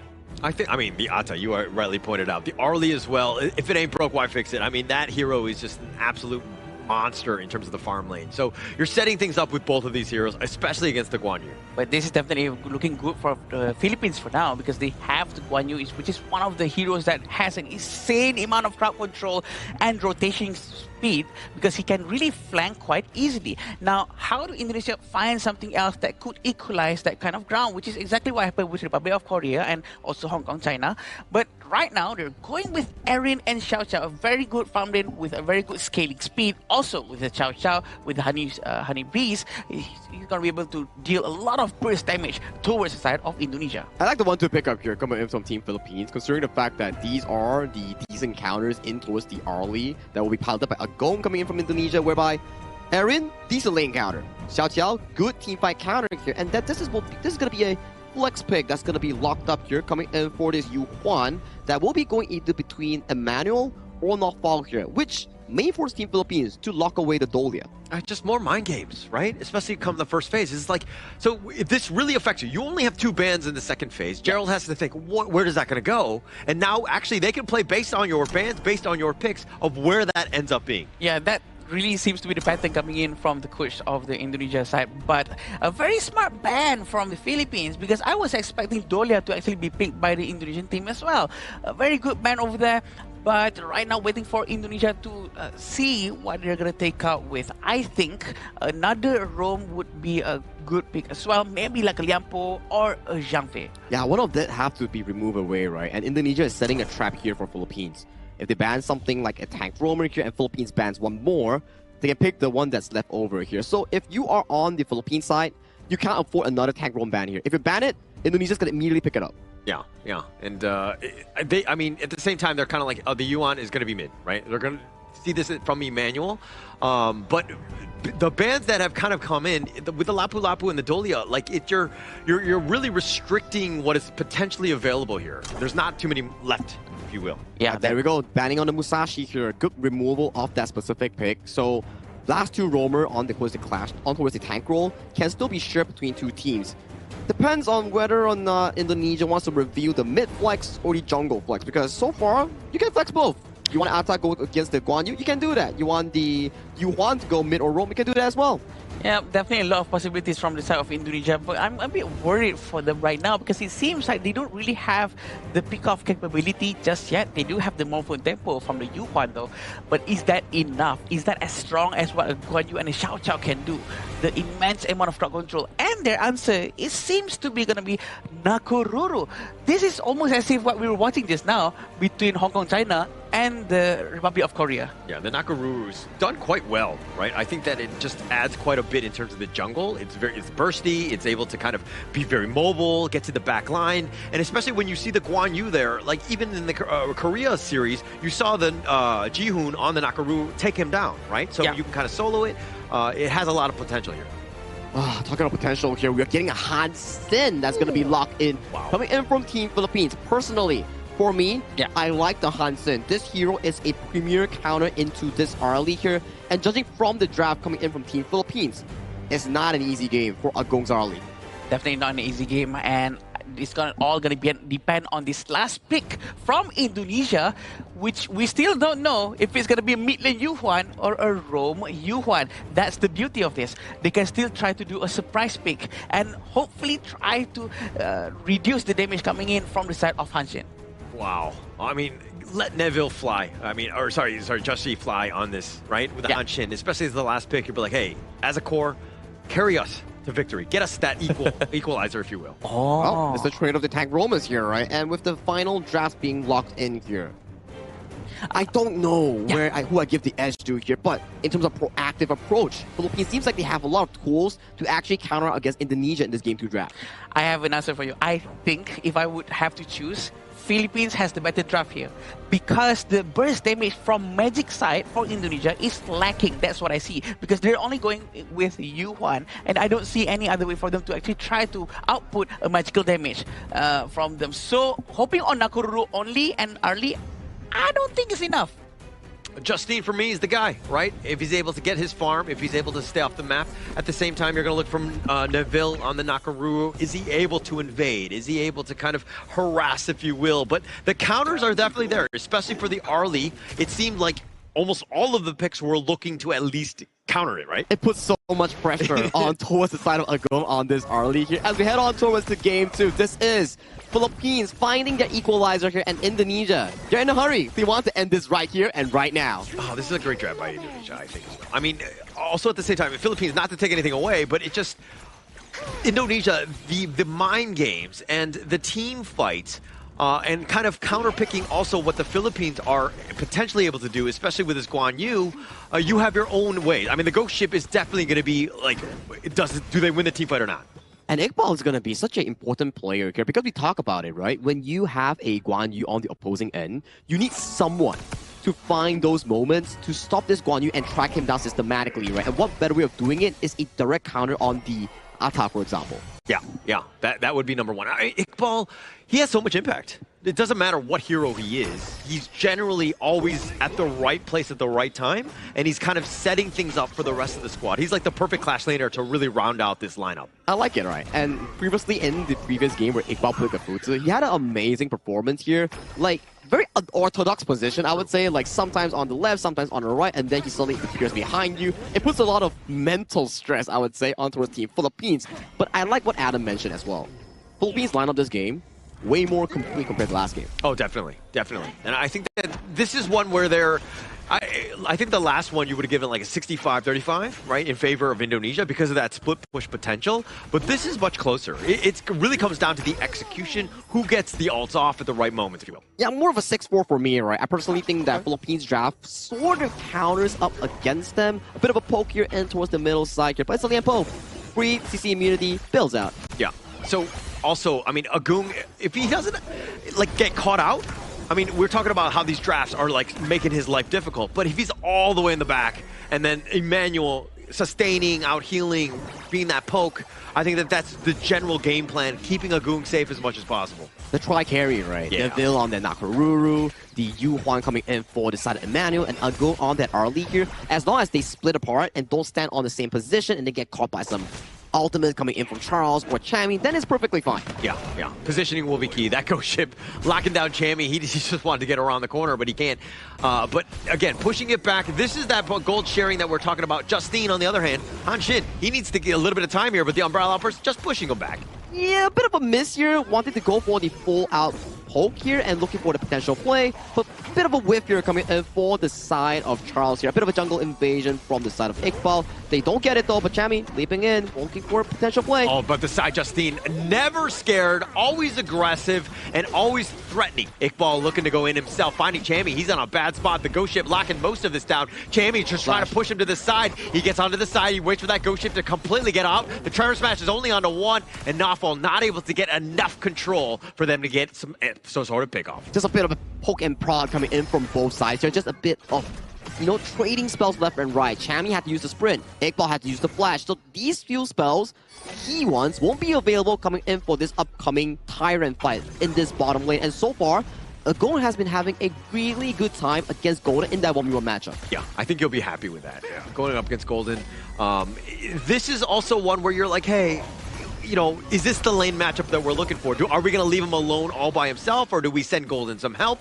Right now, Charles is looking more for this 4-minute Tyrant here. I think it's okay, right? Yeah. And we do see the priority on both junglers. It's like, okay, let's take It's going to be on the 2. Unending Sorrow, Emmanuel dodging most of this one as he looks to get on back. The Burst Ram is going to be keeping him back to safety. Iqbal looking, threatening, halfway into the Tyrant. The Stampede is on point. Neville gets the Tyrant. Nice little Trevor smash. The control is real. Chammy goes down. That's going to be first strike, but Knopfel trading his life away. They've got 2 members as they find Justine and Golden. Team fight galore once again, handed over to the side of Indonesia, and with Justine falling, this is a free Azure Golem going into the pockets of Team Indonesia here at mid lane tower. Might not be for long.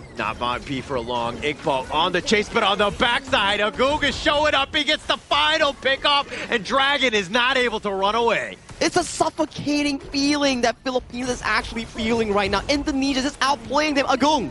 Yeah, but Chammy was going aggressive, and this is my problem, is that if you're down, now things are worried. You're like, okay, we need to just, you know, team fight, or does Philippines actually just want to press the brakes a bit and just like, hey, let's calm down, let's play our game? The team fight, like you mentioned, right? These are the moments where Tyrant is always a flip. If you win it, cool. If you lose it, your jungle gets invaded, your mid tower gets shrunk down, and you lose so much resource in your team, and you don't reflect it towards the side of Justine versus the side of Neville. Yeah. It reflects over to the side of the farm laner here. He's the Agung early, leading about 1.3k over the side of Golden.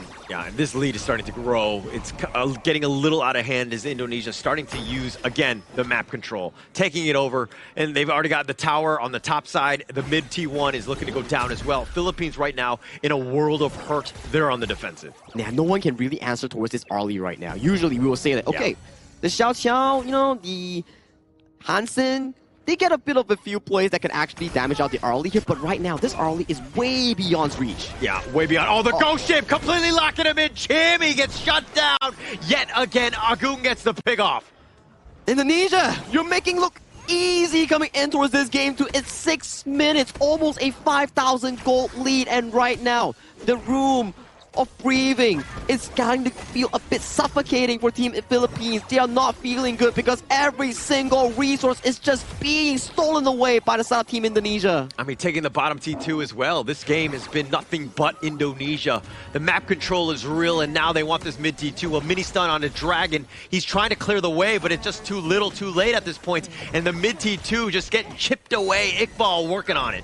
Iqbal has been a silent warrior here coming in from Team Indonesia. Not the flashiest, but the most reliable one. The way that he's locking down Chammy, the way that he's pacing these team fights has been immaculate. So efficient on this ATA thus far. Yeah, I would say silent but deadly, right? And you know what else is silent but deadly? I'm just kidding. Let's move on. But Indonesia might get jumped on this one. Iqbal finding it on the 2. Needs to be a little bit careful. But they have 5 members of the Philippines. If they wanted to jump and they're not going to do it, they're playing scared. I wouldn't say so, right? When you don't have items here, who's realistically going to take down Knopfel or the side of Iqbal here? It's going to take so much time, and by the time you waste all your spells, Neville comes in, Agung comes in, and there's still Emmanuel that's going to pump up the heals. But this is like a very losing proposition. Look at them, just fighting for farm. They're not getting any sort of value. There's no pickoff. At what point do you turn aggressive?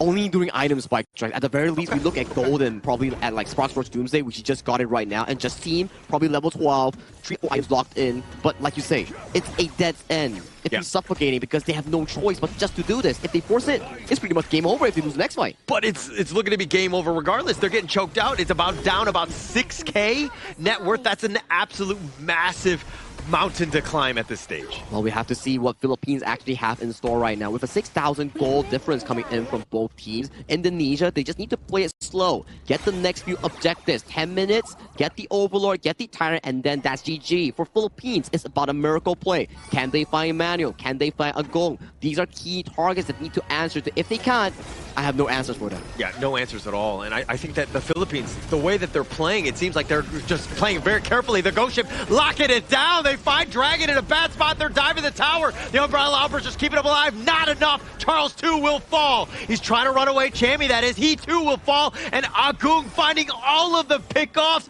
3 members down.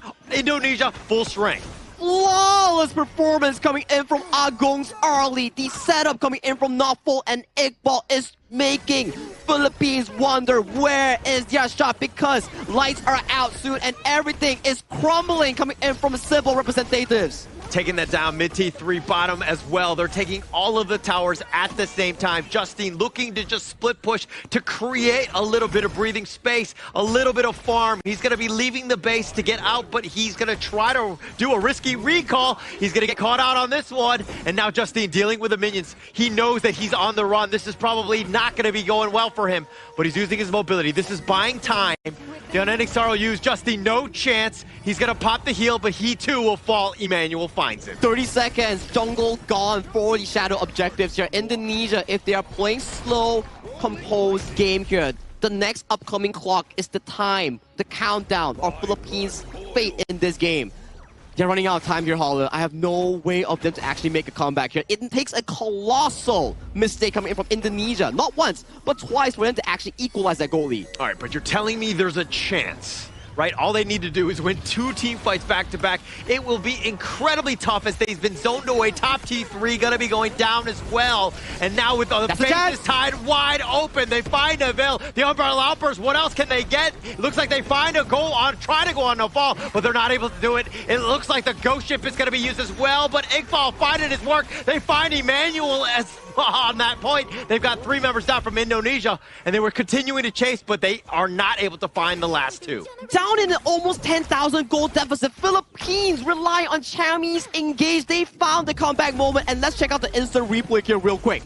Chami finding the immense target on towards Neville here, and the Umbrella Outburst tags onto a few more. Here, Notfall forced to flash away. Iqbal still goes in for a 4v5, and then they get decimated by the Stampede coming in from Charles, sending 3 members back into Philippines' pockets here. And if they get this Overlord, this might just be the comeback signal that Philippines need for that late game marker. But all the lanes are pushing. This is a problem. I mean, they haven't taken any tower, so they have very little space. If they want to go for this, it's going to be under threat. Indonesia already at full strength. This would be an impossible task. Maybe they get a steal. Maybe, right? Maybe is a strong word. Maybe means you actually might have a chance here. Take a look at Chami's position. He wants to go. The Umbrella Outburst is not enough. Emmanuel will take that, but here comes the Razor Cavalry doing a little bit of work himself, and Chami will fall. The Stampede just trying to slow the onslaught that's coming at him. He too will fall. They find 3 members of the Philippines off a triple strike from Neville. There's still a bottom way. Make that a quadra strike as the last remaining member. Dragon is escaping. They're trying to beat the Penta strike, but Iqbal takes it down as the game is coming to an ace. Minions marching down, and Holler. I expected a 3-game tight series, but I did not expect a one-sided win coming in from Team Indonesia. Indonesia completely dominant in that one. Just a completely controlled, great game. Perfectly executed. Came from draft, came from the execution, everything was in favor of Indonesia today. Beautiful game coming in from them, as well as Philippines too, because they almost made a comeback just now from that one team fight coming in inside their base area. Shake hand, boys, fist bump right now. This is what they want. This is the sportsmanship that we have up on the stage. The long-term rivalry has been settled once more. And the question you guys have been asking, right? 5 superstars or 1 super team? This is your answer here.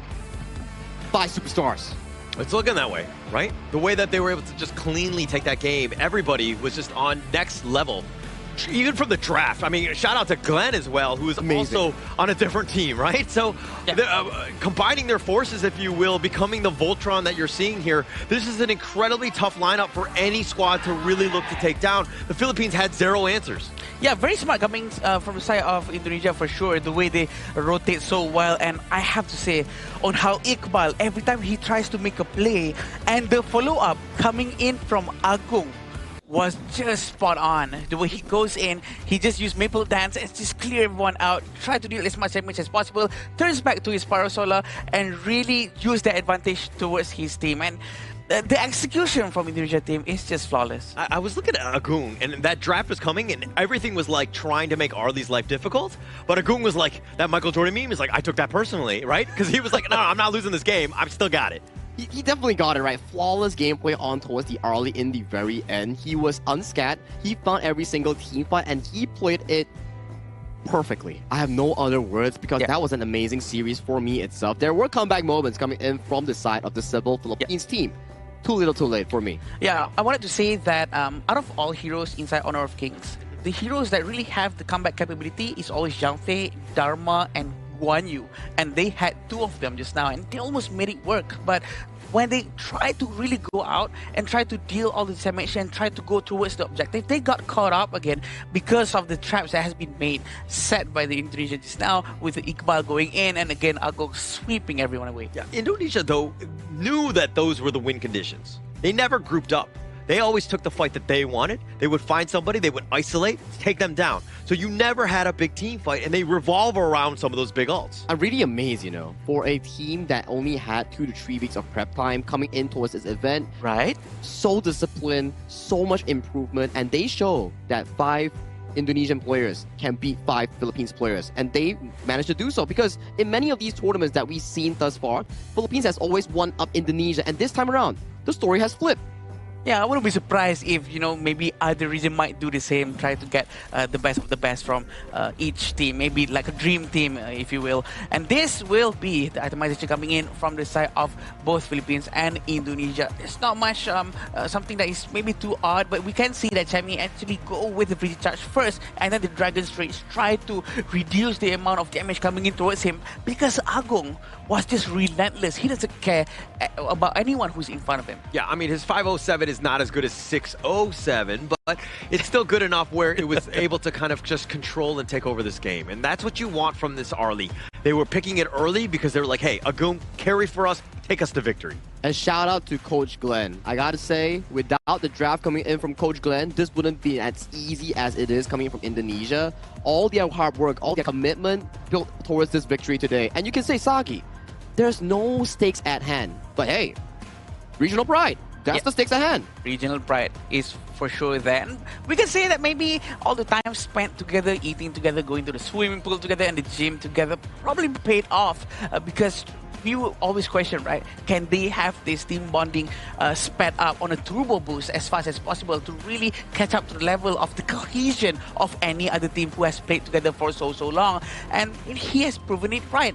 And with this kind of team comp that he also provided to his players, also thanks to how much he already know his players, right? He really gets to know them for quite a while, and it's just so how efficient it was. There were a lot of questions going in. Like, again, just taking all-stars, picking a team, all of that. And I think that, and Indonesia has not done relatively well against the Philippines throughout the international events. But showing up today, this is the roster. Like, this is it. Like, these are the guys that we feel like, hey, the best of the best. What a great team, draft, execution, everything that you're wanting for Indonesia. For today, Indonesian fans can fly the flag properly and proudly.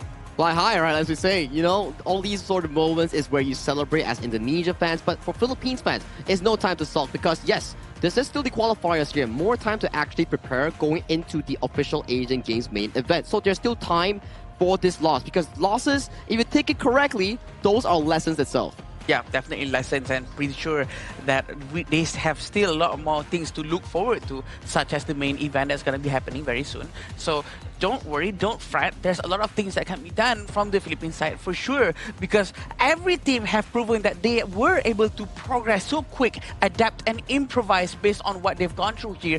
So what about the next couple of months? Pretty sure a lot of things can be done to turn things around. Yeah, overall KDA by Indonesia throughout the Asia Games qualifier, 105-7, 283.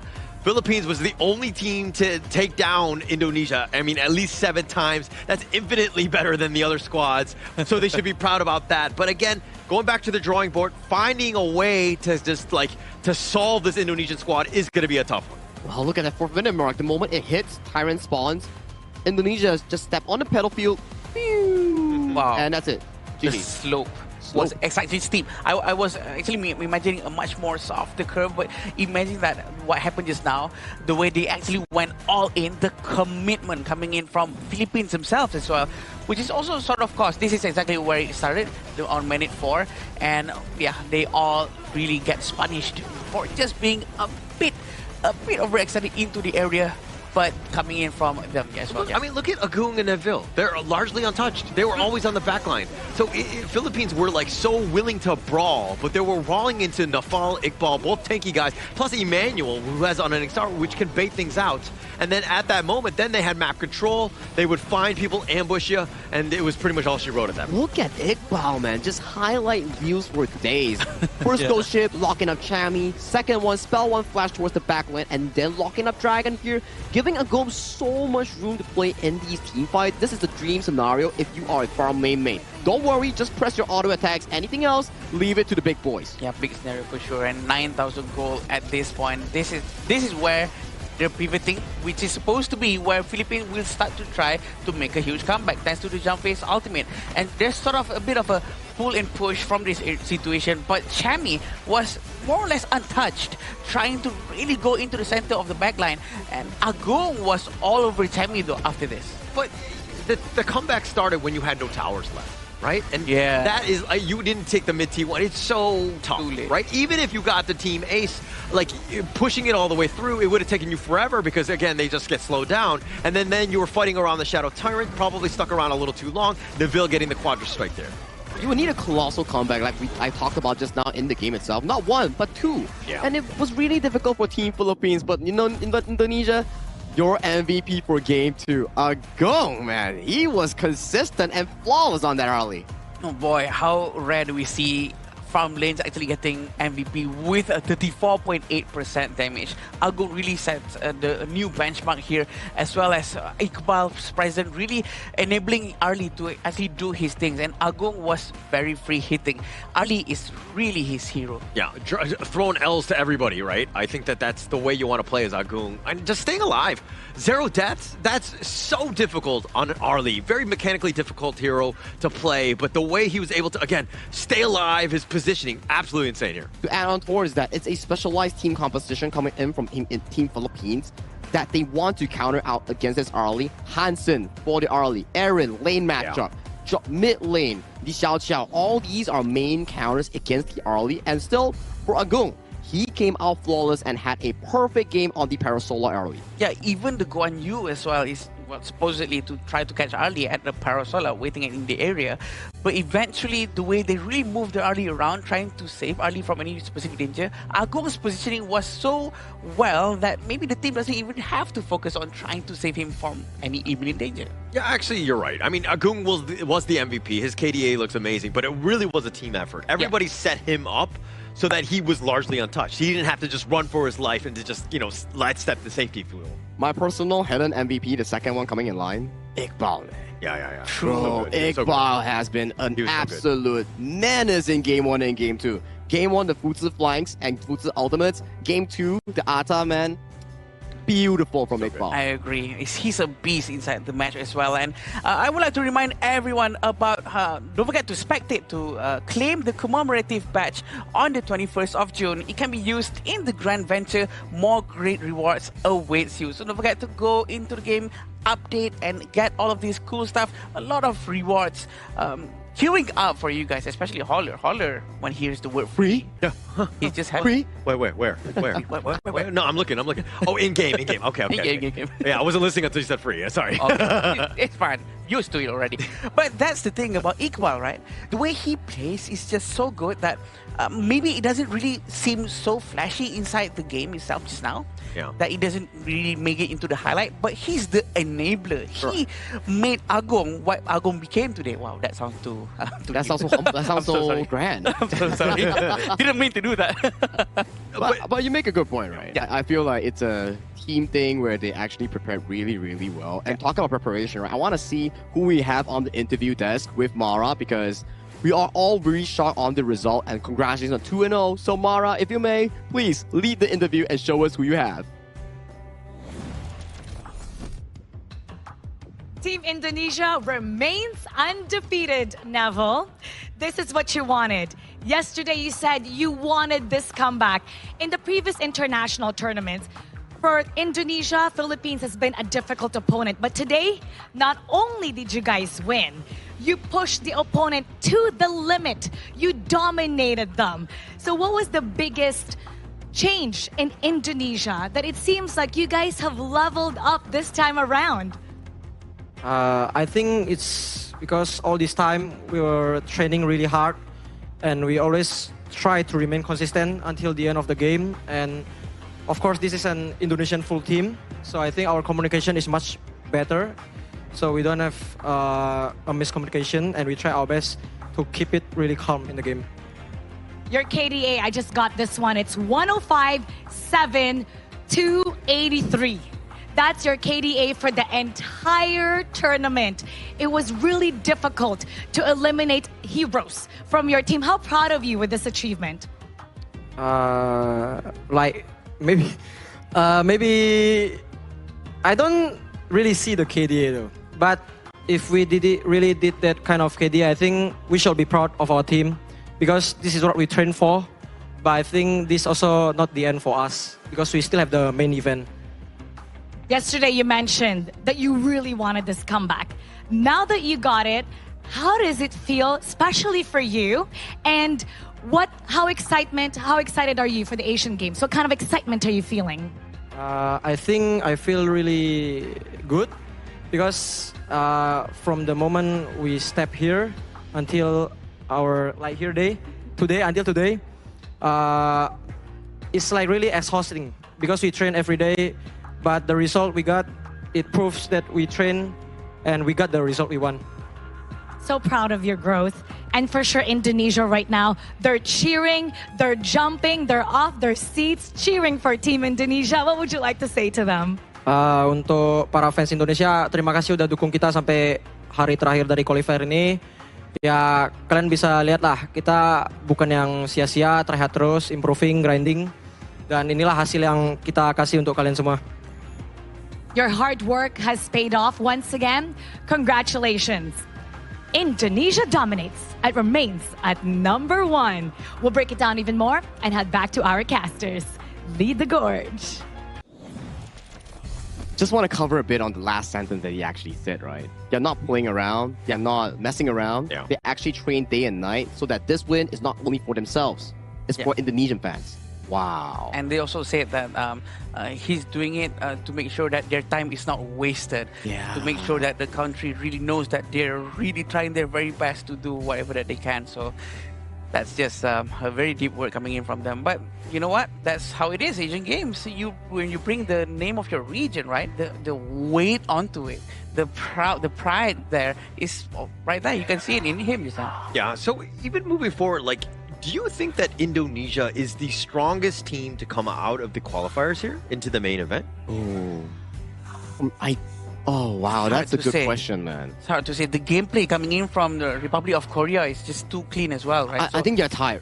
Korea and Indonesia right now, I feel like they're tired. Okay. I agree with but you. The way I like to be, we saw them back to back, right? Yeah. And I think that it's a little bit of a jumble in the head right now. But I do think that the way that Indonesia played, that was so clean. I think that was better than Korea. Of course, we'll have to see. But we're theorizing right now. But I don't know if any team could have beaten Indonesia here. It's hard to say. Good. It's hard to say. Hard to say. I think maybe the closest one that could actually provide a challenge towards the side of the Indonesian squad, maybe Hong Kong, China, or Republic of Korea. But Philippines today, they were just not in their realm of challenge here to actually put a close fight against Indonesia. Let's check out updated standings here on who exactly made it to the main event. So for a bit of a summary here, Indonesia beat Philippines, currently top spot of Group A, but both Indonesia and Philippines will be making it to the main event, with Uzbekistan going to the last chance qualifiers here, last chance stage. And for Group B, Myanmar, Nepal, welcome to the main event. Kyrgyzstan, same as well, last chance stage. Group C, Laos, Kazakhstan, and to everyone's surprise, Vietnam is third place. Everybody thought during the group draw, Vietnam was going to dominate Group C, but it came out to be Laos and Kazakhstan. And finally coming in for Group D, Singapore managed to clinch back-to-back victories in the past few days, and they invited themselves to the last chance stage representing Group D. And for Group D as well, the same storyline prevails with Group A. The group giants facing off, but Korea comes up clutch with the 2-0. Yeah, this is exactly what's going to happen tomorrow as well. If you look at the number 3 for every group, they are going to be meeting against each other, and hopefully to see who's going to be able to grab that 9th spot for this last chance stage. Yeah, and Uzbekistan versus Kyrgyzstan. That to me is kind of like the matchup to watch, right? They were very impressive, but the 9th and final slot, that's the only team that we still need to figure out, and it's going to take us tomorrow to do so. And these are your qualified teams, right? Like we have Indonesia, Philippines from Group A, Myanmar, Laos coming in from Group B, Kazakhstan, and also the side of Nepal coming in as well. And then Hong Kong and also Korea. All these teams are your representatives coming in from Asia, going into the Asian Games main event. And the final little slot with the Honor of Kings logo, that's going to be coming with this last chance stage hauler. Yeah, and as we go into this one, Uzbekistan versus Kyrgyzstan at the top of the one, and then we're going to see Vietnam versus Singapore. Who comes out of that? And then again, one final best of 3 to see only one team move on to the main. Oh, this is very interesting. Apparently, it's A versus B and then C versus B. I was actually questioning myself, who's going to fight against who? But this is how it's going to be happening, right? So Singapore going up against Vietnam, that is so close to each other, including Kyrgyzstan and Uzbekistan. If you ask me right now who's going to be able to win tomorrow's matches, I don't know. I wouldn't know until we see it again. It comes down to form, right? Yeah. Like whoever wakes up good, has a good breakfast, has the flow state in mind. You know, they're locked in, then maybe that win will be coming into the specific games itself. So this is the updated schedule for the final day of our 2026 Asian Games Esports Qualifiers for Honor of Kings. Starting off the day, we have Uzbekistan taking off Kyrgyzstan in a BO3. Winner heads to the finals. And Vietnam takes on Singapore. Winner goes to the finals. And then they duke it out for the final 9th slot going into the final Asian Games event. Well, I'm excited to see the games tomorrow. I'm not excited to send any of these teams home, right? I think they all played valiantly where they, you know, if we could just add 3 more slots to the main event, let's do it, because I think that they have the privilege to kind of move on here. Yeah, now that you've said it, right, there's actually going to be 3 more teams that's going to be sent home. I mean, the fact that they're not going to get a ticket to the main event is going to be quite painful. But this is where it comes to. The 9th spot, which is the most important one right now, because at the very least for number 1 and number 2, they've already made it to the main event. They've already got their tickets. This is going to be heavy one tomorrow. Well, let's light it up a bit, right? Because tomorrow is for tomorrow here. And if you're interested in another free stuff, log in to get 1,000 limited tokens and a free new Flowborn outfit right here, right now. Because who doesn't like free stuff? Limited time tokens, you can probably use it in the consignment market or do daily stuff. And there was also the updated limited time token skins as well. So do check them out. Wow, updated limited time token skin. And where else can we see the HD tokens? Is going to be at the iQOO 15R, the official gaming phone for 2026 Asian Games Esports Events Honor of Kings Qualifier with 120 FPS with a very good cooling into the phone. That's the exact device that's being used by all of our athletes that's playing up on the stage. Is that iQOO phone for free? Nah, not for you, but maybe for the players. Holder, calm down, Holder. I mean, why not? All he wants is the word free. Everything is about free, but I think we've had some 8 days, right? Yeah. They're going through the groups. I think that all of the teams just fought valiantly. I think that there were some great games to kind of finish this one off. It couldn't have been a better event here as we get into the last day tomorrow. Yep, congratulations to all 8 teams who have secured their slot from Group A all the way to Group D. And we congratulate you and wish you all the best into the main event of the Asian Games. But the mission is not over. We will have to wait until the finale for tomorrow to find out who deserves the 9th spot. See you tomorrow. Ever changing, some chameleon. Blood, sweat, and tears. We'll never make it if we fall to everything that brings us down. With a comeback is now. Blood, sweat, and tears. Fight for what we want. Doesn't matter the cost. Every day, put in work. Blood, sweat, and tears. Nothing comes overnight. Strength in numbers start to line. We don't bow to fear. Blood, sweat, and tears.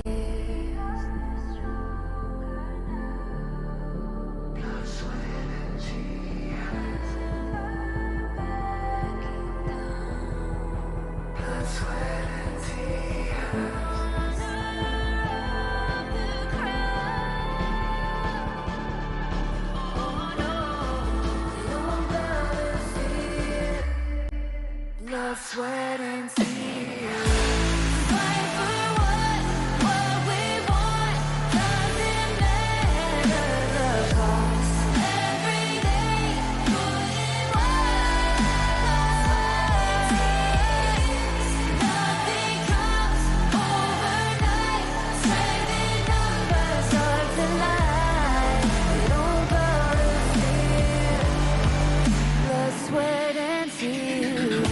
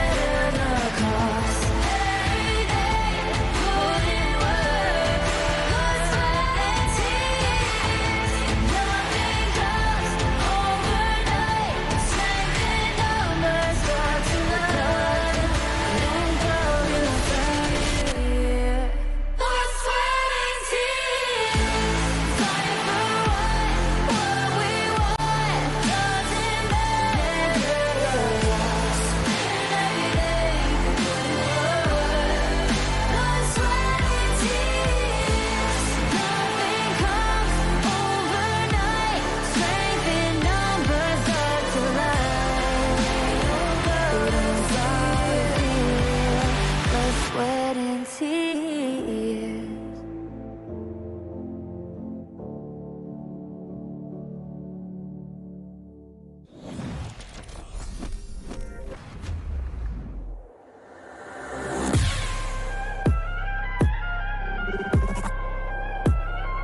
Turn it back.